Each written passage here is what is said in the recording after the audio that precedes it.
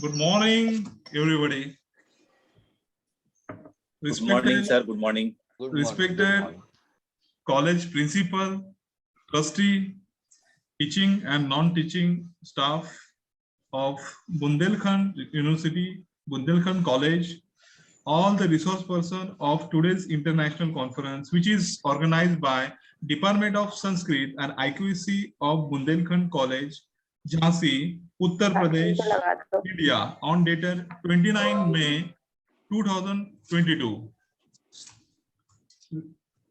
We all here get together for one-day international multidisciplinary conference, which is organizing by Bundelkhand College, Jhansi, Uttar Pradesh, India, on date 29 May 2022.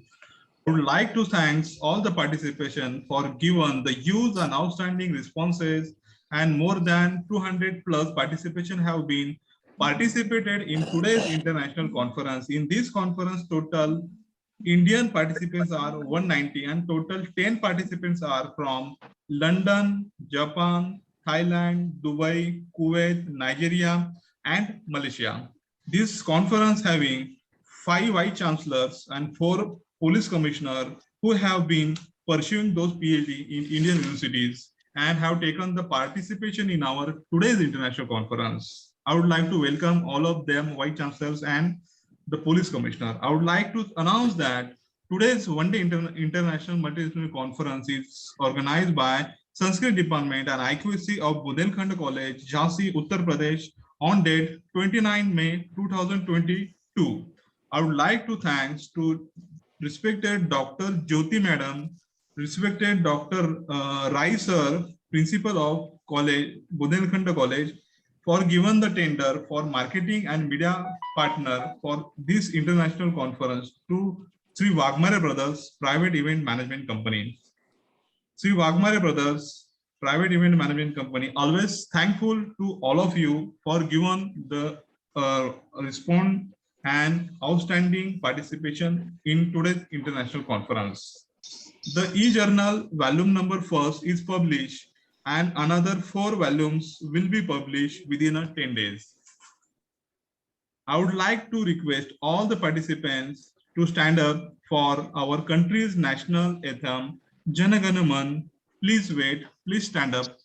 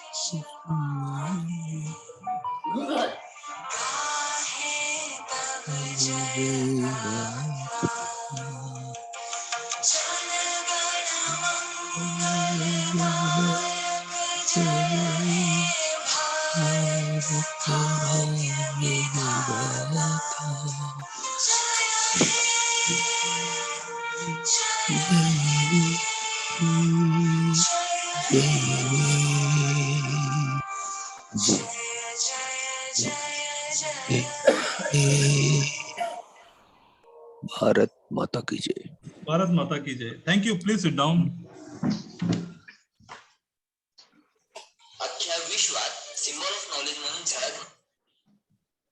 Thanks. Please sit down all. When just we listen our country's national anthem, that time our mind, our soul gets inspired and calm. We always be proud to be Indian because of we are Indian, and it is our duty to give the response and respect to our national anthem. I would like to thank all participants. I would like to hand over the next session to respected Principal Dr. Rai Sir, Bundelkhand College, Jhansi, Uttar Pradesh, India. Dr. Rai Sir, please continue, sir. Okay, thank you, sir. Thank you, sir.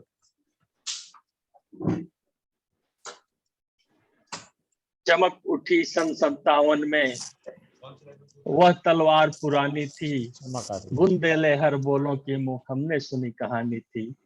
खूब लड़ी मर्दानी वह तो झांसी वाली रानी थी, खूब लड़ी मर्दानी वह तो झांसी वाली रानी थी।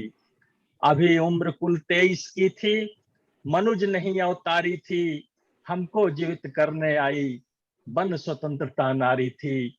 दिखा गई पथ सिखा गई, हमको जो सीख सिखानी थी, बुंदेले हर बोलों के मुंह हमने सुनी कहानी थी। खूब लड़ी मर्दानी वह तो झांसी वाली रानी थी। आजादी के इस अमृत महोत्सव में प्रातः स्मरणीय वीरांगना महारानी लक्ष्मीबाई को नमन करते हुए मैं आज के इस अंतर्राष्ट्रीय कॉन्फ्रेंस में उपस्थित समस्त vice chancellor, police officers, professors, academicians, research scholars and all dignitaries का मैं बुंदेलखंड महाविद्यालय परिवार की ओर से हार्दिक अभिनंदन, वंदन एवं स्वागत करता हूं और इस सेमिनार के, इस कॉन्फ्रेंस के सफलता की कामना करता हूं।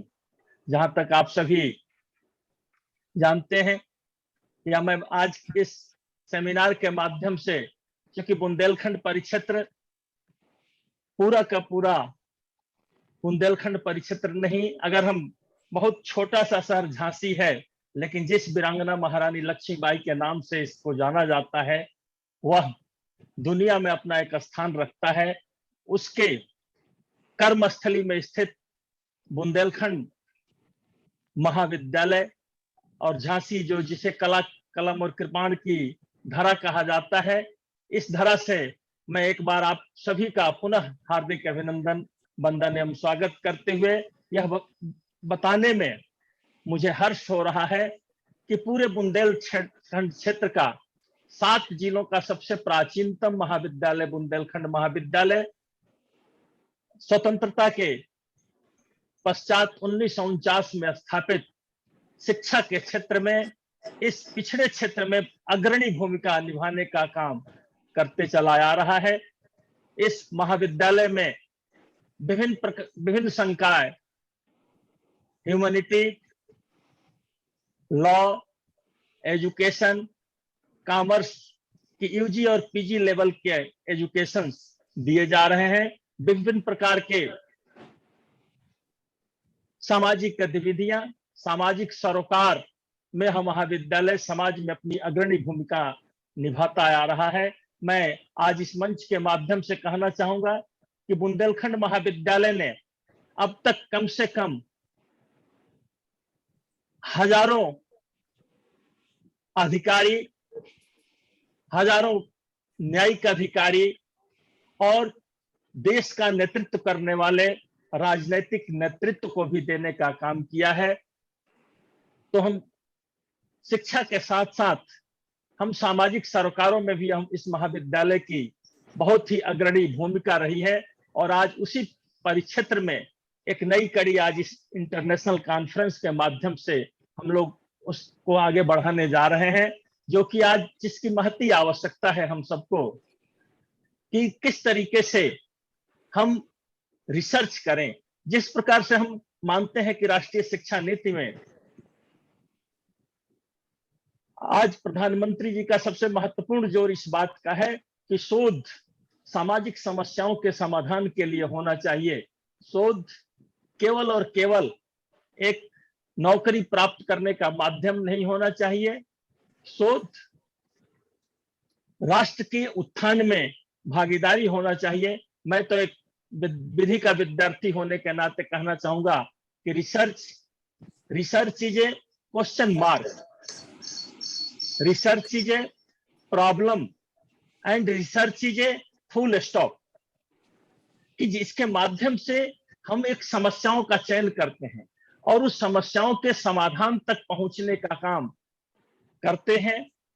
न केवल और केवल जो भी हमारा रिसर्च हो, आज मैं इस सेमिनार के माध्यम से जुड़े हुए समस्त रिसर्च स्कॉलरों को भी कहना चाहूंगा कि केवल और केवल यह डिग्री लेने का एक माध्यम नहीं होना चाहिए, केवल और केवल विश्वविद्यालयों और महाविद्यालयों की पुस्तकों में सुसज्जित करने की एक पुस्तक नहीं होनी चाहिए, बल्कि विभिन्न प्रकार की सामाजिक समस्याओं को इस शोध के माध्यम से उठाया जाना चाहिए और उसमें उसका हम किस तरीके से निराकरण कर सके, सामाजिक समस्याओं का कैसे समाधान कर सके, इस तरह की एक प्रवृत्ति शोध में डेवलप होनी चाहिए। मैं पुनः इस मंच के माध्यम से समस्त academicians, professors, dignitaries, research scholar का महाविद्यालय परिवार की ओर से स्वागत करते हुए इस कामना के साथ यह आशा करता हूं कि आज का यह international conference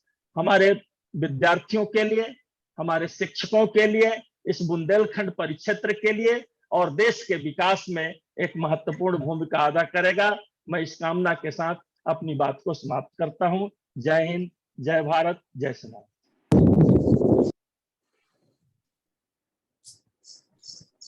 Thank you, sir. Thank you. I would like to hand over this session to respected Dr. Jyoti Verma, madam. Jyoti Verma, madam, please continue. Thank you, sir. Thank you.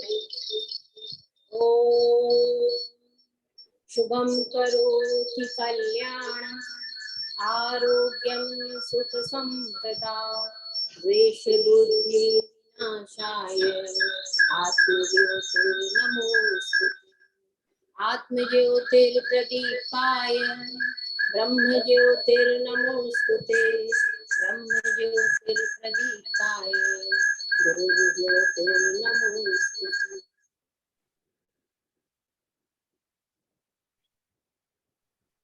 ज्ञान यज्ञ के इस पवित्र सम्मेलन में उपस्थित समस्त विद्वज्जनों का मैं स्वागत करती हूँ, उनका हार्दिक अभिनंदन करती हूँ, वंदन करती हूँ और प्रणाम करती हूँ।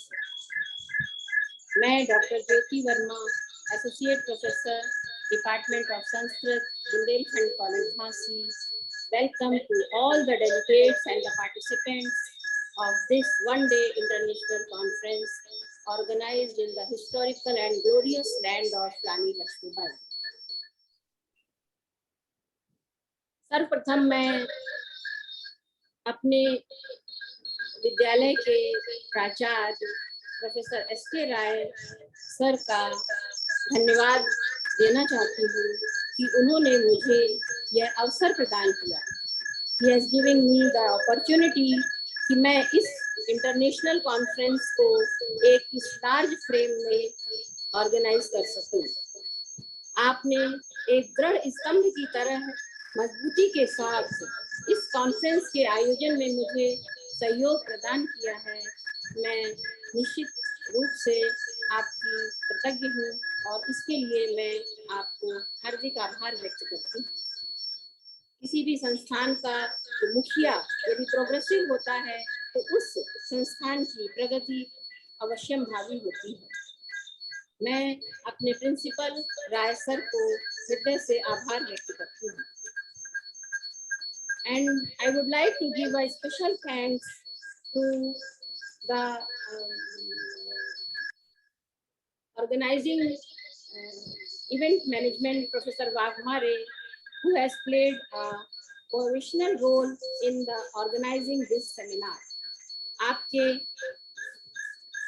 पॉजिटिव सपोर्ट से ये सेमिनार, इस टेक्निकल सेशन सब मैं आयोजित कर सकी, इसके लिए मैं आपका हृदय से आभार व्यक्त करती हूँ। फ्रेंड्स, इस सेमिनार को आयोजित करने के पीछे, किसी भी कार्य को आयोजित करने के पीछे एक उद्देश्य होता है और वह उद्देश्य क्या है? अगर वो सकारात्मक है तो उस उद्देश्य की प्राप्ति हम कर सकें तो यह जरूर हमारे इस सेमिनार की सार्थकता है। जैसा कि हम सभी जानते हैं कि teaching and learning with research has become the integral part of education. शिक्षा से जुड़े हुए सभी के लिए आज शोध एक आवश्यकता हो गई है। आज शिक्षा बाय चॉइस हम नहीं शिक्षक बन सकते हैं, बाय चॉइस हम शिक्षक बन सकते हैं, बाय चांस शिक्षक नहीं बन सकते हैं। अगर हम शिक्षा के क्षेत्र में अपनी रुचि के साथ प्रवेश करते हैं तो हम शिक्षा जगत में जुड़कर अपने विद्यार्थियों के साथ और इस समाज के साथ न्याय कर सकते हैं। अगर शिक्षा में हम रुचि रखते हैं तो हमें अपनी शिक्षण प्रणाली को शोधपरक बनाना पड़ेगा, और जब हमारी दृष्टि शोधपरक होगी तो हम अपने विद्यार्थियों को वह दृष्टिकोण भी दे सकते हैं ताकि वह आने वाली पीढ़ियों को समाज के सामने एक मजबूती के साथ स्थापित कर सकें। क्योंकि संसार एक ज्ञान का सागर है और इस ज्ञान के सागर में इतना कुछ है सीखने के लिए जो हम स्वतः अपने आप से अध्ययन करके नहीं सीख सकते हैं। इस प्रकार के आयोजन, इस प्रकार के कॉन्फ्रेंसेस हमें एक ही प्लेटफॉर्म पर विभिन्न विषयों में एक दिशा प्रदान करते हैं, एक दृष्टि प्रदान करते हैं, और मैं उम्मीद करती हूँ कि इस प्रकार के कॉन्फ्रेंस से हमारे पीजी स्टूडेंट्स जो होंगे और जो हमारे नए शिक्षक होंगे जो शिक्षा की दिशा में अपना कदम बढ़ा रहे होंगे वो लाभान्वित होंगे। वो अगर इसमें से कुछ को भी मैं थोड़ा सा भी दृष्टि और दिशा प्रदान कर सकी ये कॉन्फ्रेंस, तो निश्चित रूप से ये कॉन्फ्रेंस की सफलता होगी। मैं इसी शुभकामना के साथ इस मंच में उपस्थित समस्त विद्वज्जनों का पुनः आभार व्यक्त करती हूँ और उम्मीद करती हूँ कि हमारे इस सेमिनार में, इस कॉन्फ्रेंस में उपस्थित समस्त शोधार्थी, समस्त पीजी स्टूडेंट्स और समस्त टीचर्स जो है लाभान्वित होंगे और यहाँ पर प्रस्तुत जो पेपर्स होंगे, रिसर्च पेपर्स होंगे, उनसे उनको लाभ मिलेगा। Thank you.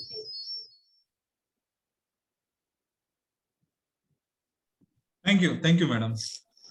The next session is introduction session, which is handled by Dr. Anupam Soni, madam. Anupam Soni, madam, please continue. Is this available, Anupam Soni, madam?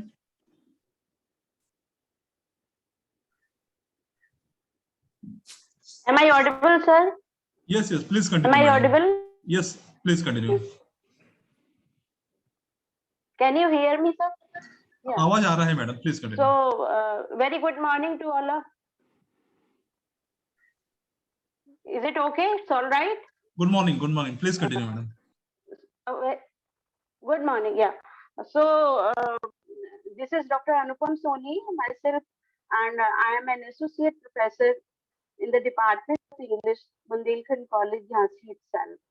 So, we have two keynote speakers for today's conference here.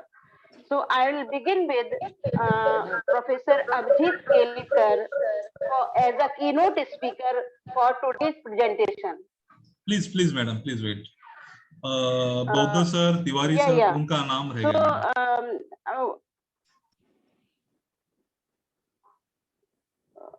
No, I am starting with.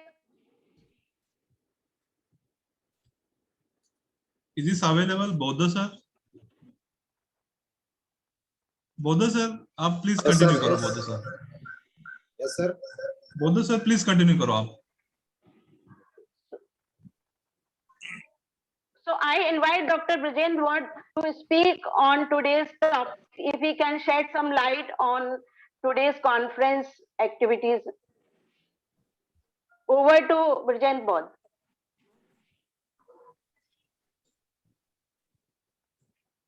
Hello. Audible? Yes, sir. Please continue, sir. Good morning, sir. सभी साथियों एवं शिक्षकों और researchers को हमारी ओर से सभी को हार्दिक शुभकामनाएं। सर, आपका मोबाइल बंद करते आएगा क्योंकि इको बहुत आवाज आ रहा है। मोबाइल जरा साइड में रख दो sir, please. Yes sir, please continue sir. आज के सेमिनार के शुभ अवसर पर आपके सहयोग से आदरणीय प्राचार्य जी ने जो हमारे बुंदेलखंड कॉलेज के बारे में, बुंदेलखंड क्षेत्र के बारे में अवगत कराया। मैं इस बुंदेलखंड क्षेत्र का रहने वाला हूँ और मैं आपके समक्ष इस क्षेत्र के बारे में आपको कुछ जानकारी से अवगत कराना चाहूँगा। इस बुंदेलखंड क्षेत्र का sir, sorry for disturb, please your mobile in long distance sir, please. Speaker disturb कर रहा है। आपका आवाज बहुत ये हो रहा है डॉक्टर। बहुत सर, आपका मोबाइल जरा एक तो साइड में रख दो ना प्लीज सर, आवाज जरा इको बहुत हो रहा है सर।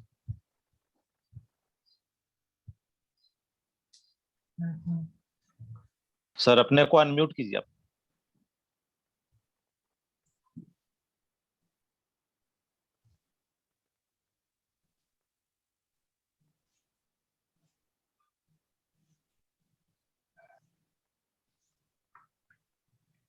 Hello sir. हाँ सर, अभी आवाज आ रहा है सर। सर मैं बुंदेलखंड का ही रहने वाला हूँ। मैं आपके समक्ष अपने क्षेत्र के बारे में आपको कुछ जानकारी रखना चाहूँगा और जिस पर्पज से हमने अपनी ये सेमिनार के आयोजन किया था वो उसका मूल उद्देश्य हमारा ये है कि हमारी जो सामाजिक समस्याएं हैं हमारे क्षेत्र में, हमारा जो देश भारत देश का सबसे पिछड़ा क्षेत्र है बुंदेलखंड एरिया, इस एरिया में हमारा 7 जिले आते हैं और ये 7 जिलों में अधिकतर गर्मी भी पड़ती है।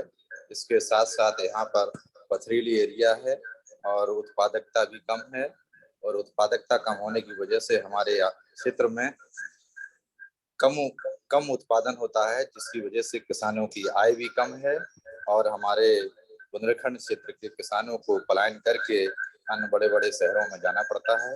इसके साथ साथ भी हमारे इस बुंदेलखंड क्षेत्र में पानी की भी बहुत समस्या है। तो पानी की इतनी समस्या है कि गर्मियों में हमें पानी पीने की भी बहुत किल्लत होती है और सरकार की तरफ से बजट भी दिया जाता है जिससे कि लोगों को पीने का पानी उपलब्ध हो सके और जगह जगह पूरे क्षेत्र में हमारे यहाँ हैंडपंप लगाकर लोगों को पीने का पानी सरकार के द्वारा मुहैया कराया जाता है। इसी पिछड़े क्षेत्र के होने के नाते आज जो सेमिनार का आयोजन किया गया, हमारा यही प्रयास है कि जो हमारे क्षेत्र की सामाजिक समस्याएं हैं, हमारा जो जल संकट है, बेरोजगारी की समस्या है, आपसी हमारा बंधुत्व है, समता समानता के आधार पर हमारे शोध के विषय में हमारे रिसर्चर्स जरूर शोध पत्र प्रस्तुत करेंगे और ऐसे सुझाव भी आएंगे जिससे कि हमारे क्षेत्र का विकास होगा। जब हमारे क्षेत्र का विकास होगा तो हमारे देश का विकास होगा और रोजगार के अवसर उपलब्ध होंगे। इन्हीं शब्दों के साथ आपके समक्ष मैं अंतिम बात रखना चाहूँगा। ये हमारा बुंदेलखंड क्षेत्र एक तपोभूमि है, ऋषि भूमि भी है। अगर हम ऐतिहासिक बुद्ध की बात करें तो तथागत बुद्ध भी इस झांसी की धरती से निकले हुए थे। हमारे झांसी से नजदीक गुजर्रा एक हमारा गांव जगह है जहां पर अशोक के द्वारा शिलालेख लगाया गया था, जिससे ये सिद्ध करता है कि हमारे बुंदेलखंड क्षेत्र भी ऐतिहासिक भूमि है, तपोभूमि है। हमारे बुंदेलखंड में भी अच्छे ऋषि मुनि उत्पन्न हुए हैं। बगल से हमारे हिंदू संस्कृति में श्री राम जी भी हमारे झांसी से 15 किलोमीटर दूर ओरछा में वहां पर आए हुए थे। तो ये ऐतिहासिक नगरी है और उससे झांसी से 200 किलोमीटर आगे 190 के बराबर चंदेल राजाओं के द्वारा बहुत अच्छे जो है हमारी वास्तुकला के नमूने हैं और वो बनाए गए और देश ही नहीं दुनिया के लोग इस बुंदेलखंड क्षेत्र को देखने आते हैं। उसमें सबसे प्रमुख हमारा जो स्थल है वो छतरपुर का खजुराहो के मंदिर हैं जो वास्तुकला के हब दर्शन उपलब्ध कराते हैं और जिससे पर्यटन को बढ़ावा मिलता है और हमारे बुंदेलखंड क्षेत्र को आय भी होती है। इसी के साथ मैं आपको बताना चाहूंगा कि इस बुंदेलखंड क्षेत्र की जो सामाजिक समस्या है तो सबसे बड़ी समस्या यहाँ पर बेरोजगारी की समस्या है। यहाँ पर समय समय पर केंद्र सरकार और राज्य सरकार के द्वारा योजनाएं चलाई जाती हैं जिसके द्वारा उन लोगों को रोजगार अवसर प्रदान हो सके। इसके साथ बुंदेलखंड क्षेत्र में पानी की समस्या होने की वजह से यहाँ पर पानी के संग्रहण के लिए, पीने के पानी के लिए समय समय पर सरकारों के द्वारा धन का आवंटन किया जाता है, जिससे लोगों को पीने का पानी मिल सके और सिंचाई के लिए भी पानी उपलब्ध हो सके।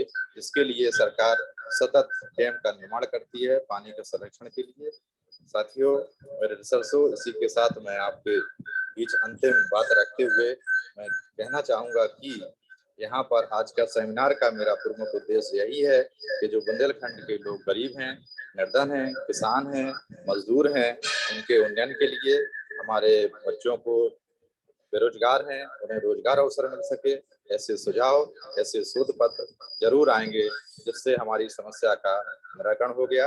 इन्हीं शब्दों के साथ आदरणीय प्राचार्य महोदय जी, आदरणीय उप प्राचार्य जी और मेरे समक्ष शिक्षक साथियों और रिसर्चर सभी लोगों को धन्यवाद। Thank you. Thank you, sir. Thank you, sir. The respected Dr. Jitendra Tiwari, sir, please continue. जी sir, I am audible sir. Yes, sir. Please continue.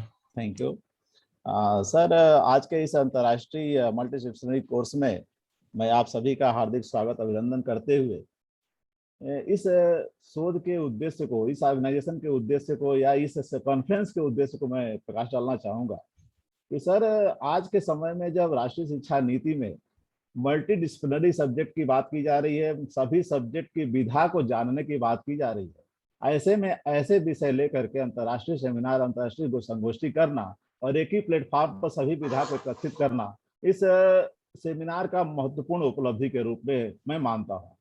Sir, इस सेमिनार में संस्कृत लैंग्वेज और लिटरेचर के साथ साथ commerce, management, art, humanities, social science, pure science, library science, sports, law science, nursing, hospitality, engineering, ये जो भारत के हायर एजुकेशन में जितनी तरीके से विधाएं चल रही हैं, इस सभी विधाओं को लेकर के जो सभी सब्जेक्ट के विद्वान हैं वो किस तरह से अपने अपने फील्ड में काम करते हैं, इसको हम सबको एक ही प्लेटफॉर्म पर जानने का प्रयास है। हमें नहीं लगता कि इतने सब्जेक्ट्स को लेकर के कभी किसी अंतर्राष्ट्रीय सेमिनार का आयोजन किया गया होगा। ये जो आयोजन मंडल है सर, इसमें कन्वीनर डॉक्टर ज्योति वर्मा जी या को कन्वीनर के रूप में डॉक्टर विजय सिंह बौद्ध जी है। हमारे प्राचार्य जी का पूरा सहयोग है जिसकी वजह से ये हम सेमिनार को आयोजित कर पाए।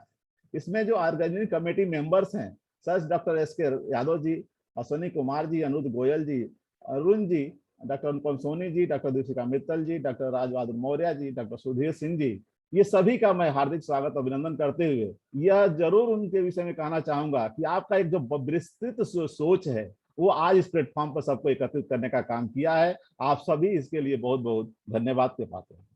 सर, इस सेमिनार में मल्टीडिसिप्लिनरी सेमिनार में हम 50 सब थीम लेकर के बैठे हुए हैं। सब 50 सब थीम आज हमें नहीं लगता कि अभी तक हम यह भी कभी कर हो पाया होगा कि 50 सब थीम के साथ लगभग साइंस के, प्राकृतिक साइंस के या सोशल साइंस से या कॉमर्स, मैनेजमेंट, इंजीनियरिंग के फील्ड के लोग, सभी लोग इस प्लेटफॉर्म पर एकत्रित हो पाए। इसके यही उद्देश्य को लेकर के सेमिनार का आयोजन है। और इसमें जो लोग एकत्रित हो रहे हैं, जिसमें रिसोर्स पर्सन के रूप में doctor Janice Fernandes, academic sports librarian, University of West London, UK हैं, प्रोफेसर अभिजीत कुमार जी और यूनाइटेड अरब अमीरात से हैं, प्रोफेसर अर्जन थेमस जी और जो भूटान से आते हैं, वो doctor Canary Thakur ji Mumbai university से हैं, और डॉक्टर इंद्रजीत दत्त जी भोपाल से हैं, डॉक्टर नीता दत्त जी भोपाल से हैं। आप इतने विद्वान लोगों के बीच में इस अंतर्राष्ट्रीय सेमिनार की संगोष्ठी होगी।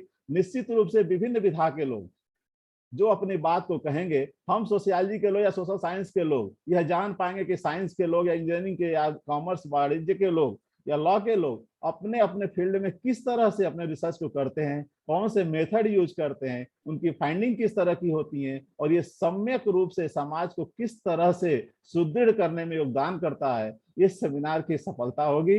आप सभी प्राचार्य सहित, ऑर्गेनाइजिंग कमेटी सहित और जो भी हमारे विद्वान साथी विभिन्न क्षेत्रों से जुड़े हुए हैं, विभिन्न स्थानों से जुड़े हुए हैं, राष्ट्रीय अंतर्राष्ट्रीय स्थानों से जुड़े हुए हैं, सभी का मैं इस प्लेटफॉर्म पर हार्दिक स्वागत और अभिनंदन करता हूं। बहुत बहुत धन्यवाद। Thank you, sir. Thank you. Such a nice speech. Is it having some another your HODs who would like to talk, who would like to give some information about your Bundelkhand college? Jyoti madam, कोई आपके प्राध्यापक बोलना चाहते हैं क्या?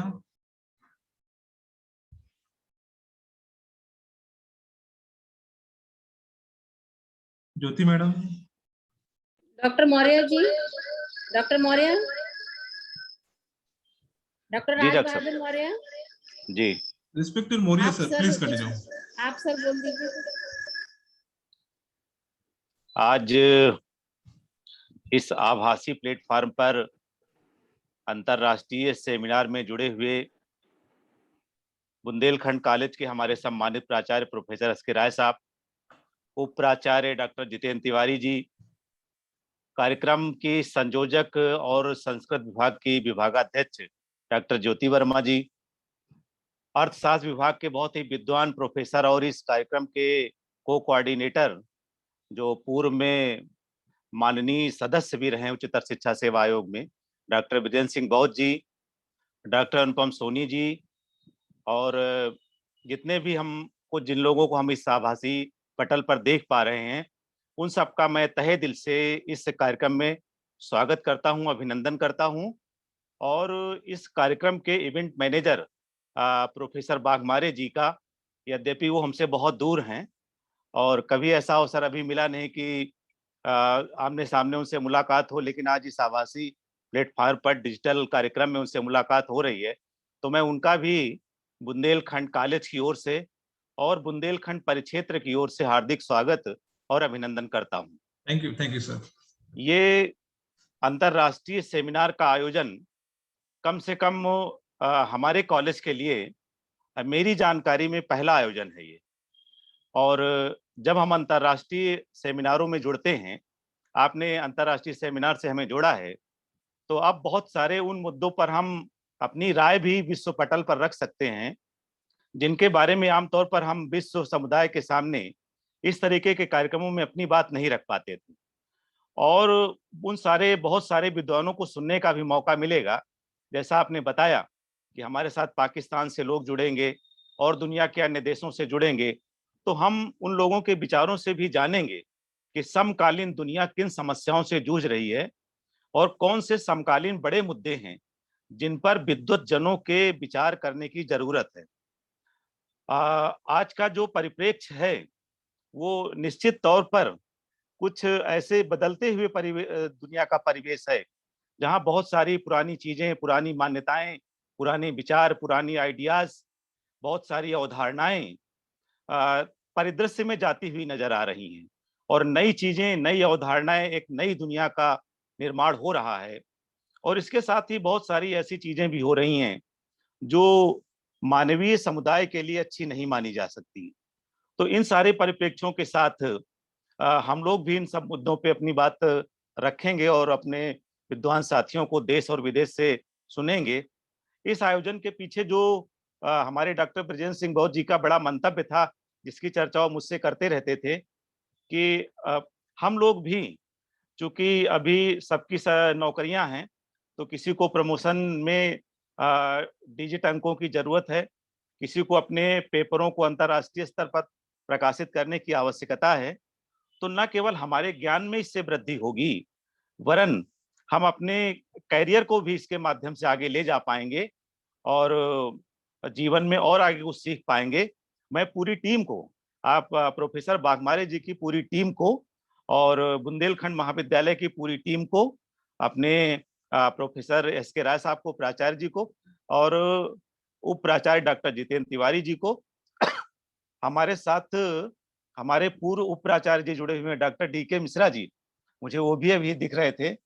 तो मैं बहुत सारे अपने वरिष्ठ साथियों का पुनः एक बार अभिनंदन करता हूं और बहुत बहुत उन्हें धन्यवाद और बधाई देता हूं। धन्यवाद। बहुत बहुत धन्यवाद doctor Maurya ji. Thank you sir, thank you. The next session of biodata reading of respected Dr. Abhijit Kelkar. The biodata will be read by Dr. Anupam Soni madam. Anupam Soni madam, please continue. Is this available, Anupam Soni madam? Yeah. Please continue. Yes. The biodata reading of. So, yeah. Being the organizing secretary for today's event, myself, Dr. Anupam Soni, would like to invite Dr. Kelkar sir, Avadis Kelkar sir, from University of Fujairah, United Arab Emirates. Let me read out his credential first, academic credential. They are many, but here I have shortlisted them. So he is an industry-turned academician, researcher, and trainer with more than 20 years of experience in Sultanate of Oman, UAE, and India within the field of accounting, finance, taxation, research methodology, and general management. And apart from this, he has contributed largely in the sectors like manufacturing, retail, beverage industry, import and export industry too. He is the author of a textbook, and the title of his textbook is on management accounting at BBA level. Not only this, he has contributed at several sessions in a capacity of a guest lecture.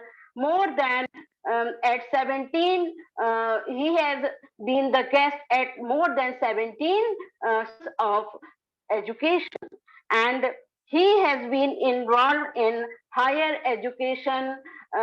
He has been contributing to the cause of higher education in various ways. His academic achievements are so high that it is not possible for me to go through all of them in a limited span of time. So I am straightforwardly inviting him to come to the dais and address ourselves as a keynote speaker for today's session. Thank you. Professor Kelkar. Respected Dr. Kelkar, sir, good morning. Good morning. Am I audible clearly? Yes, sir. Please, sir, continue. Yeah. Thank you so much. Yes, sir. I welcome you, sir. Thank you. Thank you so much for this kind introduction, and respected, organizers of this event, Dr. Santosh Kumar, sir, then principal, and Jyoti Verma, madam, obviously all the teaching, non-teaching colleagues, and last but not the least, our beloved Dr. Kishore Waghmare, sir, because of whom, we are in touch with the entire research community every month, and really hats off to him for organizing that good conferences, I would say, more appropriately. So, बूंदे लेहर मुंह बोलो के मुंह हमने सुनी कहानी थी, खूब लड़ी मर्दानी वो तो झांसी वाली रानी थी. ये जब पंक्तियां सुनते हैं, तो when we listen to such kind these lines, obviously all of us feel too much proud to be Indians in the first instance. But let me just tell you one interesting thing which I would like to share from the bottom of my heart, because it is something relating to the Queen of Jhansi, Lakshmi Bai, and that is the reason why I must share this thing with you. Just few days back, we were discussing with in our class about the Indian freedom struggle, and I was under the impression sometimes, students surprise you like anything. And you should not be anticipating any answer. You should not be anticipating any behavioral approaches from them, because they are as unpredictable as the nature. That's what I have started thinking nowadays, because many times they surprise you like anything. So one of our Emirati student, Emirati in the sense, she's from here. She's local student, Arab student, Miss Zulekha. I must take her name also. She's for BBA, but very good student. One girl is there, Zulekha Al-Dhanhani. And it seems to be Sindhi name, but it is Arabic name, please. So she's a local person, doesn't have any any far connection with Indian subcontinent or even India also. Her all forefathers and everybody is from United Arab Emirates only. But we were discussing, because theory based courses especially, and interestingly the course was research methodology, and sometimes they get bored, they get literature review and all sample and data collection, then sampling techniques method, then if your data is of this particular type, which sampling technique would you adopt, and so on. For them it becomes a heavy session, many a times. And being theoretical session, we have not yet come to the practical aspect of the RM. So we were discussing just on a lighter mode, how are the things at 200 years back, what was happening in India, what is happening in this part of the world, and so on and so forth. So in a way, बातों बातों में जैसे बोलते हैं, we had a topic of 1857 revolution, and she suddenly told me, I know Queen of Jhansi, I have read about her.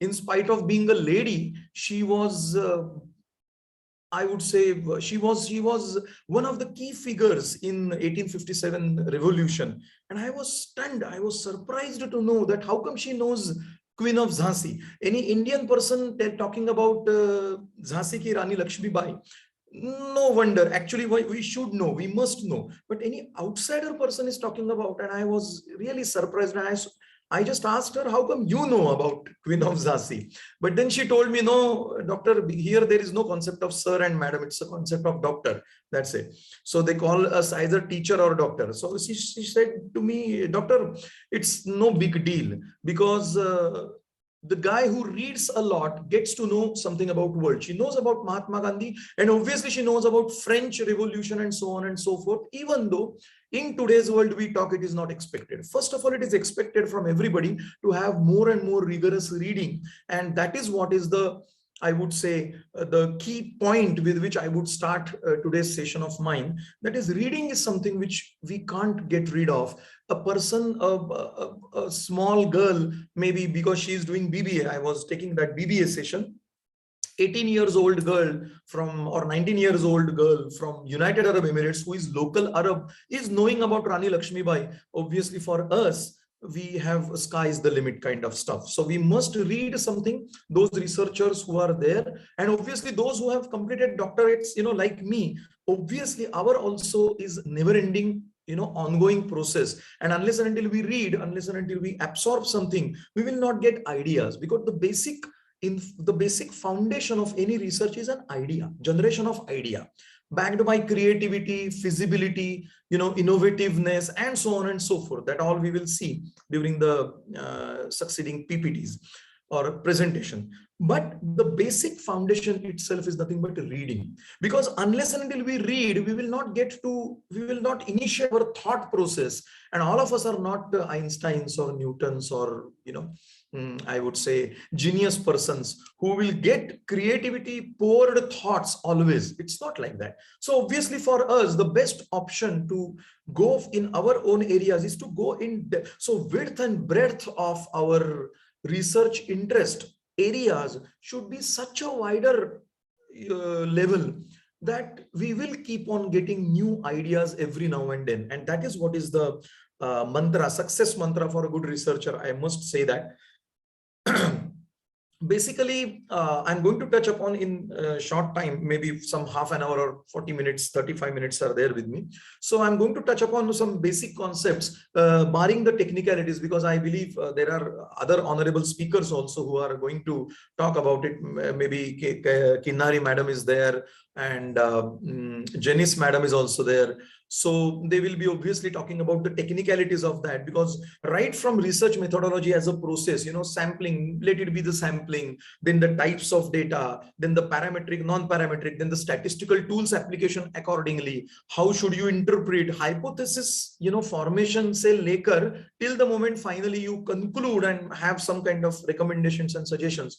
Every step, there are in-depth approaches, technicalities, structures, formats, and so on and so forth. Even impact factor, indent, what is the journal selection, how should you select, which journals are good for you, this, that, many aspects are there. As a researcher, believe me, I don't have anything to become straight, because this is the area which I have not allowed anybody to enter. But those who are really the researchers, on a lighter note, let me tell you, your hair are going to be straight when you are really in the research mode, that much rigor is required when it comes to the good research as such.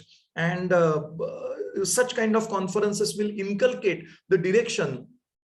It is being said कि horse को पानी तक लेके जाया जा सकता है, but पानी तो horse को ही पीना है, बराबर है? तो in that sense only, please try to get some good essence out of what I am saying. कि all these things are going to make you aware about the technicalities, the necessary things, and the glamorous, non-glamorous, required, non-required, unwanted, wanted, many things. But out of that, which suits you the best? What is going to be your perspective in that sense? What is going to be your output in that sense? If you are clear, then only you will be able to succeed as a good researcher. Otherwise, it will become a compliance for you that how many research papers you have published. I have published. See, I keep on meeting many researchers, and I don't claim myself as a big researcher, no way, because there are so many things which I also don't know, but we keep on trying, we keep on interacting, but that should be the approach. But I keep on meeting with so many researchers and with these many research papers, this, that, and all these things. And if you ask 2 or 3 genuine questions to them, maybe they are not able to give you the answer. And this way, when we are creating some research, as a researcher, it's a great responsibility on our shoulder that people are looking at us as researcher. They are going to give you the respect. Oh, he's the person who is going to research something, going to come up with some valuable, inputs, going to come up with some valuable outputs also. And this is going to benefit us. This is going to add something in the stream of the knowledge. And if that, in that context, if the people are looking at us and we ourselves don't know what we have done and how we have done, then obviously we are not really carrying the responsibility of the research on our shoulders, that we must say. So, rigorous approach, responsibilities, and the views should be pretty much clear, because many a times people nowadays, the trend is there that people first complete the research and thereafter go to the hypothesis. In order to show that all my hypotheses were completely, proven. Believe me, if you go through the entire world research, yani, if you try to explore that, obviously I have not explored all 100%. Nobody can guarantee, because, population cannot be, taken as a sample. Some strata out of that population only we are going to take as a sample. But if you really go through the entire research community's output so far, believe me, around 10 to 15% of the total research shows that all the hypotheses were proven. Remaining 90% of the researchers were not able to prove their hypothesis during the course of their research. And the reason being, hypothesis is merely the judgment in which you think the output should be, or output could be. I won't say should be, output could be. But actual output may be surprising your altogether initial thought process. But when it comes to the researchers, when I see that all the hypotheses were perfectly made, there is a room for suspicion that this much perfection of your research or this much perfection of your thought process that you are, and that's why please don't go ahead with that, because that becomes the shortcut. But as I said, it will add only the quantity to your research, no quality. And the person who is in front of you, who is sitting there as an expert, supposed to be an expert, who is going to assess you, will make it out within first 2 minutes how much rigorously you have done your research. And that is the reason why never ever do such kind of thing, that complete the research, get everything on plate, and according to the findings, place the hypothesis, because they are automatically going to get met, or they are automatically, hypothesis is accepted. No, please have your entire process rigorously followed.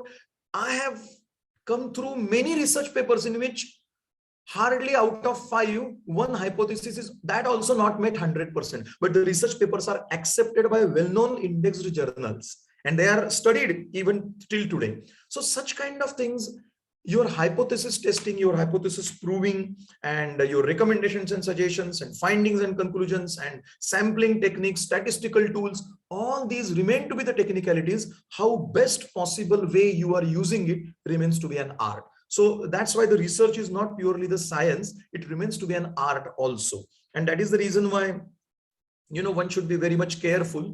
For those who are PhD aspiring candidates, please keep it in mind, if we are going to have the research exclusively for the compliance, that is, I would say, I have to have those many research papers. So it's a tick mark. I have to show it to the IQAC committee or research committee or principal or whosoever is the authority.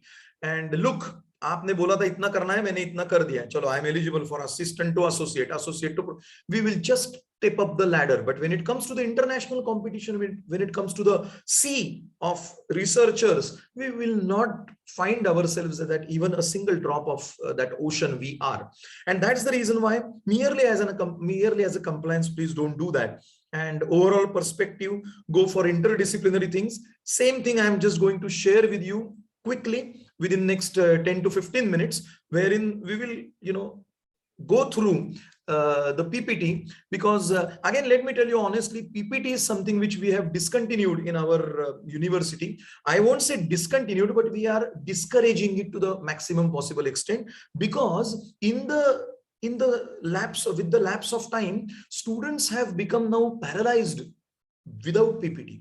PPT is nothing but a simple source of points which we explain, the concepts which we explain, which is in an attractive form or artistic form, or which is easy to catch kind of stuff.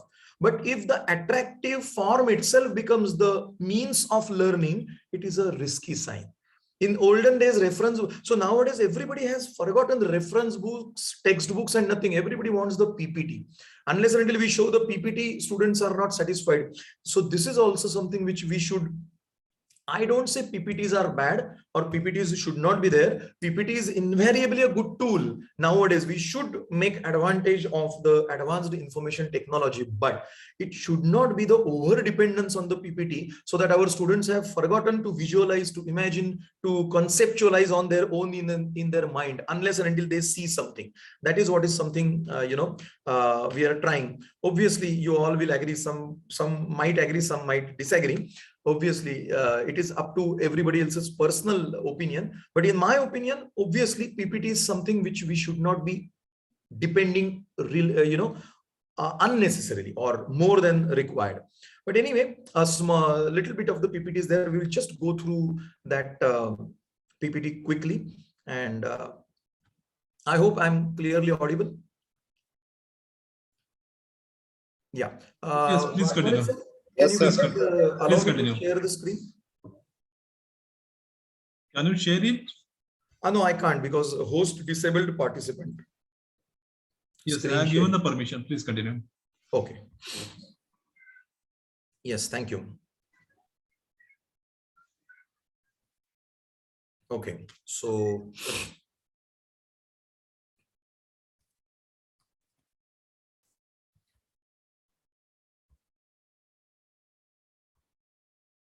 okay, I'll just quickly go through that. As I said, some of the points which I have taken down here, which I would like to show. Be a researcher by choice and not by force. We come across many facts and figures. We just keep on thinking, we just plan, and we think, plan and commence also, but we don't finally finish. But last possibility is, in few cases, we think, plan, commence and finish. And whatever we finish only is going to be the important thing for everybody. Then research, role in research, connect with the practicability. Very important concept, because nowadays, especially after the COVID, we have been doing a lot of research in COVID. Especially after the COVID, what has been the thought process, what has been the perspective, direction of all the researchers as well as the sponsoring or funding authorities. And we found one thing very commonly, that nowadays research is always ROI based, return on investment based. Yani, if I'm going to give you something, in return, don't produce merely 30 papers with many statistical tools and equations and this and that. Ultimately, how is it going to benefit me? How is it going to benefit the society? How is it really concrete deliverables rather than qualitative deliverables, quantitative deliverables, which can be quantified, which can be measured? People are interested in that. So while doing the research, please keep it in mind that don't come up with only the creativity. It should be supported by innovativeness. That is, it should be having some marketability, acceptability level by the outsiders or those who are going to use your research. and obviously the feasibility also. Connect with the practical approach, mapped outcomes of research with the overall industry or sector real requirement, because unless and until you have mapped it with the practical oriented things, it is not going to pay you the good returns. And good returns here, I do not mean to say monetary returns, but the returns in form of, who is going to refer your research, who is going to use your research, how that research is going to add really a good amount of knowledge in your own domain area, and so on and so forth. Old wine in new bottle, gone are the days. So people used to do same research again and again. There are persons who do research like वो particular area में 5, 6, 7, 8 अच्छे खासे journal के paper ले लो, एक भेलपुरी बनाओ और भेज दो, पब्लिश भी हो जाएगा, but it is not going to serve the purpose because nothing is originally done by you. I'm not saying that you are doing that, but in case if you are tempted to do something like that in order to increase the quantity, कि भैया चलो एक मैं publication करा ही देता हूं, तो आराम से किया जा सकता है, but it is not going to help you because plagiarism, Turnitin, and not only Turnitin, there are many softwares for plagiarism. It is going to, catch you in one or the other way. And those who are assessors in the research areas for the good journals are pretty much smart than what we think. So we should not be playing with the system as such. Old wine in new bottle, no way. New wine in the new bottle only is the mantra for good research. Creativity and innovativeness already I have talked with. Understandability and usability more crucial. Many persons think that use of equations or something which is over the top, if I use, my research will become more glamorous or weighty. No way. Your research is never quantified only with the help of statistical tools which you are using. I didn't say it is not. Statistical tools are undoubtedly important, but your research weightage is, or your, the paper acceptance of your research paper is not merely on the statistical tools. What you want to convey, what you have already conveyed, what you thought, what you have implemented, what you planned, what you have come up with, and ultimately what you are going to say to the world at large has got connection with the requirement, the real requirement. Till that moment, your research will be, simply a good research or in-depth research, but it has to have the practical acceptability, which is very important concept. So perception, perspective, these are all the P's. I won't go into the details because of the time, but your perception should be clear. Your perspective should be pretty much clear. There are certain prerequisites. As I said, literature review, good literature review. How many literature reviews we should make for PhD? One student asked recently in one of the RRCs, which online I participated, that, okay, in order to have a good research project, I mean to say PhD thesis, how much literature review is required? How many numbers you expect from us? Believe me, this question is pretty difficult to answer because it entirely depends on what kind of research you are doing. If there is no material, we can't expect 200 or 300 literature reviews.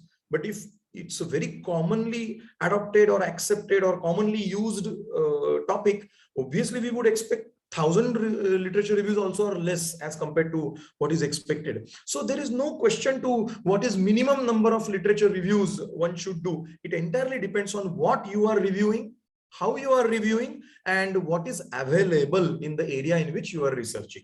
So, prerequisites also should be pretty much clearly understood. Probabilities, then possibilities, different possibilities are there, preparations, presentations, and so on and so forth.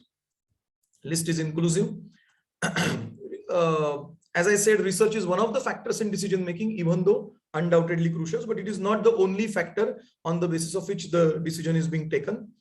So this is a jigsaw puzzle which we have to fit in our brain. How to best fit that is something which is required. Shift in paradigms, stringent and rigorous audits are being taken. Nowadays, the funding authorities are not generous, which they used to be before, especially COVID. And that's the reason why nowadays to get the funding, to get the funded report is one difficult thing. To sustain that funding is altogether a different thing, because they keep a very strict and close eye on what you are doing, what is the progress, and accordingly they release the money. Gone are the days when you used to get good amount of funding. See, especially in the international market. Let me tell you honestly, I'm not talking about Indian scenario. Maybe Indian scenario has also changed. You guys are better to give me the knowledge about it. But in international scenario, let me tell you, gone are the days when people used to fund your research for budget utilization. मेरे पास budget है, अभी वो मुझे खर्चा तो करना है, कर लो एक रिसर्च, मैं दे रहा हूं पैसा आपको. नहीं, even if the budget is not utilized for this year, they will carry it forward. But only for showing that my budget is fully utilized, nobody is going to give us the funding, because each and every unit of the currency which they are providing to you, they will ensure that they are going to get the returns out of your research. And that's the reason why stringent and rigorous audits are being conducted from time to time. Spending and quantifiable output, totally mismatched equation. Let me give you one very interesting example. Recently, there was an audit of Ministry of Education in our university. Throughout the country, they have been conducting the audits that the decrees or the charters which we have given to these universities, are they really following? Are their degrees responsible enough? Are their degrees good enough? Or they are simply producing some output in the form of some n number of students, accepting the admissions, taking the fees and producing something. So during that, the auditor from the research team of Ministry of Education here in United Arab Emirates told me one thing very clearly. Look, doctor, I'm not interested in knowing how many of your faculty members, including you, have done research in what areas and so on and so forth. How far that research is connected or mapped with the practical requirements of the United Arab Emirates. How far that is mapped with the students' knowledge. How far that is mapped with some quantifiable outcomes which are going to benefit either UAE society or UAE country as a whole, or government or bank or your students or yourself. Otherwise, don't give me any kind of research which only, and that's the reason why, give us the research record which is commensurating with all these parameters. I was shocked because, you know, some of us had got that kind of all, you know, on all benchmarking parameters, we were okay, complied with them, we produced in front of them. But to our surprise, some of the research didn't have any such kind of meeting with the criteria. And that was something which was surprising. So nowadays it is pretty much at the international level, they are looking at it, don't produce something which is full of 30 pages and lot many statistical tools and graphs and charts and equations and this and that. Something which has got mapped with actual requirement. Very important thing. Strict actions, funds not a constraint, but certainly a crucial factor nowadays. Fund shrinkage or abundance, not as a policy decision, but on case-to-case basis. So earlier it used to be utilization of budget. Nowadays it's on case-to-case basis. This is something which you just have a look on it. Strategy X, strategy Y, strategy Z. So strategy X is with refinements and consistency in refinements. Strategy Y is with practical orientation, and strategy Z is technically sound and feasible. When all these three things are going to get complied with, and that too consistently, please ensure, you know, please be assured that your research is going to create good output, right? So validity, reliability, Cronbach, alpha and all, everybody will talk about it. You know, technicalities, that's the reason why I told in the beginning, I'm not going to talk about the technicalities, how to have the validity, how to have the reliability. Everywhere you have a statistics in your, you know, the role of statistics to be played. But at the same time, all other factors which I'm talking about are also to be taken care of. This is typically the structure of the research, which I would say. You know, which you will come across. Your respected guide or any such conference speaker will talk about it, but this is something in a nutshell as a research you are supposed to complete. So this is something which is on the international scale. I would like to say VAT, income tax, disclosure of corporate governance, then research oriented academics and administration, international trade, business. All these are the things which have been implemented by India long back. But in this part of the world, when the petrodollars, which they used to call in the olden days, the revenue, GDP was pretty much based on oil-based revenue. But nowadays they are trying to consistently decline their dependence on the oil, and they are coming up with such kind of things in order to increase the public expenditure. Obviously public revenue first and then public expenditure. So this is something which is distribution of articles. I would little bit go ahead because see the areas in which the research is being promoted or encouraged by the international market. And I am talking about international market in this context is GCC, Gulf Cooperation Council, yani Middle East and GCC I am talking about. Maybe Europe and America, they are talking about altogether different things. Now Ukraine-Russia war is going on. Our case study we prepared in the last month, which I referred in my last speech also, you know, that case study itself has gone to 15 pages, one small case study of why there is a war between Ukraine and Russia. And on the top of that, I can't say that whatever case study conclusions I have come up with or whatever text I have come up with are final.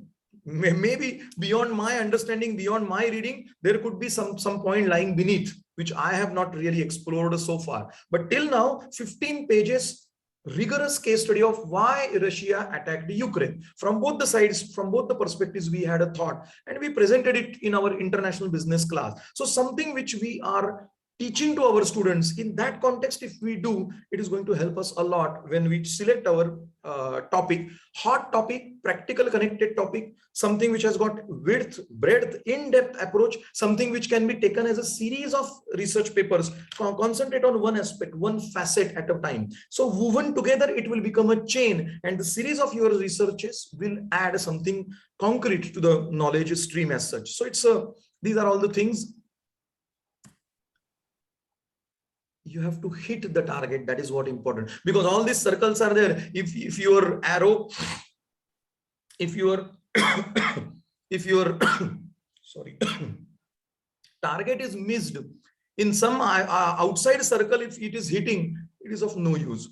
It has to have that sorry centralized circle. Focus on real and not perceived importance, right? Smart and efficient research, constant touch with the stakeholders, be in touch with stakeholders, industry, corporate houses, banks, any entrepreneurs, small businesses, so that they will give you an idea of what are the problems. Do some research in that. So small things are going to give you idea. Reading is the prerequisite. And as I said, only indexed journals, please.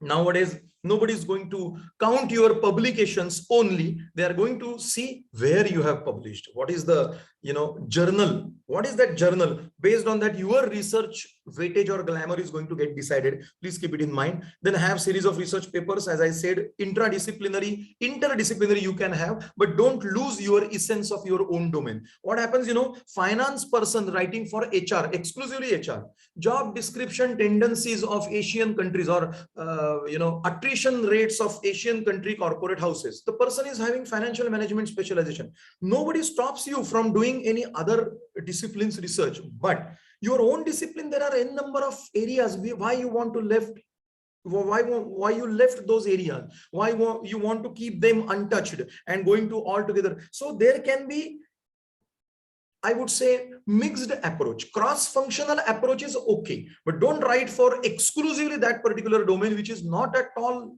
your session, your domain area or area of expertise as such. Obviously, your area of expertise as a base mapped with some other area. So financial implication in the marketing budget or something can be finance as well as marketing, but you are not belonging to that area and you are going in depth of that area, which is not really, I won't say you will not be able to produce good research, but it is not going to help you when in your research career building, because in addition to your own career building, your research paper career building graph also should go high, and that also in upward direction. Please try to understand.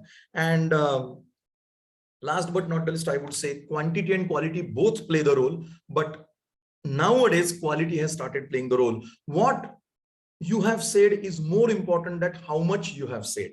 Please try to understand. So what you have said is pretty much important, and international funding agencies are there. As far as India is concerned, n number of things are there in which we can do some research. You can have some collaborative research with your students. When students are not expected to contribute much, just give them some work of data collection.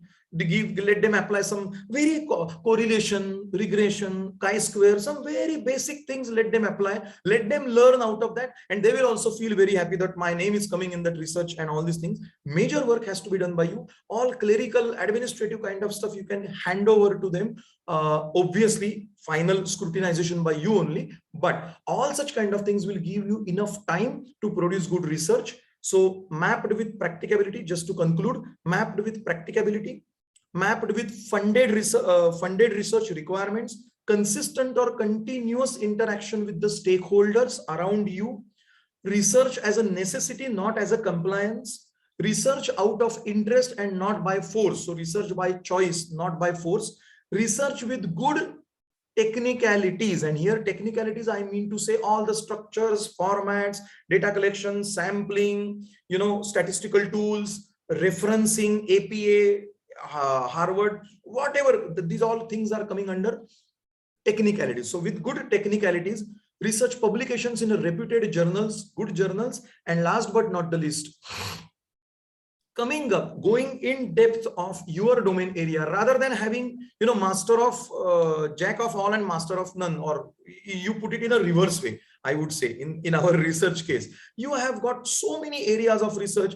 but in either of the areas you are not finding yourself as an expert. It's of no use. Be there, be confined to one particular domain, but go in depth to such an extent that nobody can challenge this particular area. I have done, go through this research paper kind of stuff. So width and breadth of in-depth approach of your research, width and breadth should be expanded or explored to such an extent that entire domain area is covered. That's it. Research and knowledge journey. Where do we stand? We have to understand that. Where are we leading to? Where are we going? Where we want to go? Just assistant lecturer to assistant, assistant to associate, vice principal banna hai, ya HOD banna hai, ya dean banna hai. Cannot be the case in case of researcher. Many good researchers do not have any post, but they are world famous good researchers. Let me tell you honestly. And last but not the least, are we wise enough as a researcher? The answer lies with us only. If we are self-confident, we will be able to do that thing very nicely. So thanks for your participation, and all the best for your research. Any questions you can put, or otherwise you can ask Professor Waghmare afterward. He will just hand it over to me. Thank you so much. Thank you, sir. Thank you, sir. It is a very outstanding and knowledgeable. As we just know, you are an outstanding person, outstanding knowledgeable person. Respected participation, do you having some question regarding Abhijit Kelkar sir lecture? Do you have query? आपका कुछ query है क्या? प्रश्न है क्या आपका कुछ?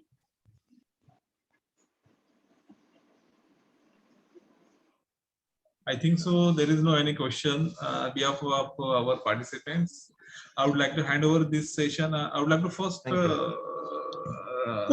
out thank to the Abhijit Kelkar sir, to the Soni madam. Soni madam, please continue. Yes. Sir, thank you so much, Professor Kelkar sir. It was such an elaborate deliberation from your side, and you truly said that the old wine will not be accepted in the new bottle. So we need to change the wine, not the bottle, because it is going to be the repetition of the same. And as far as you have touched upon the various aspects of research methodology, we are so grateful to you. And not only this, sir, I hope that you have kindled a renewed enthusiasm among the new generation of researchers. Both the style and substance of your talk will drive away the confusions lying in the minds of participants or the new generation of researchers. I hope I wish you good luck, and it was such a enthusiastic journey with you. Thank you, sir. My pleasure always. Thank you. Thank you. Thank you, Speaker, sir. I would like to invite respected Dr. Jhansi Fernandez. Before starting the lecture, I would like to request to Dr. Anupam Soni madam, to please read the biodata of respected Dr. Jhansi Fernandez from London. Please continue.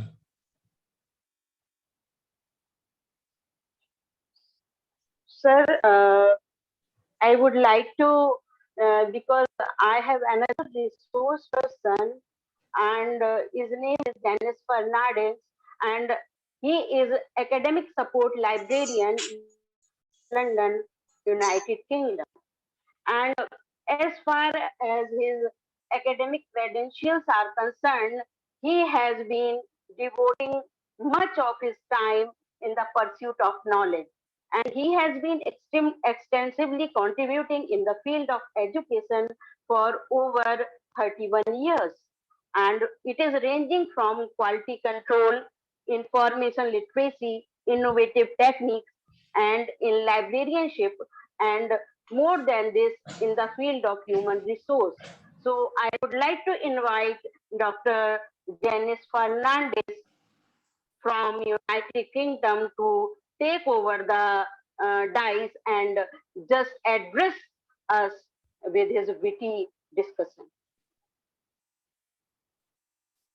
Over to Fernandez, sir. Madam, good you. morning. Good morning. Very good morning. Am I audible? Ma'am. Yes, you're audible. Thank you. It's wonderful to be here. Good morning, madam. Good morning, madam. Is my voice echoing? Morning. Yes, Yeah, it is. It is a little really bit. wonderful. It is echoing a little. At the onset, I would like to say thank you to Kishore sir for the opportunity to share this research. And the earlier speaker, Dr. Abhijit Kelkar, was really informative, very practical. And I must say all his thoughts about research are something that should shake us up, literally, about where we are doing research and where this whole concept of research is going. Let me begin by sharing my presentation.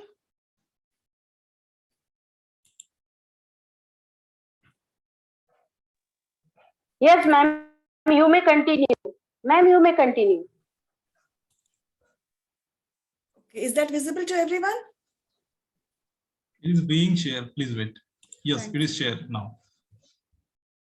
Can you make it big? Yeah, I will.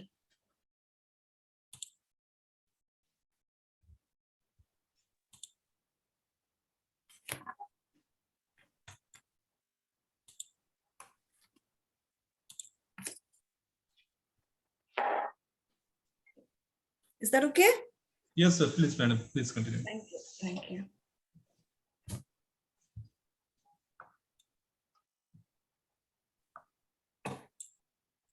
So a very good morning to you all. Let me begin by the topic of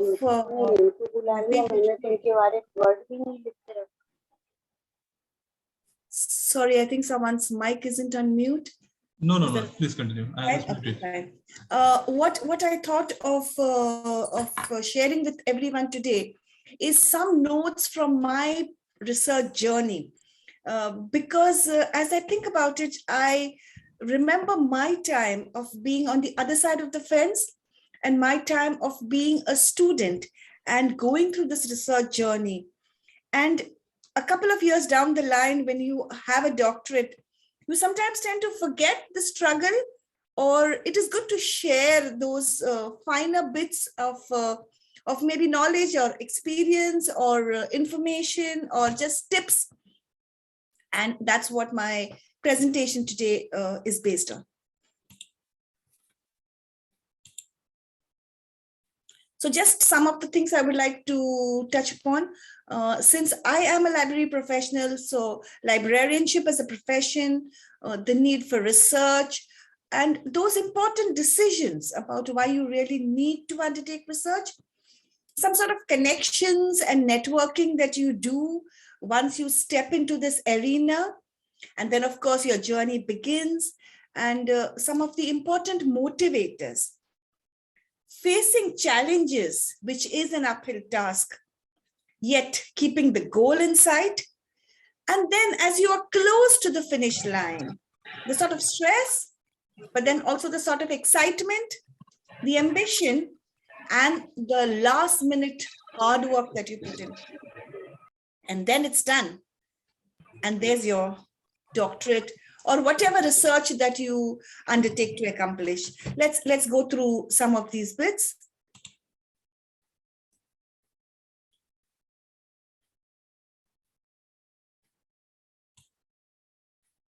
So let me begin by saying, I am a library professional. And what I basically do is I manage libraries. I make information available to those who need it. And it has strangely many job descriptions, which are similar and yet different. I was looking at the job advertisements for my post or for a post similar to mine. The job responsibilities are much the same. The job definition is much the same. The role would be similar, but the title is different. You are now called a knowledge officer or an information navigator or an archivist or an information curator. These are various terms which actually mean the same. And then I think the little difference is what research does to it. So it could be any of these, but of course the thing would be slightly different. Let me come to the very basics of research, and I am just reiterating, which I'm sure a lot of you on your research journey would probably have known about. So just a standard definition of research as an investigation. The two words that I would like to highlight on, one is investigation. So it's your effort into sort of digging into it, and then the other end product is new conclusions. So if you don't have these two things, it's not research, because if you haven't put your effort into finding out something, and if you don't find out something what people have not known before, it's not research. So when you think either whether it is in terms of a qualification, an academic degree, or it is in terms of any sort of research, these two important words that I would like each of you to remember is investigation and new. I'm looking at the need for research, and why would you undertake a research? It not only helps you to gain more knowledge and then give that knowledge out to society, and of course, you will definitely climb up higher on your career ladder. So whether you're going in terms of, as Dr. Kelkar said earlier, from one post to the other post, and yet it would not mean much if you did not have something to give to people, or if you did not have something to learn from the whole process. I mean, it's much like you went to school and then you went from the first class or grade 1 to a GCSE grade, or what you call an SSE grade. But if you learned nothing in those 10 years, then it didn't make sense going to school, isn't it? With research, it's just the same, because research is a learning process. And then when you have learned enough, that's when you want other people to know what you have learned. And that's when your research paper makes it possible for other people to know what you have learned. A little bit of personal touch in this is the bit about learning valuable skills. I did not know much about Excel. I always preferred MS Word to MS Excel, but doing my doctorate, I was forced to put all this data into tables, and I was forced to do lots of calculations on it. And I was forced to learn formulae. And then I was forced to learn how to put it into charts, pie charts or bar charts and stuff. And at the end of it all, today, when I sit in a very different role at a very different organization, I know how to sort data according to the color of the cell. And that is something I learned because of my doctorate. I learned public speaking because I was forced to present my research papers at conferences. I learned academic writing because I had to write research papers. I learned how to make powerful PPTs. That is my wealth. That is what I have learned because of the research. And those are the skills that never go away from you. So when you do research, or when you think that you have to get a qualification or write a research paper, think about the skills that you're going to gain, which are going to stay with you. Build a scientific thought process.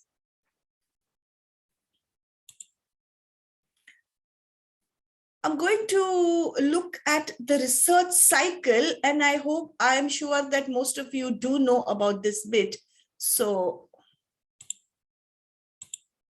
we start with the identification of a research problem.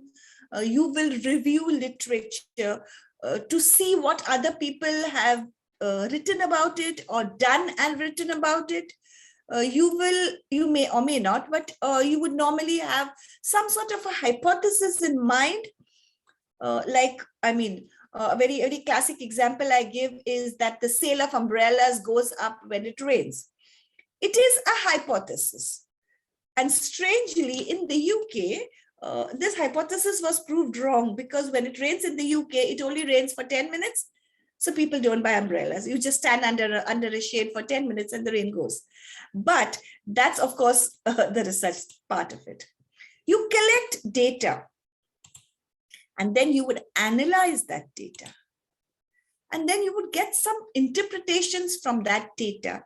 And then you would come to some conclusions about what you were thinking, what was your hypothesis. So you either prove your hypothesis true or false. And then when you have this, you disseminate the results of your research to society. That's a standard research cycle. I would like to put the same process into perspective with regard to my own personal journey. So my personal journey started with a need for research. Of course, it was a qualification. I had completed my MPhil, and it was a couple of years down the line. And I thought the time is now right for me to go for my doctorate. And there were these topics at the back of my mind. And I thought, yes, something like that would be good to research. And then, of course, I reviewed the topics in my mind and the universities that I thought I could apply to my doctorate for. So there were various things that I would think about. You think about the distance of travel, you think about your research guide, you think about the reputation of the university in the field, all of that bit. I also did a lot of connections and networking, and I would strongly suggest that to all of you. I spoke to a lot of people who had already done their research, who were doing their research from the same university, who were in this process, and sort of got a lot of information about them. And that itself was a sort of a mini research project for me. Then there was the entrance exam with the result and all of the paperwork that had to be done, the sort of practical things, but then it's part of your whole research, obviously, so has to be done. Then there was the allocation of the guide and these initial discussions with the guide about the topic that you thought in mind. And often the guide will give you a much broader picture and help you to focus on one bit of it. And I think my interaction with my guide was really good, because he sort of helped me see the whole research from a different perspective. I think that's what guides do best. There were lots of discussions, lots of interactions, and of course, the finalization of what you think you're going to do. And then, of course, a synopsis that comes out of it. I'm going to just go through these same bits with you.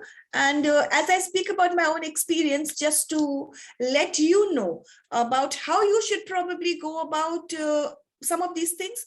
So I have a lot of students from all over the world email me and have this standard question saying, Madam, I want to do research. What topic should I do research on? I've not had many emails from people who tell me, I would like to do research on this topic. What would you suggest?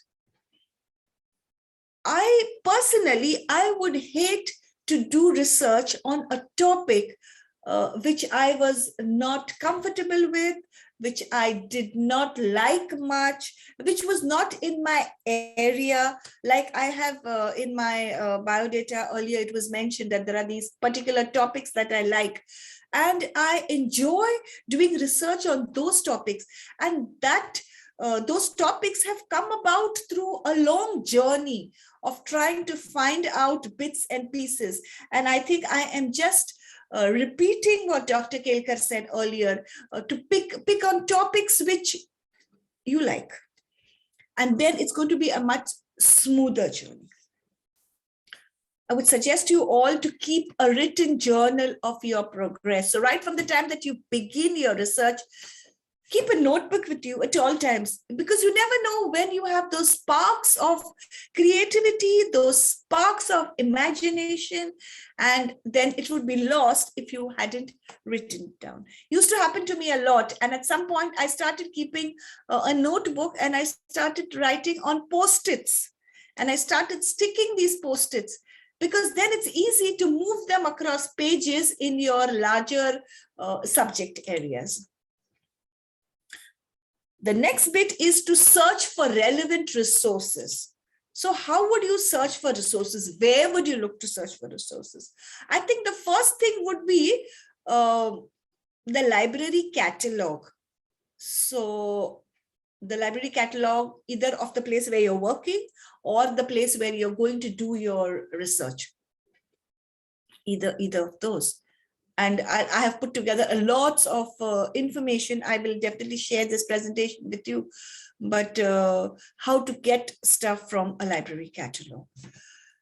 The standard thing would be to use books, definitely, whether it's print books or whether it's ebooks. And you are all aware that books have information which itself has been researched by the author. So it is authentic information as opposed to a website.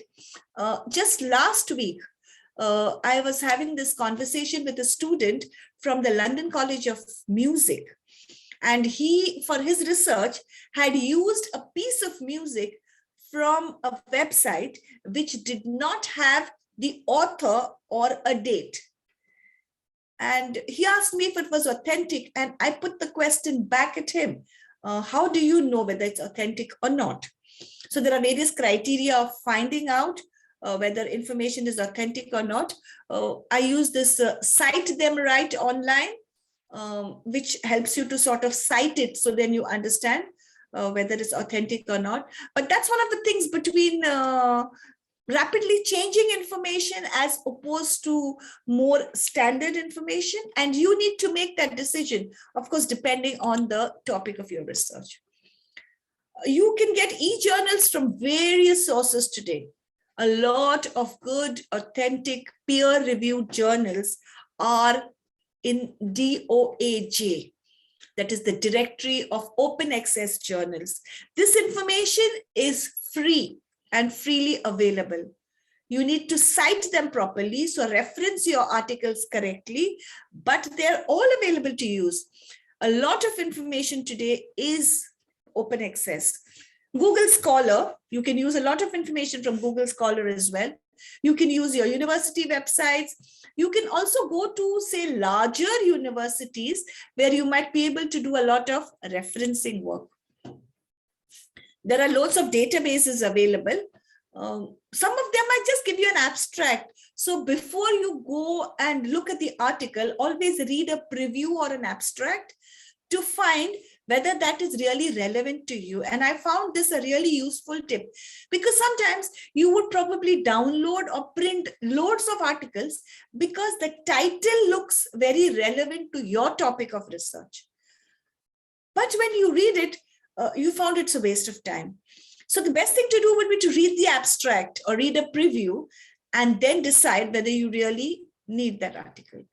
Another tip I can give you is how you can read a research article. So when you look at a journal article, whether it's from Google Scholar or any other source, okay? So you read the abstract, you read the keywords, don't read the introduction. Turn the paper and go and look at their research observations.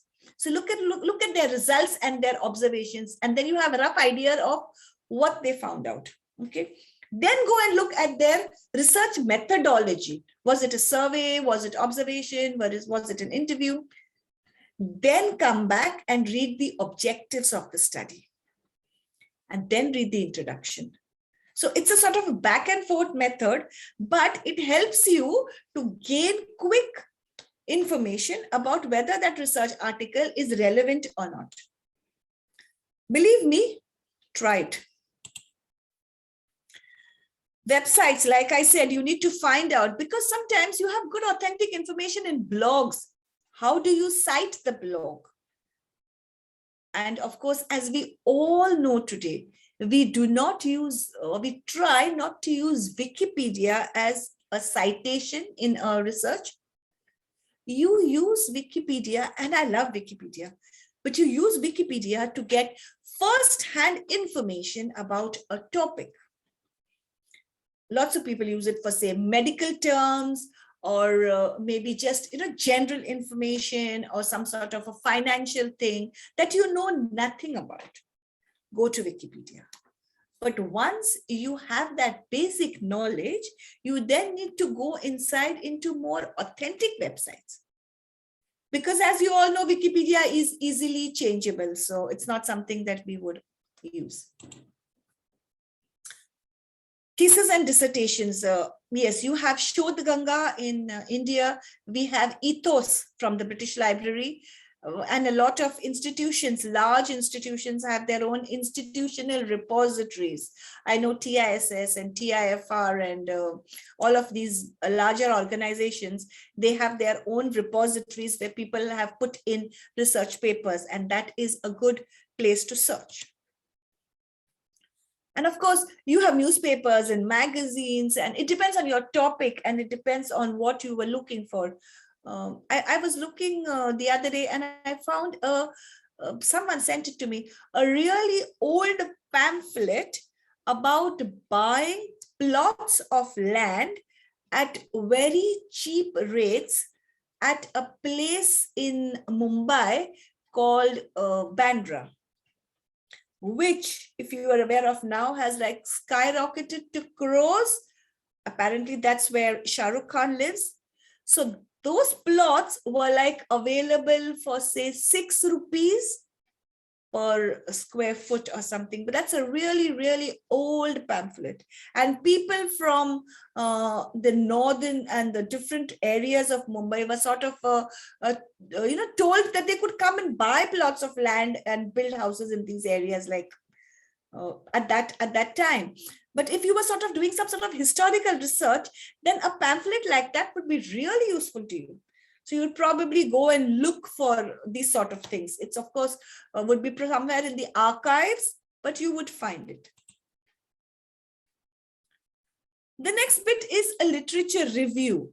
And when you do a literature review, and let me tell you my own personal experience in that, I wrote down in this notebook, when I found a research paper or a book and I found something relevant to my research, I wrote it down in this notebook. I also wrote the citation at the same time, or what you call as a reference, because at the end, when you have to prepare a bibliography, it's really difficult if you haven't written it down. Of course, you could save it in a Word file, but much the same thing.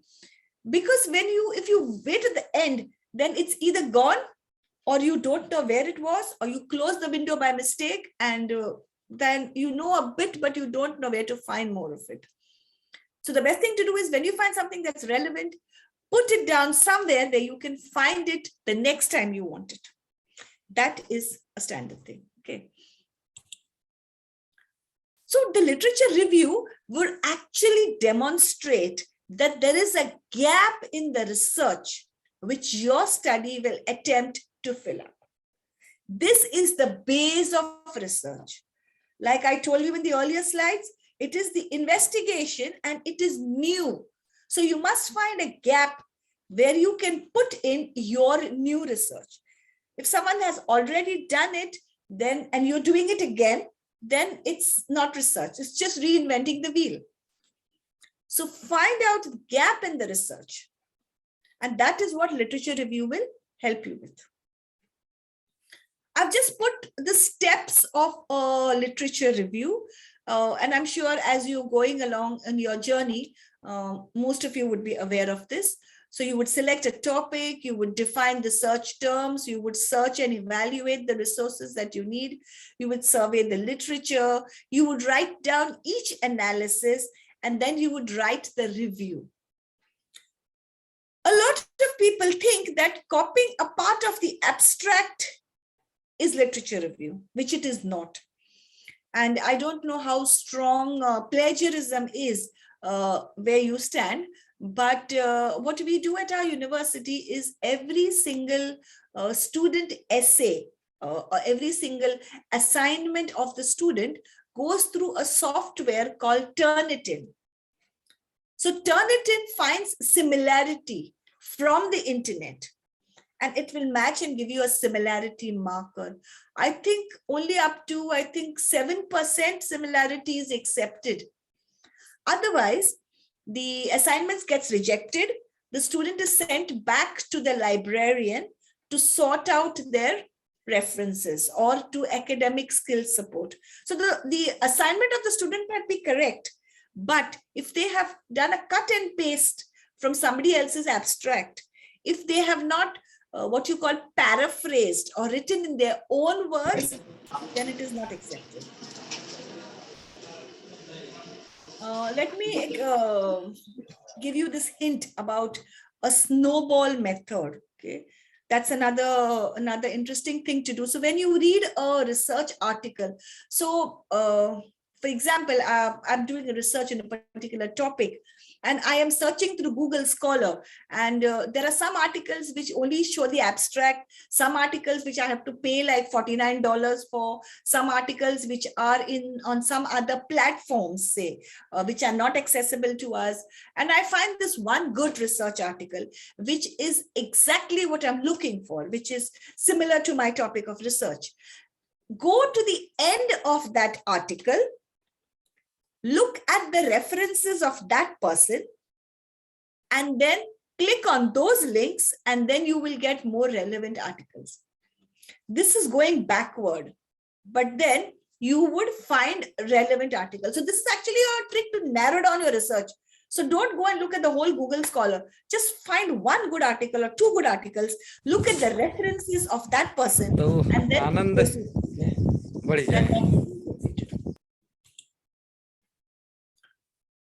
the research methodology, okay, what method you would use, whether it is survey or observation or an experiment method, it totally depends on your topic of research.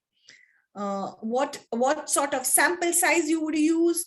For example, if you are, say, researching engineering institutions in Bundelkhand, or say academic institutions in Bundelkhand, or schools in Bundelkhand, or school libraries in Bundelkhand.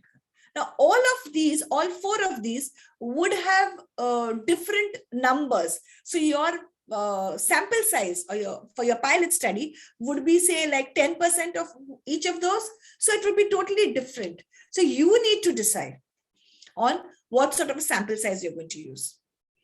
You need to decide what procedure you're going to use. And of course, a lot of this is because you have done literature review. So you have looked at what other people have done. You have looked at what research methodology other people have used.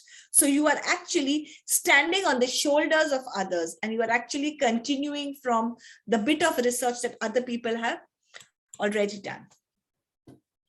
Let me come to chapterization. And this, I must say, is my idea of it.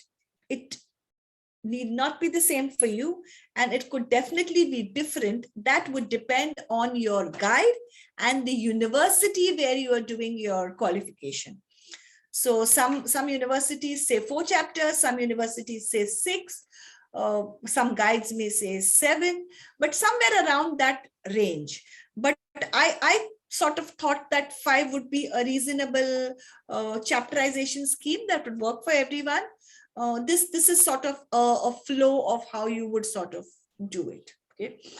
with your chapter 1 as your introduction, and your chapter 2 totally as your literature review, and your chapter 3 with your research methodology, chapter 4 as your analysis and interpretation, and chapter 5 as your findings. You could probably have a chapter in between which would give you, say, more information about your topic. So for example, if you are, say, researching academic colleges, then you would probably have a chapter which has a short paragraph about each college, say when it was founded and what subjects are taught and what is the student strength, those sort of things, depending on what you're looking for.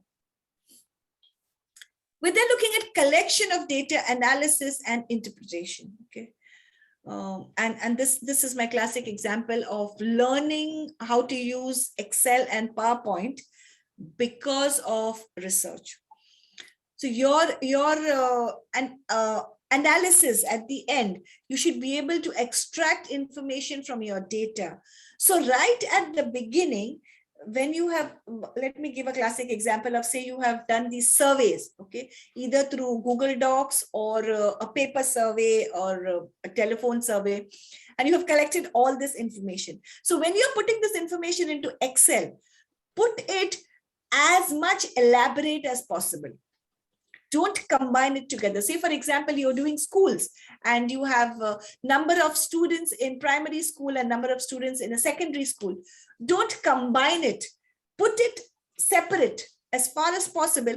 Create as many columns as possible, because it becomes easier to analyze with just a formula, and then you can get results as you want. So don't combine it, try and spread it out. And this is also a hint for when you are creating your survey. So when you ask people what, say, for example, you were doing a survey for, say, librarians in academic institutions, and you ask them, what is your qualification?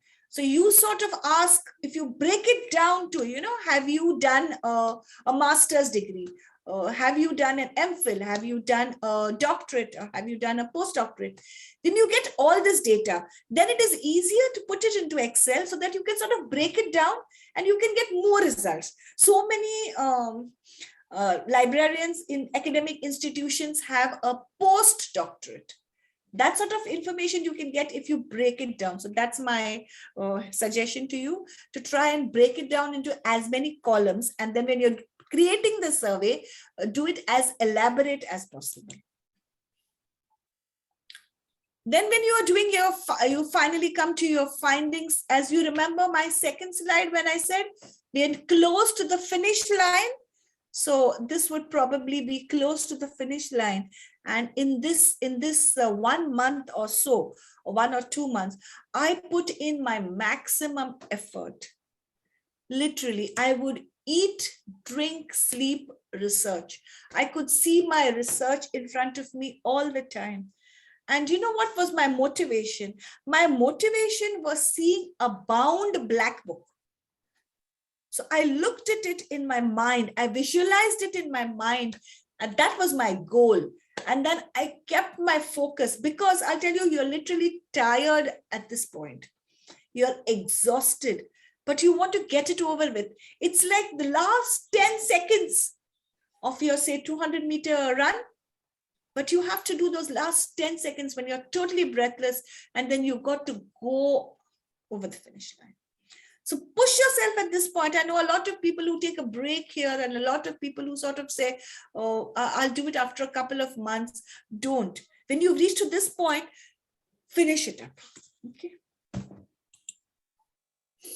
A little bit about citation and referencing, and I'm sure you're all aware of what a citation is. What I would like you to do is, we do not normally quote too much. So don't use too many quotes of other people. Whatever other people said, try to put it into your own words. And of course, you know that you need to have a bibliography at the end. So start storing all those links. Every chapter must have a list of references at the end. And the whole of your PhD should have a bibliography at the end. How many you use? totally depends on your research, but you must have used those resources. You must have looked at those resources at some time for your research. Then it's valid to put them in the bibliography. So as you know, it's an alphabetized list at the end of the research. But the good thing is that others can check. Much like I told you, when you get one good research article, you go to the end of the references, and if you click on the link, you can find articles that that author used. So the same way, when your research goes up in Shodha Ganga or Ethos, and other people want to research, they should be able to click on your references and then find relevant articles. So that's why you should use articles that you have actually used for your research. This is the second part of my research journey, and I am now talking about towards the end bit. I hope I'm not exceeding the time. That's what I'm looking at. But keep an eye on a last date for submission. If you have a research paper, I normally keep it 3 days before. That's my deadline. So you can mark on a calendar and keep looking at it so you don't lose your focus. If you have joint authors, you need to think about it. You're probably doing papers with your research guide as well. So you need to take that into consideration, those discussions, that time for changes. If you're presenting at a conference or a seminar, and I think in the research process, you probably need to do 3 papers or 4 papers. So you keep an eye on that and look for good, authentic conferences and look for where you can present a really good paper. And I'm happy to help students in their research journey. I will share my email and you can write to me. More than happy to help you with your PowerPoints. And also do write and let me know if you would like a session on how to create a PowerPoint presentation. And I'm more than happy to do that for you. If it's a conference, there will be a list of guidelines on how to present a research paper. You must have a good left margin. Your text must be right aligned. You must have a particular font. It must be a line spacing of single line or 1.5. It must have a headline in a particular font, and the flow must go logically. All this is in the guidelines. If you're doing PhD, they will have a PhD document on the website of your university. Keep referring to that. If you are doing a conference or a seminar, also they will have a guideline to keep referring to that one as well. Remember the preliminary pages, and I'm talking about your thesis. You have to do acknowledgements and you have to get those certificates printed, and you have to do a table of contents, and you do list of figures and list of tables, and you cite all of that. So make sure that all those are in place as well. A lot of people I know finish the whole thesis and they've totally forgotten that they must do a table of contents, and then your page numbers don't correlate. So keep all that in mind. And then, of course, when you submit your thesis and you are called for your viva to defend your thesis, I'll give you a tip. Before you actually do this, do a mock viva. Do a mock viva with not with a friend who supports your thesis, somebody who would critique your thesis, because that's where you get the experience from. Get someone maybe slightly older than you to sit across a table and you present, and you have someone else asking questions. You could have a panel, maybe, three people, maybe 3 elders sitting.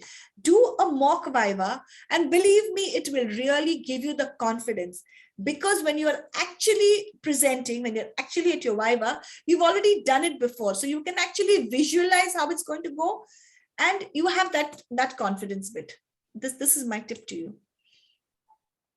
And of course, make sure that in time you're going to do the binding. Go to a good binder. Make sure that the gold lettering is just right. That is your wealth for life. Believe me, that is your wealth for life. If you ever have to, say, run away with your jewelry or something, make sure you take your black book with you. That's your wealth that you have. So put a lot of effort into that one. And of course, I'm sure that you have to,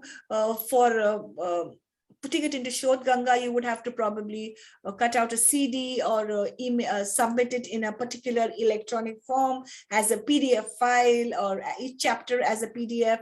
So you need to keep that in mind as well. Just a few hints that I said, as I already mentioned before.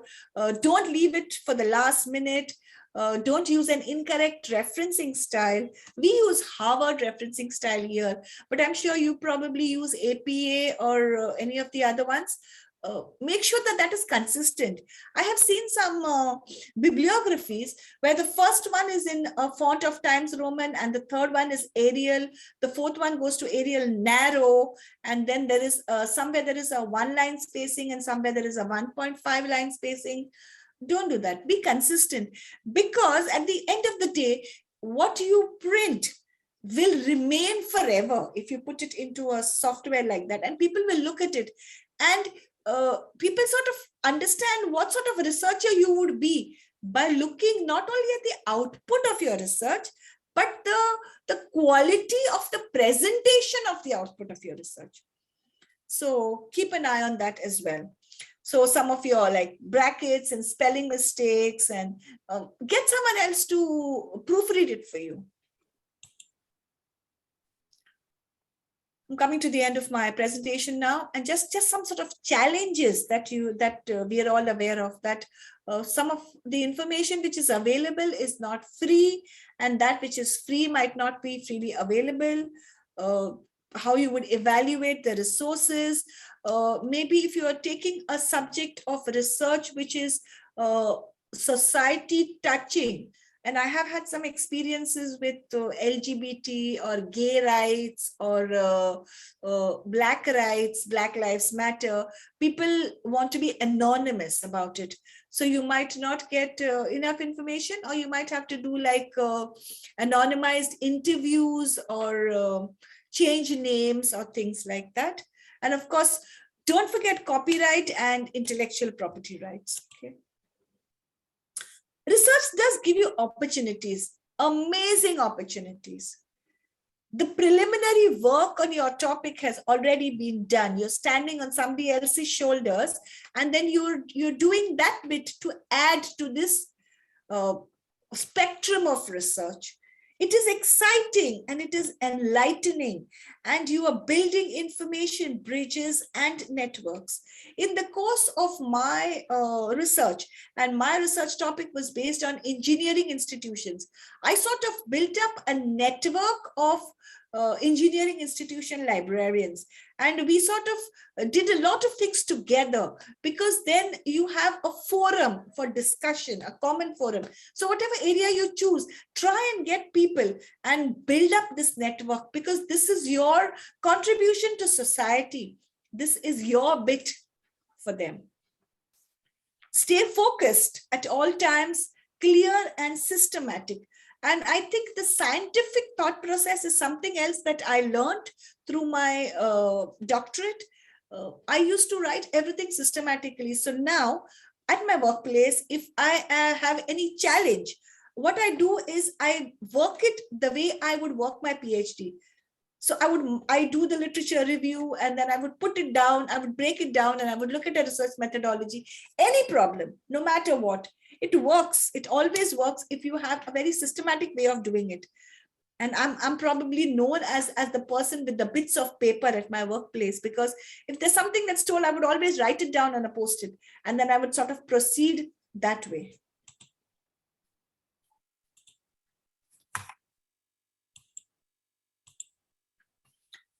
Just a few quotes to motivate you, friends. So research is what I'm doing when I don't know what I'm doing. Slow progress is better than no progress. Research is the distance between an idea and its realization. Well begun is half done. It always seems impossible until it's done. A big journey begins with a small step. A little progress each day adds up to big results. I had made it a point that I must write 1 page every day, and I wouldn't go to sleep until I wrote that 1 page. So if you keep a small focus, it will help you towards your big goal. And the key to success is to focus on goals, not obstacles. So go for it.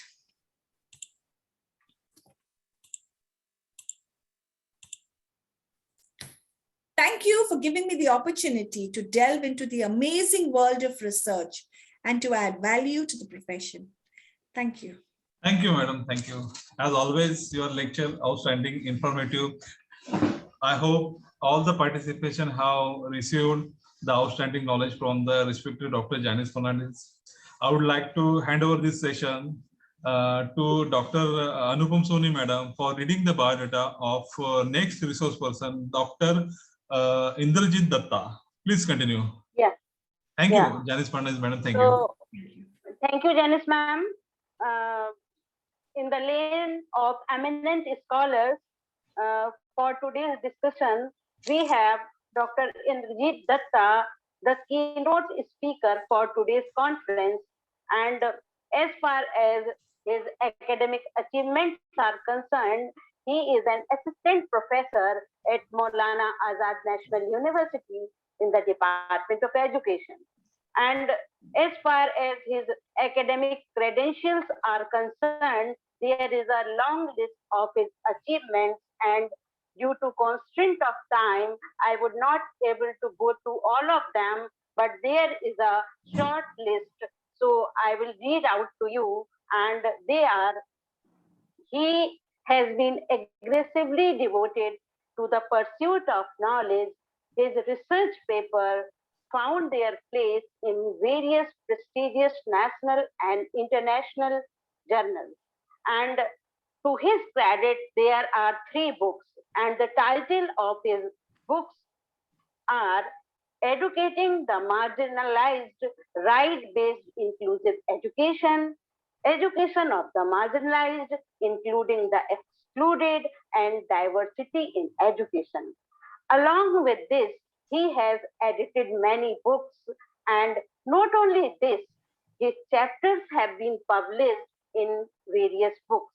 And along with this, he has been extensively involved in adoring the garden of knowledge by chairing various national and international conferences. So over to Indrajit Datta sir, please come and take the mic.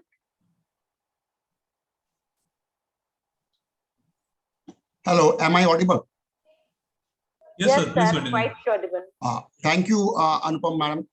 First of all, let me thank you to the organizers for giving me an opportunity to interact with diverse kind of people who are in this August gatherings. Thank you to Professor Rai, Honorable Chair Principal of Bundelkhand College, to the Jyoti Verma, the Conference Secretary, and other distinguished members of this college, as well as the teaching and non-teaching staffs, along with the whole lot of people who are being engaged or deliberated on this platform. Well, I start my presentation the pretext that normally what is basically research is. From almost 2 speakers have dealt all together on 2 different paradigms of research. One basically on the research and funding, research and its outcome. Another, Professor Janice Fernandez, talks about how the research should be done from theoretical point of view and practical point of view. My aspect of talk will be basically on why we do research, basically, and what is the philosophy behind research. Basically, philosophical foundations of research. I'm talking more on the philosophical foundations of research. Let me start with my presentation with 2 quotes. Let me start with this quote, which the NP he has already said.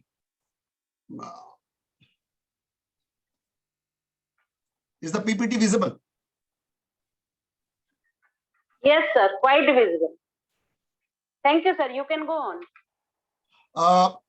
NEP, because since we have got our policy document almost 2 years back, so we have to look into the aspect what this policy document, which will guide us for the next 20 years, almost next 20 years. Let's see what they have to say in respect to the research. That is key. One aspect is vision. What is our vision? An equitable and vibrant knowledge society. India as a global knowledge superpower.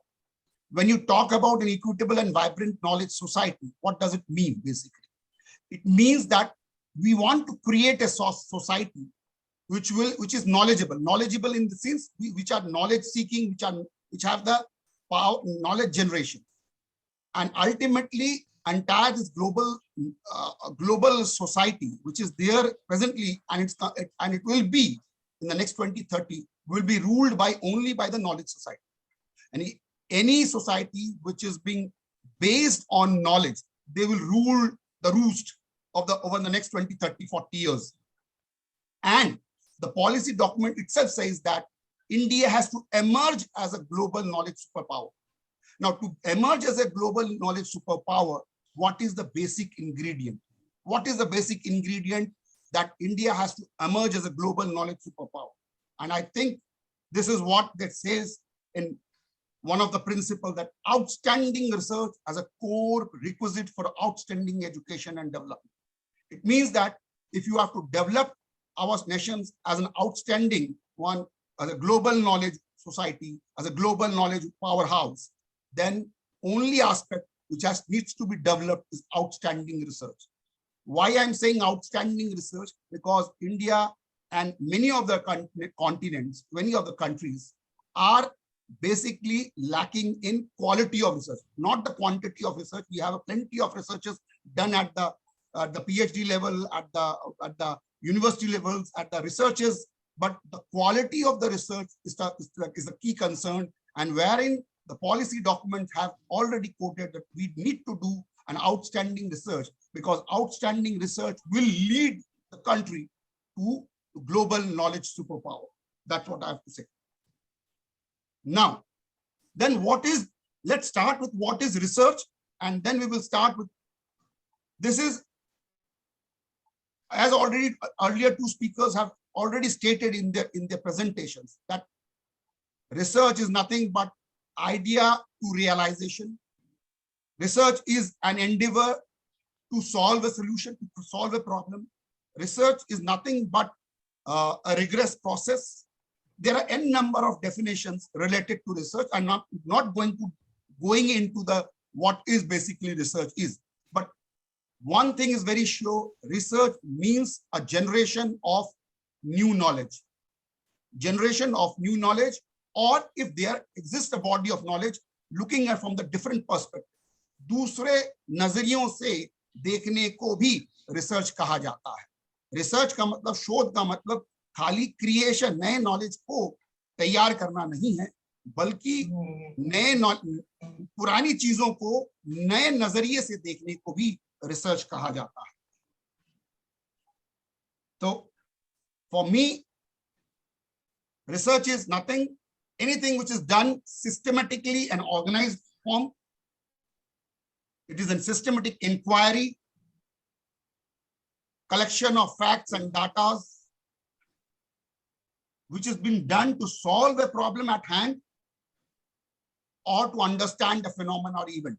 If you want to understand a phenomenon or an event, or want to solve a problem which is at your hand, what is required is that a research. And research is nothing but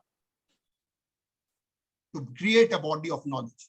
Basically, a researcher, whenever he pursues a research, basically wants to create a body of knowledge. Definitely when you are creating a body of knowledge, it has to be gone through a systematic procedures. There are steps that laid down, which has already been given by the Jhansi ma'am.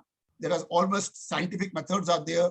You have to go through those scientific methods. उन scientific methods के जरिए आपको उस problem के solution तक पहुंचना है, और जिसकी वजह से आप एक नई knowledge को जन्म देंगे.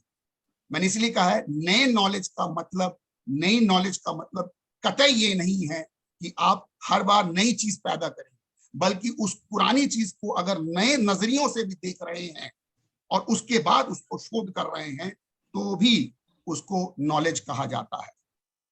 Now, next term what I am being using is that paradigm. Why I'm research is a word, keyword. Another is word which is used to be is paradigm. What is paradigm? It is basically paradigm क्या मतलब क्या होता है? एक model है जिसको कि हम इमेल्युएट कर सकते हैं, हम उसको कॉपी कर सकते हैं। बेसिकली द वर्ड पैराडाइम जो है वो थॉमस कून ने 1970s के आसपास 1870s के आसपास जो है ये शब्द का इस्तेमाल किया, इस लफ्ज का इस्तेमाल किया। और बेसिकली उनका कहना ये था कि जो भी प्रीवियस रिसर्चेस हो रही हैं, whatever the earlier researches have been done, they are highly unsystematic. They are highly unsystematic.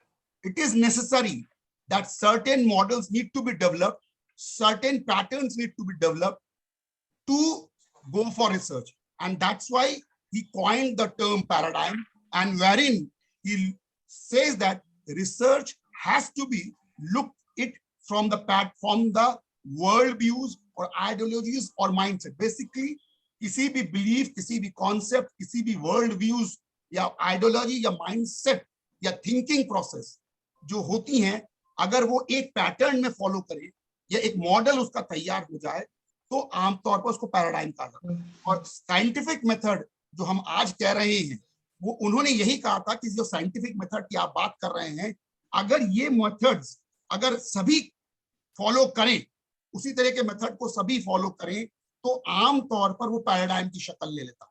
Paradigm का मतलब ही है कि नए तरीकों से रिसर्च करना, नए तरीके। अब वो नए तरीके ऐसे हों कि उसको कॉपी किया जा सके, उसको रेप्लिका किया जा सके, उसको दोबारा दोहराया जा सके। That is basically paradigm. दूसरी बात, जो पैराडाइम का मतलब दूसरा ये भी है कि थ्योरेटिकल ओरिएंटेशन और थ्योरेटिकल, यानी कि हर एक इंसान जो भी रिसर्चर है, मैं भी रिसर्चर हूं, आप भी researcher, anyone can be a researcher, but important thing is that to be a researcher one should have a theoretical perspective to look at the world. किसी भी चीज को, किसी भी प्रॉब्लम को, किसी भी फिनोमेना को देखने का अगर आपके पास नजरिया है और वो नजरिया तकरीबन सभी उस नजरिए को फॉलो करते हैं तो आमतौर पर उसको पैराडाइम की शक्ल में कहा जाता है। तो थियोरेटिकल ओरिएंटेशन या theoretical perspective of looking at the world is nothing but the paradigm. Paradigm का मतलब ये भी है कि philosophical way of thinking, how you think, how you see, how you perceive event, a phenomena or a problem is also a paradigm। कि कैसे आप देखते हो, कैसे आप सोचते हो, बेसिकली ये किसी भी चीज को लेकर, किसी भी प्रॉब्लम को लेकर, किसी भी फिनोमेना को लेकर, उसको हम पैराडाइम। अब मैंने दो लफ्ज इस्तेमाल किए, एक तो रिसर्च इस्तेमाल किया वर्ड और दूसरा पैराडाइम मैंने इस्तेमाल किया। ना इंपॉर्टेंट थिंग ये है कि ये दोनों रिसर्च और पैराडाइम मिलकर एक नई सोच को पैदा करता है, पनपता है, और वो है रिसर्च पैराडाइम। मैं क्यों कह रहा हूं रिसर्च पैराडाइम? इसलिए जब भी कोई भी विद्यार्थी हो, शिक्षक हो, या कोई भी, जब भी वो रिसर्च करने जाता है तो सबसे पहले रिसर्च की प्रॉब्लम को आइडेंटिफाई करने से पहले उस रिसर्च के पैराडाइम में डूबता है कि वो उस प्रॉब्लम को, उस फिनोमेना को, उस इवेंट को कैसे देख रहा है और उसका सलूशन वो किस तरीके से निकालेगा। ये जो विजुअलाइजेशन है, आइडियाज का विजुअलाइजेशन है, उसकी जो थिंकिंग है और उसको उसके सॉल्यूशन तक वो कैसे पहुंचेगा, how do he reach to the solution. एक है आइडिया कंसीव करना और आइडिया को कंसीव करने के बाद रियलाइज करना, वो कैसे होगा। That entire thinking process comes under the research paradigm. Research paradigm का मतलब यही होता है कि कोई चीज आप सोच रहे हैं, चाहे वो प्रॉब्लम की शक्ल में हो, चाहे वो आमतौर पे कोई भी इवेंट की शक्ल में हो, फिनोमेना, उसको कैसे आप देख रहे हैं, उसका सोल्यूशन कैसे आप निकाल रहे हैं, उसके सोल्यूशन तक कैसे पहुंचेंगे, नॉर्मली उसको हम रिसर्च पैराडाइम के तौर पर कहते हैं।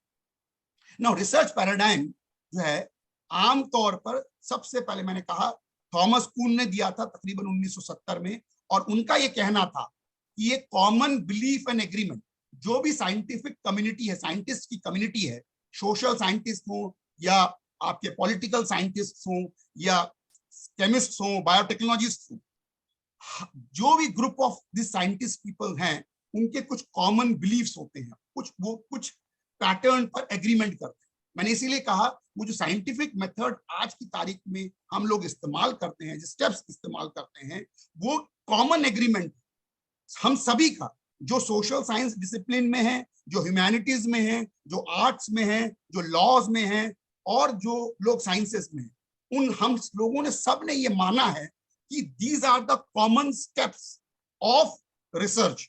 सो कॉमन बिलीफ होती हैं, कुछ कॉमन पैटर्न होता है या कुछ कॉमन स्टेप्स होते हैं, which the scientists shared about how problem should be understood and addressed.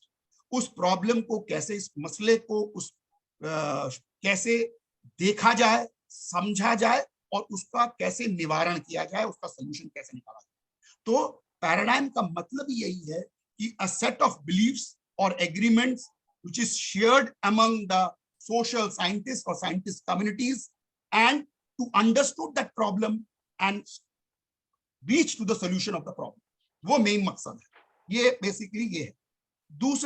मैं और दूसरा बात नहीं करना चाहूंगा, एक और है डेंजिन एंड लिंकन है, जिन्होंने ये भी कहा कि पैराडाइम कुछ नहीं है बल्कि ह्यूमन कंस्ट्रक्शन, यानी कि ह्यूमन जो है, जिस तरीके से human as a human construction, इंसान कैसे सोचता है, अगर एक ही पैटर्न पे सोचता है, अगर वो इनका कंस्ट्रक्शन है, यानी कि वो कंस्ट्रक्ट करता है, which deals with first principles or ultimate indicating where the research is coming from, so as to construct meaning embedded in it. कोई भी डाटा, कोई भी रिसर्च, उसके अंदर क्या मीनिंग छुपा हुआ है, क्या उस तरह की चीजें छुपी हुई हैं, अगर वो कंस्ट्रक्ट करने में, उसको शेयर करने में, उसको देखने में, अगर कॉमन चीजें, अगर सभी उस चीज को इसी तरीके से देखने लगे, तो भी उसको पैराडाइम कहा जाता है।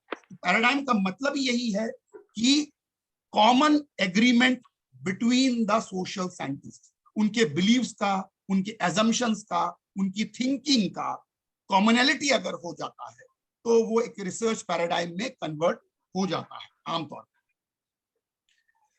क्यों? अब मेरा सवाल ये है कि एक शोधकर्ता, एक researcher, why should he bothered about paradigm? Why he should bothered about?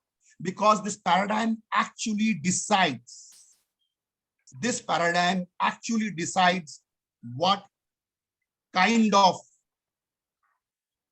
research or what methodology of the research should he adopt. यानी कि ये पैराडाइम ही डिसाइड करता है कि आप अपने प्रॉब्लम के लिए कौन सी रिसर्च मेथडोलॉजी अडॉप्ट करें, कौन सी रिसर्च टेक्निक्स इस्तेमाल करें, कौन से टूल्स इस्तेमाल करें, ये पैराडाइम डिसाइड करता है। ऐसा नहीं है कि हमारे यहाँ पर शोध, हम लोग क्या करते हैं, जब when we do a research, we identify a problem, then do a literature review, then form a hypothesis, then start collecting data, and then testing and validating those data. वो तो है ही है, that is a procedure. But आप कैसे arrive हुए कि इसको इस तरीके से ही, इस रास्ते से हमें गुजारना है, या इस सोल्यूशन, इस प्रॉब्लम को इस सोल्यूशन के तक पहुंचना कैसे, हाउ डू यू डिसाइड?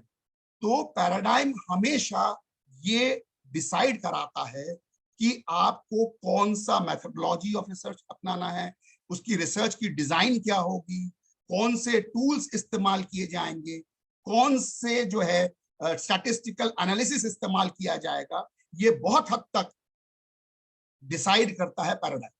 तो पैराडाइम क्या करता है आपके लिए as a researcher? What is to be observed and scrutinised, क्या चीजें आपको देखनी है। Even while conceiving a problem, आप कोई प्रॉब्लम कंसीव करने की कोशिश कर रहे हैं या आइडिया कंसीव करने की कोशिश कर रहे हैं, तो what is to be observe and what is to be scrutinised, उसमें से क्या देखना है और क्या स्क्रूटिनी के अंदर लेके आना है। what kind of questions that are supposed to be asked and probed for answers in relation to this subject. किस तरह के सवाल वो उठा रहा है, आप कौन से सवाल उठा रहे हैं और उन सवालों के जवाब क्या होंगे, ये भी तय करता है, दिशा तय करता है, पैराडाइम सिलेक्ट करने में आपकी मदद करता है। इसके क्वेश्चंस को कैसे स्ट्रक्चर किया जाए, कैसे इसको उसकी बनावट बनाई जाए।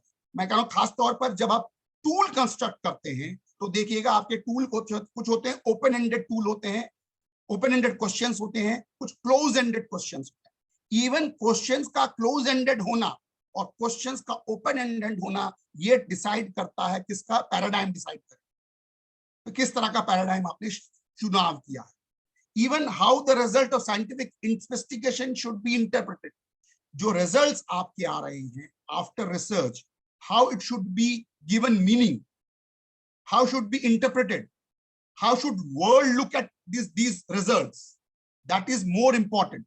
Research is not for myself or to keep in the rack, books की शक्ल में नहीं रखना है, बल्कि क्योंकि ये लोगों के लिए होता है, scientific community के लिए होता है, how they perceive those results, how they see the results in the light of the context of the problem. Next, how is an experiment to be conducted and what equipment is available to conduct the experiment. यानी कि कोई भी अगर आप शोध कर रहे हैं तो उसमें किस तरीके के एक्सपेरिमेंट्स आपको कंडक्ट करने हैं, किस तरह के इक्विपमेंट से। कहने का मतलब है पैराडाइम पहले सेलेक्ट करके आप पैराडाइम जब क्वेश्चंस को कंसीव करते हैं यानी कि प्रॉब्लम को कंसीव करते हैं, साथ साथ ही आप पैराडाइम को भी सेलेक्ट करते हैं। अब मैं इसलिए कह रहा हूं why I am saying that paradigm को सिलेक्ट करते हैं, क्योंकि नेक्स्ट स्लाइड में आपको पता चलेगा कि पैराडाइम को सिलेक्ट करने का कैसे तरीका है। कोई भी रिसर्च, इसलिए मैंने कहा कि फिलोसॉफिकल फाउंडेशन ऑफ रिसर्च बहुत इंपॉर्टेंट है। Why philosophical? क्योंकि पैराडाइम जो है वो इस फिलोसॉफिकल फाउंडेशन ऑफ रिसर्च है, यानी कि किस तरीके का रिसर्च आप करने जा रहे हैं, किस तरीके का रिसर्च करने जा रहे हैं आप, ये तय करता है ये चार आपके पास जो गोले बने हैं। One is does your what kind of ontological assumptions क्या हैं आप। ontology का मतलब होता है रियलिटी से, कि हकीकत को कैसे देख रहे हैं आप। ontological assumptions का मतलब है what are your assumptions related to the reality, how do you look at the reality। एक तो बात ये हो। दूसरा epistemological assumptions, दूसरा पर्सपेक्टिव जो दूसरा फिलोसॉफिकल एस्पेक्ट है जिसके बाद हम रिसर्च करना शुरू करते हैं, what kind of knowledge it generates, what kind of knowledge will it generate, how that knowledge can be generate. पहला रियलिटी से जुड़ा है, ऑन्टोलॉजी का मतलब ये रियलिटी है कि क्या हकीकत क्या है, जो दिख रही है वो हकीकत है या हकीकत पर्दे के पीछे की बात, whether what is being observable is a reality or a reality is something what is not observable at all। तो reality क्या है। दूसरा epistemological assumptions, what is knowledge and how do we gain this knowledge, is the knowledge about the reality what we are seeing is the what we are seeing, what is we are getting is the real knowledge, or the knowledge how I perceive or how I interpret, is that real knowledge। तो knowledge भी, हकीकत की knowledge कौन सी है, जो दिख रही है वो रियल नॉलेज है या जो दिख नहीं रही है, जो हम देख नहीं पा रहे हैं या जिन हमारा नजरिया क्योंकि अलग है, वो रियल नॉलेज। तीसरा जिसकी बुनियाद पर रिसर्च की जाती है वो है methodological assumptions, what kind of, क्योंकि ऑन्टोलॉजी और एपिस्टेमोलॉजिकल एजम्पशंस एक्चुअली में डायरेक्ट करता है, दिशा देता है मेथोडोलॉजिकल एजम्पशंस कि किस तरीके का रिसर्च मेथोडोलॉजी आप अडॉप्ट करें। रिसर्च मेथोडोलॉजी का मतलब है whether you will go for quantitative research और अ क्वालिटेटिव रिसर्च, और अगर क्वांटिटेटिव रिसर्च में जाना चाहते हो तो कौन से रिसर्च में जाओगे, और अगर क्वालिटेटिव रिसर्च में जाना चाहते हो तो what kind of research you take. और last is that axiological assumptions, last philosophical foundation of research. Axiological assumptions का मतलब है कि what value you attach to your research, what value you attach, is it good for you only, is it good for your guide, is it good for producing papers, or is it good for the society? Axiological assumptions का मतलब है कि value based, whether the research is value based or value laden. क्या इसमें कुछ ऐसी चीजें हैं जिसका कि समाज को फायदा होगा, समाज को उसकी वो, क्योंकि अभी जो बात डॉक्टर केलकर ने भी कही कि कोई भी रिसर्च अगर समाज के लिए नहीं है, if it's not valued for society, then this is not called a research. Any research, चाहे वो थीसिस के लिए, पीएचडी थीसिस के लिए क्यों ना हो, या कोई पेपर, अगर वो समाज के भले के लिए नहीं हो, if it's not worth for the society, then उसका कोई फायदा नहीं होता. It can be put into the racks, उसको रैक में रखा जा सकता है. So आपको ये भी देखना है कि the research which I am carrying, is it has some values, is it not biased? ये भी देखने की जरूरत है. What kind, if I am carrying out a research, is it not biased? Is it not prejudiced?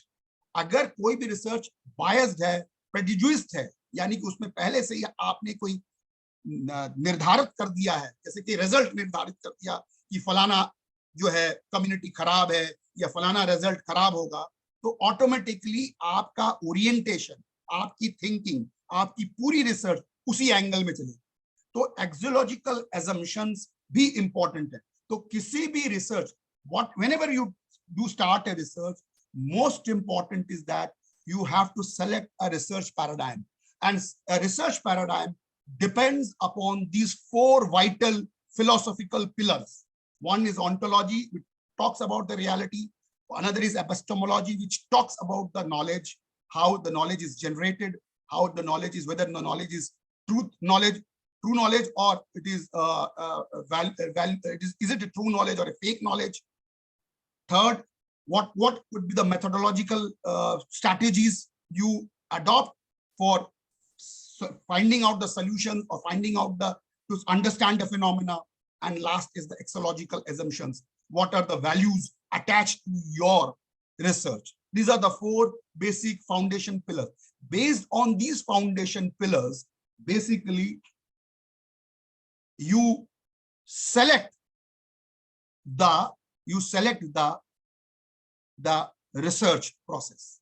The research process is being selected based on these four pillars. That's what I have said. Ontology basically checks about what is reality, what is true or real, and the nature of reality. Epistemology, how do I know the reality? How do I? Epistemology का मतलब होता है ज्ञान, knowledge से. तो कैसे हमें सही ज्ञान मिलेगा, सही knowledge कैसे मिलेगा?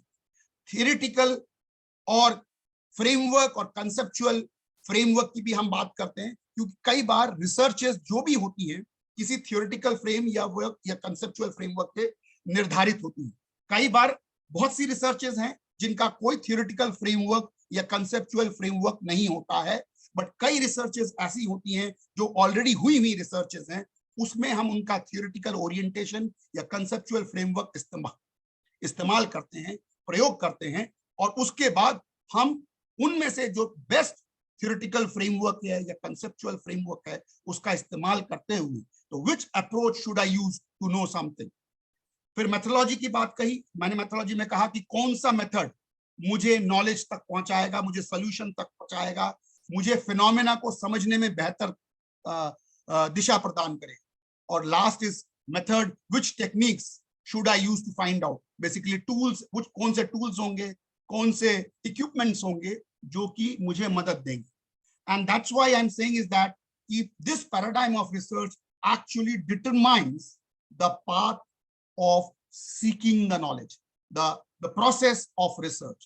And that's why I'm saying is that if you look at the paradigm, ये चार मैंने निकाल के दिए हैं आप लोगों के लिए. It's from जॉन क्रेसवेल की एक किताब है, planning, conducting, evaluating quantitative and qualitative research. वो ये उन्होंने कहा कि चार बुनियादी सवाल है, ontological, epistemological, axiological, methodological. तो कोई भी रिसर्च करने से पहले it is very important for a researcher to raise questions related to what you are being observing. जो भी आप ऑब्जर्व करने जा रहे हैं या जो भी चीज नई नॉलेज पैदा करने जा रहे हैं, तो वो नॉलेज जो है, वो चीज जो है, वो रियल है या अनरियल है. What is the nature of reality, जिसको आप देखने के लिए. फॉर एग्जाम्पल मैं आपको बताऊं, एग्जाम्पल एक बताता हूं कि साइंस जो फिजिकल साइंटिस्ट होते हैं आमतौर पर, बायोलॉजिस्ट, वायरोलॉजिस्ट, उनके लिए जो समान है, सब्सटेंस है, वही उनकी चीज रियलिटी है। आपको इसमें आसानी से पता चल जाएगा। For them the reality is the substance which exists, यानी कि कोई पत्थर है, वो जैसे एग्जिस्ट हो रहा है, दिख रहा है, वही उनकी रियलिटी है। पर फॉर ए सोशल साइंटिस्ट, वो जो पत्थर है वो मूर्ति है, वो एक पत्थर है, या उसके पीछे और कुछ है, उसके लिए वो रियलिटी अलग अलग हो सकती है। मैंने इसीलिए कहा कि जो साइंटिस्ट है उसके लिए वो पत्थर जो है वो रियलिटी है, वो किस चीज का धातु का बना हुआ है, उसकी प्रॉपर्टीज क्या है, वो उसके लिए इंपॉर्टेंट है। पर फॉर मेरे लिए जो सोशल साइंटिस्ट हैं, वो मूर्ति भी हो सकती है। मुझे अगर उसमें अंदर मूर्ति नजर आ रही है तो मेरे लिए वो पत्थर नहीं है बल्कि मूर्ति है। अगर किसी को कुछ और नजर आ रहा है, कोई पेंटिंग नजर आती है उसके अंदर, तो उसके लिए वो रियलिटी है। सो ऑन्टोलॉजिकली आप चीज को जो ऑब्जर्व कर रहे हैं या देख रहे हैं, शोध कर रहे हैं, तो उसके लिए हर एक इंसान के लिए रियलिटी अलग हो सकती है। तो इसलिए उन्होंने कहा कि रियलिटी के अलग अलग, ऑन्टोलॉजी क्या करता है, मल्टीपल लेयर्स देता है, मल्टीपल पर्सपेक्टिव देता है, मल्टीपल पर्सपेक्टिव। मैंने इसलिए कहा कि प्रॉब्लम भले ही एक हो, पर उसको देखने का नजरिया अलग अलग हो सकता है। रोड पर एक्सीडेंट हुआ, मान लीजिए किसी का एक्सीडेंट हुआ और वहां 4 लोग वहां मौजूद हैं, चारों लोग,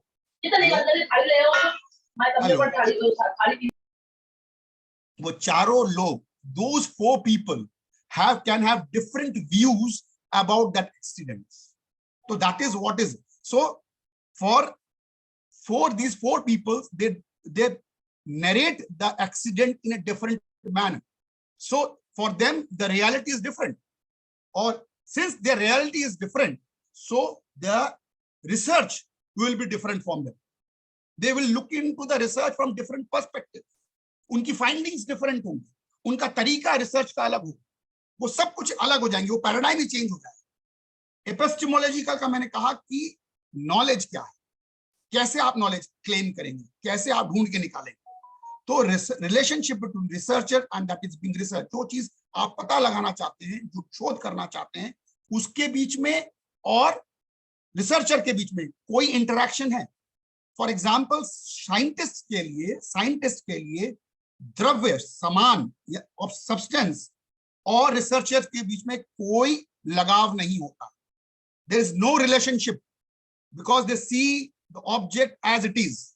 there is no connectivity between the object and the subject in the research. But in the social science there is always, because you are dealing with humans, there is always a connectivity between the researcher and the research, जो भी है। तो जो research कर रहा है और जिसके ऊपर रिसर्च कर रहे हैं, उनके बीच में कनेक्शन होता है। अब वो कनेक्शन जो है, वो जो मैपिंग है, वो जो कनेक्शन है, उसको आप कैसे देख रहे हैं? क्या वो पर्सनल है, क्या वो इम्पर्सनल है, क्या वो बायस्ड है, वो प्रेजुडिस्ड है, या वो as far as possible impartial, attach होने के बाद भी कितना इम्पार्शियल, दैट इज की। और इसीलिए सब्जेक्टिव एविडेंस फ्रॉम पार्टिसिपेंट होता है। याद रखिएगा, सोशल साइंस रिसर्च में जो नॉलेज है जनरेट, प्रॉब्लम एक जैसी है, उसकी नेचर भी एक जैसी है, बट अनफॉर्चुनेटली क्योंकि evidence, since there are multiple evidences, there are multiple angle of finding out the solutions, so there will be a possibility that multiple solutions will be come out for a single problem. So it is important that how you attach yourself with the phenomena or event or a problem in case of a science researchers, in case of social science researchers. Another aspect which I have talked about, axiological, what is the role of values? When you talk about the axiological dimension of the research paradigm, it basically whether your research is value laden or biased or impartial. कई बार हम research करते हैं, जैसे scientific research, कोई भी science researches में आप ज्यादातर देखिएगा, whenever you see that, इसमें पर्सनल पर्सनल का कोई स्पेस नहीं है, क्योंकि मटेरियल है और मटेरियल के ऊपर रिसर्च, सब्सटेंस है, सब्सटेंसेस के ऊपर रिसर्च है।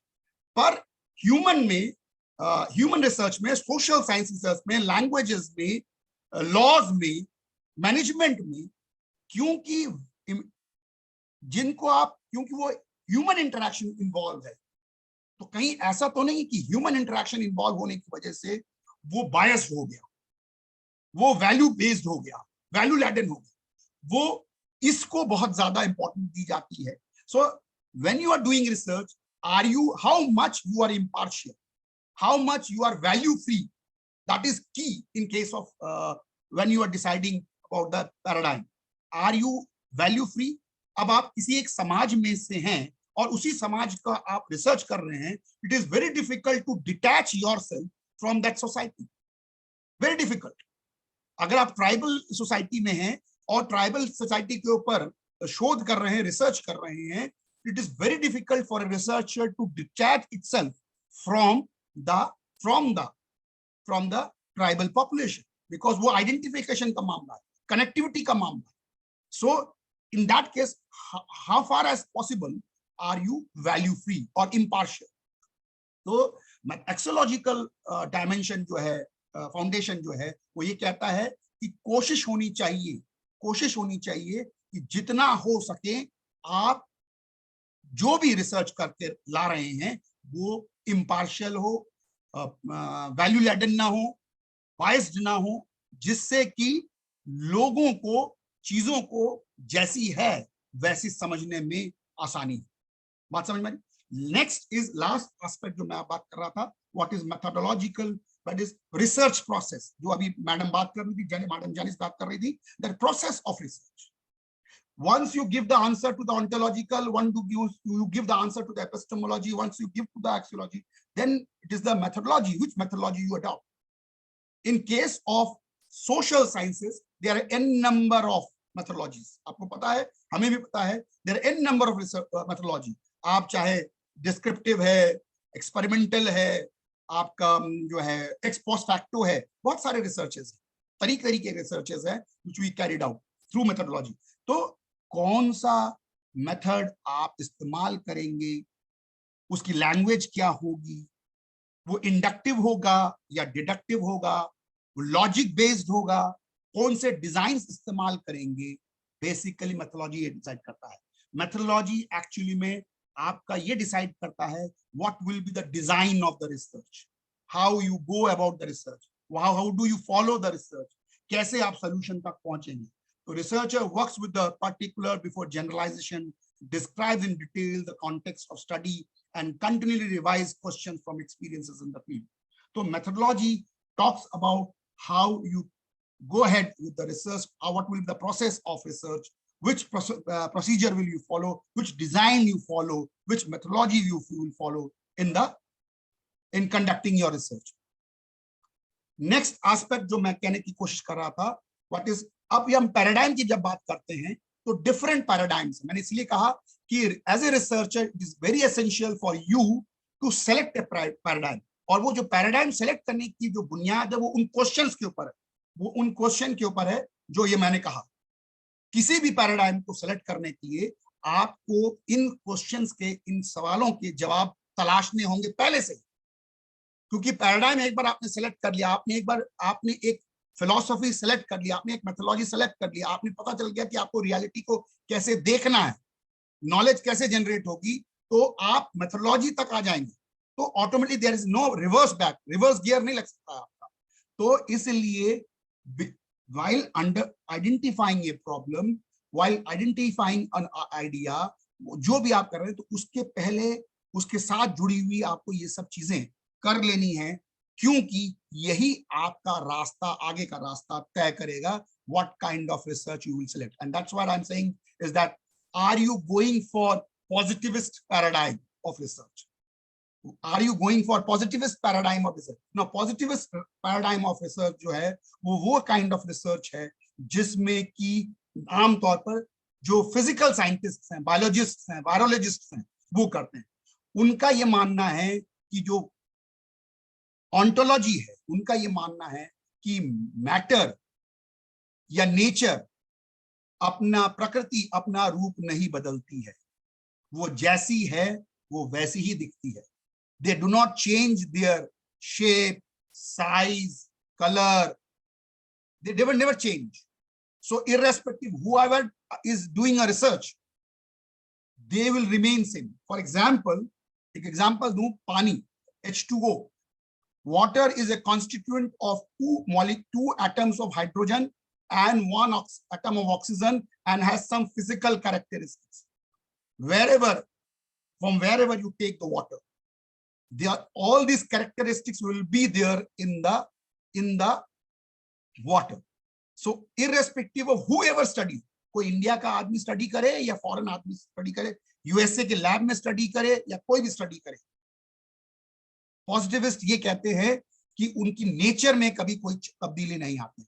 एग्जाम्पल आपको मैं और बताता हूं, जैसे ये कोरोना वायरस अलग अलग वेरिएंट्स, आप कहीं पर भी उसकी वेरिएंट की स्टडी कर लीजिए, उसकी नेचर की स्टडी कर लीजिए, it will come out to be same. चाहे डेल्टा वेरिएंट हो, चाहे ओमिक्रॉन वेरिएंट हो, या कोई भी वेरिएंट हो, क्योंकि वो भले ही वो बायोलॉजिकल है, पर क्योंकि वो ह्यूमन के साथ नहीं है, उसका बिहेवियर अगर आपने पता लगा लिया तो it will behave as it is across the world. So physical world में कोई भी नेचर में कोई भी सब्सटेंस है, जब हम उसको स्टडी करते हैं, उसकी रियलिटी को स्टडी करते हैं, तो वो रियलिटी कभी चेंज नहीं होती. And this is what positivist paradigm is. और जो नॉलेज है, how this knowledge is coming, कैसे नॉलेज जनरेट करेंगे, उससे नॉलेज कैसे पैदा करेंगे, सिंपल है, उनकी कैरेक्टरिस्टिक को स्टडी कीजिए, उनको ऑब्जर्व कीजिए, और कैरेक्टरिस्टिक्स और ऑब्जर्वेशन के जरिए, एक्सपेरिमेंटेशन के जरिए, लैब में कंट्रोल्ड वे में आप उनके साथ काम कर सकते हैं, कंट्रोल्ड वे में एक्सपेरिमेंट कर सकते हैं, क्योंकि उनकी नेचर में कोई बदलाव नहीं आया. उनको कंट्रोल्ड कंडीशंस में करिएगा तो उसमें बहुत ज्यादा बदलाव नहीं मिलेगा. तो पॉजिटिविस्ट पैराडाइम जितने भी हैं, वो ये कहते हैं कि अगर आप रिसर्च पॉजिटिव पैराडाइम के तहत कर रहे हैं, तो आपको रियलिटी जो है वो एज इट इज दिखेगी, और नॉलेज भी होगा, वो टेस्ट वेरीफाई किया जा सकता है, टेस्टिफाई किया जा सकता है, एक्सपेरिमेंट किया जा सकता है, और ऑब्जर्व किया जा सकता है. उसके मल्टीपल एंगल नहीं हो सकते, जो हम कहते हैं कि रियलिटी की मल्टीपल एंगल होते हैं. बट वहीं पर अगर आप पोस्ट पॉजिटिविज्म की बात करेंगे, तो पोस्ट पॉजिटिविज्म ये are also called anti positivism, और जो इनको कहते हैं पोस्ट पॉजिटिविज्म को एंटी पॉजिटिविज्म भी कहा जाता है, या पोस्ट पॉजिटिविस्ट भी कहा जाता है. They are anti to the post positivism. They believe that reality is multiple. उनका ये मानना है कि रियलिटी जो है वो मल्टीपल है, और इसलिए क्योंकि रियलिटी मल्टीपल है तो नॉलेज जनरेशन भी मल्टीपल होगा. इसका मतलब है perspective can be different. Perspective, theoretical orientation, way of thinking can be different. It is different from different individuals. Maybe problem is there same, but you can view that problem from different angles. Positivism ये नहीं कहता है. Positivism का मतलब ये है कि आप एक ही एंगल से देखेंगे, सब उसको एक ही एंगल से देखेंगे, उसको एक ही तरीके से देखा जा सकता है. इसलिए पॉजिटिविज्म का जो ज्यादातर पैराडाइम है वो साइंस में ज्यादा इस्तेमाल किया जाता है. और अगर आप सोशल साइंस की बात कर रहे हैं, या ह्यूमैनिटीज की बात कर रहे हैं, या लॉ की बात कर रहे हैं, पॉजिटिविज्म ज्यादातर क्वांटिटेटिव अप्रोचेस ऑफ रिसर्च में इस्तेमाल की जाती है, जहां आप कोई भी फिनोमेना को क्वांटिफाई कर सकते हैं.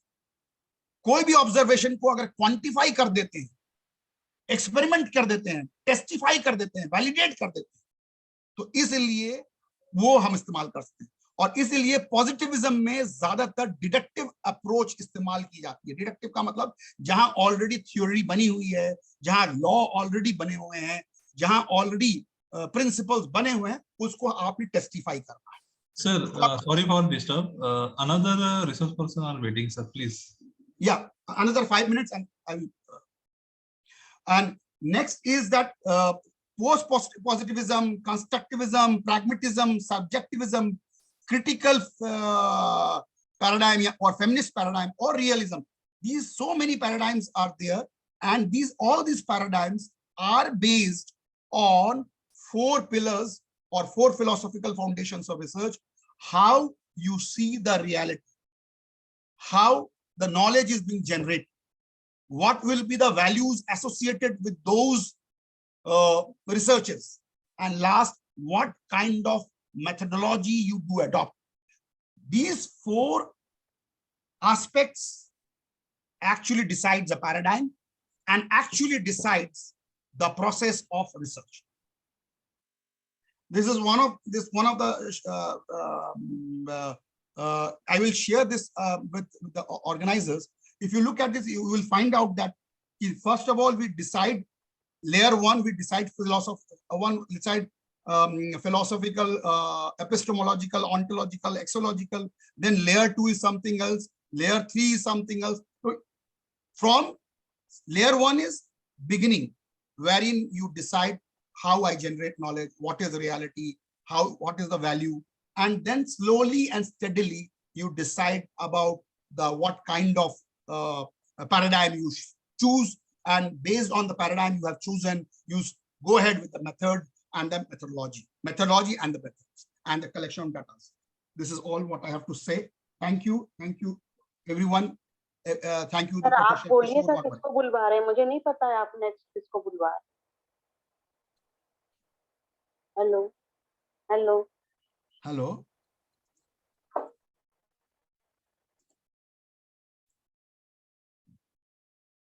yes.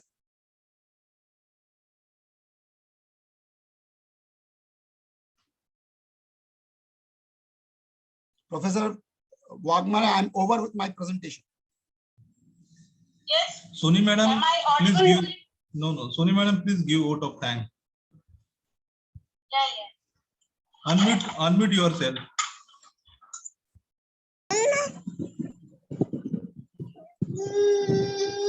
Am I audible, sir? Yes, please continue. So thank you, Indrajit Datta sir, for such an elaborate deliberation. You have thrown light on various aspects of research methodology, and we are happy that some factors which we did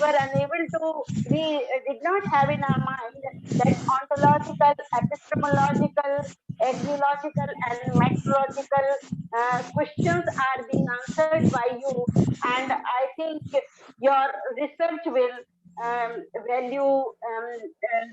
value-based and unbiased. And you rightly said that the detachment of a researcher is the must quality, because unless the researcher is unbiased, he would not be able to do justice to his work. And after thanking Datta sir, I would like to thank all the luminaries who have been there throughout this first session. So it was a quite brainstorming session. As an organizing secretary of today's seminar, I would like to thank all the people from various corners of the world.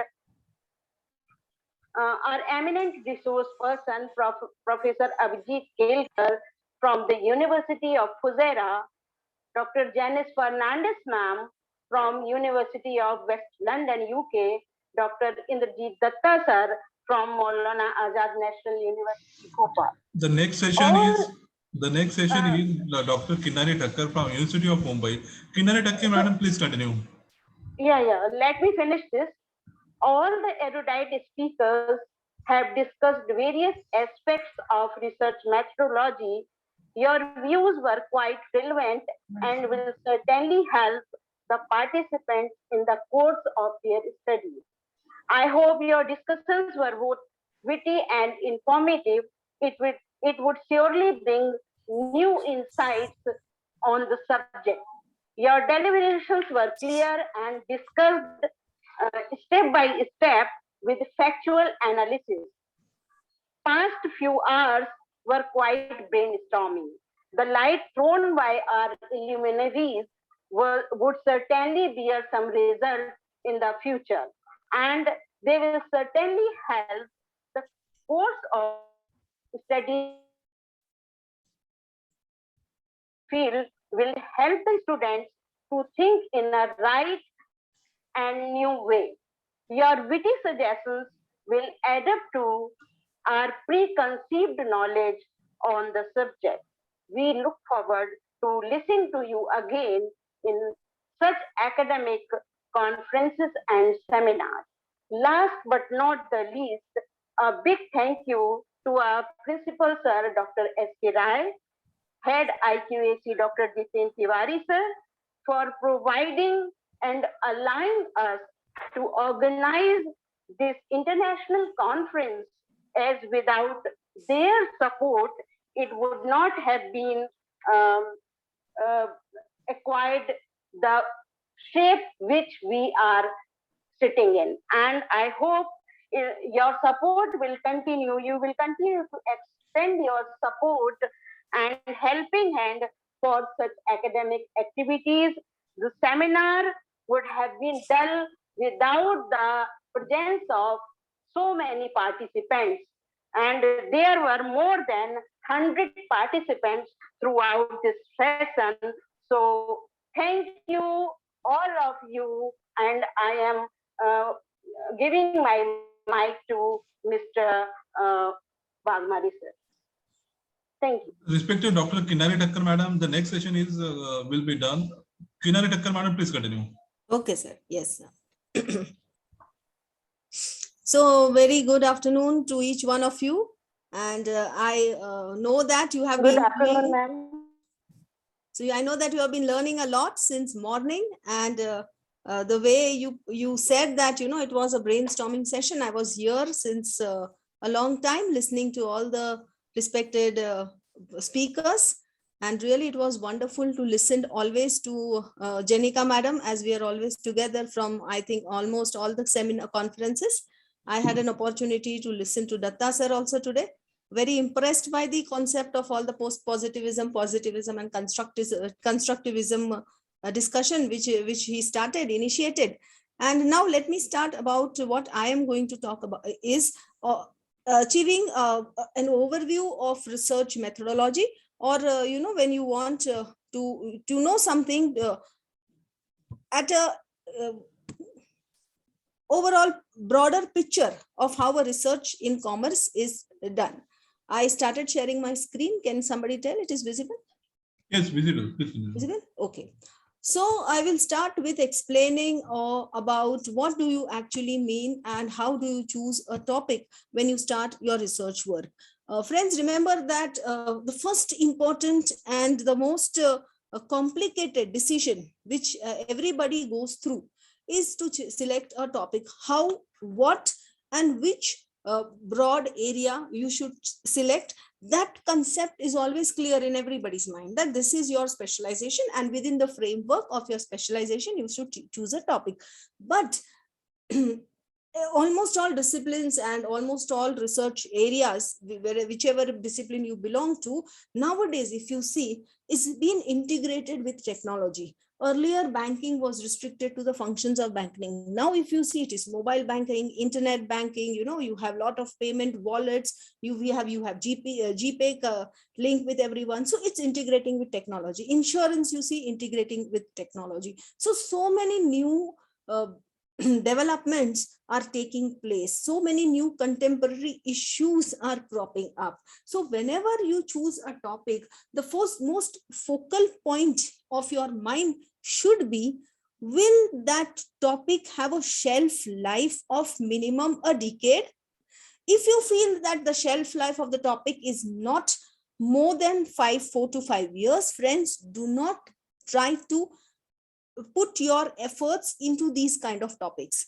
Why? Because things are, the situations, the environment, conditions are moving at a very, very faster pace. So you have to be very careful when you choose any topic which is related to your research work. So I will try to jot down, I try to discuss some points which will enable you to make, at least refine your decision, not maybe 100% your decision you can make on what your topic you want to choose. But the first time researchers or maybe the second time researchers who have already acquired a degree or done a research project, and now they want to go for a major research project or some another additional research work. For them, I think this refined explanation of how to choose a topic will be of a great help in deciding what are the contemporary areas we should think of and what important broad points we should keep in our mind when you start selecting a topic. The most complicated task when you start the research work, other tasks will follow, but unless you identify a topic, you can never try to go into some other areas of initiating your research work. So unless the topic is freezed, nothing else can proceed. That's an engine of your work which you are planning to complete. So how to choose a topic? Choose a topic which interests and challenges you. This is one point which everyone should understand, is you should be interested in your topic. You should not allow any kind of compulsion in choosing a topic from any place where you are registering. You should always be convinced that this topic is something which will help in me in completing on time, as well as it will be of a social or of a relevance which will have some positive outcome. So it has to be some work which may be used by others later when you that work is almost either in process or when your work is ending. So you should always think that how to choose a topic. You should always take 2 points in mind. Will this be having readers? Will I gain visibility? Will I gain readership in this? If so, till what time horizon I will be gaining readership for this? And if I proceed, initiate, start, or go ahead with this kind of topic, then is there any further areas of research? Are there future, what is the future scope of the research? What are the new vistas which you can open up after doing the research work? So posing these 3 questions, answering these 3 questions to yourself, that becomes the topic, the area which you should delve into when you choose a topic. Your attitude becomes very important to determine the amount of efforts and enthusiasm you put in your research work. When I say focus on a limited aspect, what do you mean by that? Whenever you choose a topic, you try to ensure that you set certain framework and certain limit within which the topic research study will be undertaken. For example, initially, out of too much of excitement, the first time research students or research scholars I have seen, they try to take a topic on performance of Indian economy. These kind of broad areas and topics is identified by them out of enthusiasm. But remember, you should not choose a topic which seems to be unlimited and which seems to not be connected, to not being able to connect different aspects which are related to the main title which you have decided. Like you can do the same topic, you can select the same topic if you want to go for performance of Indian economy during the COVID period, if you want to see, but you should select some narrow area of Indian economy. There are so many aspects you need to go for. Either you go for export import, you may study the manufacturing sector, you may study the provision of service sector. The most booming sector during the COVID was IT sector. So you may study how the performance of IT sector has has surpassed all its previous performance during the period of COVID, because how useful it was. Again, when you choose, suppose only one sector, you focus on IT sector, then further you have to restrict it to certain important companies or industry in that particular area, in the particular sector. So this is how you have to narrow down your title to a particular area or a particular place or a sector, which will at least give you an inner feeling that yes, I can go ahead, because it is not an unlimited, vast and never ending topic. I can have a limit and I can manage this topic. So next step is to see a subject which you can manage. Manageable means reducing, restricting and focusing, narrowing down the area of your research. Avoid subjects that are too technical. That also purely depends on what is the level, interest and the experience of the researcher. So it's not always that if you are a first time researcher, you should not delve into an technical or learned subject. You can always, depending on your aspirations, depending on your enthusiasm, but ideally, I will always suggest that when you're doing research for first time, any kind of research, minor, major, thesis, PhD, etc., try to see that you are, if you go into too much deeper or technical in a particular aspect, there are very bright chances of you getting, stuck up in between in certain situations if you do not have a proper guidance. So unless you have a very clear focus guidance related to the area in which you plan to move ahead, try to avoid extremely technical and specialized area, especially in commerce. I'm only talking about commerce research, not talking about any other science or any other research. Science, everything is becoming, science, so research becomes technical. Social science research can have a more broader perspective in any area which you identified. So then you have to avoid topics that have a very narrow range of source materials. Sometimes review of literature, is the literature is not available for reviewing. So at that time, when you need to identify the research gap, probably it happens that you may not be able to identify what is the research gap because not much of work has been done in past of a topic which you have selected. So in case if you feel that a title which you have identified does not have too much of source material back in the library or any other source, which I think the previous speakers would have discussed at the time of discussing the library and library work and information which you need to do before you start with your research work. So this topic which you should identify should be of thrust area. Now, which are thrust areas? We can take an example of few thrust areas. Ensure the feasibility and workability of the research. Discuss with experts in the field before freezing up of a topic. Let's go to see what kind of thrust areas now are there in the social science research, specifically related to commerce. You may have implications of ICT on education.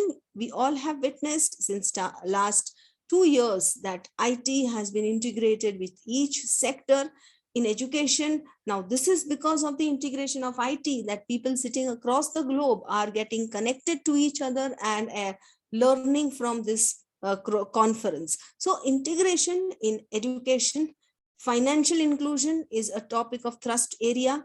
E-commerce industries, now what you have, the reports, certain reports have mentioned that in spite of all the opening up of shops and opening up of the malls, there are still so many customers, they want to buy from e-commerce sites. Why? Because first of all, price, they find the price is more reasonable when you go and purchase anything from an e-commerce site, or you don't have to actually travel anywhere. You get a lot of things just on your mobile phone or on your laptop, and you get to learn a lot of things. So e-commerce industry is a booming industry. Again, post-COVID, you have a lot of business intelligent softwares which are coming up for maintaining your accounts, for maintaining finance, for maintaining your tax records, and for maintaining all these entire e-commerce industry system.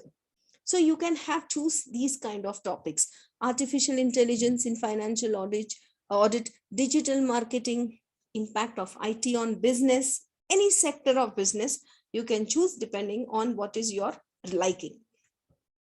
Let's discuss in detail about what important points you should keep in mind whenever you start framing a title. The most complicated task you have done, assuming that your title is ready, your area is ready. Now what you have to do is to select, frame the title. Choosing a topic you have done, you have been jotting down what all points, information, areas, broader areas I need to cover. That is over. Now you have to frame the title. So while framing the title and post framing the title, 2 important points you should be able to remember. One is, let's understand, what do you mean by title? Title should be such that it summarizes the main idea of the study. It should be concise, informative, and should be able to convey the purpose of the research. It should give a clear indication of the purpose and scope of the research. Okay, these all theoretical explanation of what a title should be, that we have discussed. But now in practice, I will tell you that how a title should be framed.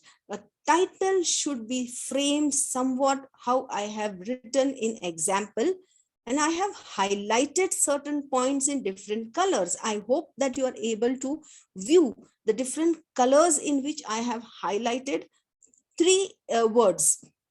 I'll read the title. Everybody who is interested in understanding the entire concept of research overview or a footprint of research, initiating the footprint of research, please try to focus on framing of title.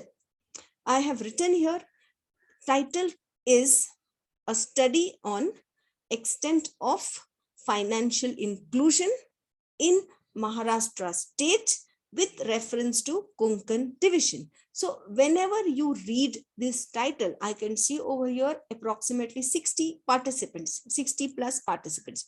Whenever you read this title, all the participants reading and focusing on the session will interpret certain words in the same capacity. But there are certain words which everybody sitting here will have a different own interpretation. So the words which will be interpreted in the same way, in the same capacity level, I have written in red. So if I say that this is a study, all participants will understand what is it. It is a study, fine. If I say it is a study which is in Maharashtra state, everybody knows that there's some state called Maharashtra state. Those who belong to that state, fine. Those who does not belong to that state, they don't need to know the details. They just have to know that there's some state in India, which is a Maharashtra state, and a study is related to that. And specifically, I've given to focus or reference to one small division of Maharashtra state. So the study is related to Konkan division, which is a part of a Maharashtra state. So all the 60 plus participants sitting here will be understanding these words written in red in the same manner, in the same level. I do not need to explain anything to them. But when I read the word extent, none of you will interpret it in the same fashion. 65 people may have 130 definitions. At times you will feel extent means this. Sometimes you will feel extent means something else. So every time you read, you may not have a uniform definition or understanding of what do you mean by extent.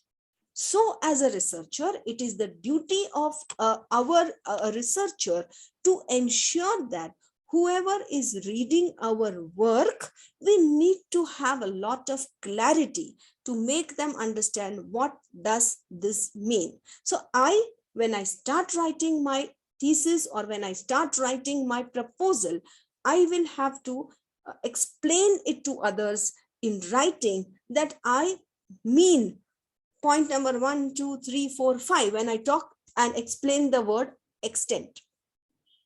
When I explain the word financial inclusion, According to the researcher, financial inclusion means covering all these points. So this clarity which you are trying to convey to the readers in the form of explaining what you intend to do is called as operational definitions. So you answer yourself, ask yourself, do you think you need operational definition of the word study? No, everybody understands in the same way. Maharashtra state Konkan division? No. So what kind of words you need to have to give operational definition is those words in your title, which may have different interpretation by different readers, or which may have different interpretation by the same reader reading it again and again. If I read it again, I must have thought financial inclusion is this. If I read second time, I might have a different opinion about what is an extent. So you should ensure that as a researcher, you give a clarity of your thoughts, convey it to those who are reading. So that inclusion is called as operational definition. So in my research, I have defined what do you mean by extent. Now, again, there is a choice. It is not necessary that you should define extent as what has been understood by others, or it is not necessary that you have to give a complete definition of the word extent. You may select certain points of what you feel is relevant to your area. You may select certain parameters of what you feel is relevant to your area. For example, I'm trying to give you an example of financial inclusion. Okay, if you all just Google search now and write financial inclusion, if it is the definition which is given on the government website. If you Google search it now or use any other search engine, you may come across different points. Say 7 points are there in a way how financial inclusion is defined.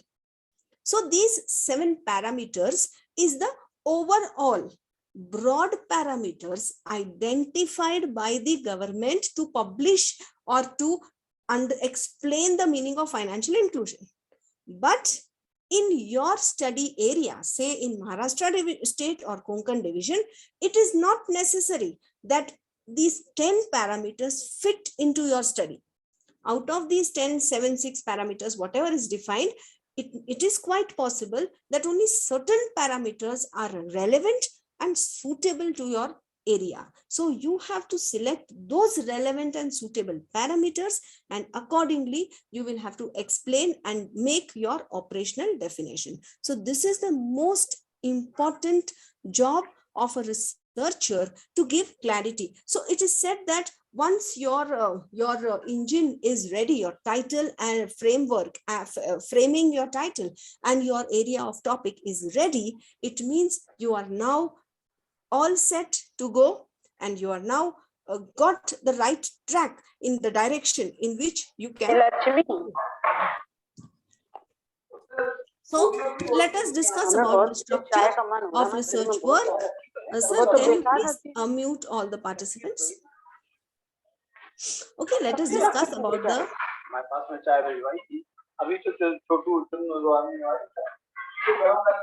वो तो हमने ऐसे ही P ली, उसमें एक घूंट तो चाय दी. Sir, if you make me host, I will mute all the participants. Waghmare, sir. Yes, please continue, madam. Yes, sir. If you make me the host, I can mute the participants. Anupam Soni, I think you have to mute, sir. I am removing. Okay, sir. So what are we discussing about the structure of research work? What are the structure and the points, the contents, which is important, mandatory, more than important, it is mandatory when you start your research work. Introduction of the research, a profile of the study which you have identified, area of study which you have identified, review of literature, problem, scope of study, objectives, hypothesis, research methodology, limitations, significance of the study, chapter scheme, and references. So these are the most important points which should be considered while you are doing your framing the broad work which you are going to do in your research. Now, another question is, What is introduction? What you should write in introduction? So here the introduction word means you have to write everything related to the broad area. It was again lot of some disturbance going on, sir.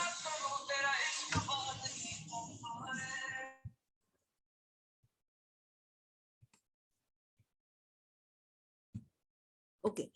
So introduction, what all you should write in the introduction? You have to mention about the subject background, the origin, the definition. So in our example, I have to mention about what is the meaning of financial inclusion, what is the parameters, characteristics, or what are some of these the points which has been included in a generally accepted definition or understanding of financial inclusion. So I have to give the subject background. Then I have to give the topic background. Both are different. Subject background means I will focus more on what is the financial overall meaning of financial inclusion and how you considered a state is a financially included state, the parameters if identified, any if identified. Topic background, the topic will be, is Maharashtra state financially included? To what extent it is included? Is any information about Konkan division, which is the subtopic of my area, is discussed or is studied? Is there any review? Is there any literature available? That is a topic background that you should give. Framework, broad framework of what do you mean by extent, what do you mean by financial inclusion, what is the Maharashtra state's economy's performance related to financial inclusion, what is the literacy level related to financial inclusion. So all this background information one has to give. And you have to mention about the need of research work, the conceptual framework, and the statement of the problem. This is what you are expected to mention in the introduction part. You have to assess the literature. Why you are doing the literature review? To identify the research gap. As previously speakers have mentioned, that research gap is very important, for which you'll need to have do a lot of library information, library work, and how to gather, how to collect sources from where you are going to mention or quote about information related to your study area. So who are the authors? What are the work which they have published? Is the piece of literature which is done is referred? Is there any recent article which has been over superseded by what was done in the past? These are the few important tips of doing a research literature. The third important step when you try to do a research review of a literature is to identify the source. Okay, so you have to identify what all books, articles, newspapers, readings, journals I should try to collect, I should try to gather, and I should refer. So that is the question which is always coming in your mind, that whether this book I have got is related to my literature, can I put it, incorporate it as a part of my literature review? That questions I will try to ensure that is solved, which is a question mark in your minds. So what all you considered as relevant to your literature, that is important. So any topic which is considered as a relevant to your literature review should be a study which is related to which is involving a broader aspect. Any study which involves a broader aspect is considered as related to your study.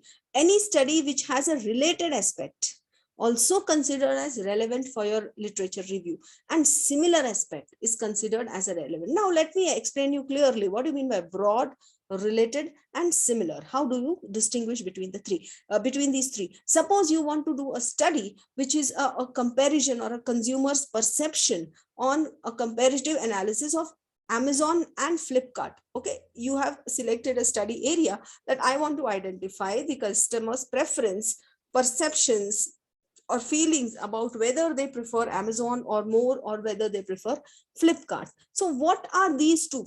The first question which you should ask in your mind, that this is my title.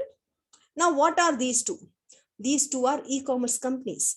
Okay, so you have to study broader aspect to understand the performance, the functioning, the entire logistics related to e-commerce companies, because that is your area. So broader aspect, it is not related to Amazon or Flipkart. We are not doing that. We are studying broader area of what an Amazon and a Flipkart is. So you need to focus and collect materials and identify resources which to incorporate it as a review of literature in your chapter will be legal aspects in e-commerce. You should know the legal aspects, ethical issues in e-commerce, logistics in e-commerce, securities issues in e-commerce, growth of e-commerce in India. You get an idea of how the e-commerce is progressing. So that's a broader aspects which you need to understand when you start doing a certain type of subject. So you have to identify topics which are relevant to your research area, having a broad perspective.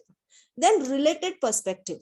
Related perspective means you have to see what is e-commerce, Amazon and Flipkart. If you see what is the type of B2B e-commerce business happening, business to consumer e-commerce happening, business to consumer, what are the emerging trends? These are all related areas which is to your study. And then last, you should then narrow down to similar aspects. Similar means any studies, similar lines has been done.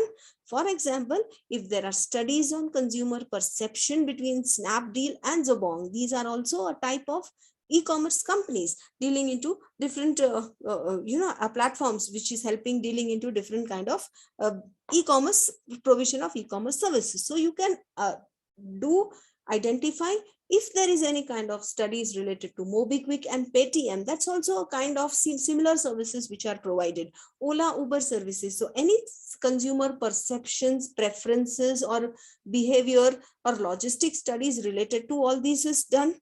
Then from that you can identify certain parameters related to your study, and you can also sometimes maybe coincidentally you may be able to find a research gap which is related from the similar work. Then we have to go for data collection, data analysis, etc. So in the data analysis, always there is one question which majority of the times when I ask the research scholars at the time of their mock viva was or the actual viva was as an external referee is why you have chosen this sample. Some of them, they answer that I have chosen a sample of 500. So then the question comes up that why 500? Why 800? You should be able to give a proper answer with justification why I have chosen this. So for that, there are two different methods to convey, two different points in which you have to convince the referee.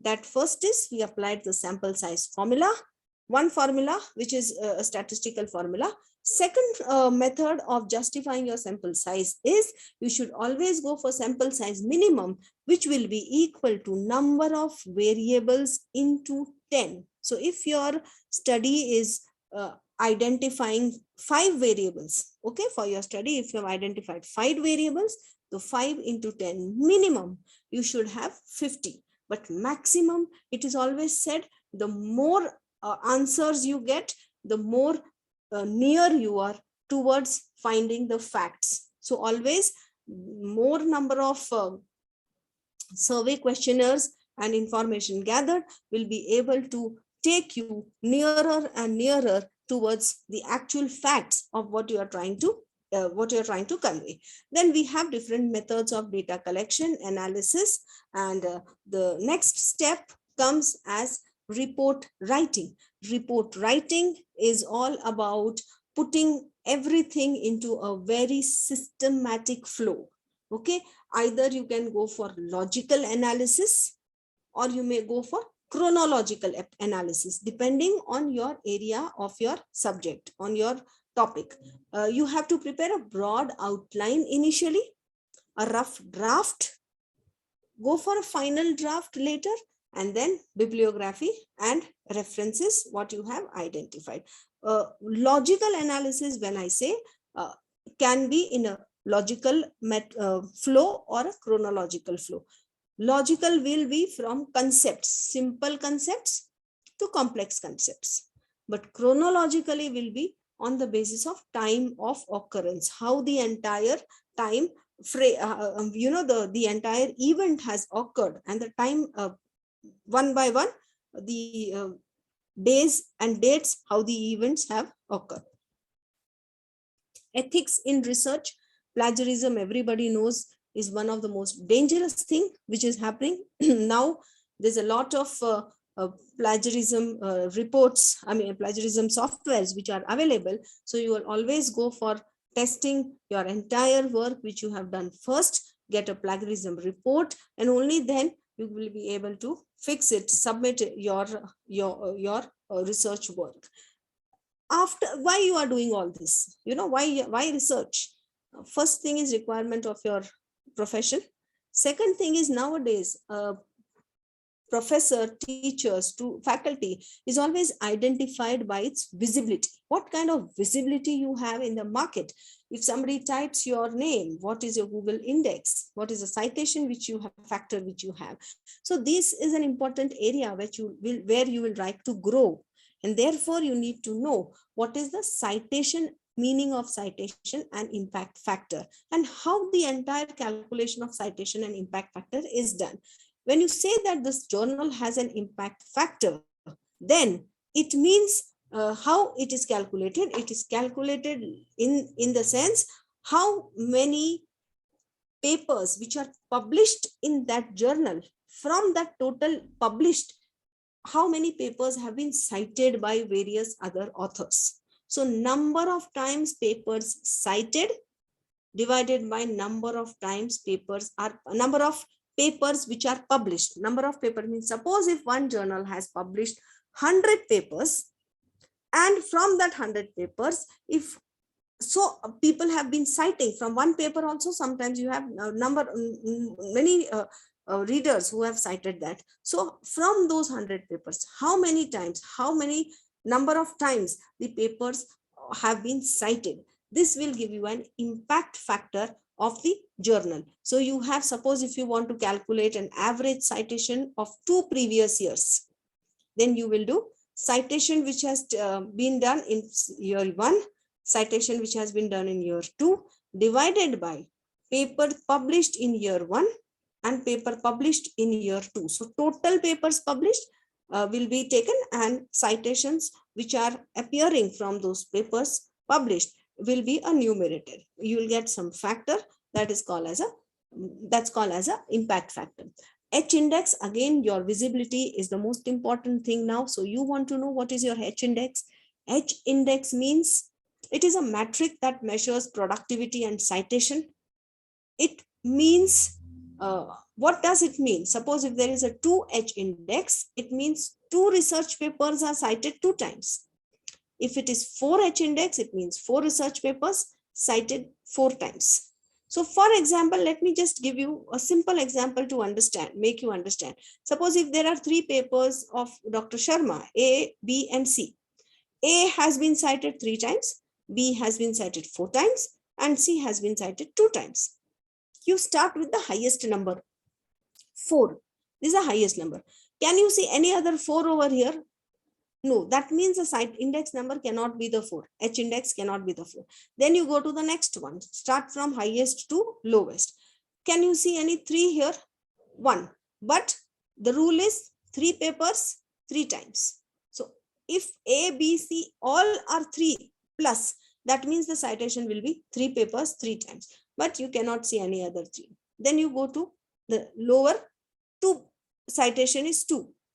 So 2 has to be minimum 2 times, at least 2 times. So here this is also 2 times, plus 2 plus 2 here 4, and this is also 2 times. So minimum, if you see, the citation is 2 times. That means the H index of that person, Dr. Sharma, is 2. Then let us see the last slide, that is I-10 index. Almost similar, only the word 10 is what it speaks. 10 times, 10 papers is cited, at any paper is cited at least 10 times. So here you can clearly see, if this is more than 10, index 1, it's 1. This is more than 10, plus 1. This is more than 10, no. So rule out. This is more than 10, yes. So more than 10, I can see 3 papers. citations. So that means your I-10 index is 3. So finally, you are all interested only in your visibility after doing all these lot of hard work, and visibility is what gives you recognition, and that is what matters in our profession now. So this is what I thought I will just give you an overview of how to initiate a research work and to expand or maybe improve your footprints in the research field. So with this, I end the presentation, and I thank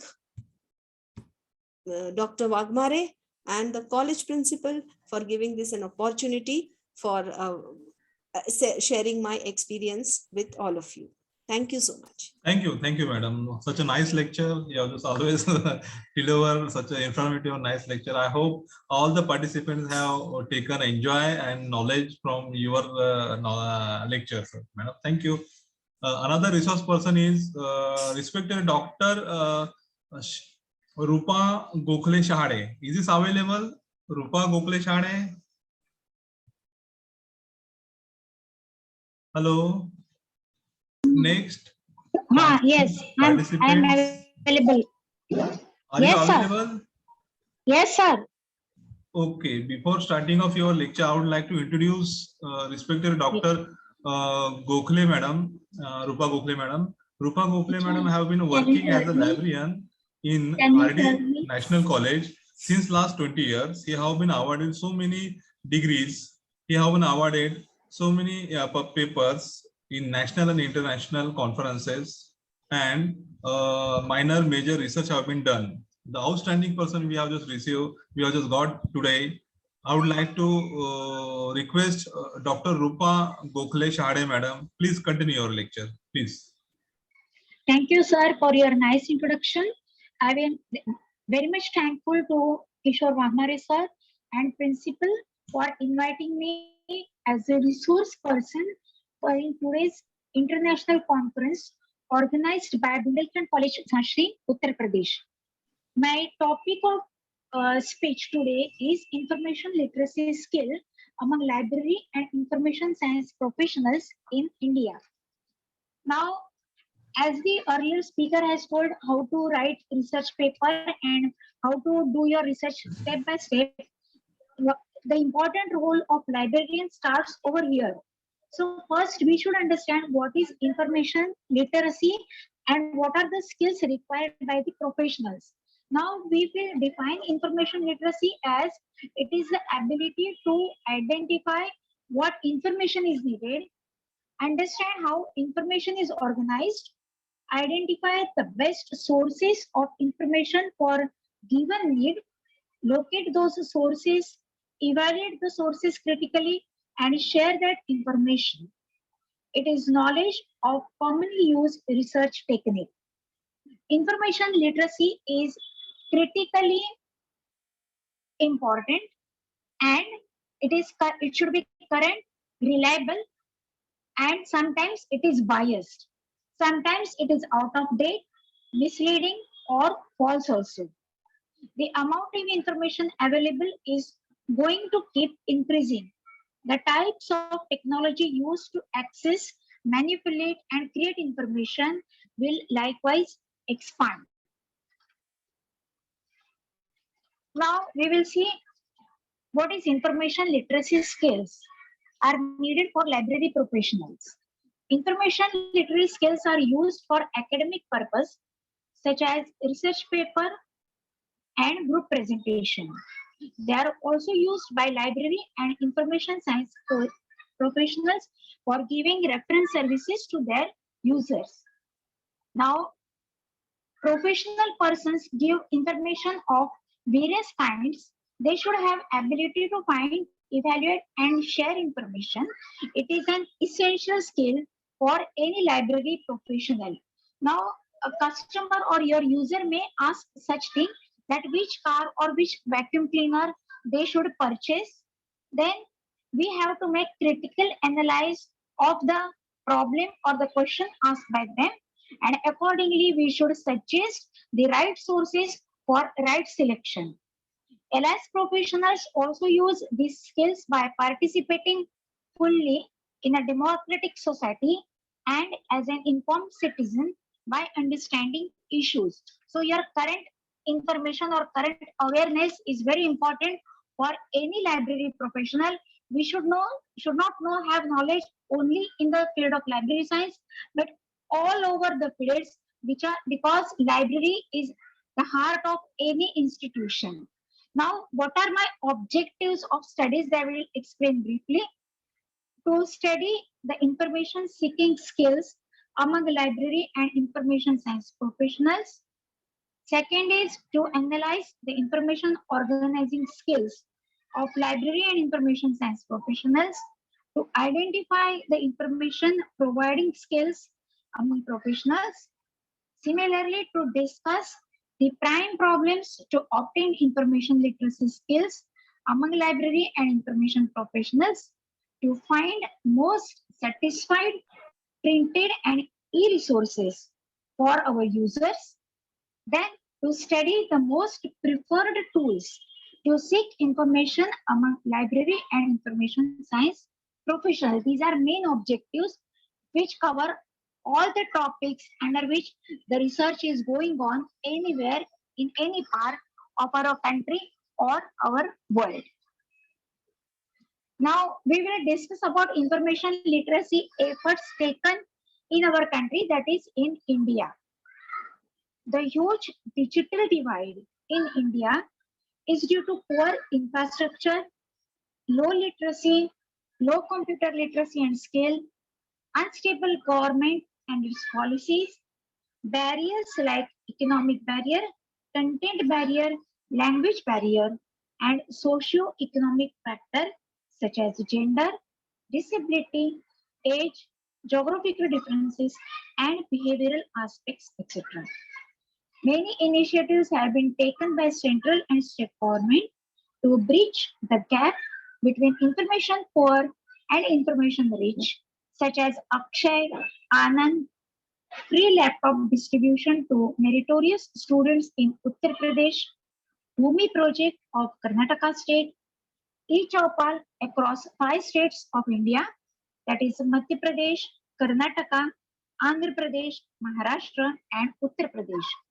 CARD project, then e-Seva and Suryakanya in Andhra Pradesh, Gram Doot India Agriland, Janamitra Gyandut project for Rural Information Network in Madhya Pradesh, Lokamitra project in Himachal Pradesh. The fast, reliable, instant, efficient network for development of services project in Kerala. These are various projects undertaken by central as well as state government. In all these states, library legislation is passed. The government of India has set targets through its planning, policies, and implementation processes. Its initiation of e-governance and related ICT applications are positive steps towards this progress. Now, we should find out why we need information literacy among ourselves. We are at the core of any institution, so we have to develop our information literacy skill in learners. So we have to help to become them as independent learner. We should impart skill of information technology to common people. World Wide Web, that is WWW, has taken new shape.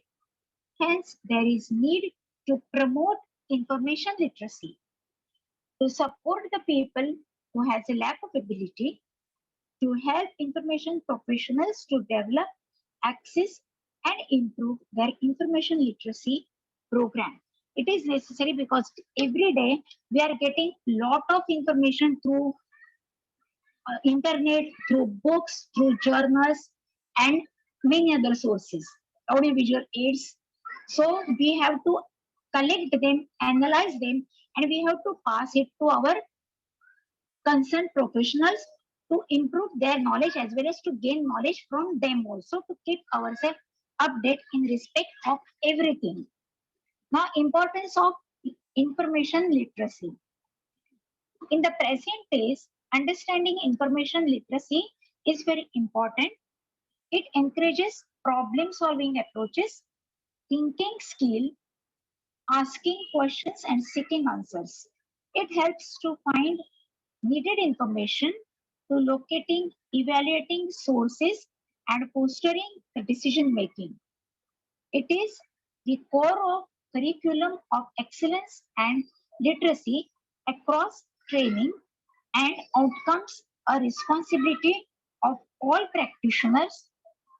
Information literacy is important for effective and current society and civilized society. The implications that can impact the lives of many people around the world. For effective utilization of information technique to find and manage information in the age of information explosion, information resources available to us 24/7 in variety of information services. However, so much information is so easily and quickly available does not mean that all information is worthwhile or even true.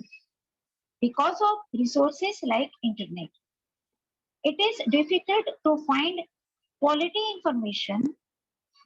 Finding good stuff is not always quick, and the good stuff does not always come cheaply. Information literacy will improve employability. Today's employers are looking for people who understand and can adapt the characteristics of the information age.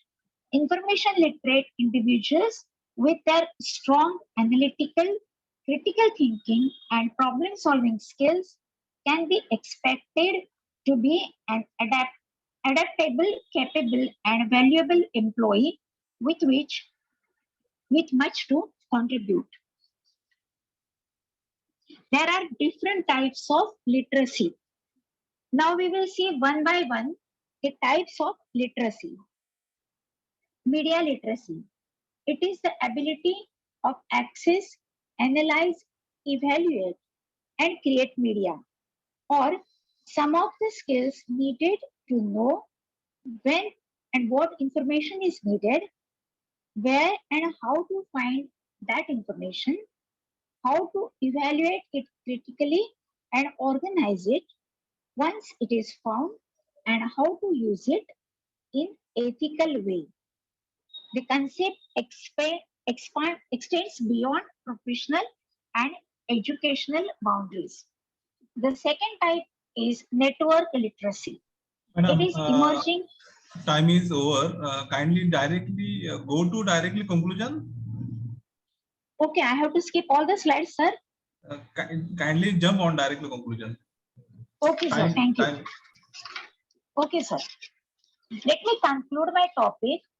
The information environment of the 21st century requires that students are taught to wade through the ocean of information in order to locate, use, and evaluate information for knowledge acquisition and for lifelong learning. Results show that many libraries in the study are aware of concepts and value of information literacy education for students in Indian academic institution. They also strongly felt that they are capable of handling information literacy. What this group of professionals need is an enabling environment prepared by government approved standards and policy to join their colleagues in other parts of the globe to build citizens who are information literate needed for survival in the knowledge society. Information literacy is ongoing journey. It should not be a destination. It is found essential to make information literacy program a regular activity in higher education learning and research development institutions. Library professionals also slowly and steadily acquainting themselves with knowledge gadgets and showing interest in guiding the users in information search and accessing information. Information literacy program need to be implemented mainly by library staff in school, universities, public and other libraries in order to achieve library goals and to convert their users to lifelong learners and critical thinkers. Due to shortage of time, I could not complete my PPT, but I would like to conclude that IncludeNet is a very good initiative taken by UGC, and it is available to all the colleges and universities at very low cost. So make proper use of this portal. More than 7,000 ebooks and e-journals on different subjects are available. Plus, every college and university has its own institutional repository, which are very helpful for the researcher. Thank you once again, Waghmare sir, for giving me opportunity to deliver my lecture. Thank you. Sir. Thank you. Thank you. all. Thank you, Gokula madam. The next session is technical session. The PPT session will be start. The first number of the person presenter is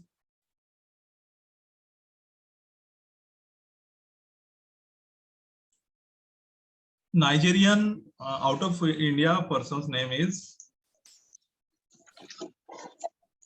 Uche. Uche madam. Yeah, please continue, ma'am. Yeah. Do you have Okay, my name is Professor Uche Emetarom. Yes, yes, thank you so much.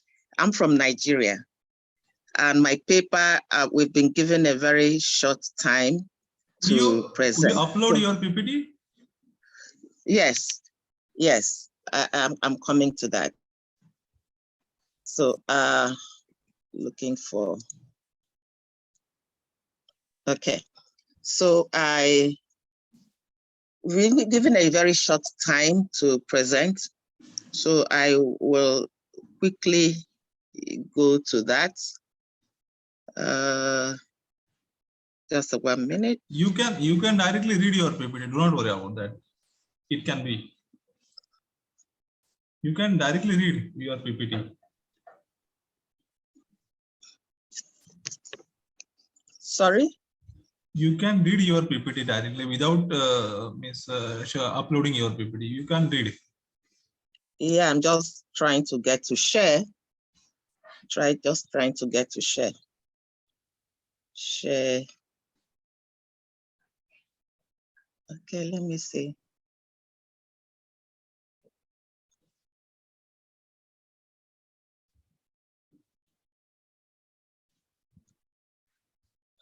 You can directly read your PPT.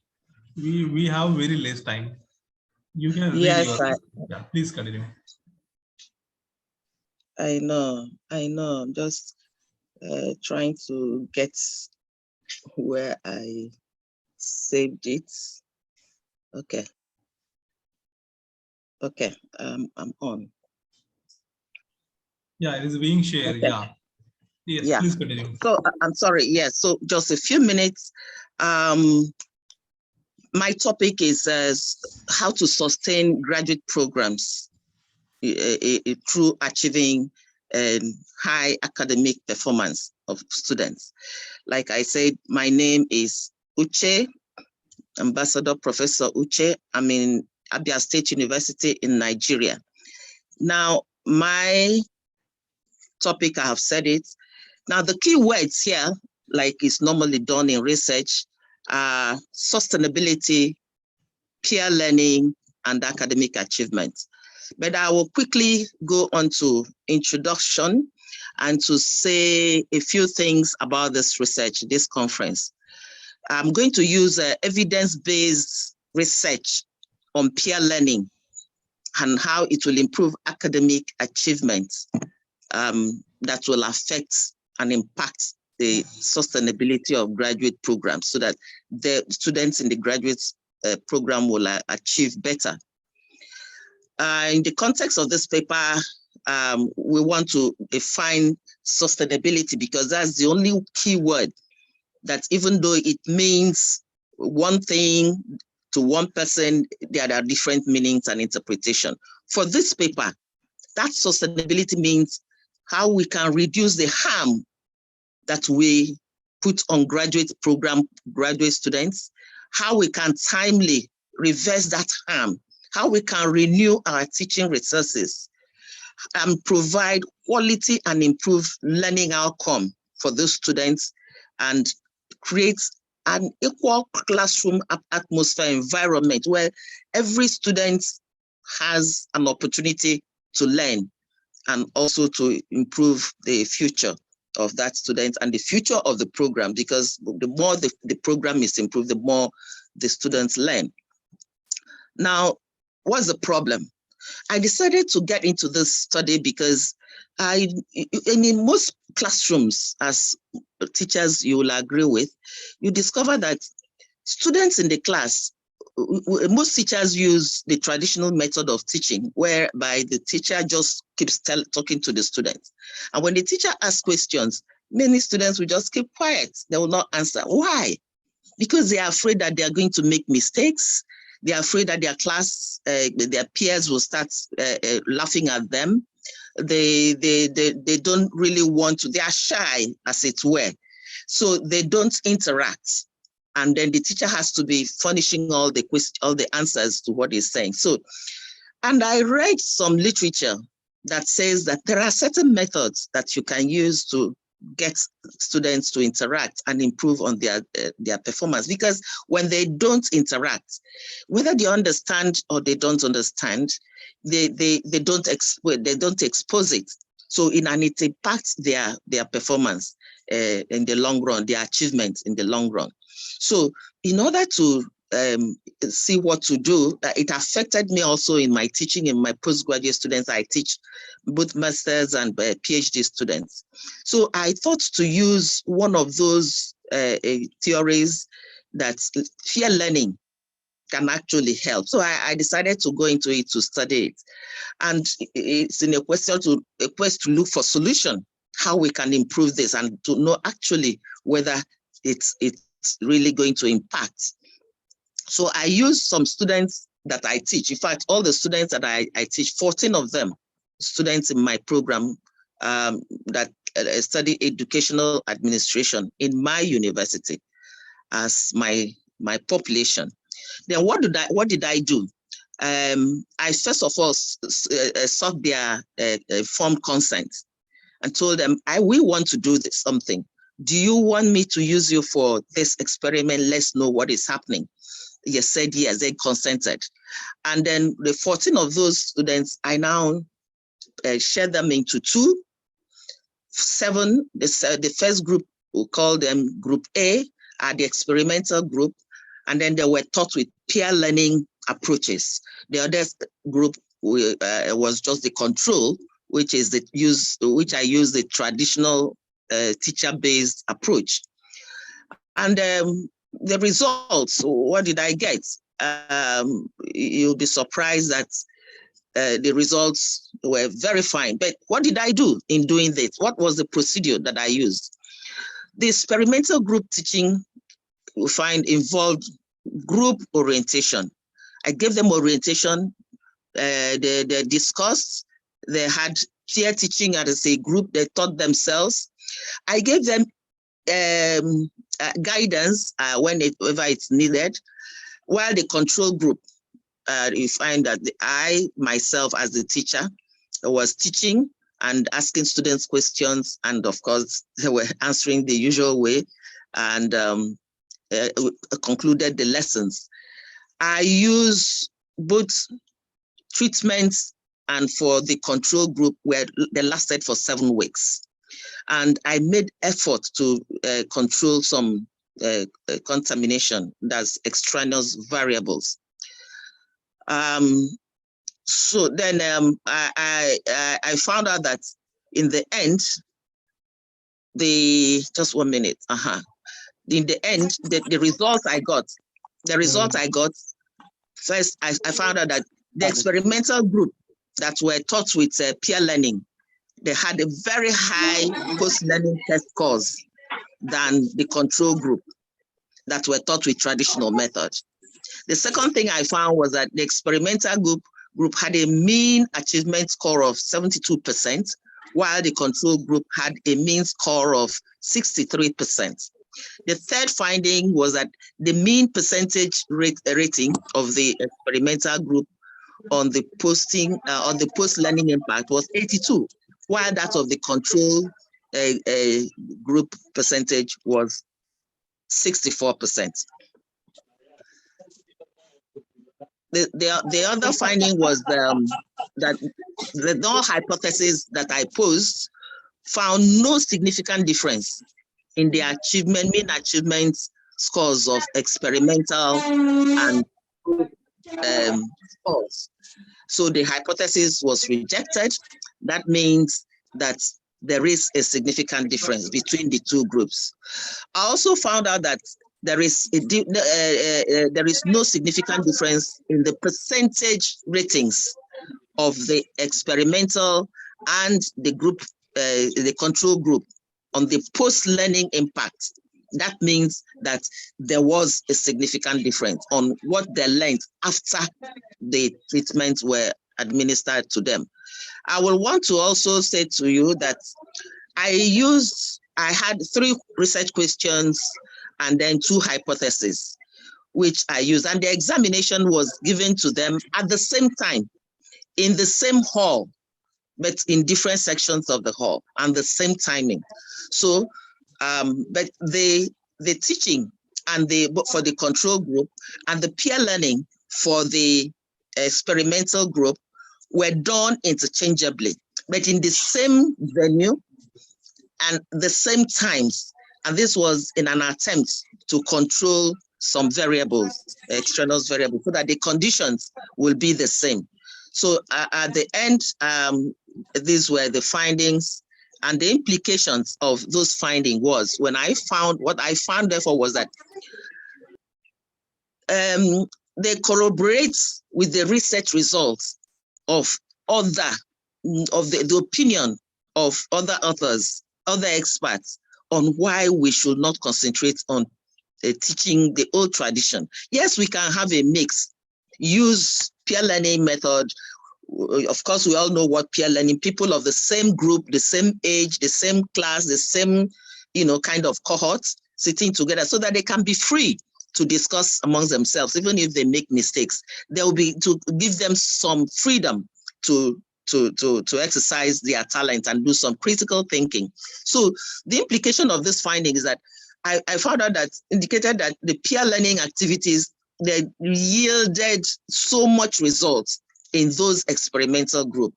I saw team building spirit amongst those students, unlike in the traditional. I saw more supportive relationships among the peer learning group. I saw greater psychological well-being. People were more disposed and were more relaxed when I was just going around.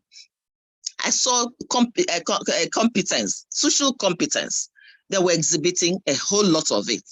I saw skills, their communication skills were improved because they were amongst their peers. There was no fear and they were relaxed. There's self-esteem, which wouldn't be there and was not there in the control group, because they were afraid that they might say something wrong. They felt free to explain themselves and say something, even if they got it wrong. I saw high achievements at the end of the day. The exam was given. So there was greater productivity in terms of learning outcomes that resulted from the experiment. So now, based on this, I recommend that, having tried this practically myself, teachers should adopt peer learning strategies, particularly at the university level, because peer learning strategies cannot be applied to the lower levels, like the lower primary or kindergarten or nursery, but at the university, where students know they know how to express themselves. So we need to combine both.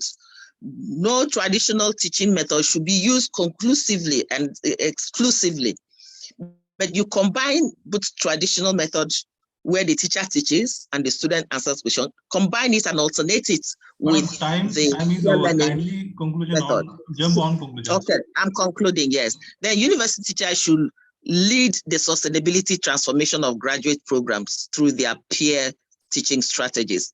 Now, I conclude by saying that given the positive research results on peer learning, it will make sense to harness those benefits by designing classroom experience in a way that encourages peer learning, both in and out of the classroom. And there are very many strategies that we can use in order to get people, students, to discuss and learn from themselves.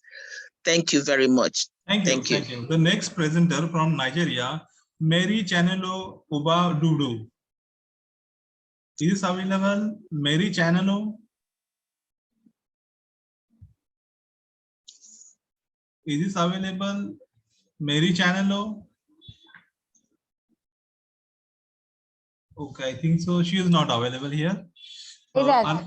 দুটো frog গলা জড়াজড়ি করে বসে আছে বৃষ্টিতে shelter নিচ্ছে Hello. Is this available? Mary Chanelo from Nigeria. Okay. Another person for the paper presentation name is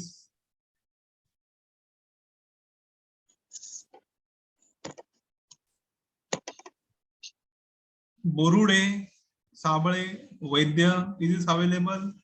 NB Borude. Is this available? NB Borude. Second number. Third number. Saranya. Is this available? Saranya. Dr. Darekar. Dr. Darekar. Dr. Brujendra Singh Bodha. Dr. Brujendra Singh Bodha available है? Okay. Another person is there. I am Vishnu, Rajesh Vishnu Yevle. Baiju is available. Please continue, Baiju. Right, sir. Upload your PPT.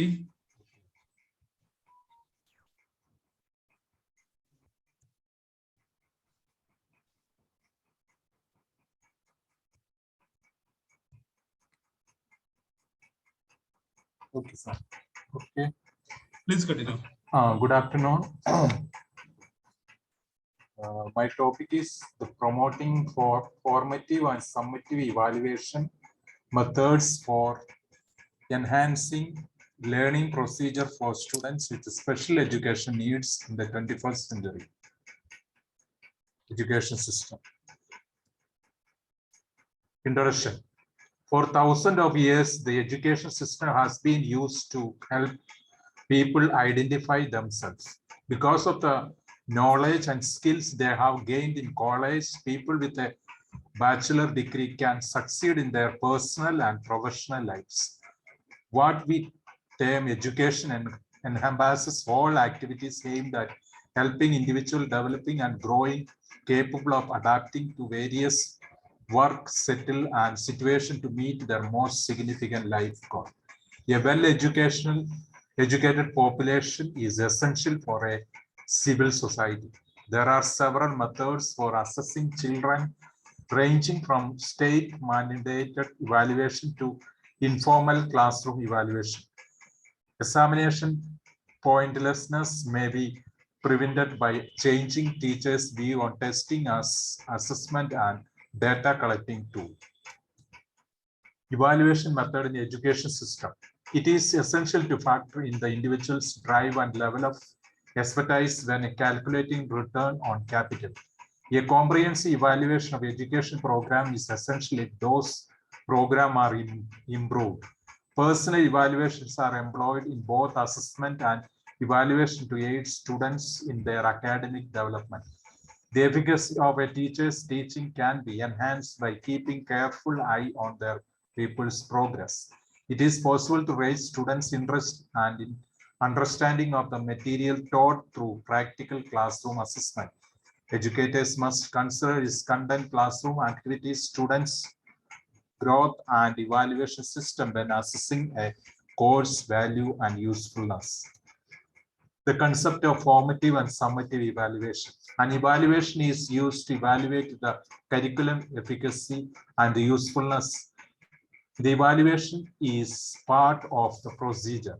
Both formative and summative evaluation have spread beyond education to include social care services.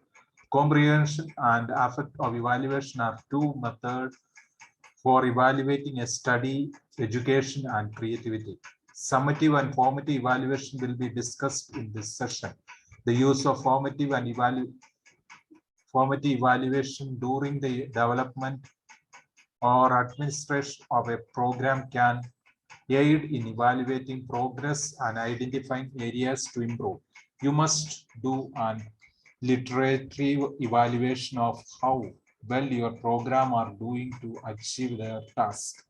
All facts of students' growth are included in school-based evaluation.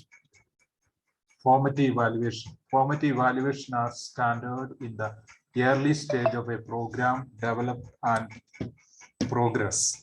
The immediate implication of their behavior must be made clear to program staff members. For instance, a formative evaluation can disclose if and how well a plan is worked and whether or not short-term outcomes are heading in the right direction. Now it is only being evaluated, it is infancy. Yearly adjustment and amendments may be made based on the information to keep the initiative on pace. An analogy to describe expert is individual who offer a high-level overview and informative evaluation. In order to make any required alternative, expert must be able to test their products before they present to the customer. The quality of the program design should also be considered while evaluating it. Advantage of formative evaluation. Knowledge is obtained as an outcome of the formative evaluation. The long-term plans and goals are included in formative evaluation. The desired outcome is achieved through the use of formative evaluation. Constant improvement is given in the during the formative evaluation. Goal setting and achieving them is the primary purpose of formative evaluation. Summative evaluation. The process of teaching and learning is complete without evaluation. Evaluation from the learner is an essential aspect of teaching learning. The term evaluation and assessment can refer to different ways of tasks when used in conjunction. Rather than micro-level evaluation and macro-level evaluation are used to measure students with special education needs, learning and assessment competence.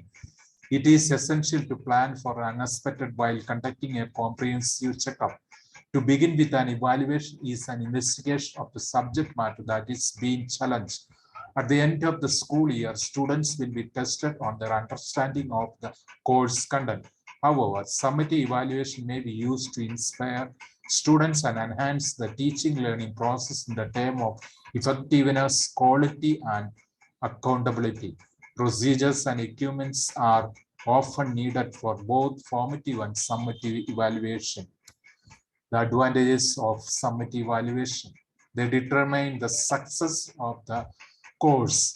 They record education achievement of the students at the end of the course. Opportunity is given for the students to improve. Individuals are given a boost after their evaluation, summative evaluation or exam of the student. Become more knowledgeable after completing a course or a summative evaluation. Conclusion. Everybody can profit from this summative evaluation qualities criteria. Formative evaluation are more effective when their inadequacies are identified and redeemed. Further, students use various resources to prepare their summative evaluation. To keep track of their pupils' growth, teachers use evaluations. Our formative evaluation system does not issue a final grade for students with special education needs assessment. Formative evaluation and relevant tasks can be helped for students with special education needs. The quality of our students through remark is critical to our formative evaluation. Summative evaluation can help students to improve their methods of instruction, the way we educate in their classroom. from the person to person. Summit evaluation can help us to grow by allowing us to compare and contrast our appropriate approaches over time.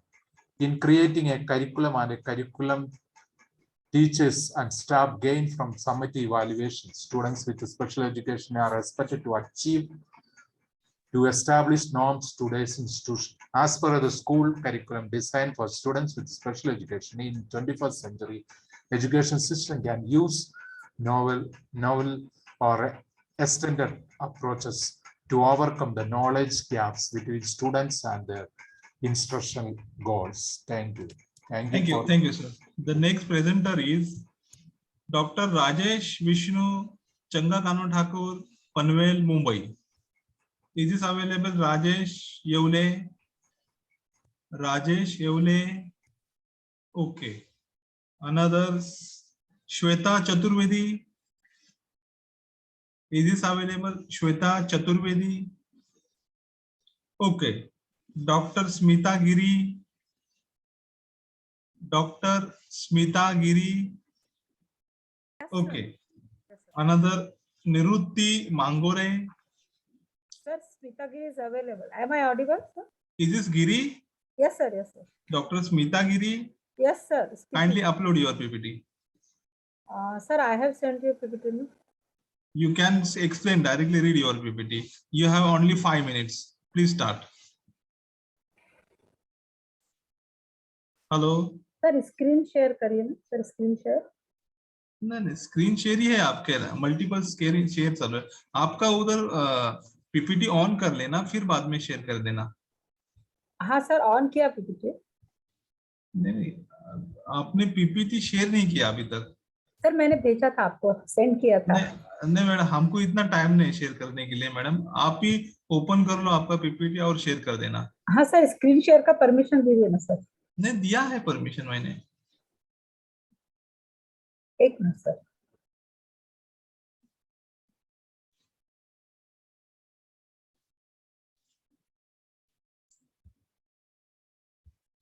आप क्या करना है, पहले PPT open करवा लेना, फिर share कर देना.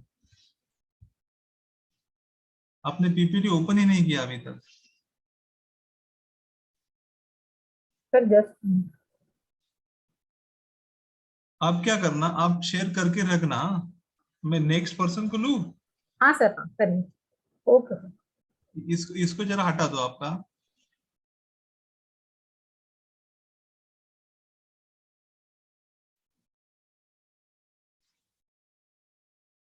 Vaishali Sukhdeve.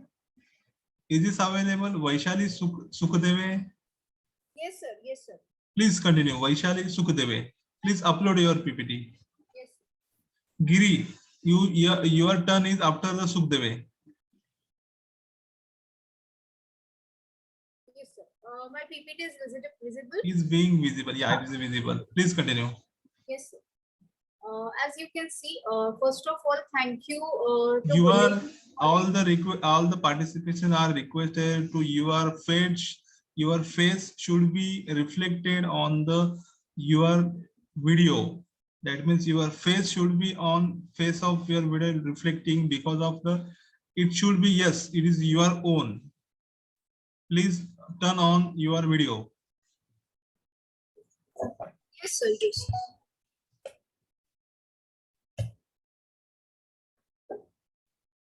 Please continue. Sukhdev, please continue. Yes, sir. आपका वीडियो ऑन कर लो और आपका पीपीटी रीड करना चालू कर दो आप. Yes, sir. Just give me. जब भी कैस और यूजीसी नैक वाले आते हैं तब आपको क्वेश्चन पूछते हैं, आपने जो पीपीटी या आपने जो इंटरनेशनल कॉन्फ्रेंस में सहभाग लिया था, आपने पेपर पढ़ा था, तो कैसे हम उसको क्रॉस वेरिफिकेशन करें. तो ये तो इसका आपका पीपीटी का नाम दिख रहा है, लेकिन आपका चेहरा दिखना चाहिए उधर.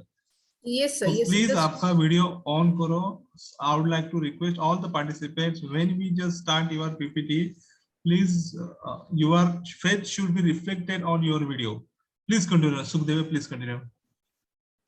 Yes, sir. Yes. Hello, sir. Please continue. Yes, sir. Excuse me. Yes, yes. Sir, I'm the student from Mumbai Yes, Sukhdev, please continue. Yes, sir. As you can see, the topic of my presentation is an analysis of judicial activism in preventive detention cases. Here, the research question which I'm going to deal is that is there an active role of judiciary while dealing with the preventive detention orders? Now, to deal with this question, first I would like to explain what is judicial activism. Now, judicial activism is a development of our judicial system while giving proactive judgments through suo motu action or through public interest litigation, or through there are various other modes.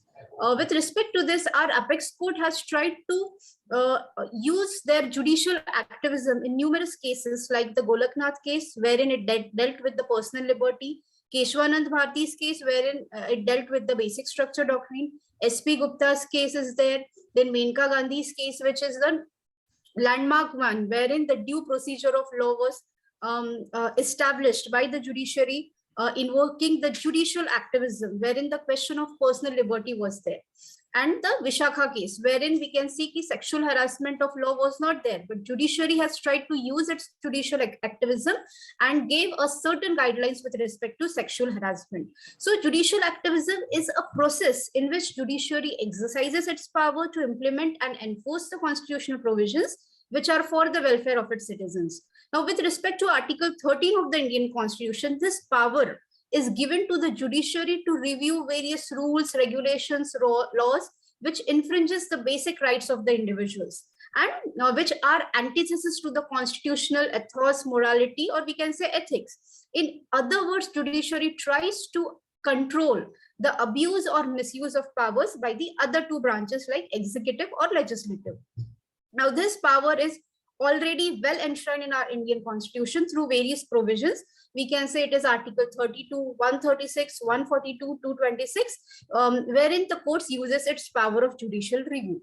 Now, to deal with this particular topic of judicial activism, I would like to reflect one very important doctrine, that is the separation of power, which is considered as the again a basic tenet or basic structure of our Constitution, wherein Article 50 of the Indian Constitution mandates that for the maintenance of independence of judiciary, there should be a separation of power between all the three branches, right? So this thing is upheld in the Constitution itself.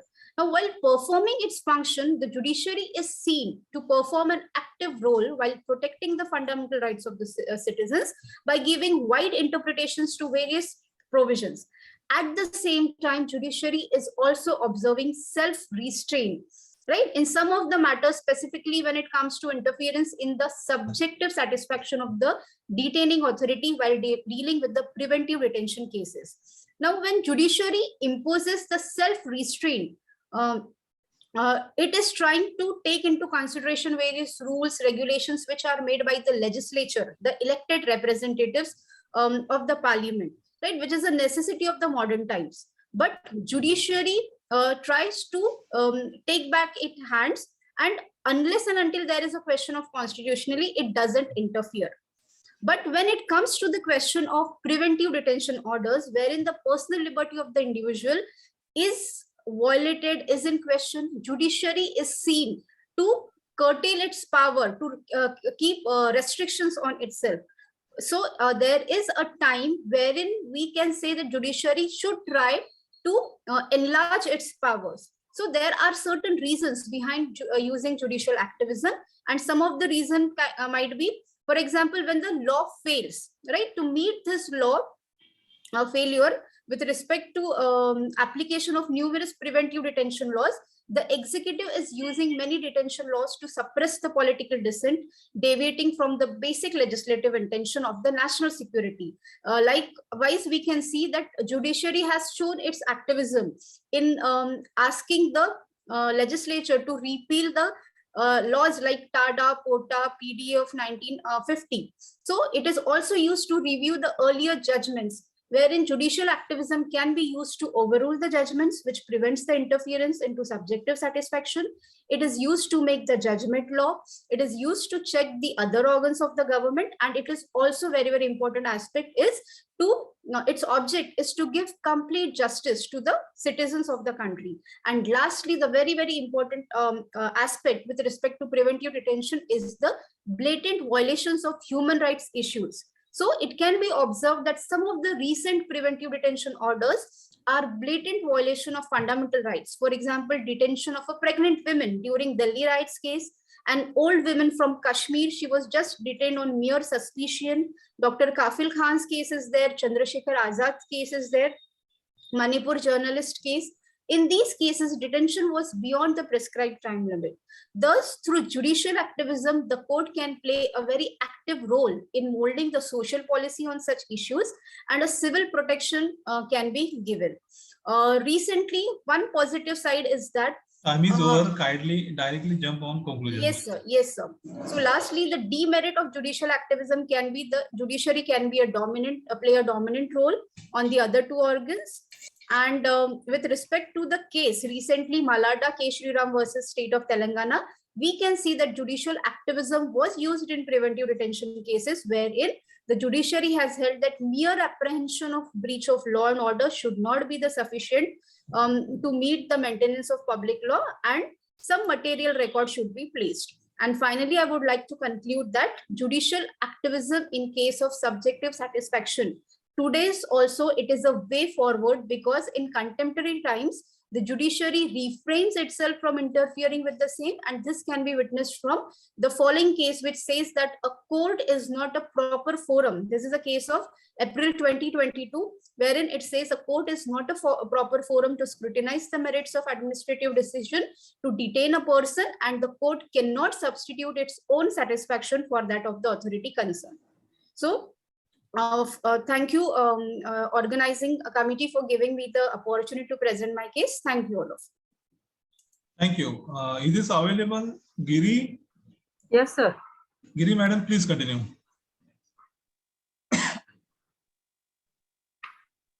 Kindly upload your PPT. Yeah, Sir, excuse me, sir. yes, please. No. Yogita Patil. Yes, Giri, madam, please continue.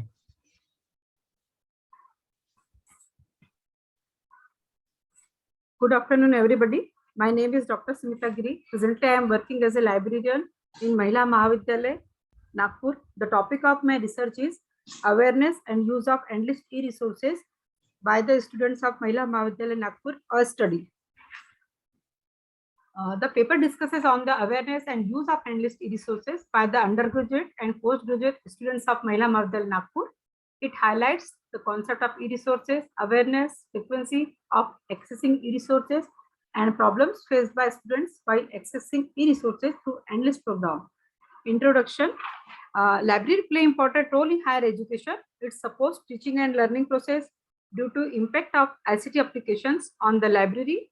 The libraries acquired electronic resources along with their traditional collections. Video should be on. Okay, sir. It will be proof of you. It is you. Okay, sir.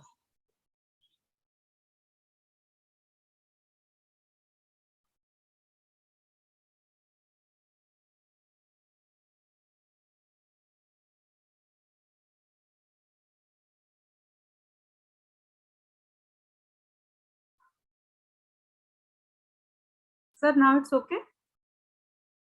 Hello.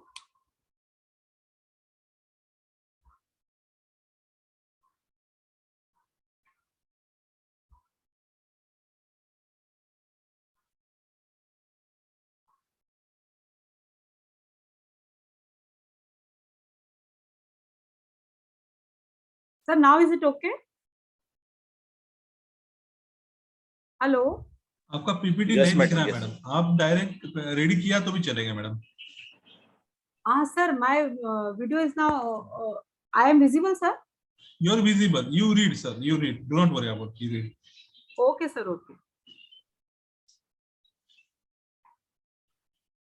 Due to impact of ICT applications on the libraries acquired electronic resources along with their traditional collections, and also providing IT-based services to the library users. In today's environment, library users expect to electronic as well as physical materials due to escalation in the cost of printed as well as electronic resources, and also the problems of facing acute shortage of funds to subscribe to international scholarly journals and books. by the colleges, it has been very difficult for a library to afford the expenses of all the resources which they require. So there are several government-funded consortia that are catering to the information requirements of the engineering and technological institutions, research laboratories, defense R&D laboratories, universities, and other institutions of higher education. The Implement is one of the government organizations to help the university and college libraries to develop their ICT infrastructure and also provide the access to electronic resources to the university and colleges. So electronic resources are resources in which information is stored electronically and it can be accessible through electronic system and network environment. And basically there are two major types of e-resources. Online e-resources, which may include e-books, e-journals, e-magazines, e-newspapers, etc. And another electronic resources, which may include CD-ROM, diskettes, and other portable computer databases. Now let us see the features of e-resources. Each information or data can be easily searchable and easy to share. Data can be accessed from anywhere, that is on campus as well as off campus. Linkages from one resource to another resource. Many users can read, download, and print information simultaneously. So the many college libraries are part of EndList project, and the EndList project provides access to selected e-resources to the colleges. So now, what is EndList? So EndList stands for National Library and Information Services Infrastructure for Scholarly Content. It is a product funded by the Ministry of Human Resource Development under its National Mission on Education through ICT to extend access to selected e-resources to colleges covered under Section 12B of UGC Act, as well as non-aided colleges during from 2010 to 2013. EndList project is being jointly executed by eShod Sindhu Consortium, Implement Center, and the Indus AICT Consortium, IIT Delhi. EndList provides a cross-subscription to e-resources subscribed by the two consortia, that is, subscription to Indus AICT resources for universities and eShod Sindhu resources for technical institutions. And second, access to selected e-resources to colleges. The EndList project provides access to e-resources to students, researchers, and faculty from colleges and other beneficiary institutions through server installed at Implement Center. Madam, time is over. Directly jump on conclusion. Okay, sir. Here I have shown the following e-resources which are available for the college under EndList programs. At present, more than 6,000 plus e-journals are available under EndList. At present, these are the e-books which are available now at EndList platform.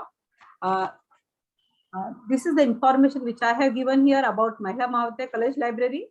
The library is a part of EndList project, and I am very proud to share with all that the name of our institution is included in the top 10 college users of EndList program based on uses in March 2021 and in May 2021 uses from all over India.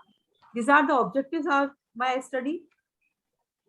The scope of the present study was limited to undergraduate and postgraduate students of Mahila Mahavidyalaya Nagpur. These are the research methodology. The questionnaire of 12 questions was designed for conducting the study with the help of Google Form and the collect the responses of the college students. Total 250 students from the undergraduate and postgraduate students of the college participated in the study and recorded their responses in the Google Form. Now the findings of my studies are I have mentioned here. Out of 215 students responded, and the findings of the studies are here. Out of 215 students, 180 students were aware about EndList program. 85 students responded that they came to know about EndList program from the librarian, 62 from the teachers, 40 students from the colleges, where 28 students came to know from others. 191 students responded that their college library organizes training program for accessing e-resources for EndList program. 114 students responded that library organizes webinar and workshop training programs. Out of 215 students, 173 students have access e-resources through enlist program, whereas 42 students said that they have not accessed e-resources. Out of 215 students, 122 students responded that they access Madam, e-resources. please short, do the short. Okay, sir. Maximum students responded that they access e-resources for writing assignment notes, for writing research papers, and writing assignment, etc. Maximum students access e-books and e-journals, and they all 99 students, they are always accessing. Okay, thank you, madam. The next presenter is Patil. Thank you, sir. Is this available? Sir, I would like to request all the participants who have been participating in our one-day international conference. This conference is very applicable for the PhD purpose as well as for the career announcement scheme purpose. Whenever the committee will be on your college or the camp will be done in your conducted in your college or university, PhD, vivos, that time they ask the question, I would read your PPT. Therefore, I would like to ask and your request to open on your video. Your face should be reflected in video. Therefore, again, I am requesting you, this conference, it should be useful for your future progress, your career advancement progress, your PhD vivos award degree. Please, whenever you just start your PPT, your video should be on. Please continue, Miss Patil. Hello, sir. Hello, sir. No, Miss Patil. Hello, sir. No, Doma madam. Okay, sir. I have one problem, sir. After, you just call me. You just call me. Yogita Patil. Okay, sir. Yes, sir. Please continue. Yeah. Video Hello, should everyone. Good afternoon, one and all. Video should be on. Yes, sir. I have joined this conference from 2 devices, sir. Okay. Hello, everyone. Good afternoon, one and all. The topic of the research is the reflection of disparity and conflict amongst women characters in Sudha Murthy's Dollar Bow. This paper is going to present under the guidance of Dr. Rajesh Vishnu Yevle, sir. This is the student from Mumbai University. The abstract of my research paper is Sudha Murthy is considered as one of the most acclaimed writers in the realm of English literature, Indian English literature. Sudha Murthy's works are an embodiment of exposition of philosophical views on charity, hospitality, and self-realization through fictional narratives. This masterpiece is concerned with disparity and conflict amongst women characters and also reflected between American and Indian culture. This research paper primarily aims at highlighting on the struggle of Vinuta and Gaurma's self-realization. I would like to give thank you for giving me the opportunities. The objectives of this research paper are to examine the reflection of women characters in Sudha Murthy's Dollar Bahu, to analyze matriarchal conflict amongst women characters in Sudha Murthy's Dollar Bahu, to explore the clash between Indian and American culture in the terms of dollar, and to search the journey of self-realization of Gaurma in the novel. Sudha Murthy is the hypothesis of this research is there is representation of struggle on the part of women characters for freedom and identity from Sudha Murthy's Dollar Bahu. Sudha Murthy is an Indian woman novelist. She is eminent woman writer. She is revolutionary and indomitable writer. She is prolific bilingual writer of English and Kannada books. She is also well known for chairperson of Infosys Foundation. Sudha Murthy was the recipient of R.K. Narayan Award for Literature. She also awarded Padma Shri Award. Sudha Murthy's magnum opus is the name Dollar Bahu. The present novel throws behavior of educated people who do not implement their higher education in their day-to-day life. Dollar Bahu is one of the topmost works of Sudha Murthy. The female protagonist Gaurma is picturized as a traditional mother-in-law, whereas Vinuta as a simple, obedient, cultural and ideal daughter-in-law. The present novel also shows the conflict between dollar and rupee. Predicament of Vinuta as a woman is presented in the first part of this novel. She is the first female character we are introduced in the novel.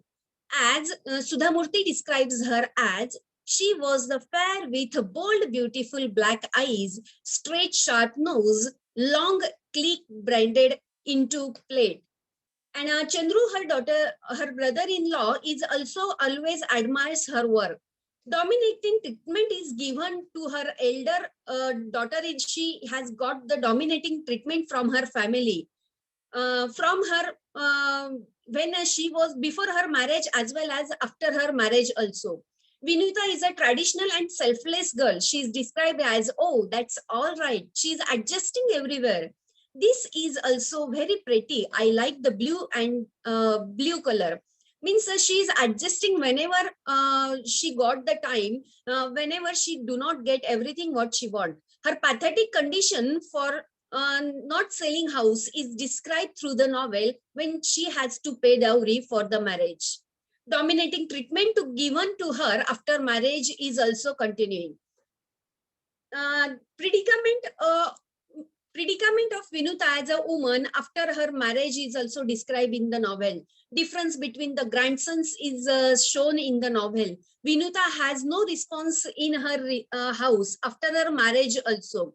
Vinuta is fed up towards her laws, and her confession to her brother-in-law adds, to be honest with you, are not all happy either. All the time there is comparison between Jamuna and me.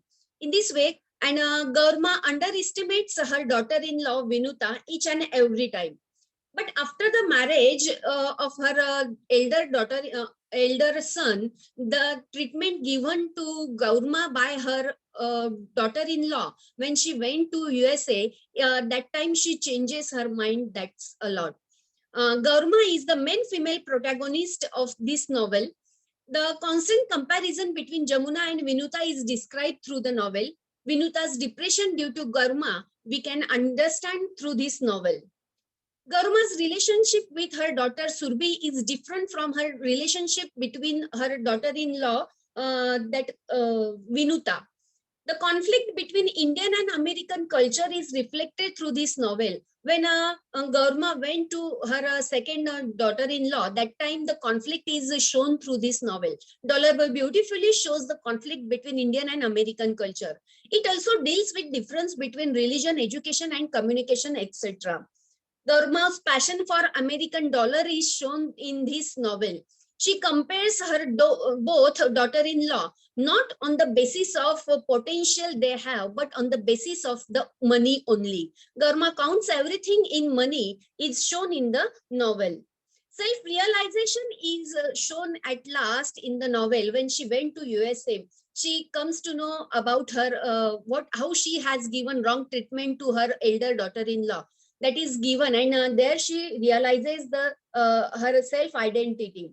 In this way, the conclusion of this paper is this novel convincingly justifies the proverb, all that glitters is not gold. Gaurma is fascinated with America and luxurious life culture and dollar, etc. She is very crazy for that. But when she goes to stay there, she realizes the reality and also self-identity. Through Gaurma, though Gaurma is crazy for dollar, traditionalism is within her personality. In this way, an attempt has been made to investigate depiction of disparity conflict amongst the characters in Sudhamurti's Dollar Boom.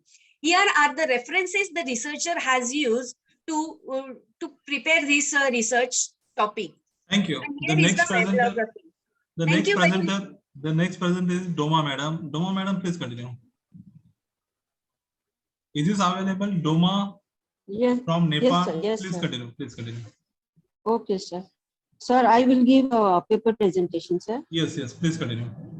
May I, sir? Okay, Yes, sir. Thank you so much, sir. Good afternoon, everyone. So my topic is, my title of paper is Digital Library, and I am a librarian of Inata College from Kuchbihar, West Bengal. So the journey of the library is from bricks lay tablets, papers, palm leaf, metal leaf as a record of the past for the future generation, gradually changed as per the requirements of the society. In the Middle Age, the concept of library was preservation and was limited access to the upper class of the society. With and the printing press, paper and democratic government, the importance of education is spread the same way and the importance of library accepted. Traditionally, a library is a storehouse of books and other reading materials which are kept in a place in order to be read by people. In the end of 20th century, the computer and information technology revolution, which resulted in drastic changes in library function.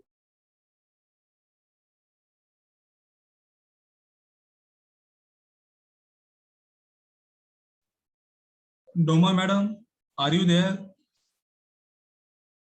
Doma madam.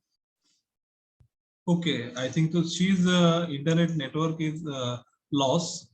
We would like to continue. Another presenter is Dr. Rajesh Sharma. Is this available, Dr. Rajesh Sharma? Okay. Yes, sir. Yes, sir. I am available. I will. Rajesh Sharma, please. Rajesh Sharma, please continue. Yes, sir. I will request Madam Kiran, our co-author, to just present our presentation. Kiran, madam, please continue. Please, Kiran, madam, please share your paper and present. Yes, sir. I have joined with two devices, so here I'll be presenting, and the video will be. Okay, please continue.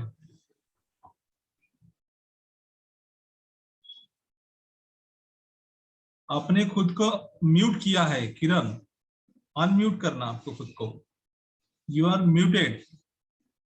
Unmute yourself. Yes, sir. Yes, sir. Is my voice proper? Yes, please continue. Yes. 1 second. I will just share my screen. PPT on करना फिर share करना. Yes, sir.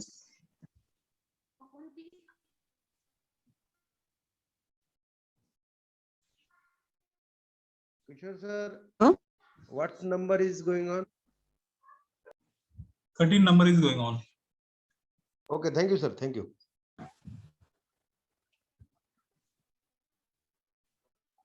किरण madam, आपने को time नहीं, फटाफट करना madam. Hello. डोंगा madam, आपका हो गया madam. Okay, thank you so much, sir. Actually, sir, due to network problem, I can't be unable to. Okay. Please continue. What is Okay. Kiran, please Okay, continue. thank you so much, sir. Kiran, unmute करो आप खुद को.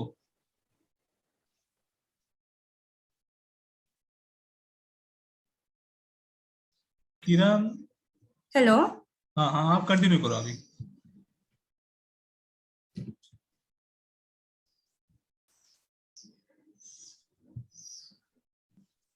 किरण madam, आप continue करो. Doctor Rajesh Sharma. Yes, sir. If Kiran madam is, sir, आप continue करो नहीं तो. Okay, Kiran madam is facing some problems, so I will continue. Yes, you continue. I will request Kiran madam to show the screen, share the screen, so that I can present. Yes, so this is the presentation. Yeah, it has been prepared and jointly by Madam Kiran and myself. Hello. And we are working for the Kendriya Vidyalaya. So I will request Kiran madam to one by one just show the screen so that I can explain. If you have any problem, because we don't have time, we have shortage of the time. You please unmute if you can within a second. Otherwise, I will continue. Sir, you continue, sir, please. Sharma sir, please. Okay, madam, please share the screen. हाँ, ये share किया उन्होंने. ये heading है sir. Second, please share the second screen. If you see slide. that the objective of the paper is mainly that since it has been prepared keeping in fact the mind of COVID. Yes, so this is the abstract.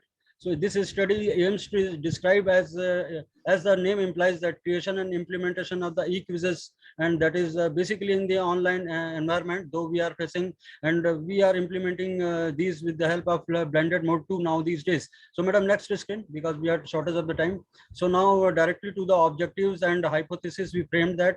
Its introduction I already sum up now. We framed that hypothesis is basically implementation of the e-quizzes, whether it is useful or not. Then whether it has impact on that to generate the quality education or not, broadcasted the student and basically from the upper primary and secondary to some students. Now we have taken that whether it has some role to just overcome the panic from the COVID-19 or some this type of management. So keeping these facts of mind, we framed that our hypothesis that methodology is, as you see in the screen, that questionnaire method and telephonically method. And we took the students and teachers from the primary and upper primary and secondary. Now on the basis of that, we just have our data analysis. We say that Google from on the basis of the graph that we can show that 85.7% that share and 14.3 teachers also use this type of live workshop and enhance their existing skills in terms of the life skills or whatnot. So madam, next screen. So if madam can show that the screens which I have added.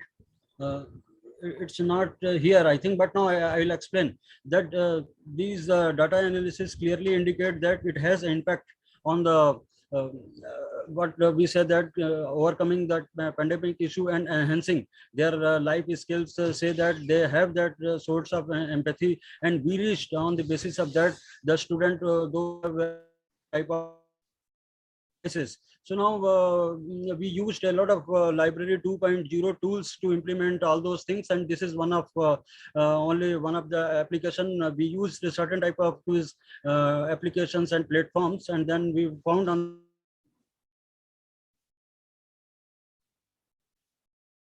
and though we have used a lot of other things like HP5 and Net5P, and we have another quizzes.com, a lot of platform we used that. But now among these that we found that Google Forms among that is and then popular.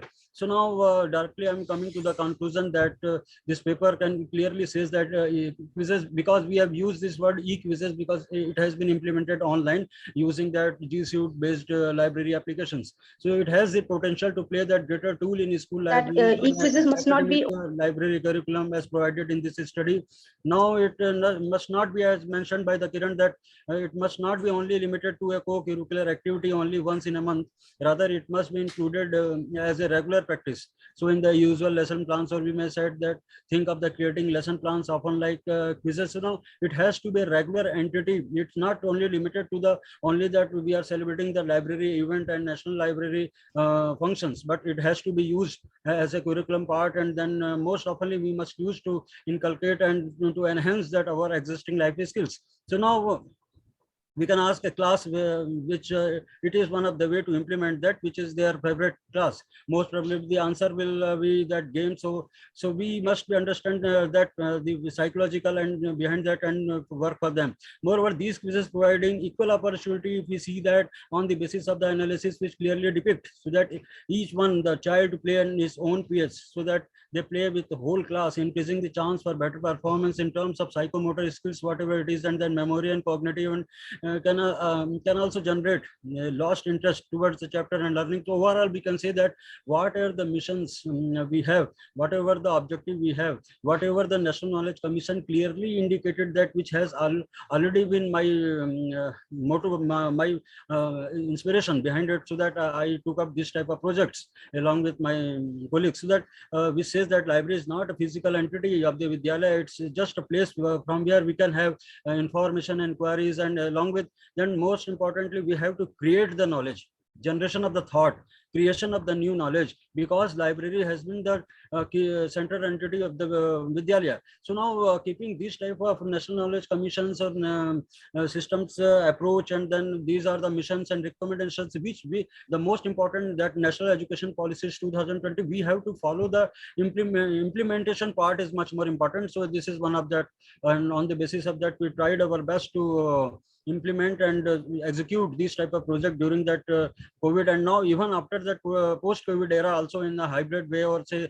blended way, when students are sitting in the Vidyalaya, or we are just executing these type of projects for their enhancement of life skills, and then so also sorts of this we tried our level best to come out with this type of paper. So it has been jointly studied by the Madam Kiran, who is the librarian of the Kendriya Vidyalaya Kakar, and myself, Dr. Rajesh Sharma, is working in the Kendriya Vidyalaya Bilaspur as a librarian. So we have worked as a resource person too. Now we tried our best to come out with this type of project. So now, Thank you. so this is all about, sir, e-quizzes and this outcome. Thank you. Thank you very much for sir. giving us the opportunity. I'm always thankful from my wholehearted, sir. Thank you very much. Thank you. Thank Thank you, sir. Thank you. Another presenter is Tina Bhattacharjee. Yes, sir, I'm there. Tina Bhattacharjee, please continue.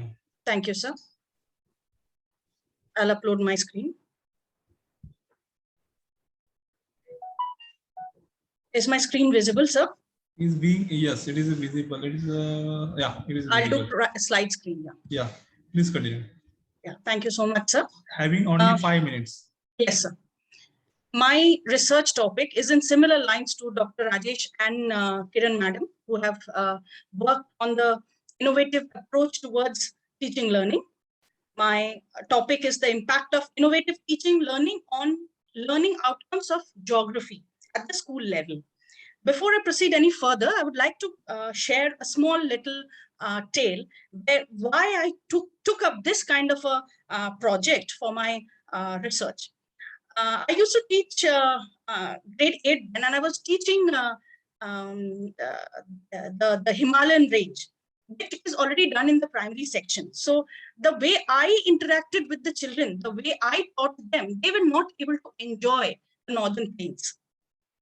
That made me think that probably if they are not able to understand the way I teach, I should teach the way they understand. So that brought me to this little case study that I had done long back, which shows that innovative teaching strategies did help in the school scenario. But this was a very small sample that I had taken. I had taken only grade 8 children. Hence, from there, I took up my research study. I wanted to know the situation throughout Mumbai. I have been referring to the Proudhon report in UK and the National Education Policy. And the objectives of my study, this present study, is to measure the efficacy of the innovative teaching strategies in teaching of geography. As we have also discussed in this session, innovative teaching strategies, it does cater to various other skills, like, for example, creativity, for example, problem solving. I wanted to assess whether innovative teaching strategies were important in teaching of geography, and in geography teaching also, whether we can, develop these higher order thinking skills. The hypothesis was there's a positive impact of innovative teaching strategies in the learning outcomes in teaching of geography, and also that there's a positive impact on the innovative teaching strategies on the higher order thinking skills in teaching of geography. The research design is a normative survey method or a descriptive survey method, whichever it's also known by the name a descriptive survey method. Why descriptive survey method? The reason being, during the pandemic, I had to go back to online resources, and I had to use only Google Forms for presentation. Sorry, sir. Okay. Now the sampling technique was 250 teachers from the in form of a convenient sampling. Whoever was available appeared for my research. The independent variable was innovative teaching strategies, and the dependent variable was learning outcomes. Generalizability, I have used the retest method. For the reliability and for the generalizability, I have only restricted to the people belonging to the teaching profession. The research tool of this is a Google form in a 3-point Likert scale. And the pilot study was again done in my own school. The data analysis was done in form of pie charts. Now, if I share the findings with you, the innovative, people, at least 93% people thought that the innovative teaching strategies were impactful in humanities subjects. And also, it was extremely effective in building creative thinking in geography. However, there was a little bit of which could be taken up as a a future recommendation. Although most people knew that innovative teaching strategies are very potent, very effective, still only 70% said that they use it in the classrooms teaching geography. Innovative teaching strategies help in the learning outcomes, better learning outcomes, 97% of the people said. However, again, there is a little bit of discord between whether if it's the need of the hour. 53% people thought that. Though people were aware that innovative teaching strategies are very important, still they were not aware of the various teaching strategies. For example, the sixth thinking had strategy in teaching of geography. It was like only 49.3%. That is almost half of the people didn't know what sixth thinking hat strategy was. So most teachers thought that parallel thinking enhances abilities to judge and opinionate in innovative teachings, teaching geography innovatively. The results show that the hypothesis is true, and most teachers feel innovative teaching is beneficial in the teaching of geography, because not only do they help in attainment of learning outcomes, but they also help in the development of 21st century skills like problem solving, critical thinking. It also, to a certain extent caters to other soft skills, team spirit. So we also heard about peer learning, team spirit, empathy, the ability to work in a team. These are the aspects that help, that are that are achieved through innovative teaching strategies. Jump on conclusion. Time is over.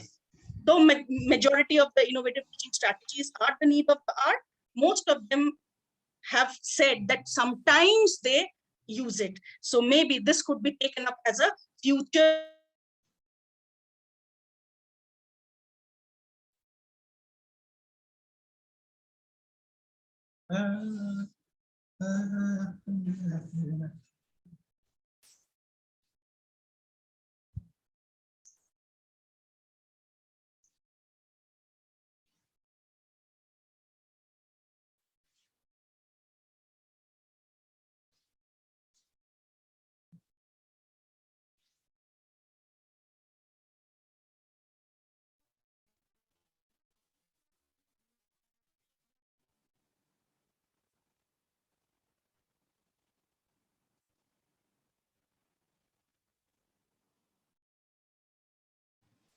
Hello. Hello, Tina Bhattacharya, madam. Yes, sir. Please continue. Yes, sir. I'm done. You have just completed. The next resource person. Yes, I just completed. Dr. Madhu Bala from Shimla University. Is this available? Madhu Bala from Shimla University. Okay. Next is Kulwant Singh Pathania, Delhi University. Borude. Yes, sir. Yes, sir. Is this available? I am Sunil. Yes, sir. I am Sunil Kumar. On behalf of Dr. Kulwant Singh Patania, I am a co-author of my paper. So may I start, sir, with your permission? Please continue. Thank you, sir. So I'm going to share my screen.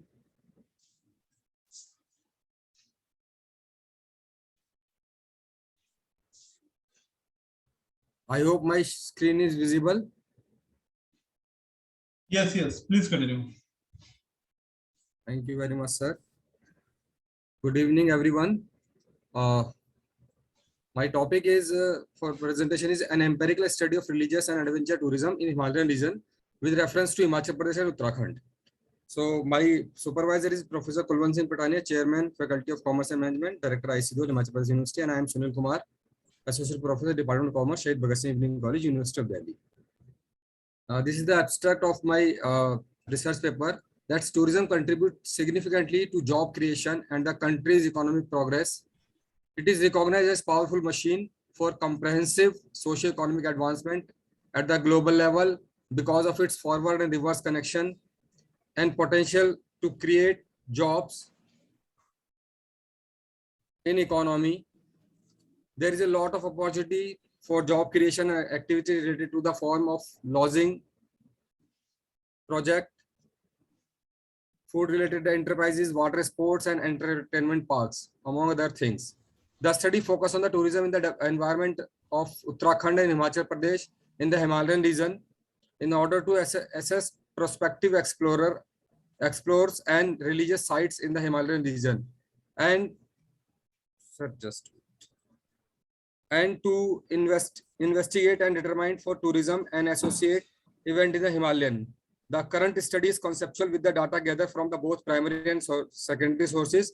The main data came from the 840 respondent, locals and foreign tourists with stratified sampling and quota sampling, while the secondary data came from the journals, magazines, papers, articles, online resources, Ministry of Tourism, newspapers, advertisement, and blog sites.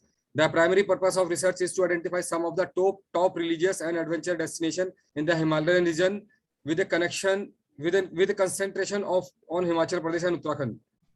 These are some keywords. The introduction. Tourism is a larger aspect, has existed in the Himalayan for a long time in the form of pilgrimage to Hindu temples located high up in the mountains. Summer resorts known as hill station were created with the coming of the Britishers in the 19th century. Darjeeling, Shimla, Nainital and Mussoorie are the instances of these structures. Hill stations are now mostly visited by persons of the Pakistani and Indian middle class. Only in the last several decades has modern travel in the Himalayan areas are like trekkings, winter sports, mountain climbing and sightseeing been introduced. Western mass tourism has a significant influence on nature and the local socio-economic structure. The study covers the backgrounds of tourism in the Himalayan as well as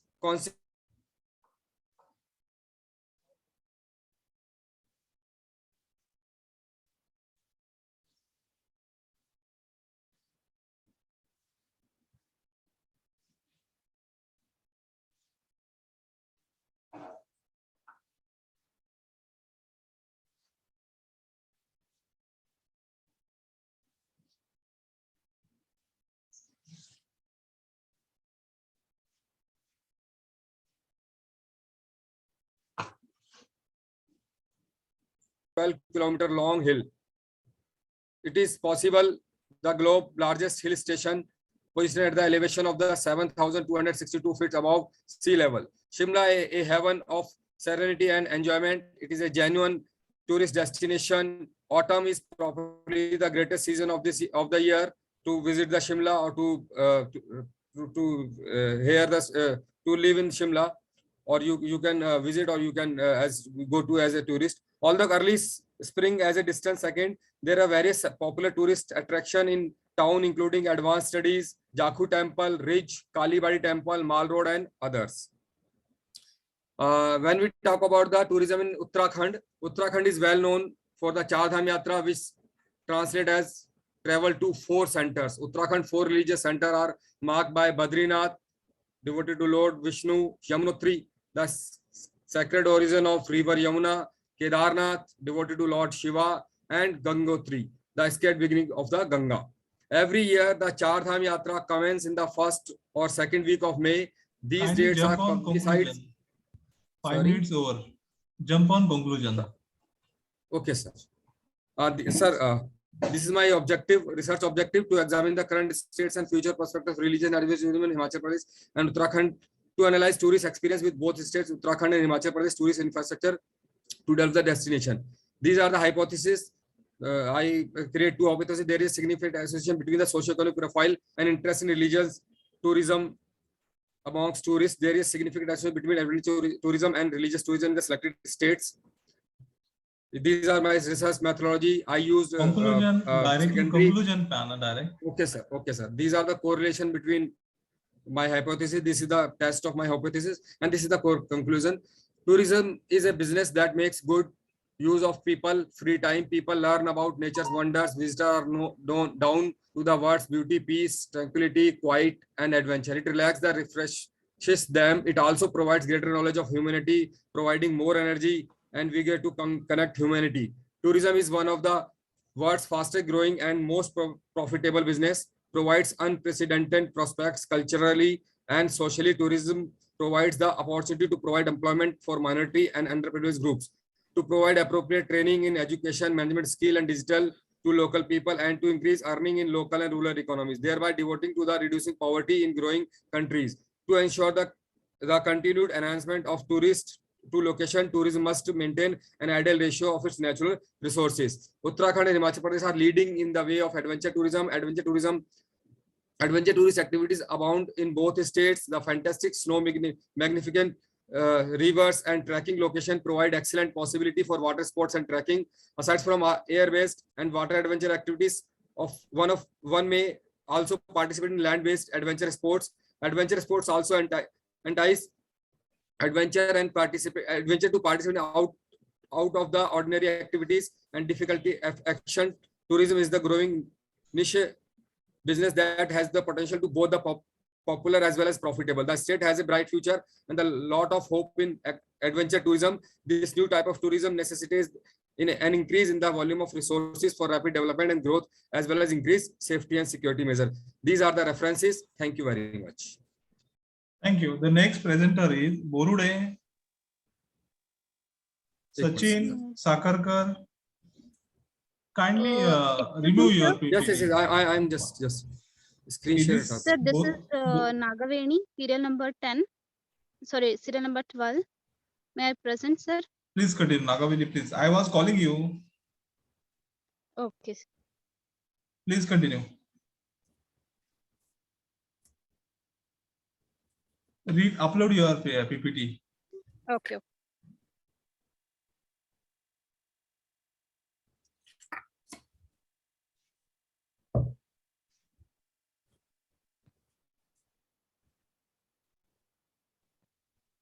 Sir, my PPT is not uploading. Okay, you can read your PPT directly. Okay. You prepare yourself. I will try once again. You prepare yourself. I will call you after some time. The next presenter, Vaishali Dorle. Okay. Is this available? Madhu Bala, Sachin Sakarkar, Dr. B.S. Padwal, Dr. Usha Kumari Sharma, Prashant Pungar, Aniruddha Khandelwal. Yes, sir. Aniruddha Khandelwal, are you ready with your PPT? Yes, on sir, your video, upload your PPT. Where should I upload it, sir? Are you using Zoom? Yes, sir. Upload your PPT. There is a screen share option is there. There is a screen share option. Open first PPT, then share. Yes, sir. So, is my PPT visible? Yes, please continue. Right. So, hello everyone. My name is Aniruddha Khandelwal. I am a research scholar at MIT School of Languages, MIT University, Rajasthan. I'm pursuing my PhD in French language. So first of all, I would like to thank the organizers for giving me the opportunity to present my paper on such a wonderful and prestigious conference. So without any further ado, let's start. So the topic of my paper is role of critical thinking in teaching French as a foreign language with special reference to cinema. Just a second, let me just. Right. So first of all, I have divided my papers in 5 parts. First of all, there is abstract, then there is introduction. And after that, there is cinema and critical thinking. Then we have use of cinema in classroom teaching. And after that, I will conclude. So first of all, and is teaching through cinema possible? Then I talked about some tools that can be used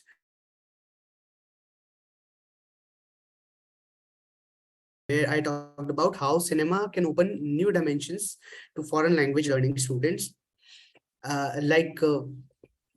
we all know that cinema is very, very popular, and not just cinema, and the video excerpts that are available on YouTube and Netflix and various OTT platforms.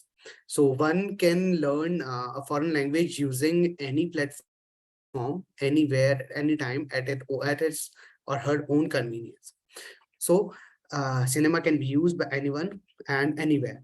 Then I have talked about the effective way to understand a public and their opinion. So cinema is an effective way to understand a public and their opinion. Like, for example, I'm talking about a foreign language. My thesis is based on French language. So if I talk about French cinema, so people who are living in India, how will they get accustomed to French cinema? They can watch some videos, or they can watch French cinema and movies and some songs and all of those things. So that is how cinema can relate to teaching, because while watching cinema, we can also learn something, some words or some phrases that we use in our daily activities. And if we like it, we can incorporate that in our life. So next part, the starting of my paper, the first part is a pedagogical tool. The teaching is a pedagogical tool because first of all, it is a way of teaching. As I already discussed, that teaching through cinema is really a possibility, and it helps us invoking the imagination, which is not possible using the books, as foreign language is usually taught using the books, foreign language manuals. Like in French, we have numerous latitudes, echo, alter ego, saison, and so many more. But we can see that even in those books, we have some cinema excerpts so that people can go online and get themselves accustomed to the, some pronunciation, the tone, the culture, the environment of the language that they're learning. Second part, it is cinema and critical thinking. So here I talked about first how cinema can invoke critical thinking. So we all know, like, for example, let me take just the most famous movie, The Avengers. So everybody loves Marvel, everybody loves Avengers. So when we watch Avengers, we form our own theories. Like, for example, why Thanos got all the stones, where did he got the 2 previous stones that were not shown in the starting of movies when he had them in his hand. So second part, that it has a worldwide impact. For example, this Marvel movie, I don't know why it was released in US or UK, but it was shown worldwide. And like, we have some movies, RRR, I don't know, I'm not really accustomed to that South Indian cinema, but there are some South Indian cinemas that the movies of those cinemas are also premiering worldwide. So cinema is not just a country or local dialect specific. It knows no boundaries, simply. Thirdly, I talked about the use of cinema in classroom teaching. Now we all know that cinema is used from the basic primary or secondary school to the highest universities as well, because incorporating cinema is the most efficient way to learn the pronunciation, the way that they speak. Like, because, for example, I am teaching French as a foreign language in a university, but then I'm not a native French speaker, and if I teach them, they will not know how it sounds, how the basic native French sound. So we have to use the cinema to know that aspect. Second, and the most important aspect, is COVID-19. As we all know, like, taking my own example, in 2018-19, I was 2018 to 20, I was in masters, and then COVID-19 hit, and the university stopped working. Now what happened was, we are taught online using these Zoom, Google Meet platform. And what the teachers were doing is that they are showing us some video excerpts, they're showing us some music or videos or cinema, and they ask us to analyze it and form our own opinion. So the COVID-19 really helped in the expenditure of, in the, how to say, development and widening the perspective of cinema in the whole world. So finally, I would like to conclude that cinema is an important tool in teaching as well as learning, because, for example, a student is learning from watching the cinema, but the teacher has to learn first which cinema he has to show in order to make the students learn a specific thing. So it is a learning for both teachers and students simultaneously. Second part is the second thing is that cinema is perhaps the only way to invoke critical thinking, because books are limited to show a single aspect of the foreign language world, foreign world, that the language of which we are studying. But cinema, it is very, very diverse. I remember a film Befikre that was released in India, and it had most of the significance in Paris and France thing. So people were really excited to see that movie. Right. So with that, I would like to thank you, sir. Thank you. Sir, Kindly there's one more remove- thing. I have also been mentioned in 38th number. That's me in the same, I don't know, there I have been mentioned 2 times. When the 38 will come, I call you. Sir, it's the same, same. I don't know.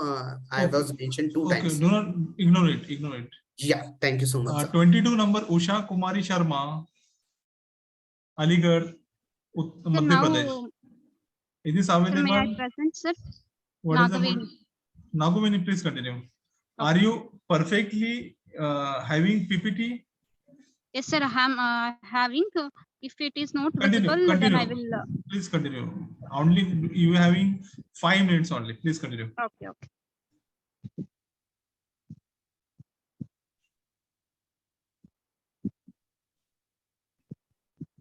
Sir, it's not opening. Just I go through my PPT. Dr. Usha Kumari Sharma. Sir, I will continue without PPT. Okay, please continue. Okay. So this is Nagaveni Jeji. I'm a research scholar and assistant professor in AV Kamalama College for Women, Davangere. Today I'm going to present a paper entitled Village Level Performance Evaluation of Self-Help Groups in Davangere district. So before going to discuss with this topic, we need to know that what is self-help groups. So self-help groups is an one group which is consists of 10 to 20 poor women or a man in a rural area or in urban areas also. They come under the same socio-economic background. They come together for the purpose of saving a similar amount of money per weekly or a monthly for meeting their day-to-day expenditure or for future purpose. They are go for and saving some amount. So in this self-help groups, the member of the SHGs, they are facing a similar kind of a problem like poverty and the education of our children's and so many problems they are going to be faced. So for that reason, I take this topic for my PhD and I written one article. So and the introduction of my study is I was conducted a study in 2 villages of Davangere Taluk in Davangere district, that is Nagarasanahalli and Kanagandanahalli. I take 2 self-help groups from 2 villages and with randomly I take 2 villages and one SHG in one village and another one SHG in another one village. So this study is going to be conducted to evaluate the performance of these self-help groups in the rural villages and to study the various financial problems which is going to be faced by the self-help groups members, like financing and their saving pattern, loan disbursement, utilization of funds and income generating activities which undertaken by the members of the SHGs. And my main objective of study is to analyze the performance of SHGs in various financial aspects like financing, saving, loan disbursement, etc. And to analyze the utilization of funds and to know the income generating activities in the study area. For my study, I collected both primary and secondary sources, and I taken 2 villages and I used a simple statistical tool for analyzing my collected data. So and I chosen 2 villages in Davangere Taluk, that is Sri Rama self-help groups in Nagarasanahalli and Durgambika self-help groups in Kanagandanahalli. So the Sri Rama self-help groups completed 4 years of its existence and Durgambika self-help groups completed 9 years of its services. And we can know that in one self-help groups, they give their loan purely for the consumption purpose, and another self-help groups they give more importance for the consumption like constructions of their home, house, or a repairing of house, or for paying an loan amount, or an uncovered gold, or purchasing of gold. These are all the consumption purpose. Majority of the self-help groups members, they take a loan for the purpose of a consumption. So it is not help the self-help group members to become an financially independent. So that thing we need to focus. And some of the members in a group, they take a loan for the purpose of an income generating activity, like purchasing of a cow, sheep, for the purpose of agricultural purpose. They taken the loan like fertilizer, seeds. So for these kind of reasons, they taken a loan. So that helps to repay, that helps to give an ability for the members to repay that loan. So that is a very important thing. And I find in my studies that the shorter period self-help groups, they the members of that self-help groups, they use the more amount of the fund for the purpose of a productive purpose. The longer the duration of the SHGs, they used more amount for the consumption purpose. So in rural areas, the poor people, they come together because of to meet the day-to-day expenditure. But the SHGs nowadays plays a very important role in poverty alleviation. So my suggest is that in an urban areas, we can see that in cities also we can see the self-help groups, but in majority of the rural areas, they are the daily workers. So we need to give the awareness, training. Government also taken so many training, but it is failing in the rural villages, because I am also an agriculture background family. So I know that very well, and my mother also a member of an SHG. But they don't know the training programs and what are all the benefits, subsidies they will get in future. If their all the functions formation is very good, means the government or a bank will give a subsidy for them. But they didn't aware about that.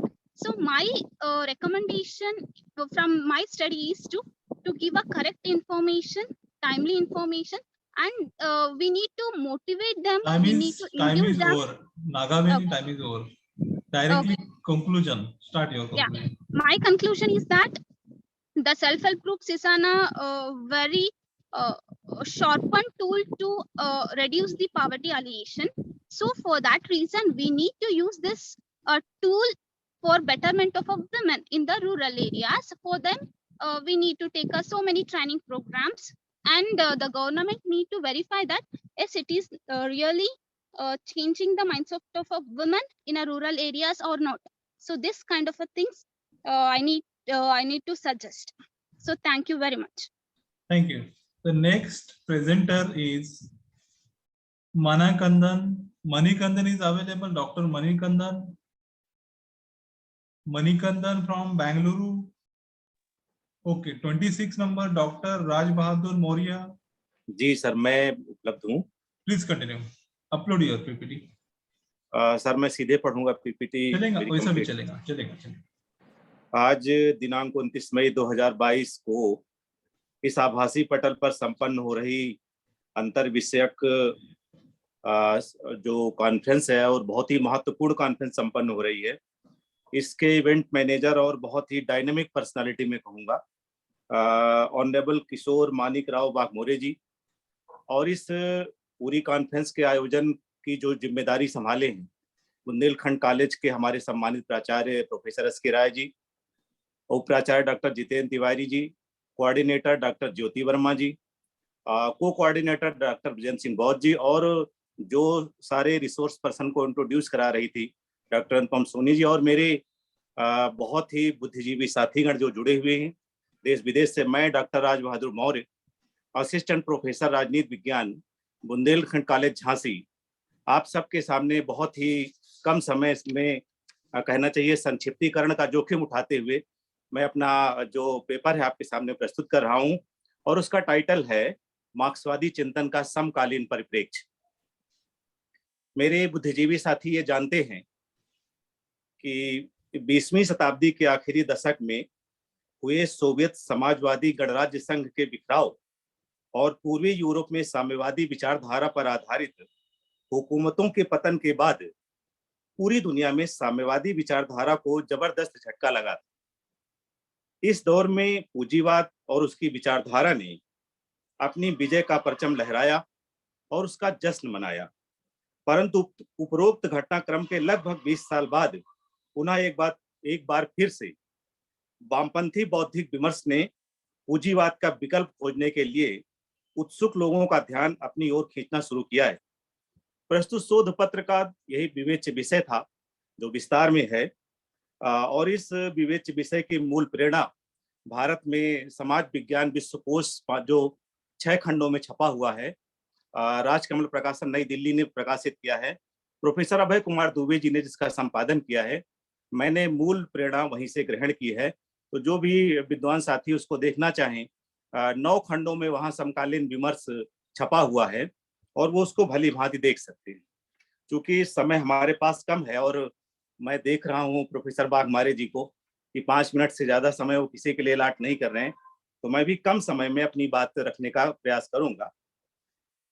नई सदी में मार्क्सवादी विमर्श के उभार का एक मुख्य कारण यूरोपीय देशों और अमेरिका में चल रही दीर्घकालिक आर्थिक मंदी, लातीनी अमेरिका के कई देशों में वामपंथी पार्टियों की चुनाव में विजय और वर्ल्ड सोशल फोरम के रूप में पूंजीवादी भूमंडलीकरण के प्रतिरोध केंद्र का उभरना है।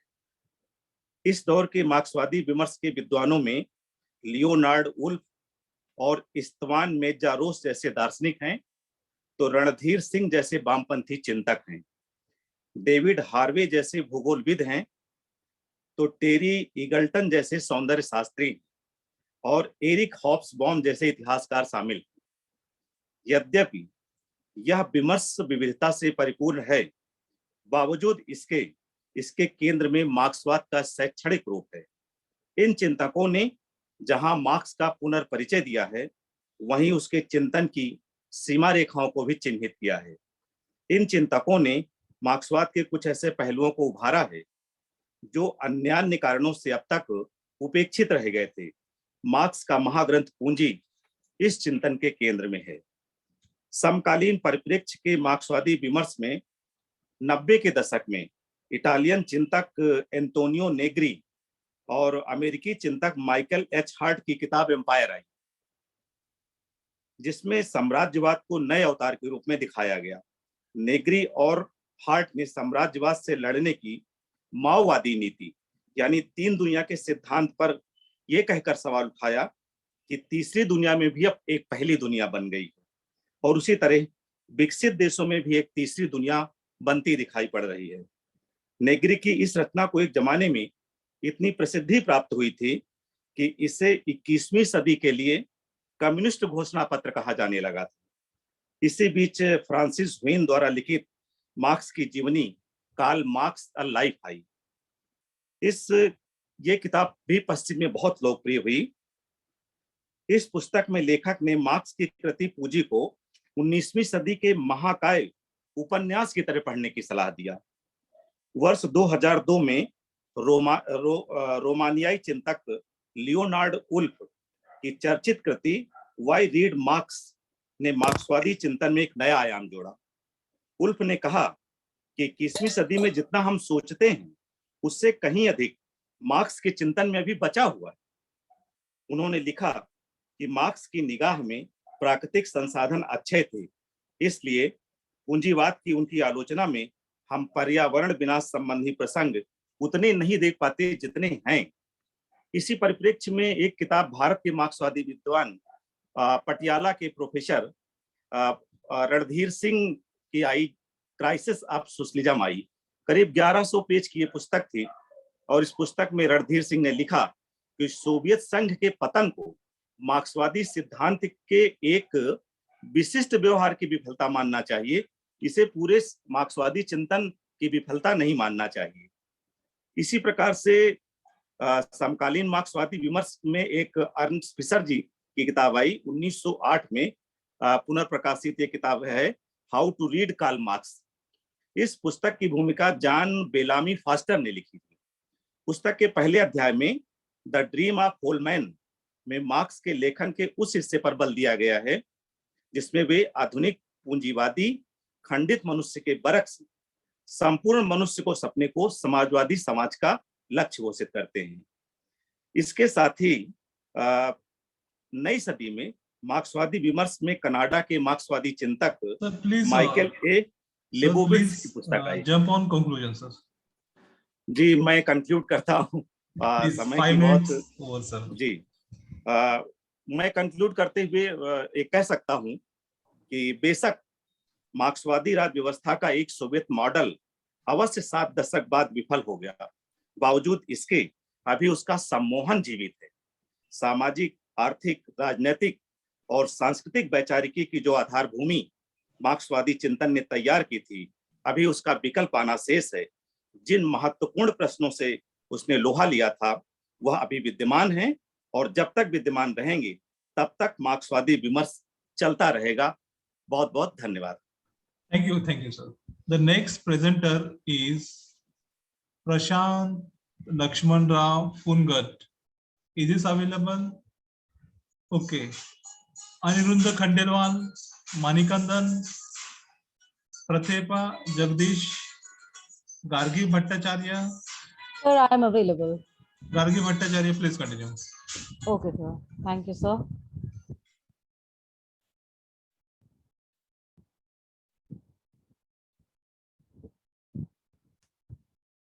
I'll just share my screen.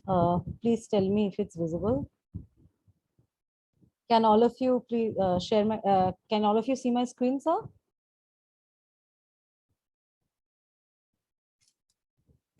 Hello? Yes, it is visible. It is visible.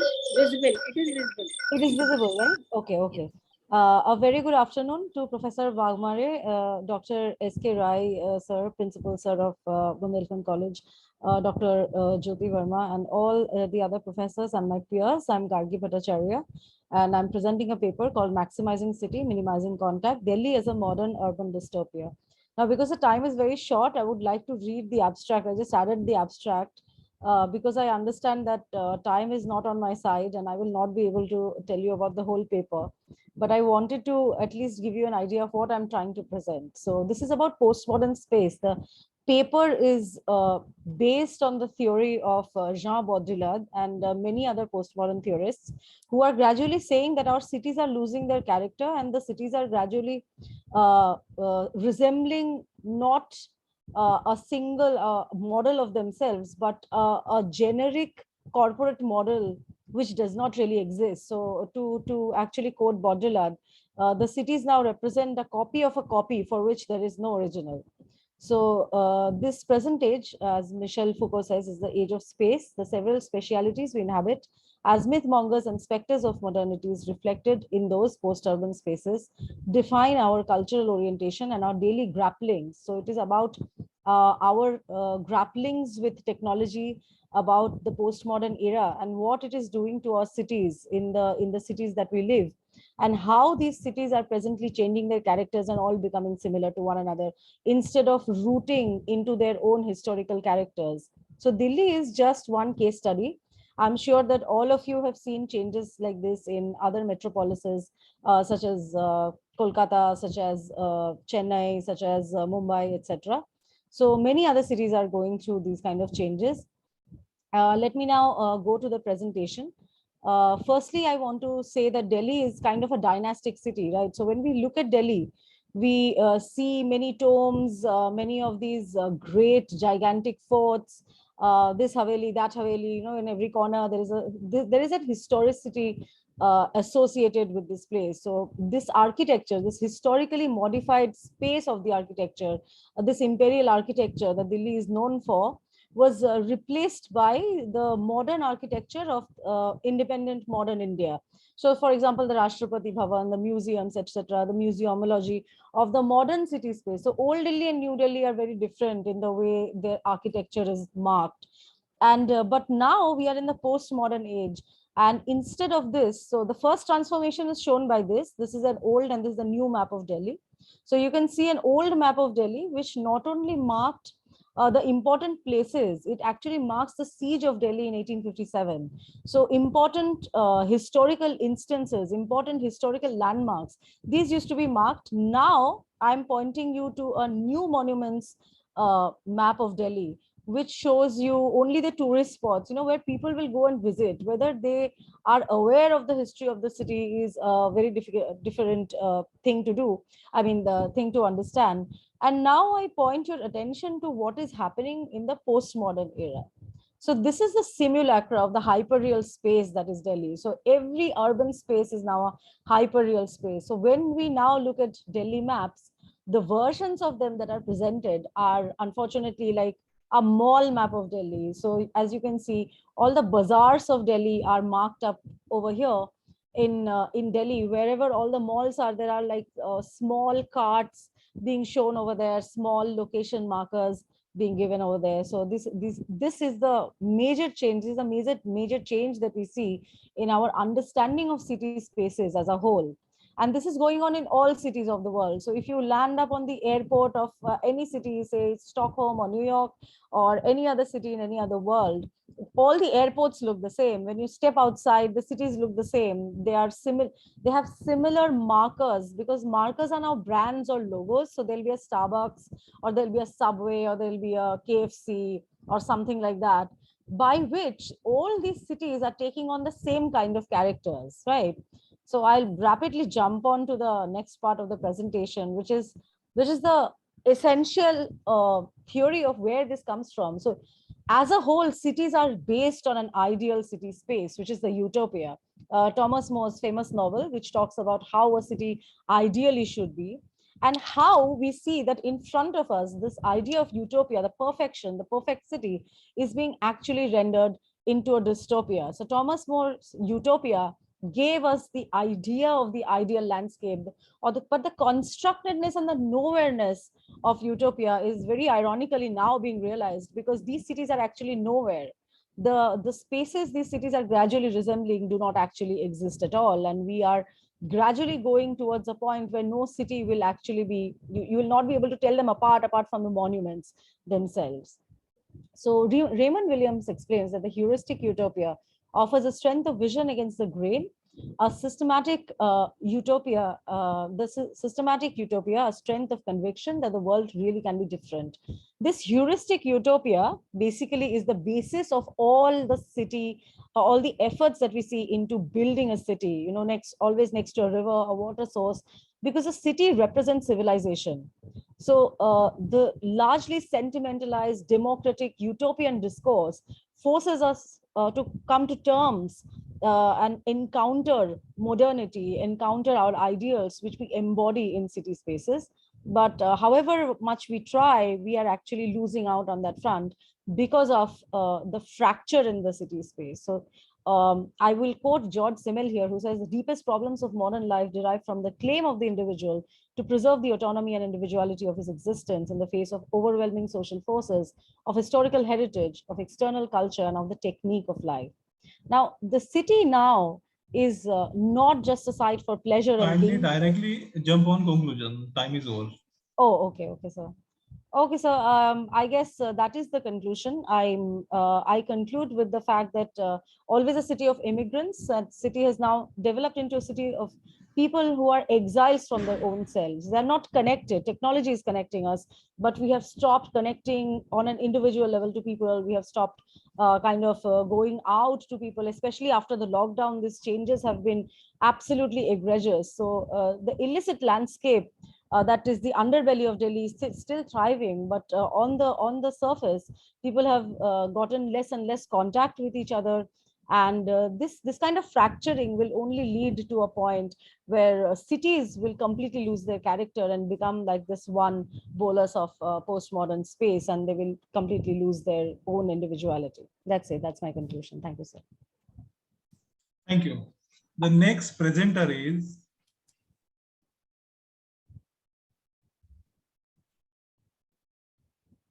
Surendra, Dr. Surendra, Sri G.R. Gandhi,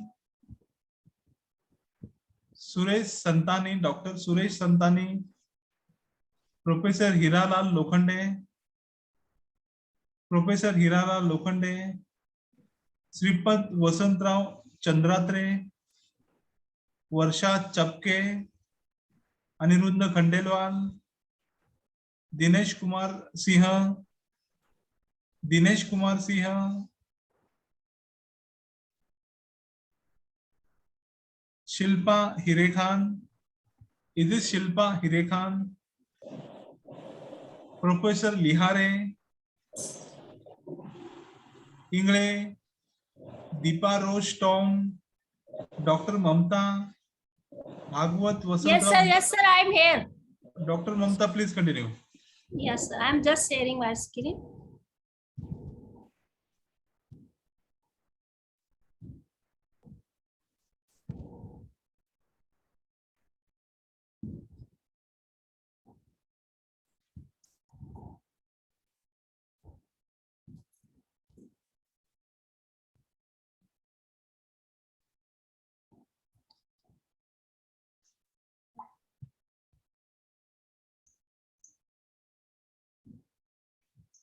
I am just not able to switch on my video. Am I audible, sir? Yes, please continue. Just a moment, sir, just a minute. Sir, first of all, I am Dr. Mamta from Dr. Bhimrao Ambedkar College, Associate Professor, University of Delhi. Topic of my research paper is a comparison between online and offline modes of education. And this is a case study of Dr. Bhimrao Ambedkar College, University of Delhi. And objectives of the paper are, first of all, to analyze the impact of online education on university level students pre and post COVID. For this purpose, a sample of 145 participants was taken from Dr. Bhimrao Ambedkar College to analyze the impact of pandemic on the students in pre and post COVID. Then respondents are requested to fill an online questionnaire. Findings were analyzed through a one sample t-test with individual means for each variable and the population describing their preferences for the mode of education. This study is divided into 4 sections: introduction, objective, analysis of the questionnaire and findings, and then conclusion. Then first section is introduction. The sudden outbreak of COVID-19 affected most of the day-to-day activities throughout the world in the year 2020. Educational institutions and ultimately students were also affected by this pandemic.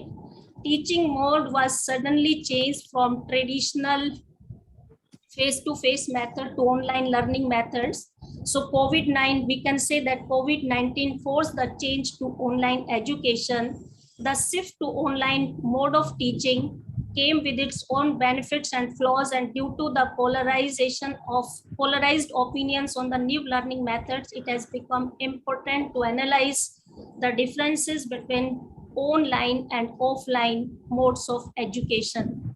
Then various online teaching platforms available are, so with technological advancements, availability of internet facility, even in the remote areas, and COVID-19 pandemic, alternate methods of education started, and this is basically our online learning and teaching method.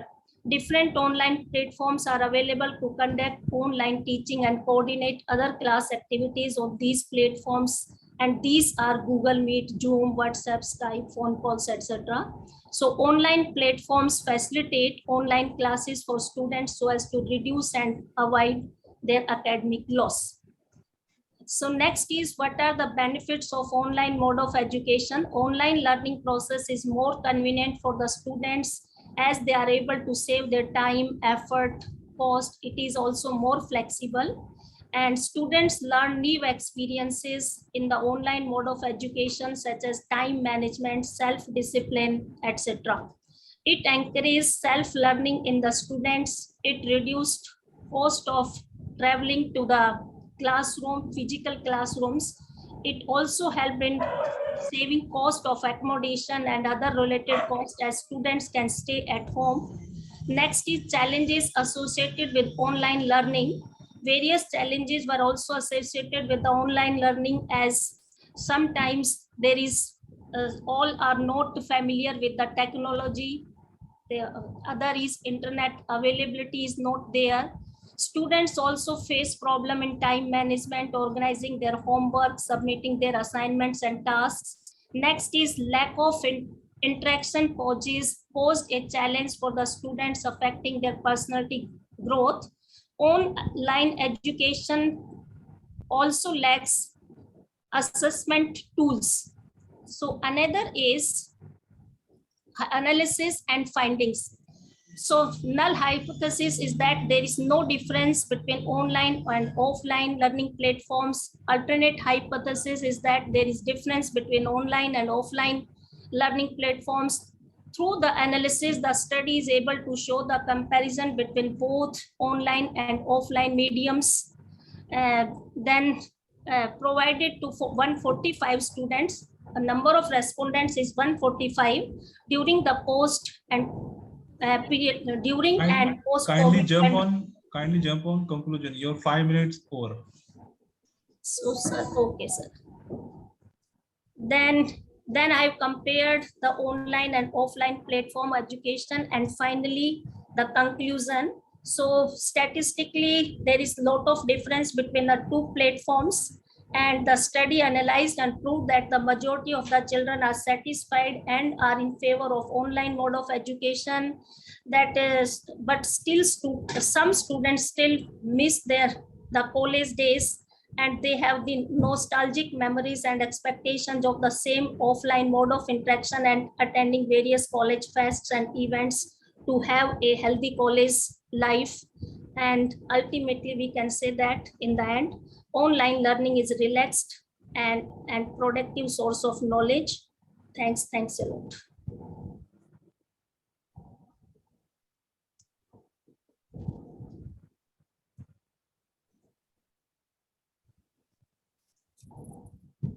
Thank you, sir.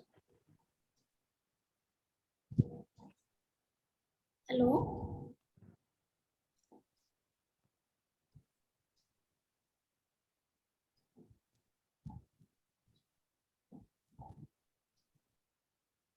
Are you done, sir? It's complete.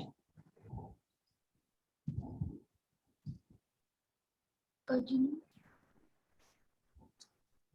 Kishore sir.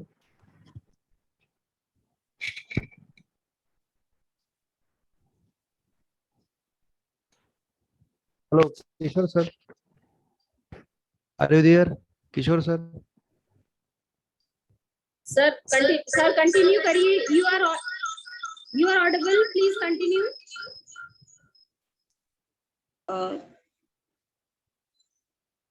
Ma'am, good afternoon, ma'am. Good afternoon, everyone. My topic is applying Coleridge. I am Dr. Sarika Gupta from Kanya Mahavidyalaya, Kharkhoda, Sonipat. Today my topic is applying Coleridge's willing suspension of disbelief on Shakespeare's plays. Shakespeare has written a number of plays. He is known as one of the greatest dramatists of Elizabethan era. He has written plays like The Merchant of Venice, Hamlet, Othello, Macbeth, King Lear. He has written comedies, tragedies, historical plays, etc. And Samuel Taylor Coleridge is a romantic poet. He advocated the idea of willing suspension of disbelief, which means in order to fully enjoy a work of art, some disbelief should be kept aside. And in the present paper, I have tried to show how the readers believe unbelievable events in a work of art. I have taken two works of Shakespeare. One is Macbeth. In the opening scene of the play, Macbeth, the witches encounter Macbeth when he is returning from the battlefield. It is very much possible that the desire to become king might have ignited his mind, and this desire might have taken the form of the spirits. But the witches are supernatural. They are not seen in the realistic world. So the readers or the audience willingly suspend the disbelief that there cannot be any witches. They willingly believe that there may be witches, and thus they enjoy the work of art. Later in Act 2, Scene 1, when Macbeth is about to murder the king, he sees a dagger in the air. Shakespeare shows that Macbeth is not either drink, as he has ordered his servant to ask Lady Macbeth to tell him when his drink is ready. Macbeth says, I quote, "Is this a dagger which I see before me? The handle toward my hand? Come, let me clutch thee.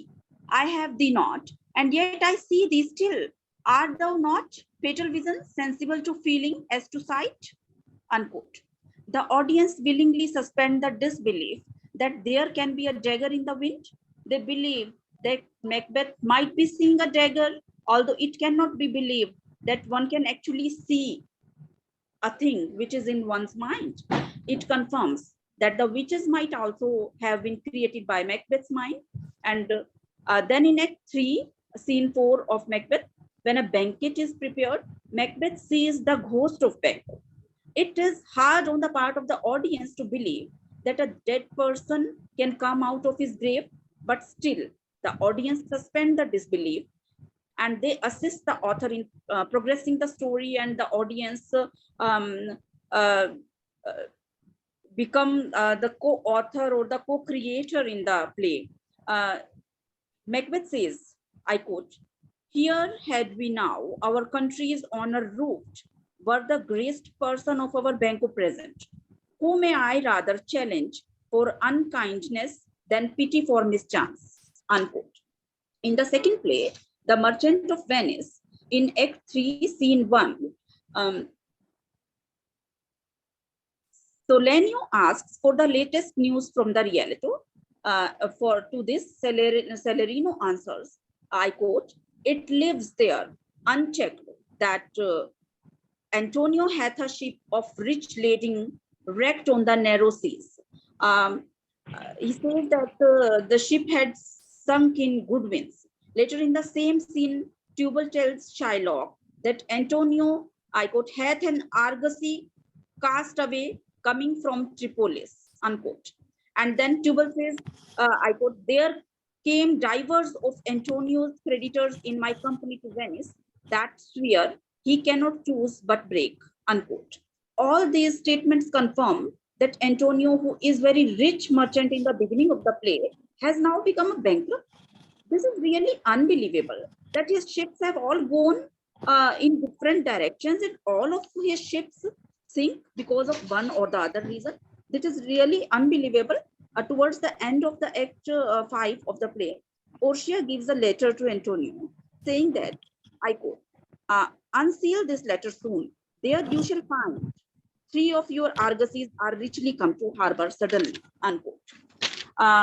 This is highly unbelievable that Antonio, who has lost all the ships in the beginning of the play, has got them back towards the end of the play.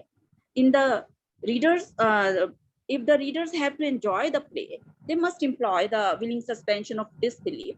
They must cast aside the disbelief, and they must participate in what the author is saying. Thank you. With this, I thank the organizers and all my listeners. Thank you. Thank you. Thank you, madam. The next presenter is Dr. Latpate sir. Is available, Dr. Latpate sir? Yes, sir. Yes. Yes, sir. Please continue, sir. Okay, sir. Okay.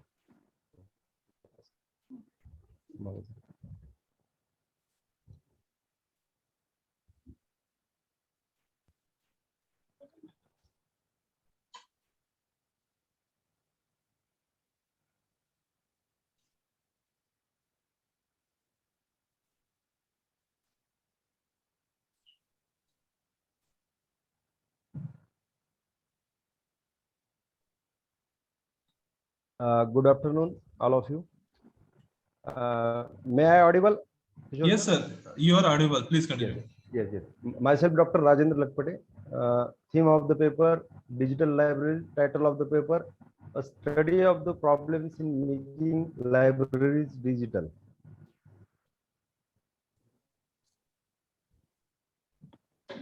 A digital library, it is also called an internet library or a digital repository, digital collections.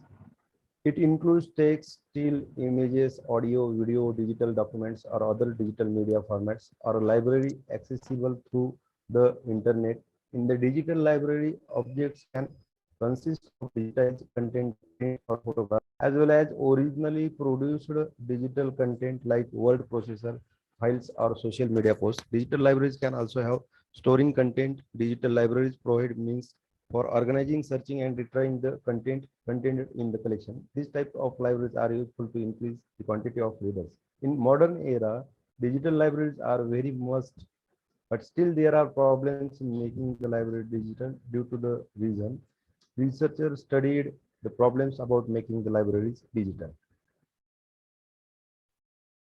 Objectives of the study: to know the present conditions of the libraries, to understand the process of digital library making, to survey the problems of the libraries while making the libraries digital, to suggest the remedies over the problems in making digital libraries.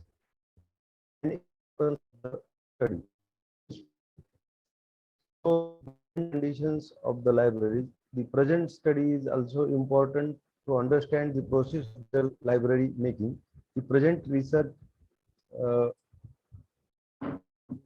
is required to know and understand the problems of the libraries while making the libraries digital. It is also useful for the librarians, students, and readers to know the importance of digital library, and also useful to know the services that provides digital libraries.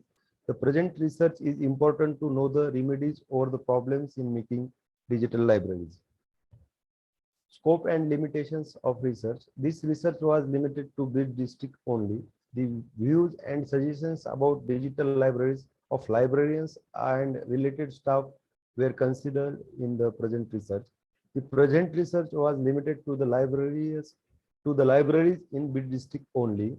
In the present research, study was done for the year 2021-22. The present study is limited only about the views and problems of the librarians and related staff related to the digitization of the libraries. The limitations of the research was that the veracity could not be verified. Research procedures, research method, sampling, research tool, data collection, and interpretation, statistical tools also applied for this research. Research finding, the major problem that researchers found during the research survey is that equity of access.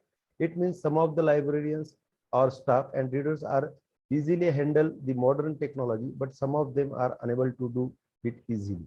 Another problem that face many librarians and staff is about lack of proper training about the use of modern technology and not proper development in the knowledge of modern technology. For the successful making of the digital libraries, one of the reasons which is most problematic, and that is some publishing houses restrict the use of digital materials such as ebooks purchased by libraries. The problem of the copyright and licensing is also notable according to views of librarians. The republication of material on the web by libraries may require permission from right holders, and there is a conflict of interest between libraries and the publishers who may wish to create online versions of their acquired content for commercial purpose. Sir, directly, time is over. Okay, sir. Okay, sir. Now, Directly yes. In this way, there are so many problems in making the digital libraries in rural area. So many readers and librarians need proper training and support about the use of modern technology. It is very necessary to solve this problem for making digital library. Thank you, Kishore sir. Thank you. Another is the lady. What is the name of that? Sir, Mandakini Ingre. Mandakini Ingre. Please continue, Mandakini Ingre. Yes, sir. I need to share the screen. अपना screen पहले open कर लेना, फिर share कर देना. Open ही है, sir. I'm just sharing. Click on share button. Yeah.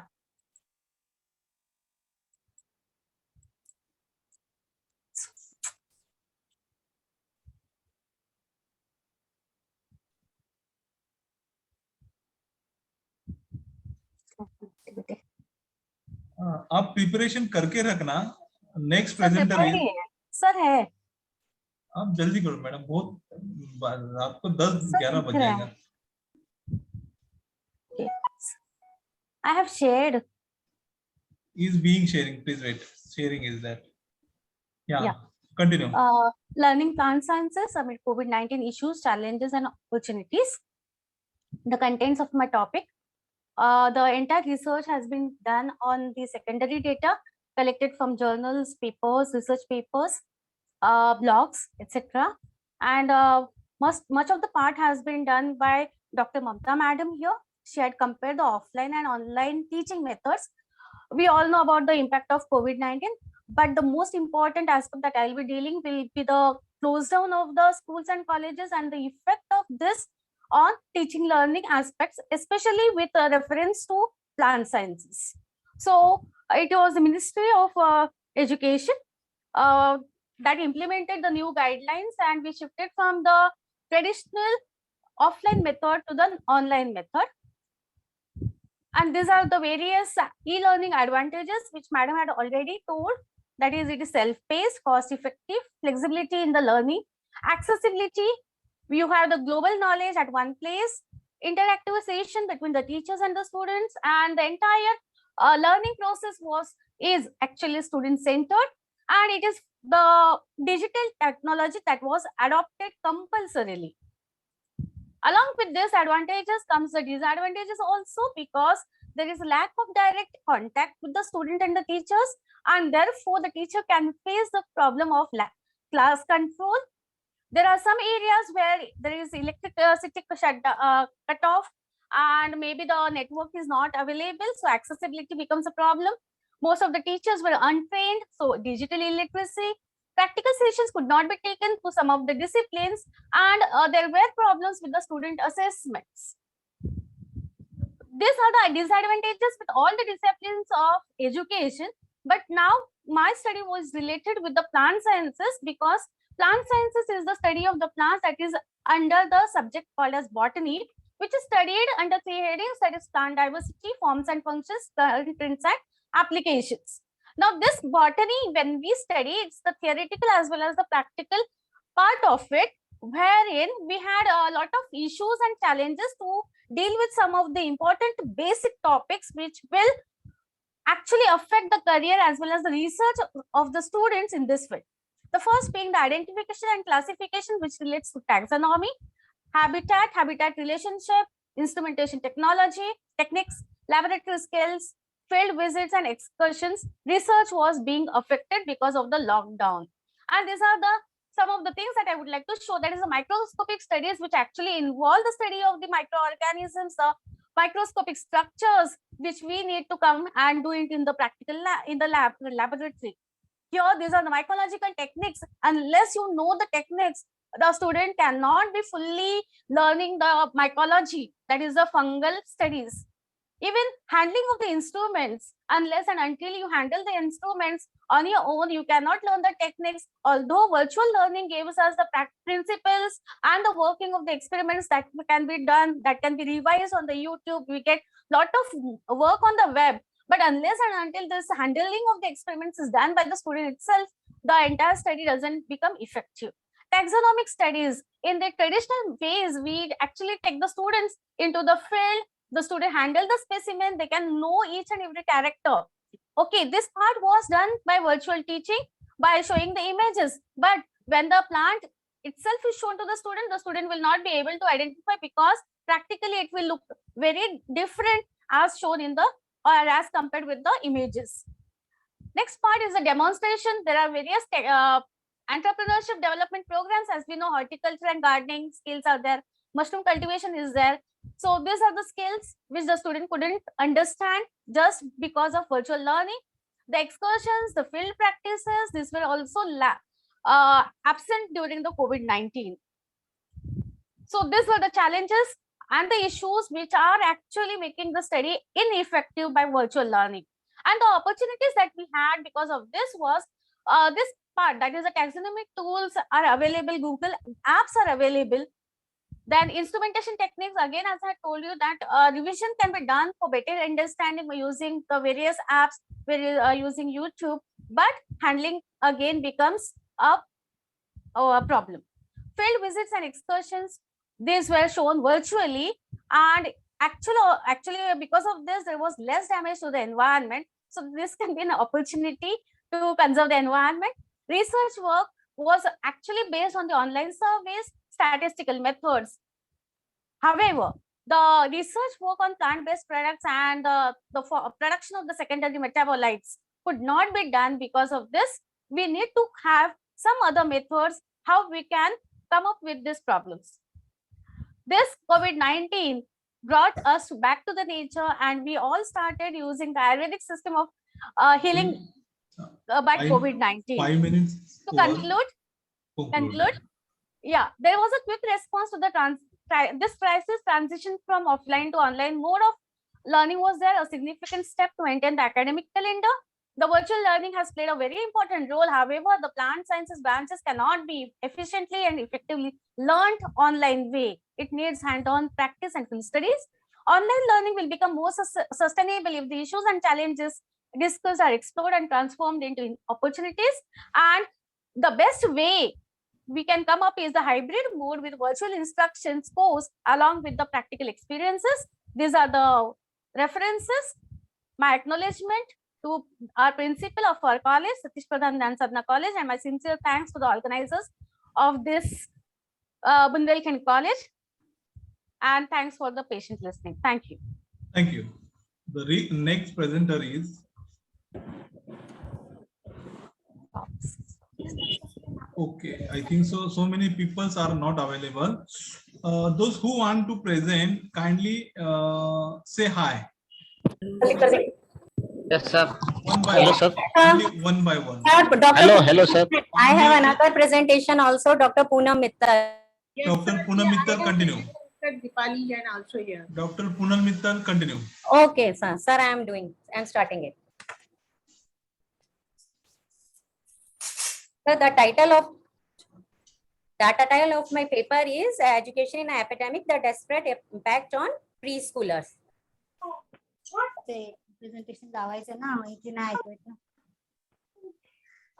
The study focuses on COVID-19 impact, how COVID-19 impacted preschoolers. As we all know, that these children started their education directly through virtual mode only.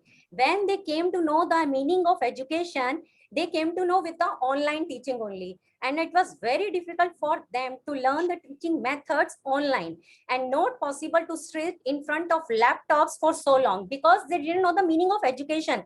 And they started their education, virtual education only. And they were the most sufferers of this online teaching.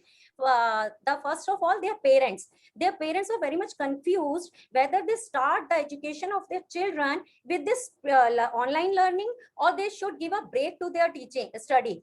But they didn't have the idea how COVID-19 will, how long it will go. So they had to take a decision. They couldn't take the break in their education. They had to start with this online virtual teaching or study only. And I have taken the study has also taken a survey of 10 children of poor class, but the study couldn't take much from their response of them. This class was a major sufferer because crisis exposed many inadequacies in our education system. These parents could not afford smartphones and the individual laptops for their children. So due to closure of schools, their children couldn't get the midday meal also. So they decided to drop out from schools. And this was the major setback of online education on these poor class. Then this study has taken the age group 3 to 7 years age group because the sample size was very small, and this size was analyzed through independent one-tailed e-test, and responses was taken from 25 parents. Null hypothesis was there was no difference between online and offline teaching learning methods, and alternative hypothesis there is a difference. And after applying the t-test, because sample size was very small and there is no breakup of gender because the age group is very small, 3 to 7 years. So the study comes out insignificant, but pie diagrams, as you see, they are showing that their parents are very much stressed. If you see, if you we are all know, there is a in the news also, all over social media, there was a 6-year-old girl from Jammu and Kashmir. She requested our Prime Minister Modi ji to reduce the workload for these small children, and because they were badly affected, their health was badly affected because of this virtual teaching learning methods, and they were sitting so long to learn the basic methods. They didn't know what is study, and they are getting this study through virtual mode only. The beginning is from the virtual mode, and it was very difficult, and it was adversely affecting their health. Some parents complained about the eyesight weakness and the problem in their legs. They had no physical activity. They were sitting so long in front of laptops. So parents were very much stressed, and these two diagrams are showing that due to less physical activity and online mode of teaching was not beneficial to their child, and they the result came out with the conclusion that all parents were in favor of only offline methods. As the pandemic continues to unravel, school closures and remote learning will remain a challenge, affecting a generation of children's learning, development, and well-being. So these parents are request to have the offline learning only, and they were very much against this online teaching learning. Like we have heard the earlier presentations, they were preferring online teaching. Just this could be better for university students, this could be better for high school students, because they have their own pros and cons. They could do so many things together with online learning. But preschoolers, which are the beginners of study, this and start their study with virtual methods, it was very difficult for them to cope up with this method. So the conclusion is that the parents, their preschooler couldn't cope with the methods and stress of online teaching. Thank you so very much. Hello, sir. Sir, my number is 72. I want to present now. May I present Dipali Jain, Dr. Dipali? Hello, sir. My number is 72, sir, from the serial. My number was 49. May I? Sir, I ask you to please, as you continued, you are going to the number wise, please follow that number, sir. Please wait. As per the list, I will follow. Please wait.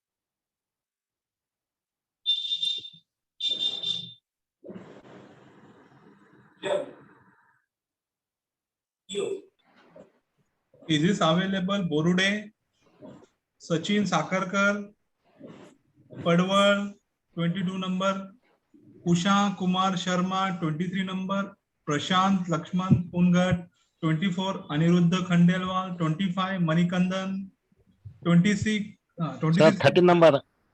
Yeah, 27, Parthepa Jagdish, 28, Gargi Bhattacharya. Sir, 13 is available, sir. Can 29, okay, 30 is available. Surendra. No, sir. Savargavkar SL. 13. Yes, 13. I was calling to you. Please continue. Savargavkar, please continue. Yes, sir. Thank you, sir. Good afternoon to all of you. Yes, sir. Am I audible? Yes, you are audible. Please continue. Yes, sir. So, good afternoon to all of you. Myself, Dr. Shankar Lakshmanrao Savargavkar, working as a research guide and head Department of Economics, Kalam Mahavidyalaya, Nandurghat Taluka, District Bid. And the topic of my paper is role of Marathwada Statutory Board in economic, fundamental, and infrastructural development of Marathwada. So there is first we shall go with abstract of this paper. From the summary of the present dissertation, it can be summarized here that Marathwada Statutory Development Corporation was established along with Vidarbha and rest of Marathwada Statutory Development Board to fill the development backlog of Marathwada. Despite opposition from then Prime Minister Narasimha Rao and the Union Home Minister Shankarrao Chauhan, then the Chief Minister Sharad Pawar pursued Yashwantrao Chavan, Shankarrao Chavan and Narasimha Rao to form Legislative Development Board for the development of backward area of Maharashtra. These statutory boards have been accorded uh, constitution, but the board these statutory boards have been accorded constitutional status by provision of such statutory boards in Article 371 of the Constitution. But the board did not play a proper role in their work, so the development backlog could not be filled in the end. Over time, these statutory development board have expired. Now they should be fired. While many people are expecting this, many experts and then planning commission have recommended that the powers of the board be extended. The role of board should be changed to find the backlog, prepare the report, submit the report of the governor. The government should think about it and wait for the legislature to provide funds to eliminate the backlog. Such a strong opinion has been expressed by the Planning Commission. Not only this, the Planning Commission has recommended to the board to play a decisive role in the development of the state because Marathwada and Vidarbha are still known as undeveloped area parts. Apart from government funds, the development of this area was expected to done through Marathwada Statutory Development Board research method. Also, the dissertation is intended to study economic from the economic point of view. The social research methodology has been used for research of this dissertation as its content and subject matter is social research. Historical research methodology has been used to track historical events and to examine the background of the subject. Scientific research methodology has been adopted to facilitate research. Dissertation meeting and analytical research methodology has been adopted to analyze the available facts using empirical research methodology as the subject and has been taken up for study at social level. At the same time, the use of computer in research has led to the use of computers and various signposts to complete research dissertations. Preface. India has become independent on 15th August 1947. All the states were included in the independent India by the Constitution, but there were some states which remained intact for some years after the independence of India. Even after India became independent, we still have control over many parts of the state. The Nizam therefore opposed the annexation of his own state, and on 17 September 1948, the state was annexed, and the Marathwada, which was under Nizam's rule, was made independent. It was recognized as a part of independent India on 1st May 1960 on the demand of formation of Marathwada as a Marathi language province along with Mumbai on the basis of linguistic provenance formation of 1956. The state of Maharashtra was formed on 1st May 1960 as a Marathi language province with United Mumbai and Marathwada came to known as part of Maharashtra since Article 370, 371 2 of the Constitution of India provides the development of underdeveloped areas as the idea of independence and development of this area, which was shared by all leaders of the country. According to this provision, Marathwada and Vidarbha Statutory Board Corporation was established. The scientific development corporation has been awarded as an important measure for rapid development of undeveloped areas by eliminating regional imbalances. It was argued that being aloof from politics would make them more effective. On one hand, there was favorable views of the Statutory Development Corporation, but on the other, there was a negative view of the Development Corporations of India has adopted a parliamentary system. As this was relieved, revealed, it was easy for the government and administration to be hesitant, and there was fear of new power struggle as the governorship would be considered political. The proposal to set up independent statutory development board was sent by the government, state government to central government through the government in February 1989. According to the ordinance issued by President on March 9, 1994, the governor has been directed to set up scientific development boards of Marathwada, Vidarbha, and rest of Maharashtra. On April 13, 1994, the governor of Maharashtra issued an ordinance clarifying the establishment and composition of Legislative Board of Marathwada, Vidarbha, and rest of Directly jump Maharashtra. on conclusion. 5 minutes over. Okay, sir. So there are some conclusions, objectives, and conclusions.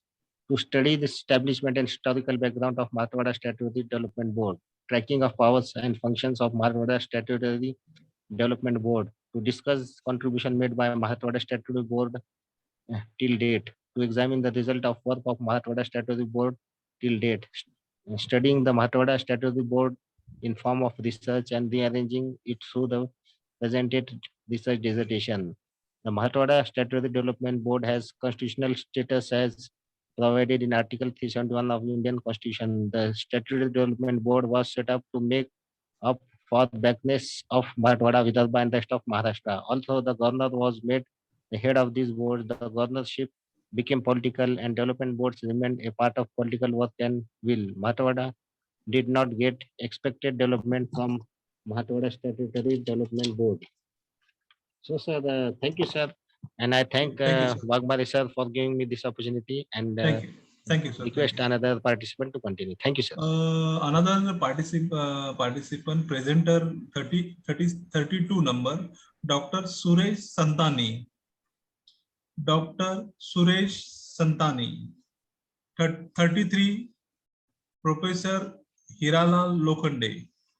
34, Professor Hiralal Lokhande. 35, Doma, I think so, done. Okay, 36, Sripad Vasantrao Chandratre. Mr. Sripad Vasantrao Chandratre. 37, Dr. Varsha Chapke. 38, Aniruddha Khandelwal. 39, Yadav and Singh. 40, Dinesh Kumar Sinha. 41, Shilpa Hirekhan.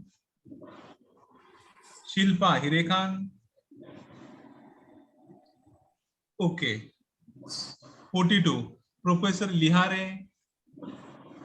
43, Mr. M.R. Ingle. Ingle is available.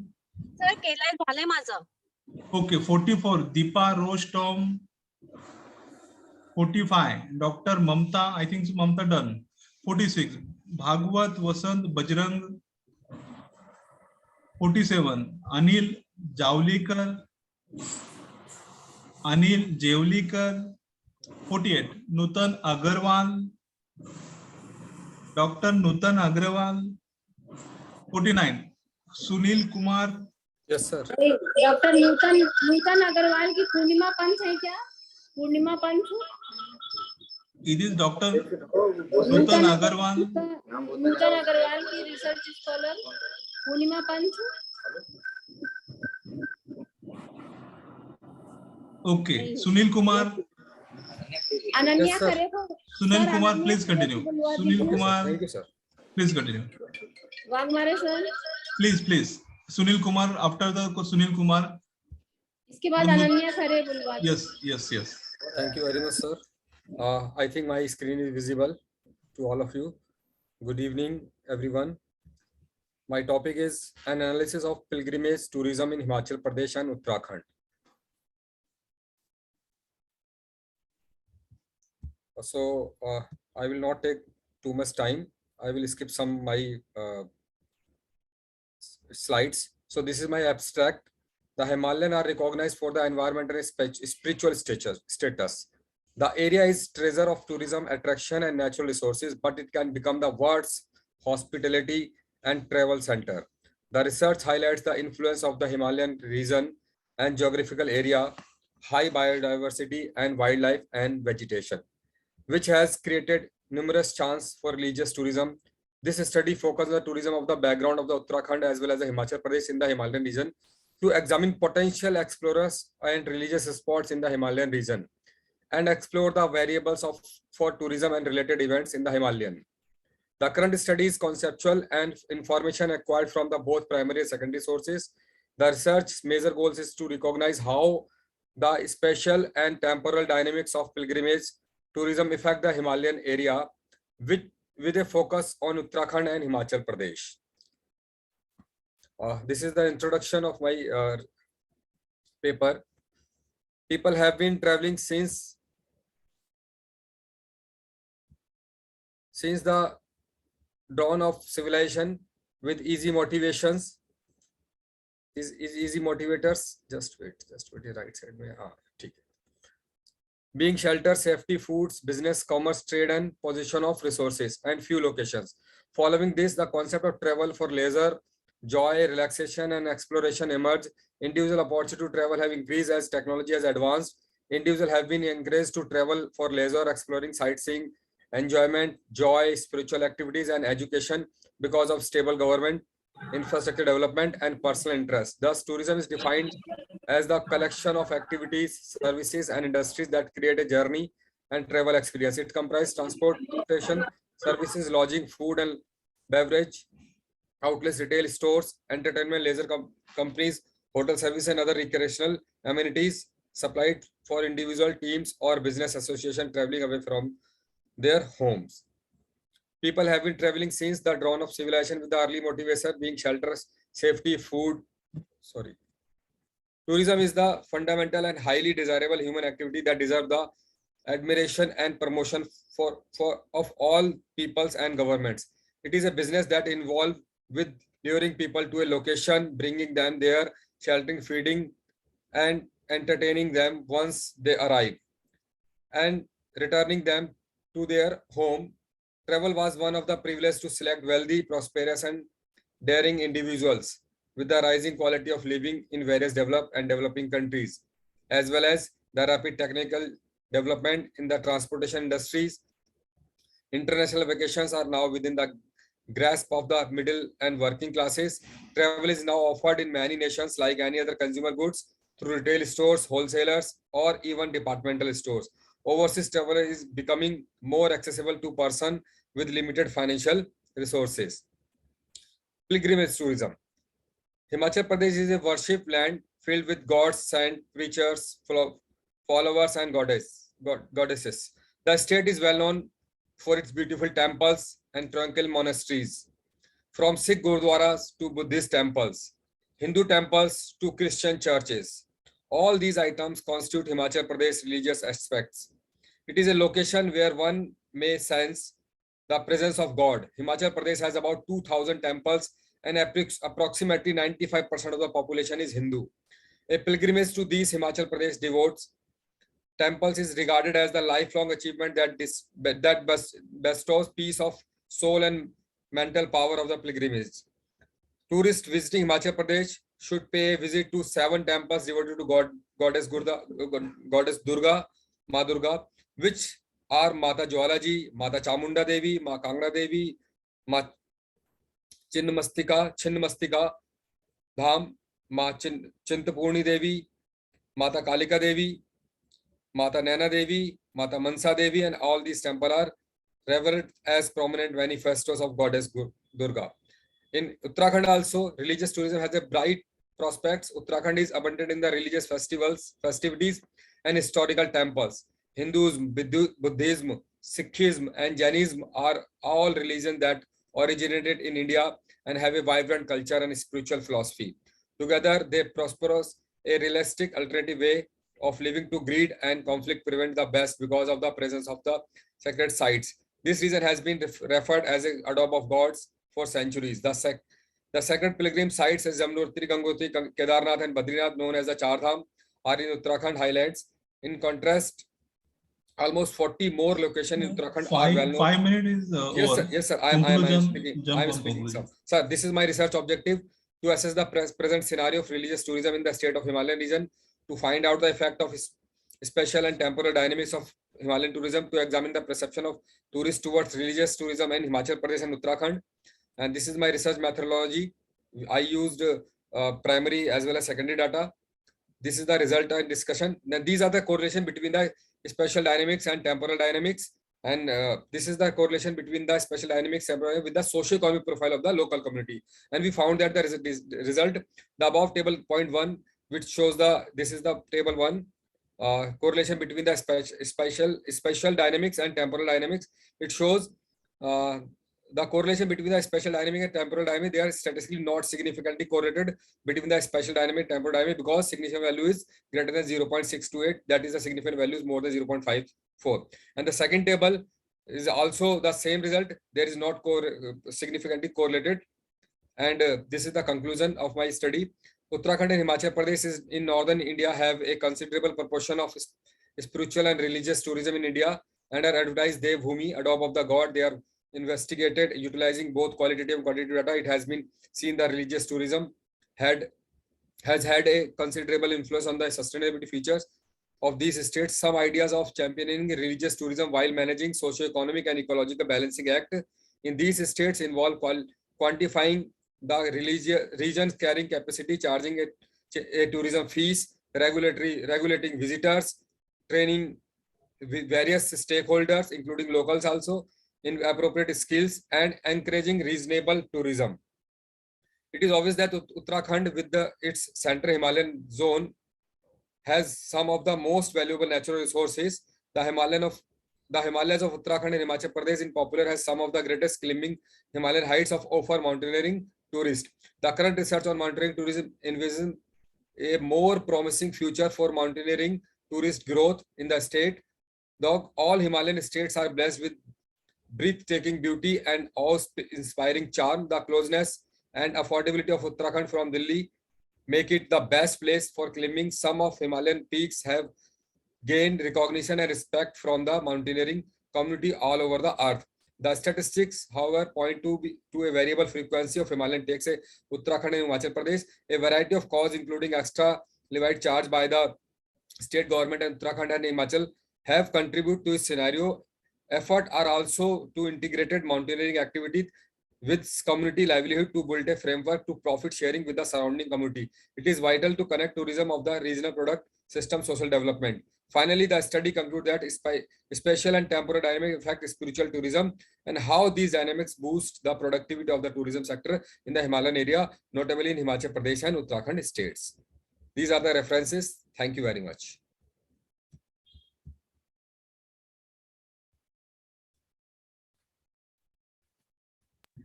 Thank you. The next presenter is Anil Javlikar, Nutan Agrawal. Yes, sir. Nutan Agrawal, continue. Sir, the paper the author is Dr. Nutan Agrawal, and I am Priyanka Soni, the co-author. Please continue. May I present my paper now? Please continue.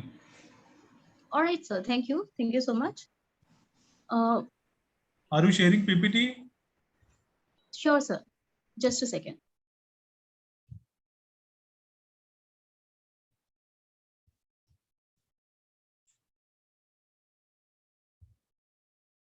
Sir, is it visible? Yeah, it is visible. Continue. Okay, thank you. First of all, my warm regards to all my teachers who are present here, and good evening to all. The topic of my research, my article, is cultural violence against women in the works of Baby Kamble, with a special reference to her most popular work, The Prisoners Reborn. The author is my supervisor. She is Dr. Nutan Agrawal, HOD and Associate Professor, Bundelkhand Degree College, Bundelkhand University, Jhansi, and I am the co-author. Let me begin with the introduction. Society should promote and breed equality, liberty, freedom to all its beings, and provide a nourishing environment to promote all facets of human development to cultivate these values. But unfortunately, Dalits have been subjugated for centuries in our society as a result of this cultural violence by being tormented, tortured, and being devoid of basic human values. Dalit women have been being the wounds of the double-edged sword of not only being Dalit, but also a woman. This paper analyzes the works of Baby Kamble with a special reference to her most popular work, The Prisoners Reborn, in terms of how the concept of cultural violence is deeply embedded into the psyche of our society and has hindered the expression and freedom of Dalit women. Culture as the cradle of human development. So cultures are assumed to be the cradles of human societies, wherein they would add on towards the human development of the people who are part of them. A culture consists of certain beliefs, behaviors, objects, and other characteristics common to the member of particular group of society. Cultural identities contain the histories of people that include their traditions, struggles, achievements, and triumphs. Through culture, people and groups define themselves, conform to society, share values, and contribute to society. Therefore, culture primarily object is to nourish pride, resilience, belongingness, intersection identities, and connections to community. Violence in its dreaded form, theoretically, three main actually broad typological categories of violence are here, which I have shown. First one is direct violence, a type of violence which poses a direct threat to life or body and hence reduces the ability of a person to avail basic human needs. Examples of such violence include killing, maiming, sexual assault, bullying, etc. And the second one is a structural violence, refers to the category of violence wherein due to some systematic methods, certain groups are deprived of an access to equal opportunities, services, goods, is primarily enable the fulfillment of basic human needs. An example of it would be the apartheid system that was followed in South Africa. And the last one, which is cultural violence, this hinders the development of its people, in fact, denies them the basic human need that are tenets of their well-being. This darker aspect of culture has the capability to incite violence and instill the attitude of its acceptance as a new normal among the people comprising such a culture. Culture violence is the worst form of violence against humans, actually. This category of violence represents the existence of prevailing prominent social norms that make direct and structural violence seem natural or right or at least acceptable. For example, the belief that Dalits are inferior and it is all right to treat them with the disgust and humanity in any way possible. Hence, we can make an argument that cultural violence is an aspect of a culture that can be used to legitimate violence in its direct or a structural form. An understanding of cultural violence in the context of Dalits help us to explain how the prominent beliefs have become so embedded in the general mindset of the people in our society that they now function as absolute and inevitable and have been reproduced uncritically across generations. The Prisons We Broke, the work which I have chosen, is full of the descriptions of immense mental torture and plight that she had gone through and in the hands of society. This work, The Prisons We Broke, showcases the miserable conditions that Dalit women have to undergo because of their caste in terms of social and economical structure. As is evident from the work, Dalit women have always been suppressed, subdued, and overpowered in whatever way or means available. The practices originated ages ago and still continue to be a part of same culture and bears the duty and rightful honors of protecting of human life and aiding in its development of all possible ways. The Prisons We Broke bring out the intense mental trauma present inside the mind of Dalit women due to immense cultural violence faced by them to the fore. One of the other important aspects that is clearly visible in her works is the intensity of supported anger and anguish towards the atrocities committed to Dalit women, suppressed because had been an affair at an individual level of a person. It could have been averted with an understanding or compromise. Instead, the whole society is incumbent on the cultural bias, resulting into culturally cultivated centuries of inhuman attitude towards Dalit. It makes it nearly impossible for them to even revolt and avert. The novel brings in twofold the savagery and cruelty against the Dalit women. Firstly, they were subjected to harsh restraint and clutches of patriarchy on account of being a woman. And secondly, having been born as a Dalit automatically brought them further at the forefront of bearing more atrocities in the name of caste. So here comes the conclusion that we need to eradicate the serpent of caste-based division by crushing its fringes, and to do so we need a Krishna in the form of education and reform to root out this evil from our society, which is the caste prejudice, and to get rid of this huge and dark baggage of cultural violence which has ruined the lives of many Dalits, especially many women, and give them the new social order amalgamated with equality, liberty, and freedom. Thank you so much. It was all.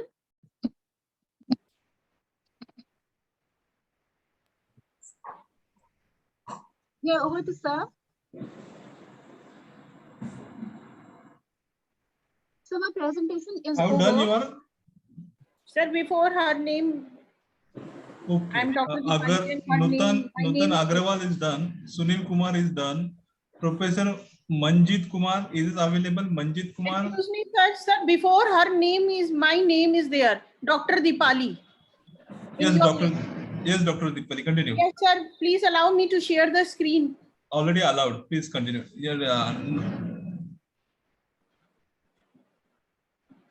Upload your PPT. Yeah, I have uploaded this, sir. Sir, are you able to see the screen? Yes, it is appear. It is appear. Continue. Sir, I am Dr. Deepali Jain, Associate Professor from Dr. Bhimrao Ambedkar College, University of Delhi. My topic is impact of globalization on culture. Now, the objective of the study is that to study the positive impact of globalization and challenges poses to India after 30 years. Second thing is that to study when people from two different cultures interact, they are willing to learn and adopt to the culture of others or vice versa. I have used both the data, primary and secondary data. Secondary data are used to study the globalization positive impact. That is the first objective of the study. And primary data I have used whether the two different cultures come into contact with each other, whether they are willing to share the Indian culture with other or not.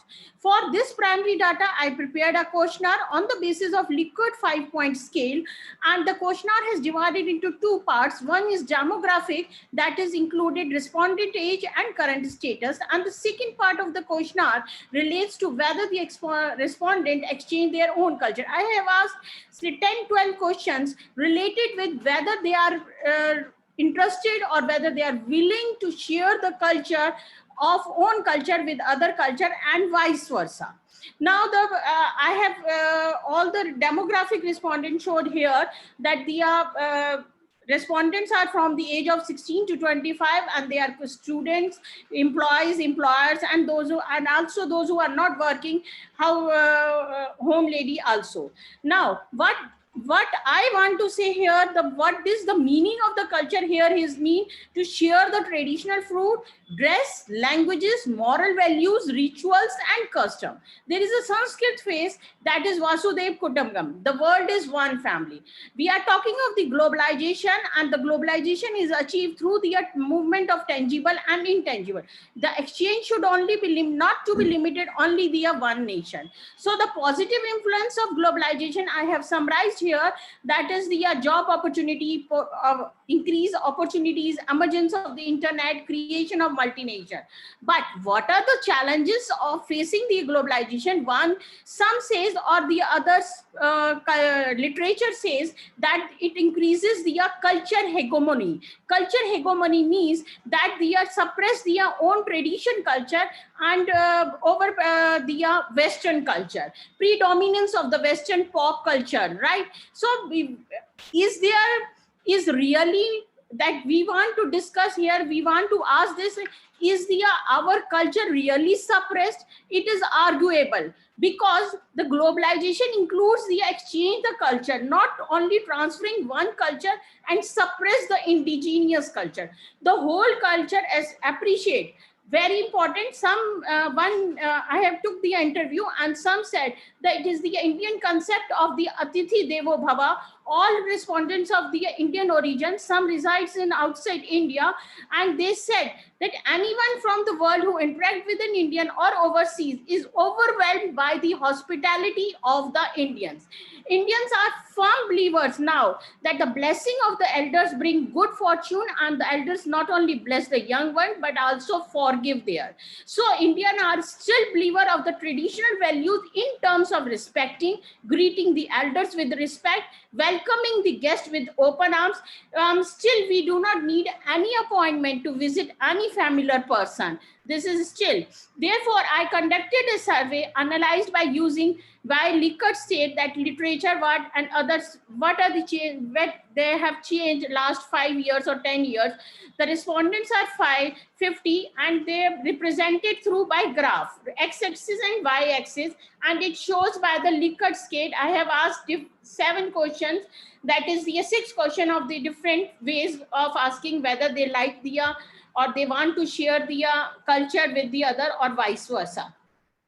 All the answer, and I have summarized with the Likert state. I calculated the average of each respondent, and I also calculated the average of the each question. Then it will come, and then I take out the ranges between the that ranges will come out between the 3.5-4.6.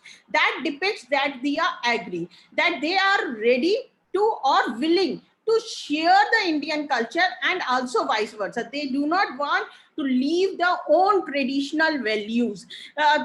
So therefore, alternative hypothesis is accepted when people from two different cultures interact, are willing to learn and adopt the culture of others, or vice versa. So our study has revealed that they are, as per the Likert 5 scale, it shows that agree with the alternative hypothesis.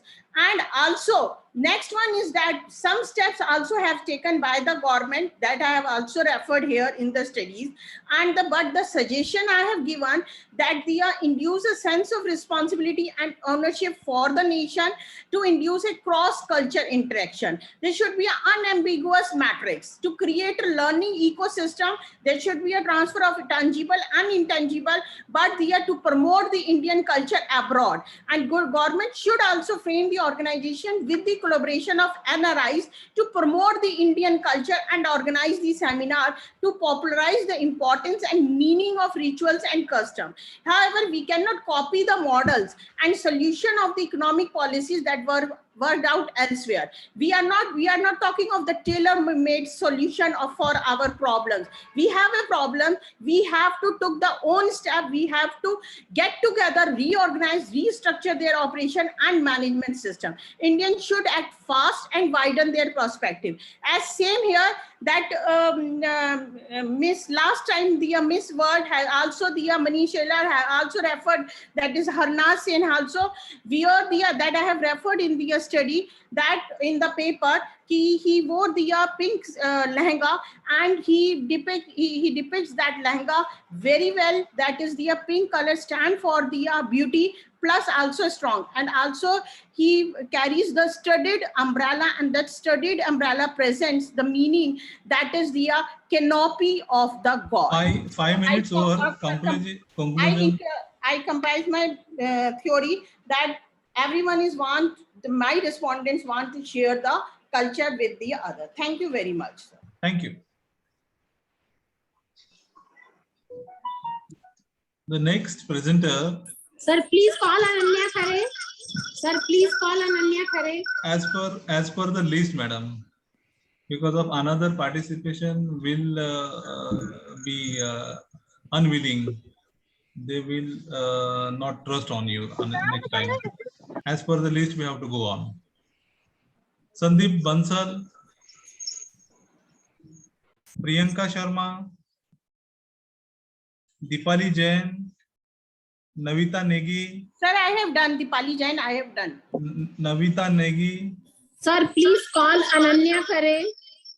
No, Ananya Khare. Sir. Waghmare sir. Madam Ananya Khare का list में ending को नाम है उनका madam. Yes sir. Sharad Rao Landge, Poonam Mittal. She has also done. मणिकंदन has also done. Sajiya, Dipiksha Mittal, Parvati Sir, Navita, sorry to interrupt. This is Navita Negi. Negi, please continue. You are 48. Negi, please continue. Yes, thank you. Sorry, I won't be sharing any PPT because I haven't prepared any. You can read. Because I thought it would be a great plan. Yeah, it's my topic. So there are 3 topics. The topic of my paper is Cinema and Society, Gender Reflections Beyond Lenses. So I'm Navita Negi, Assistant Professor, Department of English, University of Delhi, and a research scholar in Bundelkhand University.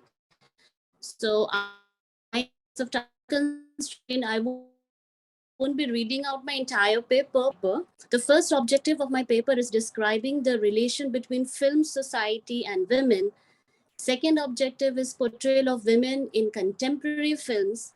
Third objective is to find out the changing role of women portrayed in contemporary cinema. Since there's time constraints, so I would just like to read out my abstract, and maybe I'll just give some more inputs about my paper and maybe conclude it later.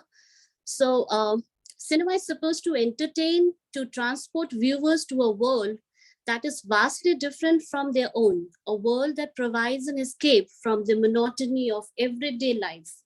Cinema is a widely consumed mass media that plays an important role in shaping public opinion, establishing images, and reinforcing dominant cultural norms.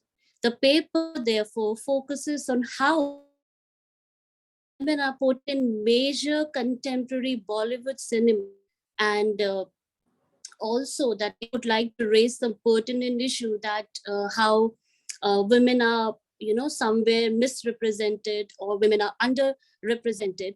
So secondly, I would like to quote Dr. Urvashi Butalia. She is a very path-breaking feminist, film feminist, where she quotes that commercial Indian cinema is the most powerful vehicle of communication in Indian society. Many filmmakers have produced films that on women's societal issues with particular attention dedicated to marriage, widowhood, dowry, and rape. This demonstrates that women's role have been increasingly evident on cinema. However, despite the fact that films about women's issues do, just one film out of 100 women own right. Women are still portrayed as sex objects, as commodity, and as unequal partners in most commercial films. Therefore, she believes that Indian cinema should place a greater emphasis on balancing women's images and avoiding stereotypes. Now, there have been a lot of feminist film theorists that they have come up with their own ideas, their own assumptions, that why this image of misrepresentation, why this image of underrepresentation is so institutionalized in a way. So eventually, many film feminists, they have started developing an interest in films with a concern over women's underrepresentation and misrepresentation. It takes a critical stance on celluloid, gender prejudice. However, women are presented on screen, how women's issues are treated in cinema. What does feminist mean to filmmakers? How does the feminist agenda manifest on screen? How is the female character positioned in relation to the male character? And what is the role of women filmmakers and women writers in depicting women's issue through cinema are the most pertinent issues that these women writers and these feminist writers are extending, and they are, in a very vocal about it. Hindi cinema succeeded in institutionalizing loyalty and obedience to her spouse. In the films like The Hage, which was released in 1950, Gauri, 1968, Devi, 1970, and the most popular one, I'm sure all of us have seen this film, BV Number 1 in 1999, presented women as passive, subservient spouses who served as flawless models and martyrs of their families. Though patriarchal behavior are critiqued in these films, they were tactically patronized in the sense that the victim wife refuses to leave her husband's house despite several physical and emotional abuse, citing the rationale that she will not leave the marital house when she dies. Indian rituals and symbols such as Doli and Earthy have helped to sustain this notion. In Hindi cinema, how authentic are the female character is a topic worth discussing. Now I would like to point out that there are filmmakers who started making parallel cinema, and they talked about that women needs to be, pictured, and the image of women which has presented as subservient, which has been presented as docile, naive, they want to reform those images in a way that they wanted to transgress women, showing them as weak and physically not being able to do things, to a woman who is more empowered and more rebellious. So in the initial years, the image of a woman as a rebellious figure or as an empowered woman welcomed at all.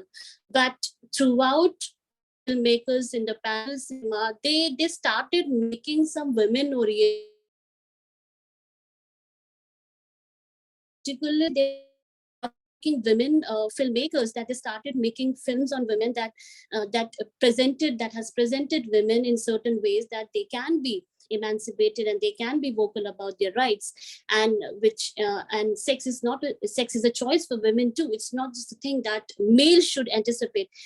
So whole idea was overturned, and it was made upside down in certain ways. So the male dominated and male centric themes have long, which was long been dominated in Indian cinema, has been replaced.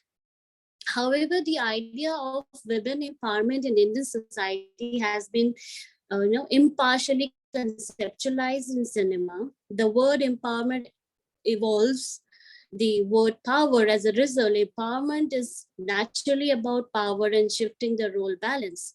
Women's empowerment entails taking control of one's life on various levels, including economic, social, and political wings. So these filmmakers started making films on women, showing them as socially and politically strong. And in the films like Daman, where the director has placed a very strong emphasis on women's empowerment and providing the protagonist, the protagonist, the center ground, and showing her that she is very educated and she can be very vocal about her choices. Similarly, Daman also presents the concept of women revolting against man-made standards in terms of women's agency and rebellion. Durga in film rebels against her husband's wrongdoings and flees with her daughter, whom he intends to marry off to an old man. Now I would like to read the conclusion, because it is a little difficult to just sum up your ideas in just 5 or 10 minutes.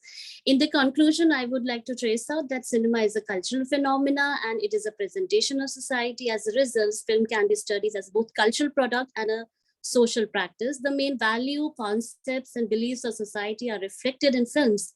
In the subjects of sociology, cinematic studies typically investigates sociological topics such as social structures, hegemony, patriarchy, subordination, and marginality. Gender has an essential role in storylines. In of film records the lives of in the social spaces. Gender is culturally produced in social interaction and social structure. Furthermore, movie stars that have transformed from their dream world to politics, becoming a strong character who shaped the lives of millions. This contains a very handful of female actors who have acted as caregivers for society. This trend suggests that the film industry's female component has established itself not only in the movies, but also in the real world. Women's role in Indian society serve as a role models for other women who have fewer opportunity to emulate.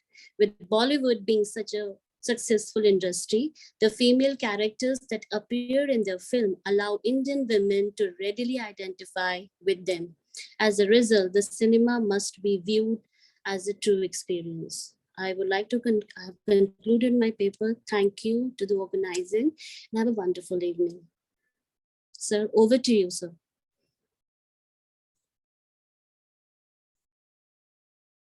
Waghmare, sir, am I audible? Sir, you can invite the participants.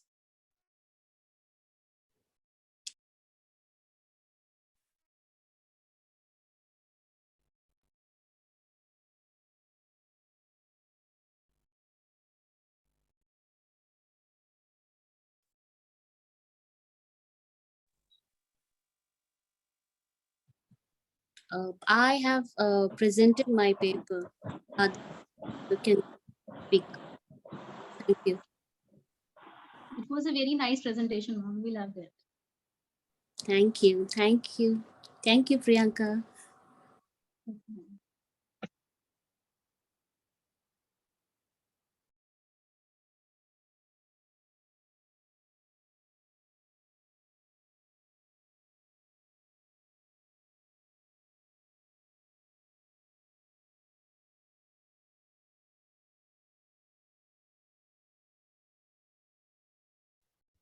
Waghmare, sir.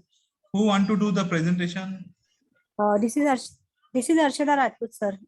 Roll number 84. Can I do? Please continue. Okay, thank you, sir. So I'm presenting my slide. Niman आवाज करें, sir.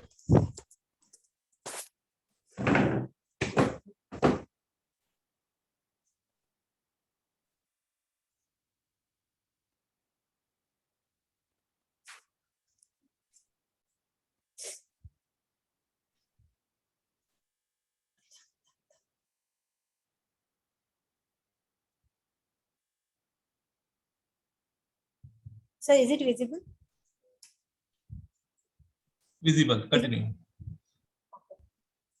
So this is Arshada Rajput.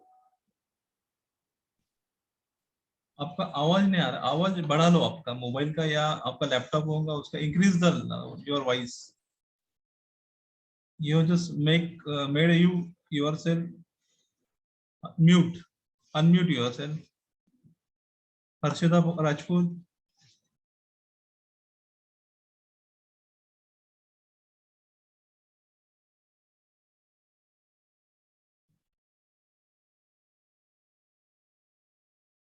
Am I audible, sir?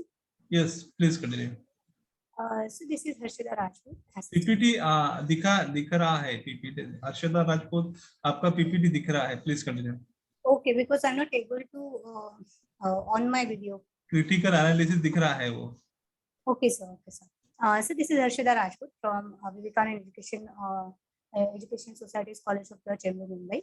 This is my research topic that is related to critical analysis of law relating to orphans, which is about 18 years. So if we go to the preamble, the constitution of the preamble itself, it says that it is nothing but the mirror or key to the constitution. It has been held in case of Keshwanand Bharti versus State of Kerala in 1970, wherein the preamble also says that equality which is given to everyone, and that equality is nothing but with relation to the status and the opportunity. Now, according to the Orphanage Act, Orphanage Home Act, and as well as the problem of orphans are shared, and specifically the definition that if you go to the law, the orphans definition is given under section 2, subsection 42 of Juvenile Justice Act. And in this, it is mentioned that who is orphan. First of all, the orphans are whose biological parents are died at the time of his birth, or the children whose parents are not ready to take care of them, or they are destituted for one or other reason. They are considered as orphans. According to this, they has to be sent to the orphanage, but here it is clearly mentioned according to section 55 of the Juvenile Justice Act that they can be stay over there only up to the age of 18 years. Post 18 years means post completion of the 18 years of age, it is the rule of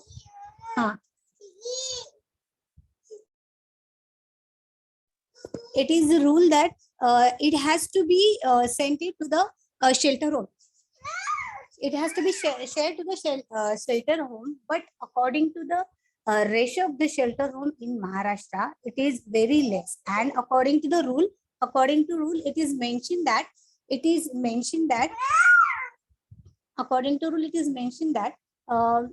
despite of the fact that Indian Constitution grants that the state of the power to enact the laws, and it has also been mentioned under Article 15, Clause 3. It deals with that nothing in this article shall prevent the state from making any special provision for women and children. So the laws are already there, and in international terms that the conventions are there, that in the year 1898, it was United Nations Convention on Right of Children. It was held, and India has became the signatory in the year 1990. But the Juvenile Justice Act was already passed in 1986, which was repealed in 2000, post becoming the signatory, and we are considering or we are following the same rules that were mentioned under UNCRC.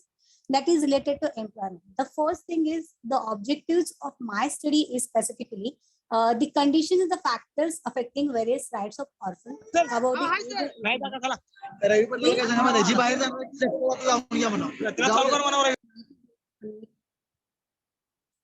then to analyze the international conventions and review the scope of working of law which is related to orphanage, that is post majority. Further, sir, if you go through the objectives, we can say that juvenile justice is already there, but which is less working. Juvenile working, it is less working because state is not paying proper attention towards the problems of the orphan. Specifically, if you are going to the issues related to the provision of the orphans, that I already said that in the age of 18 years, barely the people or the child, which is post-majority, that is barely they are learned up to 11th or 12th.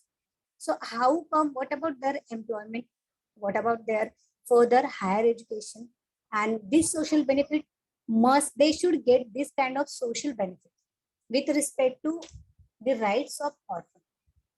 It has been held in various cases, like in 2009, the Education Act also passed, and where it is mentioned that the primary object is specifically to give the primary education. But what about the higher education? What would be the rights available to them? That is the main question. So I'm turning towards my conclusion here. That is related to like what should be the recommendation, that it has to be seen in the Juvenile Justice Act, and it has to be look on the amendments of the act again, and state should take the call to amend the act again with respect to considering that what should be the better or what should be the reintegration, what Juvenile Justice Act is focusing for those children, those who are not convicted in law, but they are for their care and protection. Juvenile Justice is working for the care and protection of the children also. So in that case, I would like to come to the conclusion that as a result of trustworthy control and the mechanism of the orphanages, it is required in order to provide them with a high quality existence, and the government must also provide a socio-economic stimulus. And the regulations in India still need to focus on issues like the rehabilitation and social reintegration of children in such orphanages after they reach the age of majority. Thank you so much. I have completed. Thank you. The next, can I present 72 number, sir? What is your name? Amol Manke, sir. AP Manke. I was calling you so many times, Manke. No, sir. I am waiting from the. Please continue. Please continue. Okay. Thank you, sir. Thank you. Are you uploading your PPT? Yes, sir. Yes, sir. I'm just sharing my screen.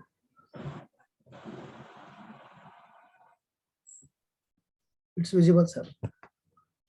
Visible. Continue. Sir, myself, Dr. Amol Manke, Assistant Professor in Department of Chemistry, Pratap College of Waghmare. My research topic is the ultrasound assisted synthesis and characterization of 6-stage benzoyl 6-on and their substituted derivatives. I prepared 7 derivatives of that benzochromin. This is the abstract. In the present work, main focus of the work is we utilize the environment friendly and less expensive copper sulfate as a catalyst for this completion of this carbon-carbon completion reaction. And another development is to develop a new methodology for generating a great research interest in order to develop eco-friendly medicinal important precursors. So we found the new methodology to prepare these benzochromis, and in this papers we describes which method we newly developed. That is the ultrasound bath sondicator method. With the help of that ultrasound bath sondicator at the particular frequency, that is a 40 kilowatts frequency, and all the reactions were carried out at the 40 degree temperature. So this is the new development of the new method by using the ultrasound bath sondicator as 40 kilowatts frequency and 40 degrees centigrade. So these are the introduction. All the chemistry people are know the heterocyclic compounds are very important branch of the organic chemistry, and accounting that it is nearly 1/3 of the modern publication are from the heterocyclic chemistry, and in fact 2/3 of the organic compounds are heterocyclic compounds, and those that heterocyclic compounds are found to be in the most of the drugs, most vitamins, and many natural products and biomolecules, and a lot of biological active compounds belongs to the heterocyclic chemistry. We prepare in this paper the dibenzo-pyranos are also heterocyclic compounds, and that are found to be anti-inflammatory, antimicrobial, antifungal, and antiviral activity. These are the properties of the benzopyranols. We follow two procedures in US and US. First one is the conventional method, and second one is the ultrasound method. We found this ultrasound method as the superior method rather than the conventional method. We take 1 gram of compound and one subsequent compounds depending upon their molecular weights. From the conventional method, we need the 1 hour for completion of the reaction, and by using the developed method, that is ultrasound sonation method, we only need to 15 to 20 minutes for completion of the reaction at 40 kilohertz frequency and 40 degrees centigrade. This is the reaction. These are the phenols, and the second compound, orthochlorobenzoic acid. These are the machine that we use for the synthesis of the compound, and that is found to be superior because it is a time and energy saving process. These are the results. These are the various compounds we prepared. US means ultrasound method having the advantage of the greater yield and also advantage of the time, because it is a not a time consuming process. The whole product is we got from the 12 to 18 minutes. These are the experimental data that we taken from the different institutes, and that are well matched with our synthesized compounds. So result and discussion. The reaction time for the conventional synthesized compound is 60 minutes at reflux temperature, while reaction time for ultrasound assisted synthesized compounds is only 12 to 18 minutes, which will carried out at the 40 kilohertz frequency and 40 degrees centigrade temperature. It was also observed that the yield of the reaction in case of ultrasound synthesized compounds is more when it is compared to the conventionally synthesized compounds. And the impact of the energy was evident in reduction of the processing time. This is due to the rapid micromixing and resulting faster reaction to form ultrasound assisted synthesized compounds. So we also save the energy, a lot of energy for the conversion of these products. We successfully synthesized 6-benzochromes and its derivative using ultrasound bath sonicator at a lesser time and lesser temperature with the high amount of energy saving. So thank you, sir. These references are used during the work. Thank you, sir. Thank you, Waghmare, sir. Thanks for giving me opportunity to present my work in this international conference. Thank you, sir. Thank you very much.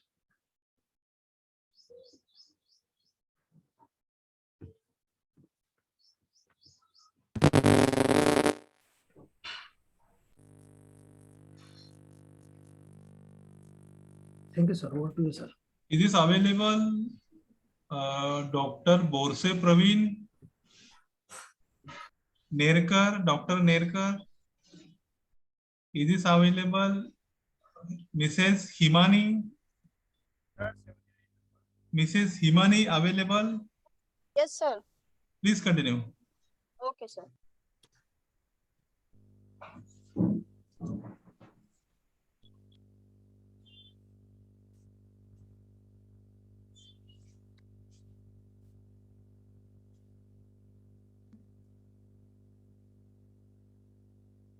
Share कर लो ना.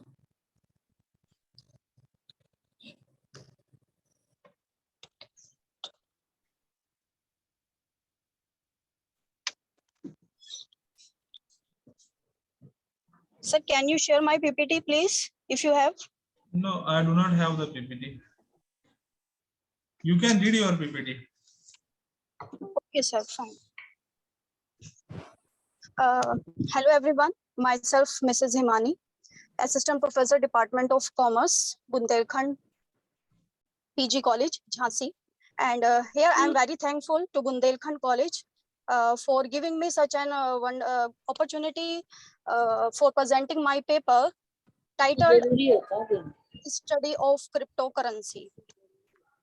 Here, why this study is important, first I want to share that as cryptocurrency is attracting interest of the investors not only in India but around the world day by day, so it is a need of the hour to explore more about the cryptocurrency so that proper knowledge and awareness about its potential and associated risk may be created among the investors. It will help in presenting a more apparent picture about cryptocurrency in future.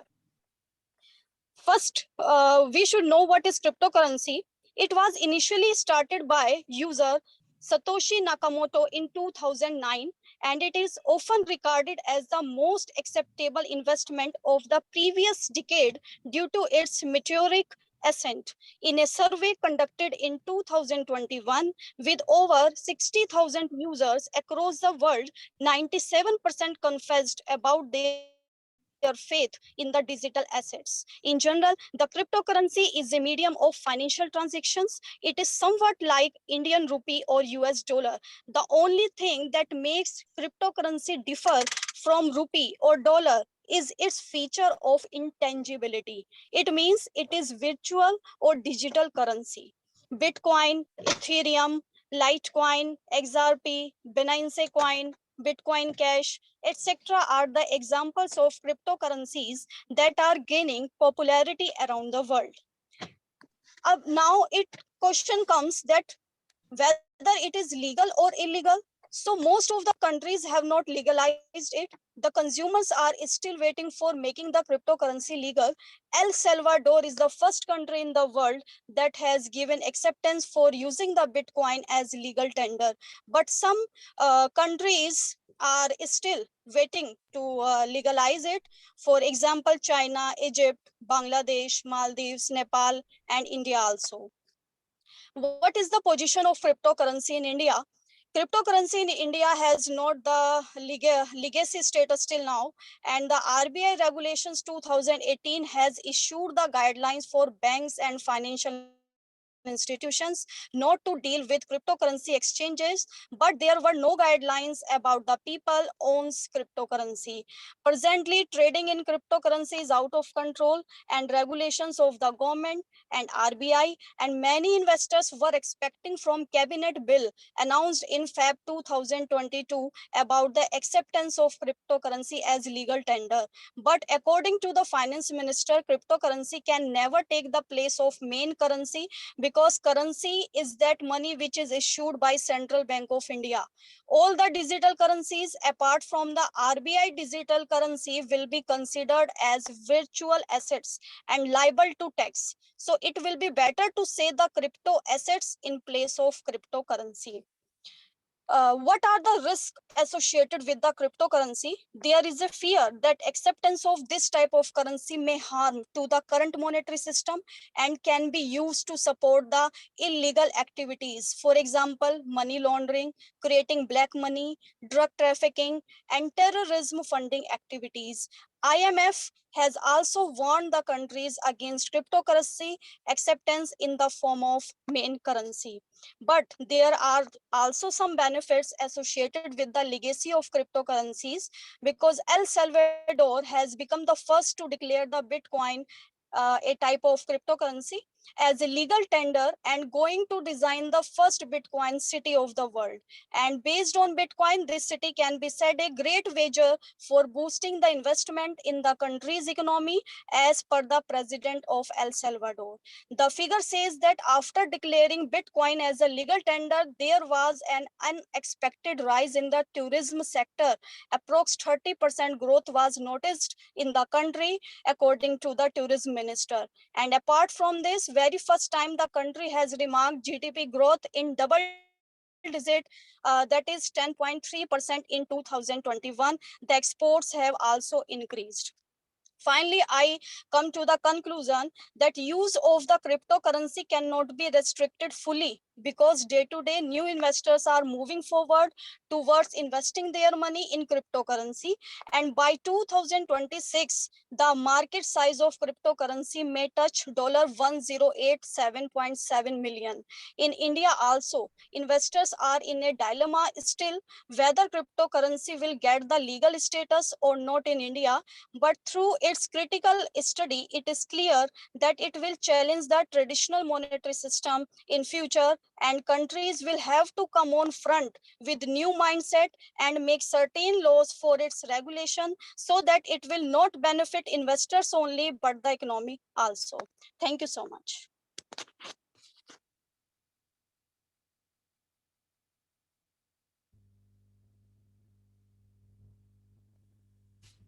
Have finished?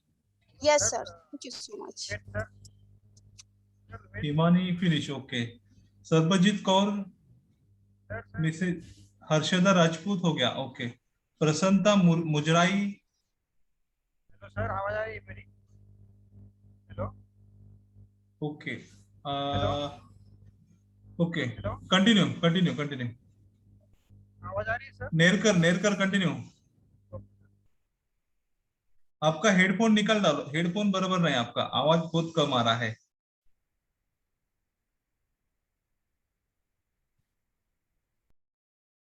आपका headphone निकाल डालो, आवाज बहुत कम आ रहा है. Laptop का ही चालू रहने दो. आवाज बहुत कम आ रहा है आपका. हाँ.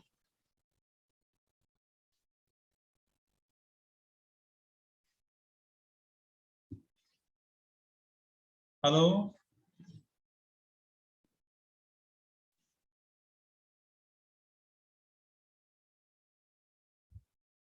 आपका लैपटॉप का आवाज बढ़ा लेना. आप लैपटॉप को जो आवाज है वो बढ़ा लेना.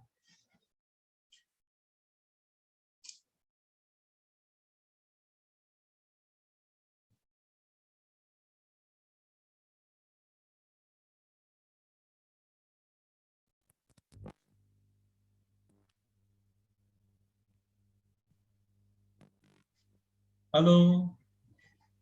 Are you ready Sandeep? आवाज आ रही है. Please continue. आ रही है आवाज? Please continue. आ रही है. My research topic is study of growth of lead iodide crystal by gel method and effect of various parameters. Introduction. The applicability of lead iodide in various fields is of very wide spectrum. The layered lead iodides have potential for light emitting and photovoltaic properties. Here we report the synthesis of lead iodide using gel method. Gel is a interconnected rigid network with a porous of sub-micrometer diameter and polymetric chain. It also acts as a semiconductor consisting of molecular sheet. The layered cation is sandwiched between two layers of hexagonal close pack and purely ionic in nature. Hence, it has a strong bonding between an anion and cation layer. The different properties of lead iodide by different researchers have already done. In the work, the various parameters have been studied like pH of gel, aging of gel, gel density and temperature. Effect of gel density. One of the most important factors affecting the hardness of the gel medium is the density of the sodium metaslated solution. In almost all the cases, it is observed that the dense gels produce poor quality crystal. It is found that a minimum density is desired for getting good quality gels for growth purpose. It is observed that the range of density 1.04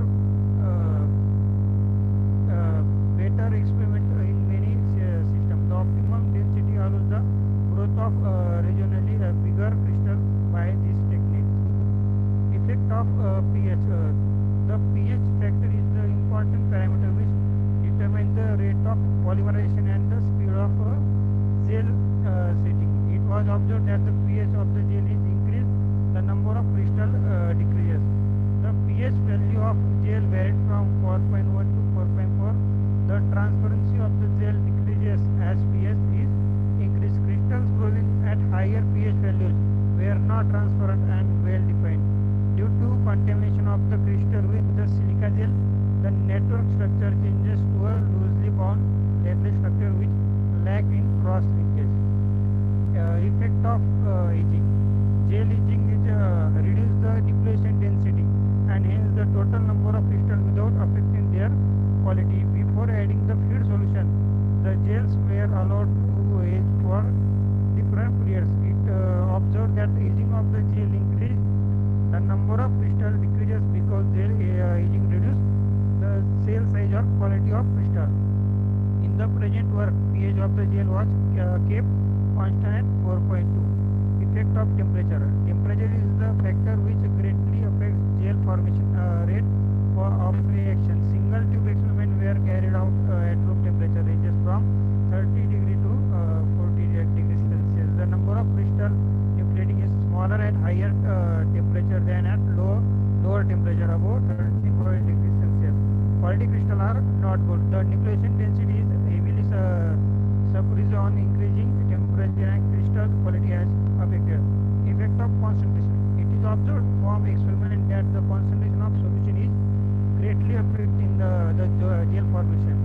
Firstly, we use one normative acetic acid, lead nitrate, and drop addition of sodium metazoate with constant stirring. Then after addition of 1 or 2 ml of sodium metazoate, the PPT forms to the solution and gel formation does not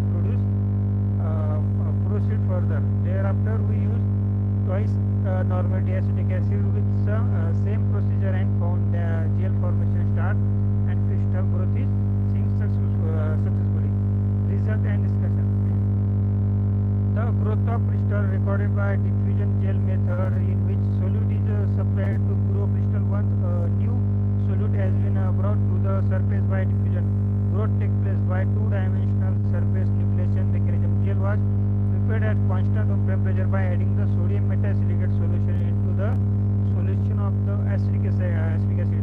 Drop by drop with constant stirring till 4.1 to 4.4 pH of mixture obtained. Mixture was then transferred into the stage tube of length 15 cm and 2.5 cm diameter. The mouth of the test tube was covered by cotton to keep the solution free from dust and impurities. After setting the gel nearly in 10 days, it was again kept for aging for 2 days. Slowly pour over the set gel lead acetate 5 ml and 1 normative so that the gel should not disturb the growth of lead iodide can be seen day by day. After completion of growth, the lead iodide crystal were taken out from the gel. Then they are washed with double distilled water and acetone and kept under light. The hexagonal shaped crystal was formed by reaction of lead iodide and potassium iodide in the gel method. Conclusion. It was concluded that the low density and low pH values 4.2 of gels, the transparent single crystal of lead iodide were obtained. In acetic acid set gel, the good quality hexagonal plates of lead iodide of 1.3 cm size have been prepared. Gel aging reduces nucleation density and affects crystal. The growth of crystal has found very well while using twice and acetic acid. Time is over. Time is over. Yes, sir. Sunil Prasad, sir, 192 number. Sunil Prasad, sir, please continue. Yes, sir. I am sharing a PPT. Sir, please allow me to share. Please, it is allowed. Okay, sir.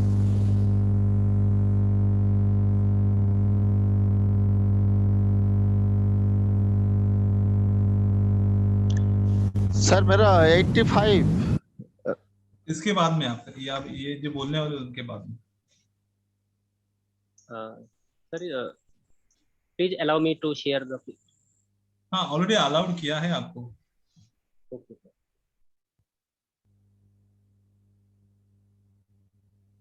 Share पहले PPT open करवा लेना PPT open करवाने के बाद में फिर आपका जो है शेयरिंग करते आएगा आपको okay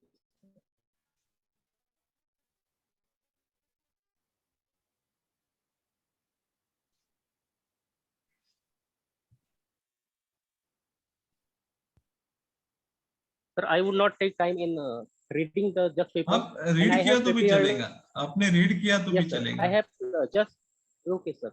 I have just prepared the short selection of the. My topic is, sir, entrepreneurship and higher education in India, the role of traditional education system and emerging trends.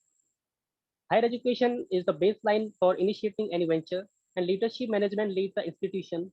There is a clash between conventional system of new wage in education.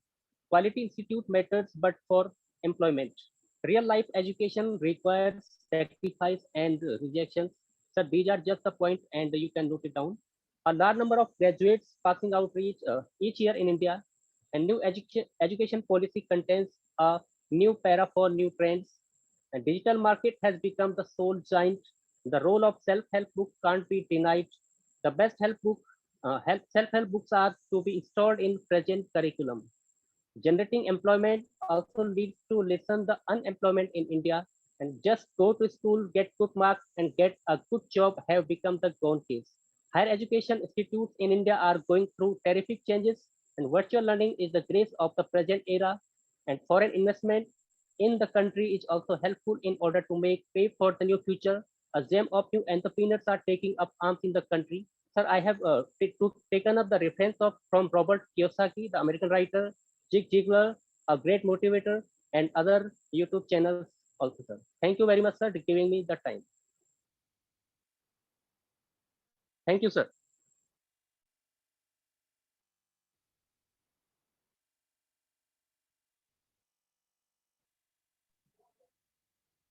Who want to do the next presentation? sir. Yes, Prasanna. Prasanna. sir. Please continue. Please continue.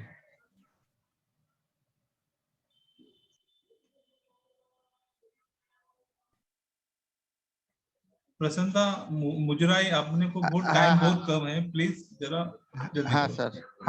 Sir.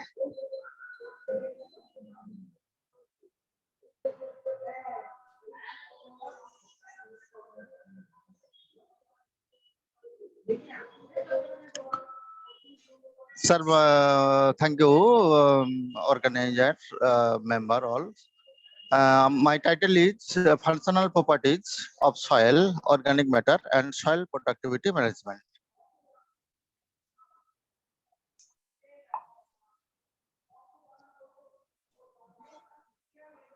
Soil organic matter is essential for soil production.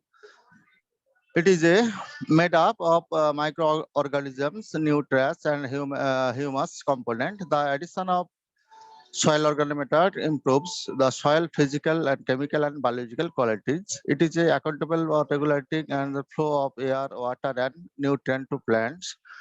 It offers food and microorganism and assists in the cycle of nutrients such as potassium, nitrogen, phosphorus, and sulfur.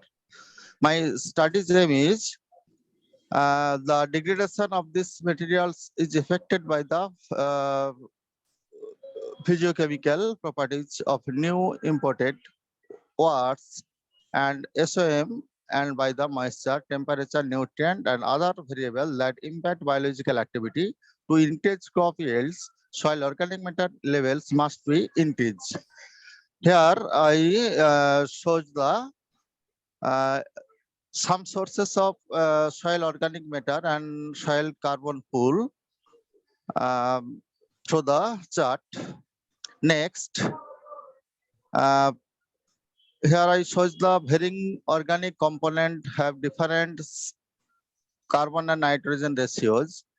Here, highest carbon and ratios so dust, and I shows that if the ratio is less than 20:1, the residue has greater than 2% nitrogen, and nitrogen will be quickly available to plant.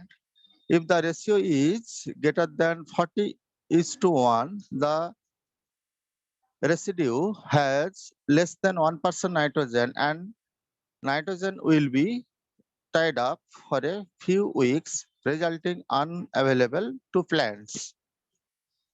Next, here shows different ratio carbon, nitrogen, phosphorus, and sulfur of the soil organic matters.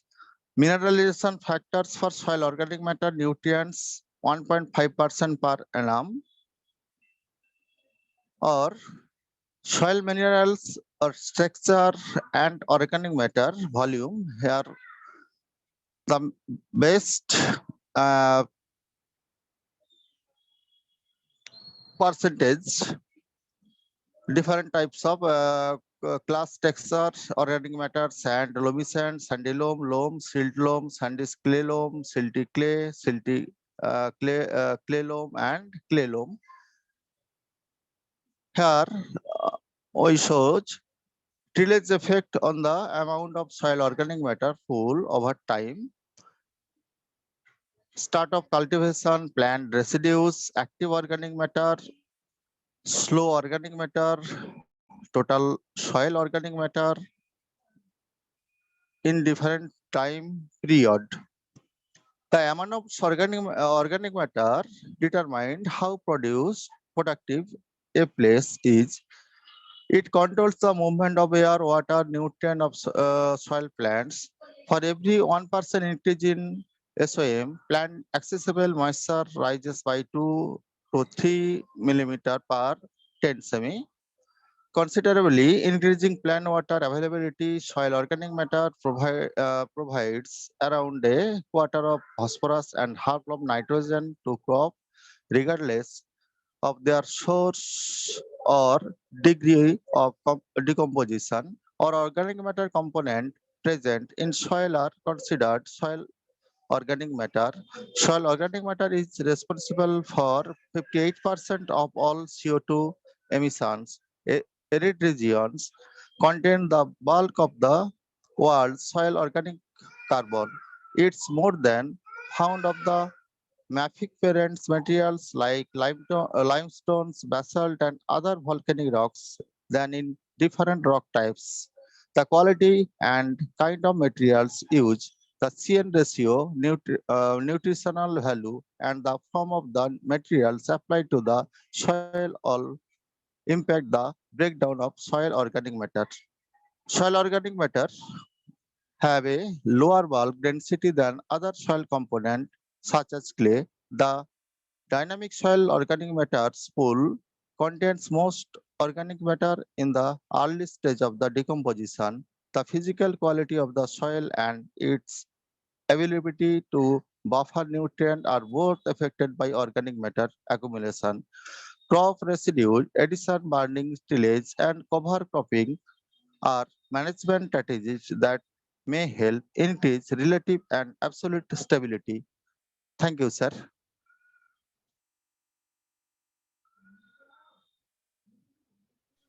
Thank you. Ananya Khare, is it available? Ananya Khare? Yes, sir. Yes, sir. Please continue.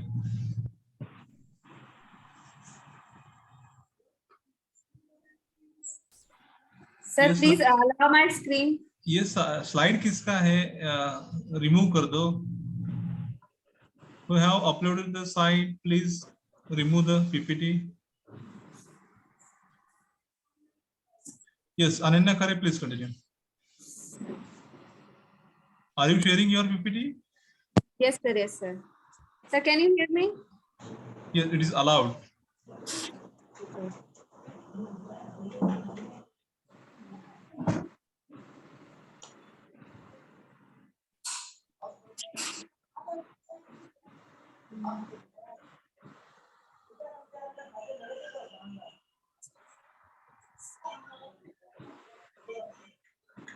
You can directly read your PPT without uploading. Okay, sir. Okay. Sir, my topic, my research paper topic is a tug of war, India and US versus China over South China Sea. In this, India, US and China and the South China Sea are the major players to maintain stability and peace, and also instability and chaos. They are the key players that may define the region's political basis. South China Sea is a marginal sea of Western Pacific Ocean surrounding an area of around 3.5 around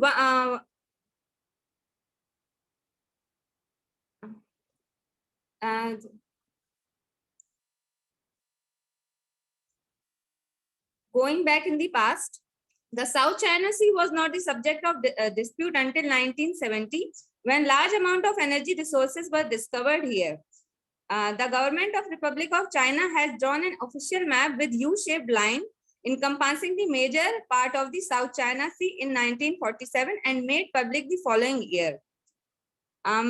We can see that the China and India accounting for roughly 40% of the 6.5 billion plus population on planet Earth, and are just the two largest economies that are currently experiencing the fastest growth in the world. So we can see the India and US, they are growing. The increasing proximity between Beijing and Islamabad and the dwindling role of Russia and South Asian region have paved the way for friendly relations between US and India. But we can see that US and China have been, problems between US and China are steadily escalating. China is growing at a very fast rate and has a very strong military.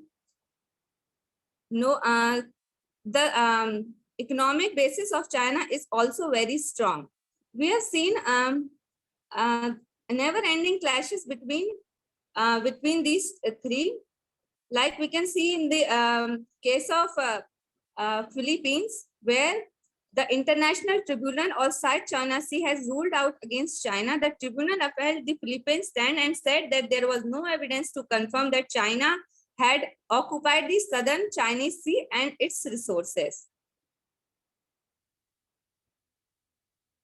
So, as we have seen over the years that no Asian countries, China, US are not willing to come any conclusion, and they are not coming at any conclusion. They just want their own domination over South China Sea. The tug of war seems to be never ending and is going on for decades. The decision can only be taken by mutual understanding. Third party will only worsen the things. Resources is the real goal nowadays. It can make country prosperous without having any skilled manpower and is necessary for country's development. Energy consumption is reciprocal to the GDP increase. Thus, no one would compromise. International organizations have lost their prominence and their rules are not binding. Thus, only way out is gain for all in an appropriate manner. The issue of South China Sea cannot be resolved in a single go. Countries will need to resort to multiple bilateral, trilateral, and multilateral negotiations. The series of bargain and negotiation will be required. Nevertheless, the relation between Asia's two great powers and world's largest power can be characterized as one of the global cooperation on transnational issues and trilateral competition. One will lose its importance if a single one of them is not in the picture. Thus, we can see the tug of war is never ending and only a mutual understanding can solve the issue. Thank you.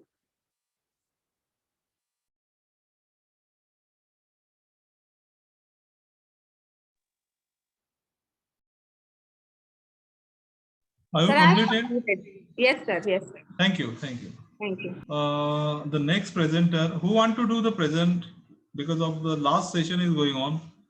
10 to 15 only. Mary Chinelo from Nigeria. I was calling you, Mary Chinelo. Is this Mary Chinelo? Mary Chinelo, unmute yourself. Mary Chinelo. Mary Chinelo, unmute yourself.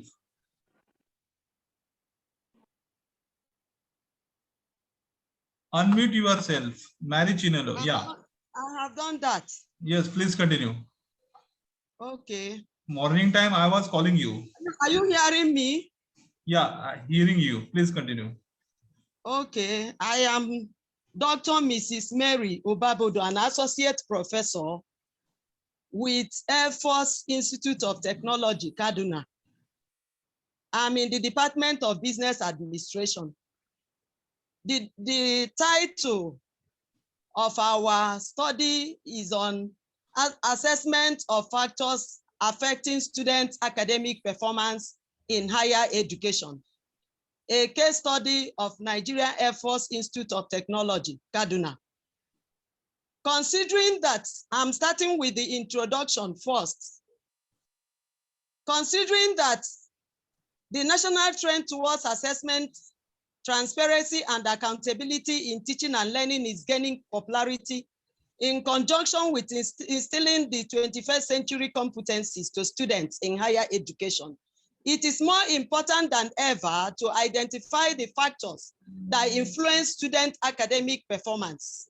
As a result of this, the influence of 9 factors on student academic performance was assessed in the Nigerian Air Force Institute of Technology, Kaduna, namely the home factors, peer pressure, student study habits, learning habits through classroom attendance, library and information communication technology, school environment, faculty departmental resources and support, teacher-student relationship, and finally, the school management style. The target population in this study consisted of all the 2,098 undergraduate degree students of AFIT, acronym of AFIT, that is Air Force Institute of Technology, Kaduna, currently in their 2nd and 3rd year of study in 2021-2022 section. Using survey method, a questionnaire of the Likert type titled Student Academic Performance Questionnaire, SAPO, we are validated and administered to 210 undergraduate degree students who were randomly selected across all the 4 faculties, which are computing, engineering, science, social and management science. But out of all these, 145 of it were fully filled and returned by the respondents. First, validity and reliability of the instruments were ascertained. After giving it to experts, the instruments were given to experts to ascertain their face and reliability. Then the outcome of the reliability test using Cronbach Alpha shows the internal consistency from 0.70 to 0.88, which is considered reliable for this study. The study provides answers to 3 research questions and 3 hypotheses that guided the study: frequencies, totals, percentages, reliability tests, independent t-test, and regression are the statistical measures that was used in this study. The results of the statistical measures revealed that student study habits, learning habits, peer pressure, faculty departmental resources and support are factors that significantly impact academic performance at AFIT. Females have better academic performance than males. Based on this result, recommendations were made. Recommendations on having guidance and counselors going round to explain to students the need for study habits and also learning habits. And then not for students to be mixing themselves or seeing themselves having bad gangs, people that will corrupt them. So that is it. Thank you so much. Thank you so much.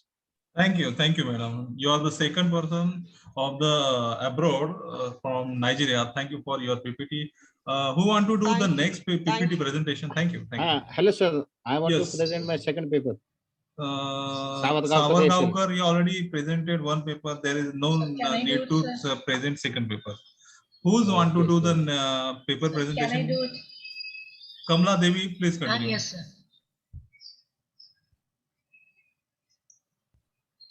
Kamla Devi, Yes, sir. start Yes, sir. your PPT, start your video.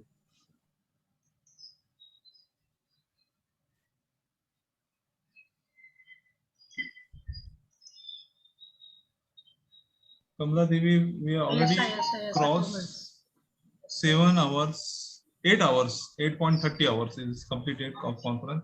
Please do the continue because of some other people will be joined. Good evening to everybody. I want to. You can read directly your PPT. Do not worry about it. I want to thank all the organizers for Do giving the me fast. this opportunity to Can you present my do research paper. arrangement? Are you starting? Yes, sir. Please continue. Please continue. Okay. My topic is on tropical cyclone impacts on coastal regions with reference to Ramanathapuram district of Tamil Nadu and its impact of tropical cyclone of 1955. My aim of the study is to study the devastating impacts of tropical cyclone on coastal communities. Then I want to assess the damages in the settlement, transport, and communication in the coastal communities. Then third one is to analyze the damages in the coastal communities, Ramanathapuram district of Tamil Nadu after 1955 cyclone. My methodology is I collected data through two methods. So primary data as well as secondary data. For primary data, I used archives. Then for secondary data, yes, I used the internet, and then journals, books, etc. The study is adapted on the interdisciplinary integrated approach in the historical perspective. The theory of cyclone formation has been drawn from the meteorological department. Yes, I collected some materials from the meteorological department. Then tropical cyclone occur in different parts of the world. Yes, it got a different name. In some parts of the world, yes, they used to call this as a hurricane. In some parts, they used to call this as a cyclone, typhoon. Yes, it got a different name, but the nature of the thing is same. The tropical cyclone do not form all on a sudden, but it will form as a low pressure area. Then it will develop to depression. Then it will go to deep depression. Then it will go to cyclonic storm. Then the last stage is very severe cyclonic storm. Then in between, sometimes yes, it cannot develop to cyclonic storm or severe cyclonic storm because of the it needs some nature, and that is it needs some humidity. Then it needs some warmth thing. Yes, if anything is less than the amount, yes, it will decay in between the stage. Then this is the these passes through the different stages. It is mentioned by the IMD, Indian Meteorological Department, to classify tropical disturbances are on the basis of the maximum sustained winds. Then India got a long coastal line of 7,516. Yes, in the long coastal line, yes, it is frequently affected by the cyclonic storms originated in the Bay of Bengal. When you are comparing to the Bay of Bengal and Arabian Sea, yes, the Bay of Bengal cyclone is more severe than the Arabian Sea. The ratio is 4:1. The South Indian states of Tamil Nadu is one of the important maritime states of India. Then the vulnerable areas of the storm surges depends upon the coast. The entire coast is divided into 4 categories. The first area is the Bay of Bengal under the Bangladesh region. Yes, most of the time, yes, the Bay of Bangladesh is affected by the severe cyclonic storms. Then when you are coming to the second stage, the second vulnerable area is between Pradeep and Balasur in Orissa. Then third area is from Masulipatanam and Kakinada and in Andhra Pradesh. The third area and the fourth area is Pamban to Nagapattinam. My area is between this fourth area, it's Pamban to Nagapattinam. Yes, this is the map. It shows that how the cyclonic storms are affected in the coastal region. In some area it is very high. In some areas it is high, then moderate and low. Then damages, when you are comparing with the damages of the different areas. Dr. Kamala Devi, your 5 minutes over. Oh, okay, sir. Damages depends upon the size of the cyclonic storm and the intensity of the storm and the population, the coastal topography and the character of the economy of the area affected. The main destructive impacts include heavy rain, strong winds, large storms, and surges at landfall. Then this is my area. This is the Ramanathapuram area. This area is affected by the cyclone of 1955. Then again in the year 1964, it was affected. As you all know that, yes, it is in the time is over. Devi, Kamala Devi, time is over. Is this Soumya Khare available? Sir. Soumya Khare, please continue with your PPT.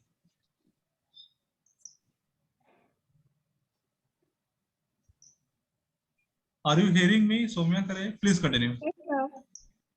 So then my topic is provocations of WHO, UN, and other organizations after COVID and Ukraine crisis. So with provocations, we mean challenges.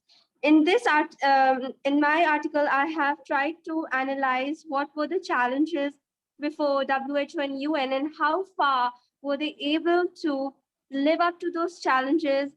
And when League of Nations was dissolved, 60 million people died, and it was believed that it was a dismal failure.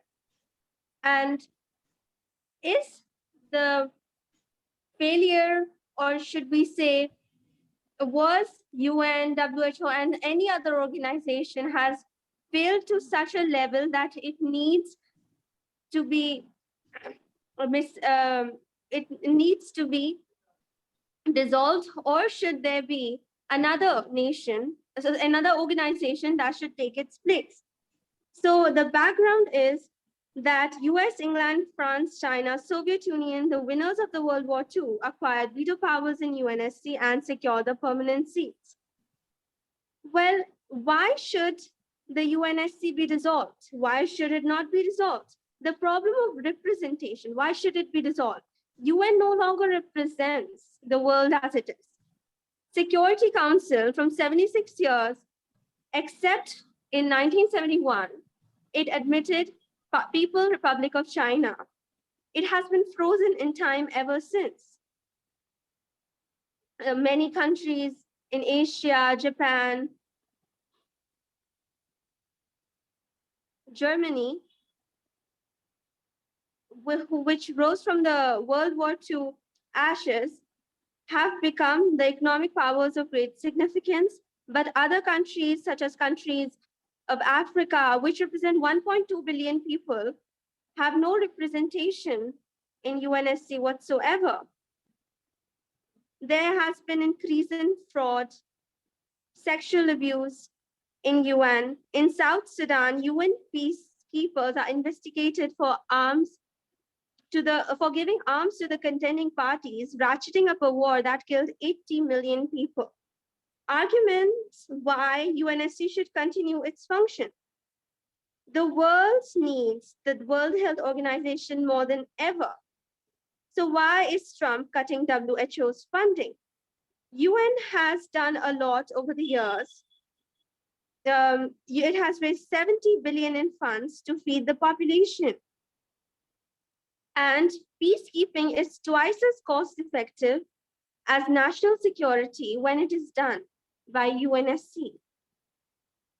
Well, when it comes to another organization, a very important organization, that is World Health Organization, everyone listens to what the World Health Organization has to say, and every news that it posts on Twitter, online, or in any format is seen and very critically taken by very big organizations. But Tedros Adhanom has supported China in the COVID-19 crisis.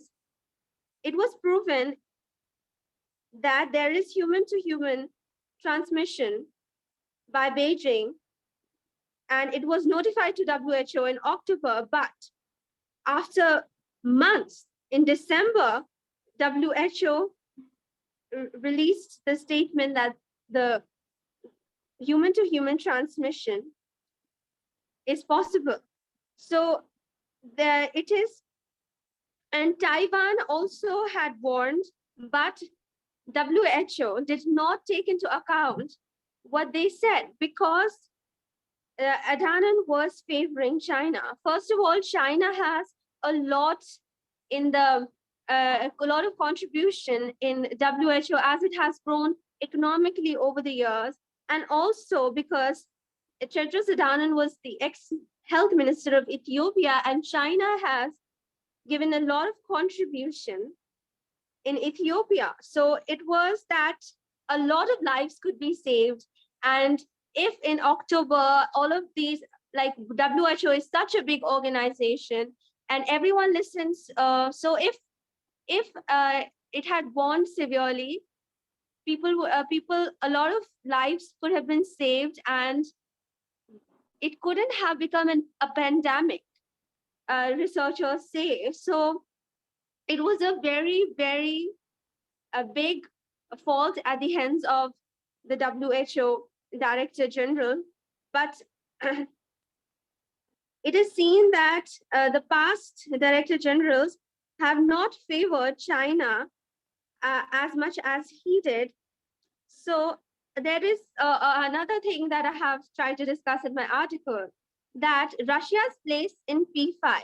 So we have UN, which has 15 members in UNSC. So 5 are permanent. So Russia's place is permanent and it is affecting the position of Ukraine. Every time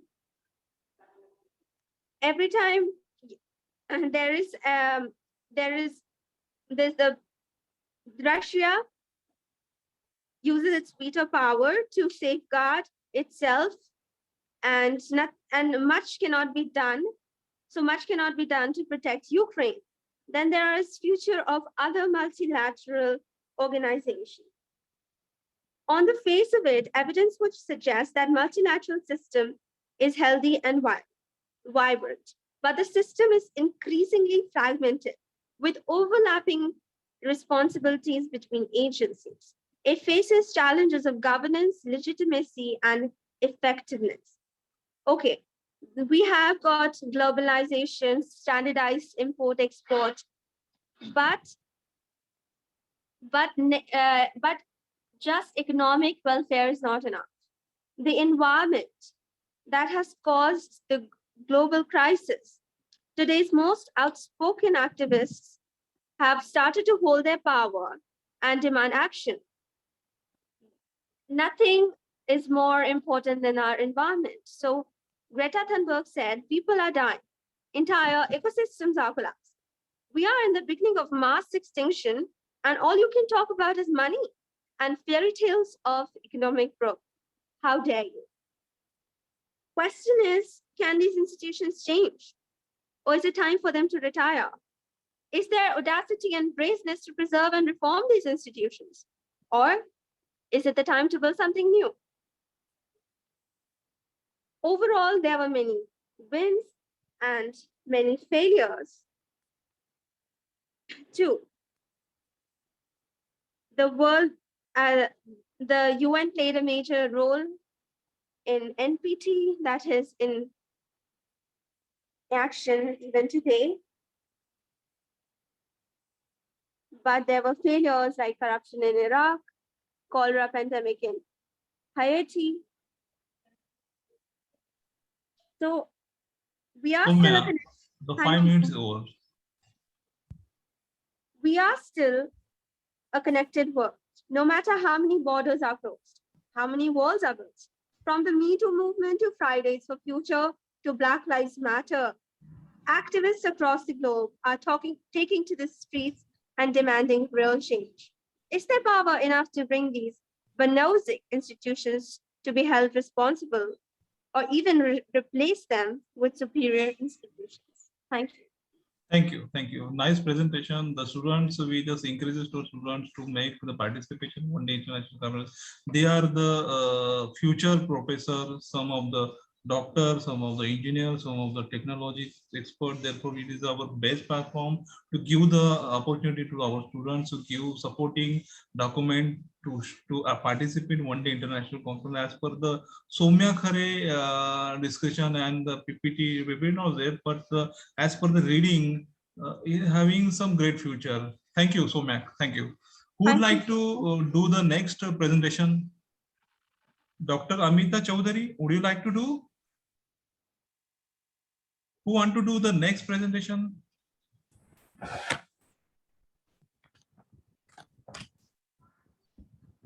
Participation, I would like to request you, who want to do the next presentation PPT?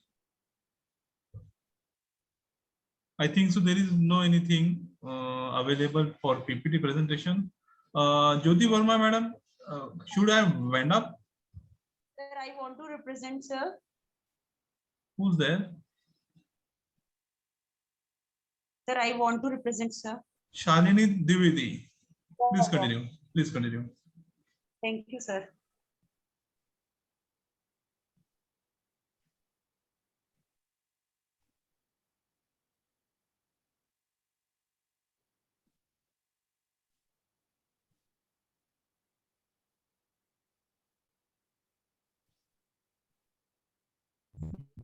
Sir, the screen is visible now.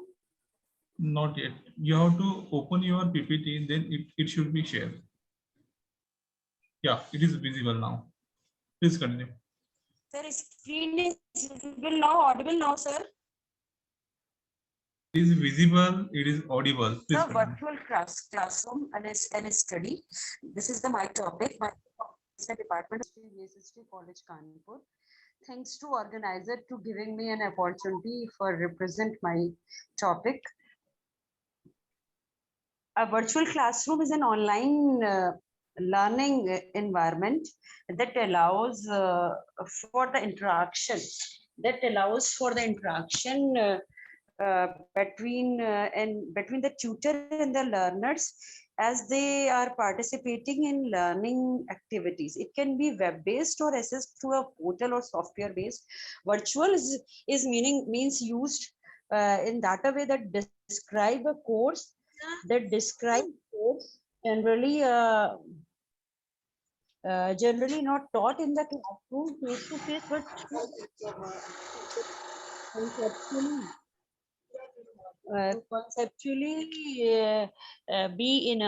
be associated virtually with the classroom teaching. I finished presenting paper. Provides two-way interaction between the students and the interaction between the students and the instructors. Just introduction is that the e-learning is often seen as a tool for supplying teaching materials, not for improving teaching methods by meaning of learning is better than the traditional mode of instruction, as educators and students are not restricted to a specific geographical location. Virtual classroom is a form of online learning environment. Other terminology used to define the online delivery of the instructions are generally network-based learning, web-based learning, and e-learning.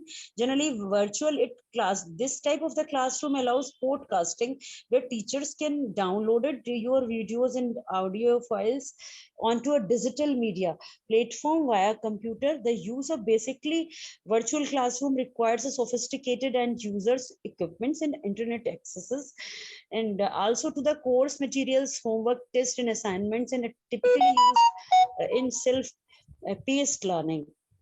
Next, features and benefits of the virtual classroom.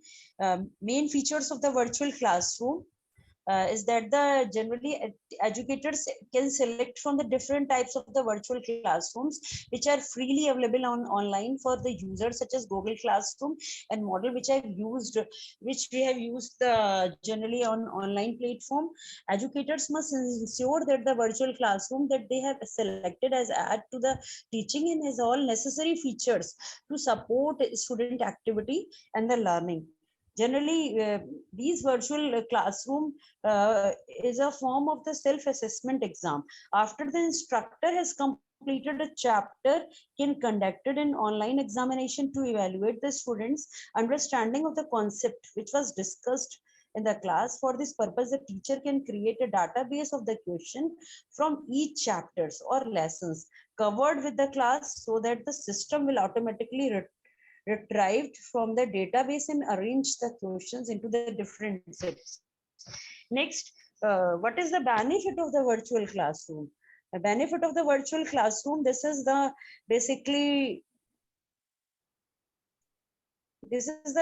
depends on the due to the advancement of the ICT rules, which have generally used in the COVID era or non-COVID era, but adopt technology, dissolve this technology too much.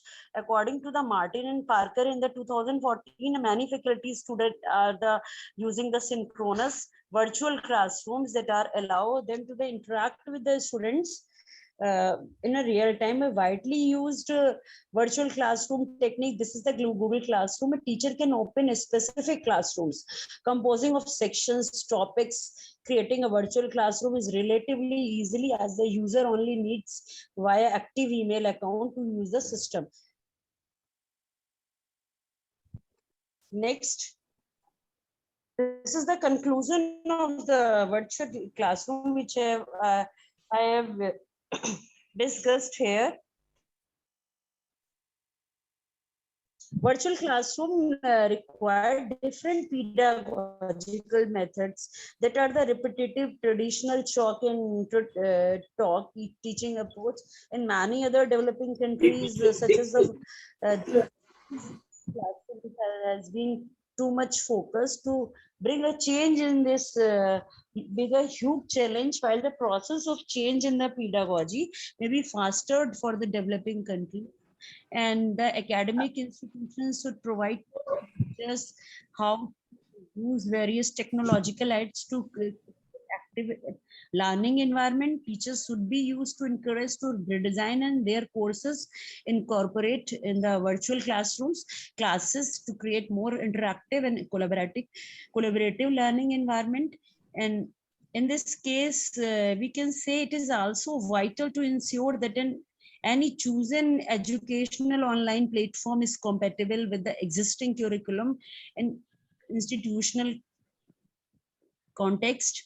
Moreover, in important aspects of the using virtual classroom for teaching purpose, it must be economically feasible, which means users can get the facilities at little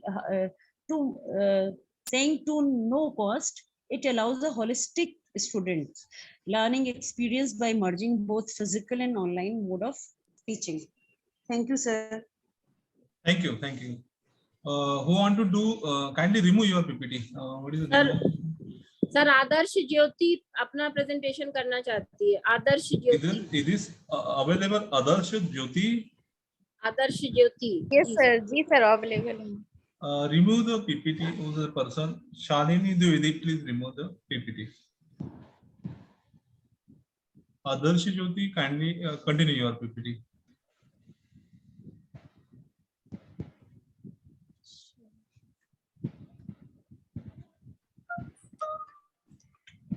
Hello.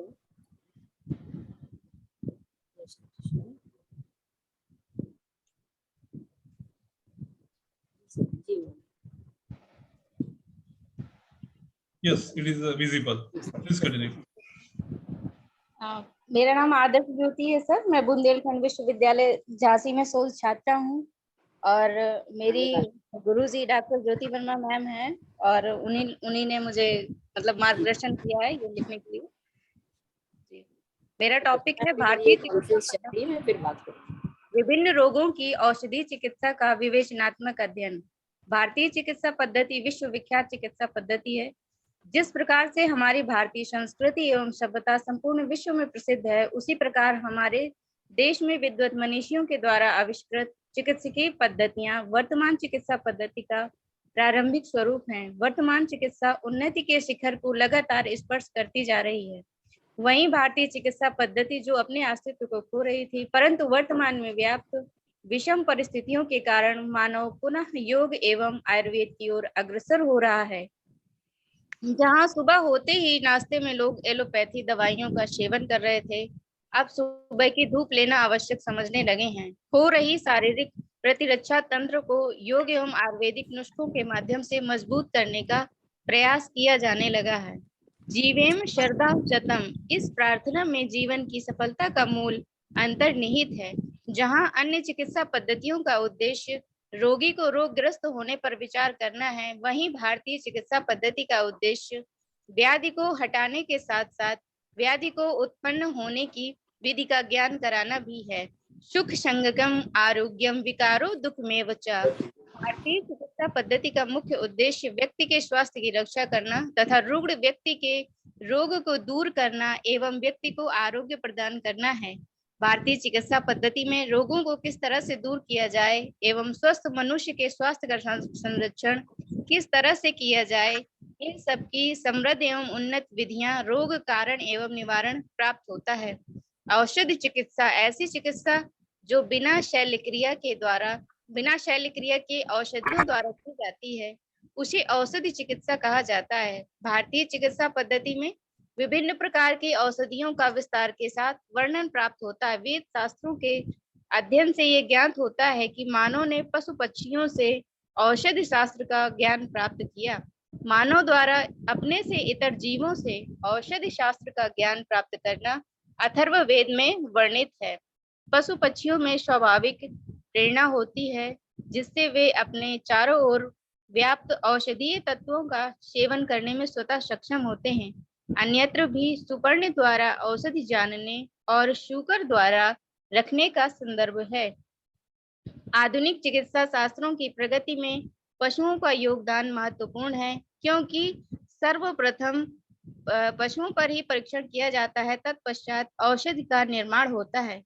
इसी प्रकार अथर्व साहित्य के अंतर्गत वैज्ञानिक प्रकरण भी प्राप्त होता है।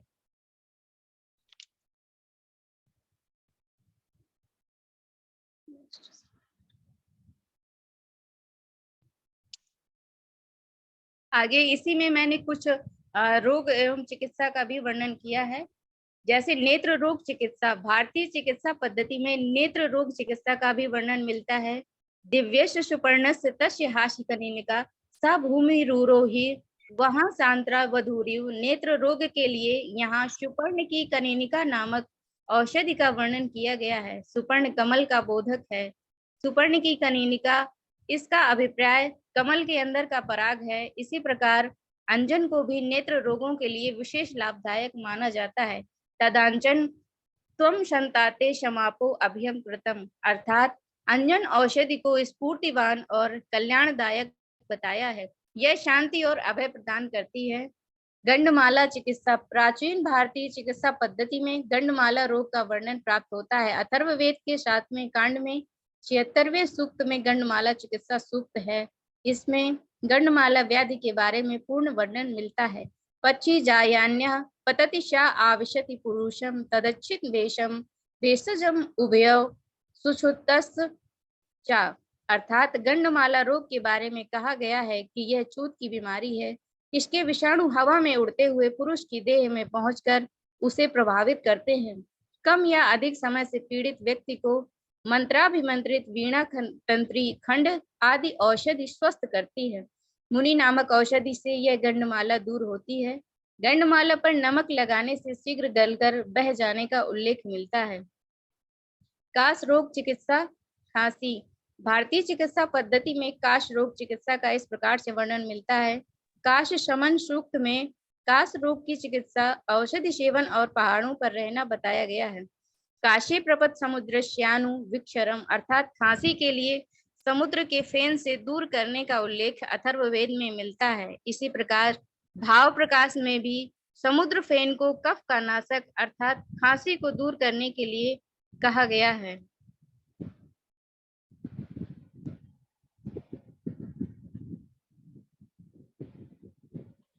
हृदय रोग चिकित्सा, प्राचीन चिकित्सा पद्धति में रोग चिकित्सा के लिए इस प्रकार से वर्णन मिलता है।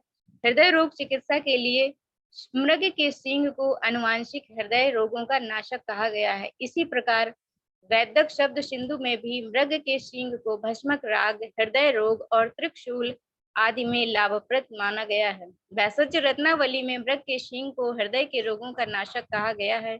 उसकी विधि इस प्रकार वर्णित है कि मृग के सींग को जलाकर भस्म बनाकर गाय के घी के साथ चाटने से हृदयशूल नष्ट होता है। गुप्त रोग की चिकित्सा।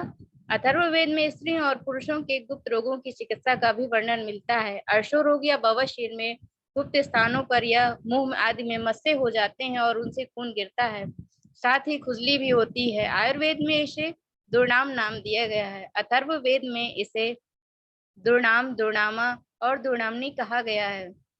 दुर्नाम बवासीर की चिकित्सा प्रश्न पढ़नी औषधि बताई गई है। भाव प्रकाश निघंटु में प्रश्न पढ़ने के गुण कहे गए हैं। यह त्रिदोष नाशक, वीर्यवर्धक, दस्तावर है। चरक संहिता में बवासीर की चिकित्सा में प्रश्न पढ़नी औषधि कहा गया है। अथर्ववेद में अपामार्ग अर्थात चिड़चिड़ा को दोनों प्रकार की बवासीर की औषधि कहा गया है। चरक संहिता में अपामार्ग को बवासीर का नाशक कहा गया है। राज निघंटु में भी ऐसा ही कहा गया है। योग रत्नाकर में अपामार्ग को बवासीर का नाशक माना गया है। अथर्ववेद में विभिन्न रोगों के लिए औषधि प्रयोगों का वर्णन निम्न सूक्तों में मिलता है और ये जो सूक्त दिए हुए हैं इन्हीं सब सूक्तों में सभी प्रकार के रोगों का निवारण दिया हुआ है। भारतीय चिकित्सा पद्धति अपने आप में एक अद्वितीय चिकित्सा पद्धति है। वर्तमान में भारतीय चिकित्सा पद्धति के महत्व को उजागर करना एवं स्वस्थ समाज की स्थापना करना ही प्रस्तुत शोध पत्र का उद्देश्य है। सभी विद्वजनों को मेरा प्रणाम। धन्यवाद।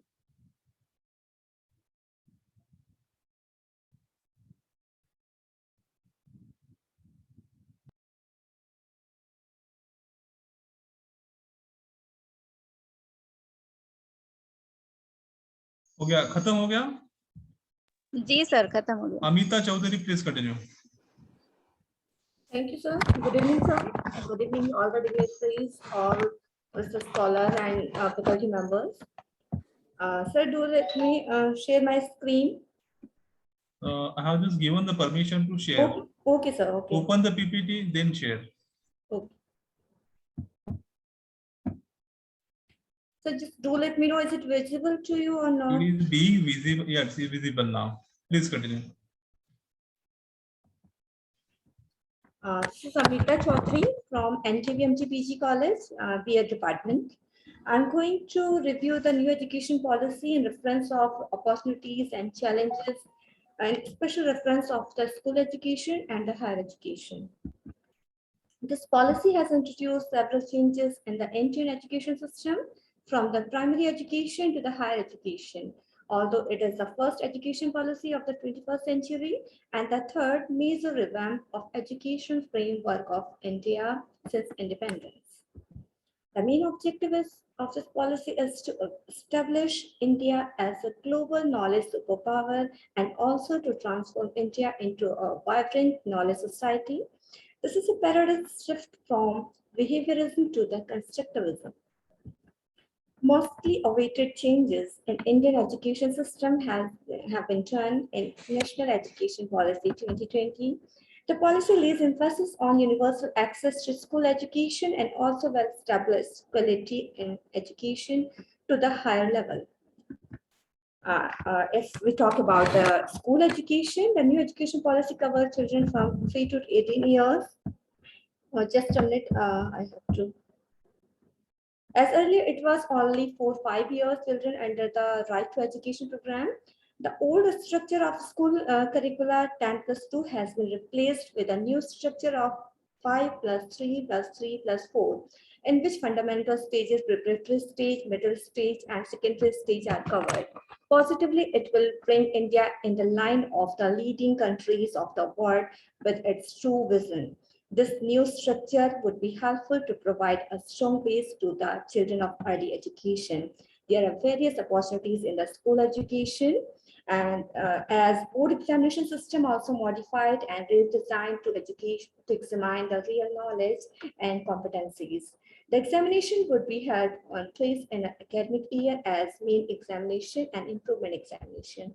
The policy highlighted the importance of language at school level. This is very good and very innovative step by the government of India that primary education will be in mother tongue, local language, and regional language will be the medium of instruction up to class 5th. It will create an opportunity for children to be well versed in their local dialect. For the report card, Parak is a very good initiative by the government. Performance assessment review and analysis of knowledge for holistic development. A new national assessment center will be set up as a standard setting body. Finally, report cards will include self-assessment by student in addition to existing teacher evaluation sheets.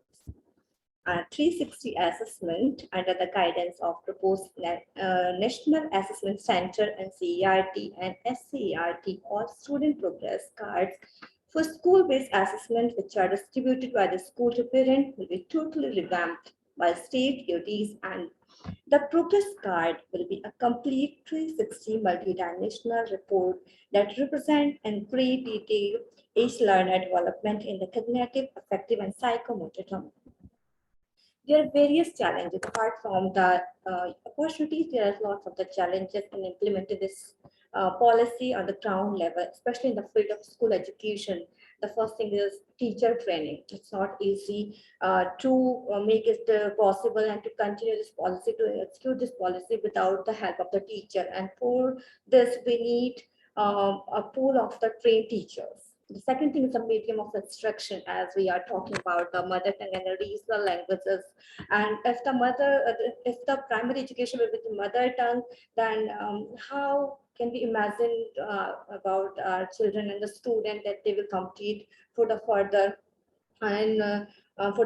education, and when they will face other like English spoken people and other people. And especially examination structure, as we are going to change the examination structure, it could be possible to do it very frequently, very smoothly. This is the greatest challenge before us. And if we talk about the higher education, in the field of higher education, new education policies has done various, we can see the major changes. There's a multiple entry and exit point with appropriate certification that allow for awarding of certificate after 1 year, advanced diploma after 2 years, bachelor degree after 3 years, and bachelor of research after 4 years. According to this policy, the undergraduate degree will be of either 3 or 4 year duration. A student can exit with a diploma after completing 1 year or advanced diploma or completing 2 years of education. The bachelor degree will be continued to be awarded to students completing the approved tenure of the course. This policy aims to increase the GER in higher education from 26.3% 2018 to 50% by 2035. And there are various opportunities. There is a mix and match approach, research and innovative works for special focus they are going to do. And teacher education पर बहुत ही focus education policy कर रही है. And there's a multiple entry and exit, as I told you in the previous slide. Online teaching learning process, due to this pandemic, we have come in this position that we are doing these online teaching and learning processes, due to which I and we all can attend this international conference through this online mode. And student support system is also going to be enriched in the higher education.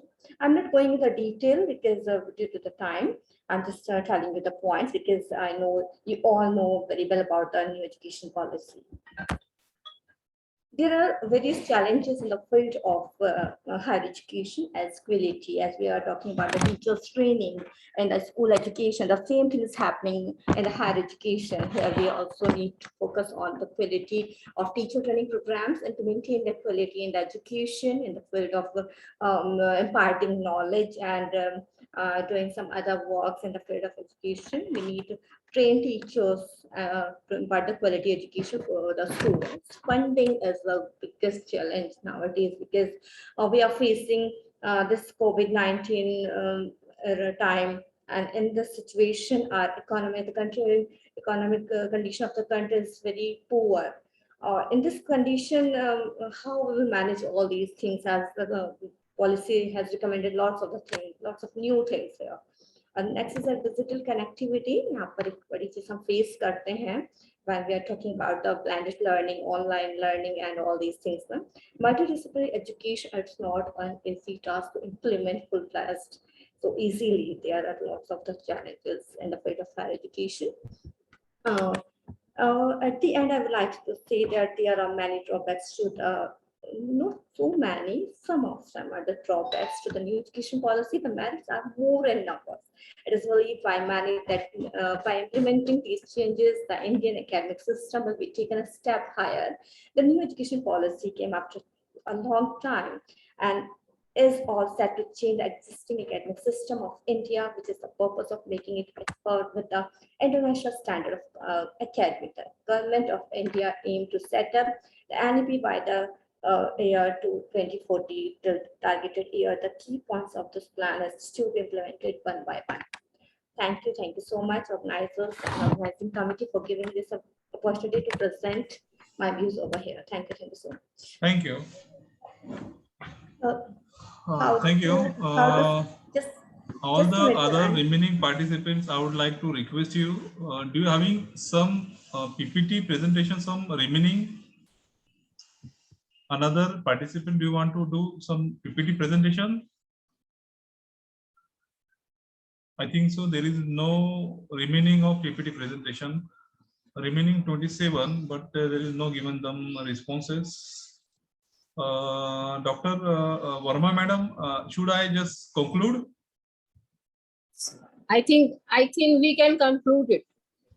Okay. The vote of thanks, can you give vote of thanks? Yes. Please continue. Okay.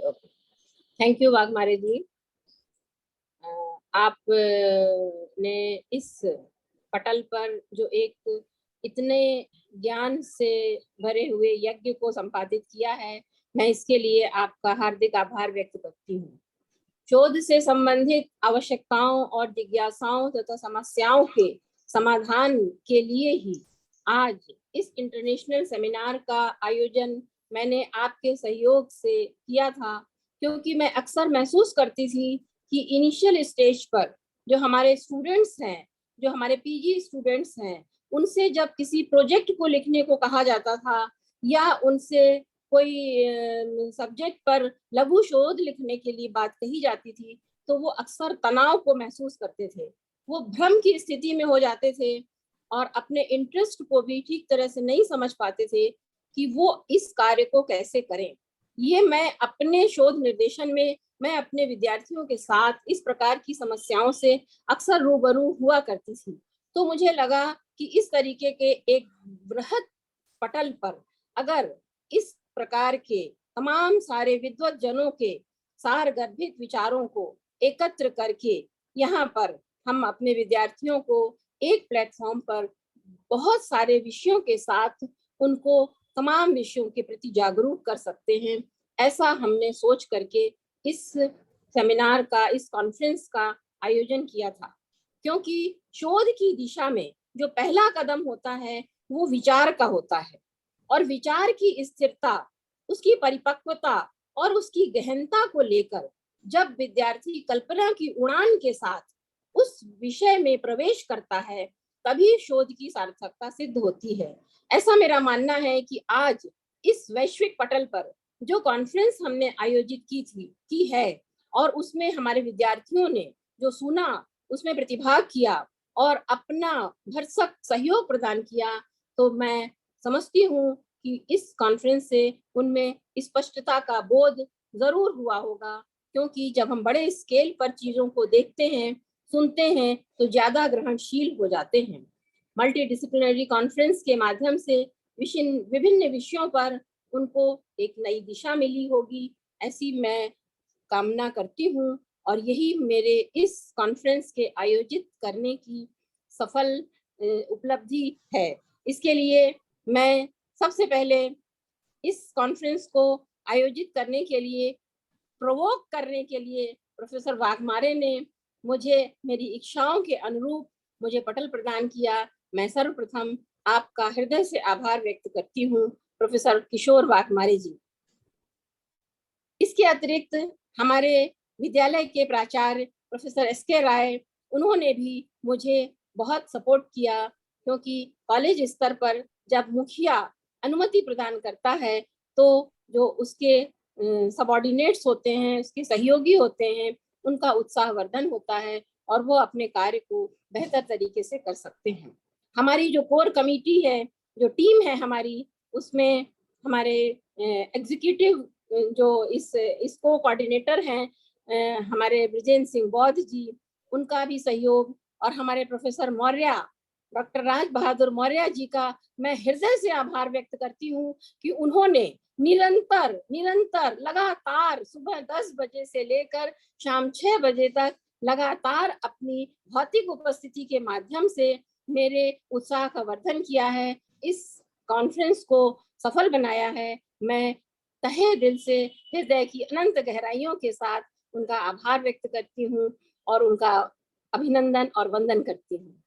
हमारी सहयोगी doctor अनुपम Soni madam, उन्होंने भी मुझे बहुत सहयोग प्रदान किया और मेरे साथ कदम से कदम मिला करके बहुत देर तक, शाम को 4-5 बजे तक ऑफिस में रुक कर तमाम सारी इंग्लिश की ड्राफ्टिंग करके उन्होंने मेरे साथ जो सहयोग दिया है, और अपने इस संडे के जो अवकाश का दिन होता है उसको उन्होंने मेरे नाम जो किया है, मैं उसके लिए भी उनका हृदय से आभार व्यक्त करती हूँ। इसके अतिरिक्त हमारे और सहयोगी जिन्होंने हमारे इस कॉन्फ्रेंस में उपस्थित हो करके अपना शोध पत्र पढ़ा, हमारे विद्यार्थियों ने जो शोध पत्र पढ़ा, मैं उसके लिए भी अपने कॉलेज के और अपने प्रदेश के समस्त शोध विद्यार्थियों और शिक्षकों सभी का आभार व्यक्त करती हूँ। इसके अतिरिक्त last but not the least, हमारे इस कॉन्फ्रेंस को सफल बनाने में जो रिसोर्स पर्सन यहाँ पर उपस्थित हुए, उन्होंने इस कॉन्फ्रेंस को अपने गहनतम और गूढ़तम ज्ञान को कितनी सरलता के साथ, कितनी सहजता के साथ हमारे सम्मुख प्रस्तुत किया, इसके लिए मैं यहाँ इस कॉन्फ्रेंस में आए हुए अपने जिन्होंने शोध वक्तव्य दिया, उन तमाम डेलीगेट्स का हृदय से आभार व्यक्त करती हूँ कि इंटरनेशनल पटल पर उन्होंने आकर के यहाँ हमारे इस अत्यंत पिछड़े हिंदी भाषी क्षेत्र को अपने सरलतम भाषा से थोड़ा सा उन्होंने समृद्ध करने का प्रयास किया है। मैंने हमारे एक रिसोर्स पर्सन इंद्रजीत दत्ता, जिन्होंने हिंदी इंग्लिश में, मैंने उनसे निवेदन किया था कि सर आप थोड़ा सा हिंदी मिक्स करके अपना वक्तव्य दीजिएगा ताकि हमारे विद्यार्थियों को थोड़ा सा ज्यादा समझ में आ सके, तो मैंने उनसे जो निवेदन किया उसको उन्होंने फुलफिल किया। मैं इसके लिए हृदय से उनका आभार व्यक्त करती हूँ। इसके अतिरिक्त तमाम टेक्निकल टीम्स, हमारे कॉलेज के तमाम जो शिक्षणेतर कर्मचारी हैं और तमाम शिक्षक हैं, उन सभी का मैं हृदय से आभार व्यक्त करती हूँ, उनको साधुवाद देती हूँ और प्रोफेसर वाघमारे को एक बार पुनः प्रणाम करती हूँ और उनको धन्यवाद देती हूँ। Thank you. धन्यवाद madam. First, before taking the contract of Bundelkhand College for international conference, madam was little bit confused, यार कुछ सक्सेस होगा कि नहीं होगा। तो उसी टाइम मैडम को हमने वचन दिया था कि मैडम जो भी होगा वो अच्छा होगा, अब जो भी अपना कॉन्फ्रेंस होगा वो अच्छा ही होगा, because of whenever you will take the contract from universities or some colleges, some of the out of India colleges, we take contract from propaganda, marketing, media and publicity partner, because of behind of this marketing and behind of the all the scenario of the international conference, we having approximately 187 people are working in our NGO, SHRI Waghmare Brothers and SHRI Waghmare Brothers Private Event Management Company. So many people are working in India and abroad also. All of our paid person, so that each and every conference we get the higher success. So whatever the resource person having, they're very talented. Whatever the participants having PPT, very informative and talented. I would like to thanks Bundelkhand College, especially Verma Madam, especially Rai sir for giving the tenders to Waghmare Brothers Private Event Management Company. When we just supposing that we do something new, that time we just keep in mind that yes, we do something new, but it is a great platform for the PhD scholar as well as the professor of Indian University higher education system. That should be get some platform to give some the research methodology, research paper presentation skill. This is a platform to give that particular way to presentation the paper, and it is a initial stage to how to explore ourselves. That means this platform gives the exploration and gives the platform to do something new presentation by the PPT. I would like to thank all the team of the teaching and non-teaching staff of the Bundelkhand College, Jhansi, Uttar Pradesh. The next conference date is 19 June, university of Nagpur university में हमने 19 जून को international conference organise किया है. आपको अच्छा लगे तो paper भेज देना. I would like to conclude here the conference is very best. Thanks to all participants. Thanks to Verma madam. Thanks to Bodha sir. Thanks all the team. Thank you. Thank you, Bhaiya. I would like to stop here. Our conference is over now. Thank you. आपको भी बहुत बहुत धन्यवाद sir. Thank you madam. जोड़े रहिएगा हम लोगों को हमेशा. Yes. हम लोगों को जोड़े रहिएगा. अभी नागपुर की कॉन्फ्रेंस में फिर मिलेंगे. Yes sir. Thank you. अब आप मिल गए तो हम लोग आपको छोड़ेंगे नहीं. चलेगा सर. हमारा काम ही आपके साथ दुनिया की यात्रा करनी है अभी. नहीं सर, हमारा जब MBA हम जब सिम्बोसिस कॉलेज में पुणे में कर रहे थे जी, बहुत उधर भी 16 घंटे हम स्टडी करने के. तो सर हम लोग कभी फिल्मों में सुनते थे कि ये जीवन के रिश्ते नहीं छोड़े जाते, सफर में नहीं हम सफर छोड़े जाते. तो आप सफर में मिल गए हैं तो आपके साथ बौद्धिक विचार विमर्श में पूरी दुनिया की यात्रा करनी है. तो ये पहला पड़ाव है. हम फिर से आपको मिलेंगे नागपुर में जरूर जून में. Yes sir. और पूरे बुंदेलखंड की ओर से और सारे अपने साथियों की ओर से मैं भी आपका बहुत बहुत आभार व्यक्त करता हूँ. Yes sir. और ये उम्मीद करता हूँ कि आप ऐसे ही स्वस्थ रहें और एकेडमिक करियर में आप आगे बढ़े, हम लोगों को पीछे जोड़े रहें ताकि हम लोग भी आपकी तरह दौड़ना सीख लें. हम सब साथ में जाएंगे सर. हमारे यहाँ मौर्य जी जो हैं बहुत ही ज्यादा मतलब बहुत अपर लेवल के अध्येता और रिसर्च स्कॉलर हैं. बहुत इनसे हम लोग बहुत प्रेरित होते हैं. यस. चलो फिर थैंक यू. ये कॉन्फ्रेंस वर्मा मैडम और राय सर के और ऑल टीचिंग स्टाफ से मैं परमिशन लेता हूँ ये कॉन्फ्रेंस स्टॉप कर देने का. जी बिल्कुल. धन्यवाद. Thank you sir. Thank you. Thank you. Thank you, sir.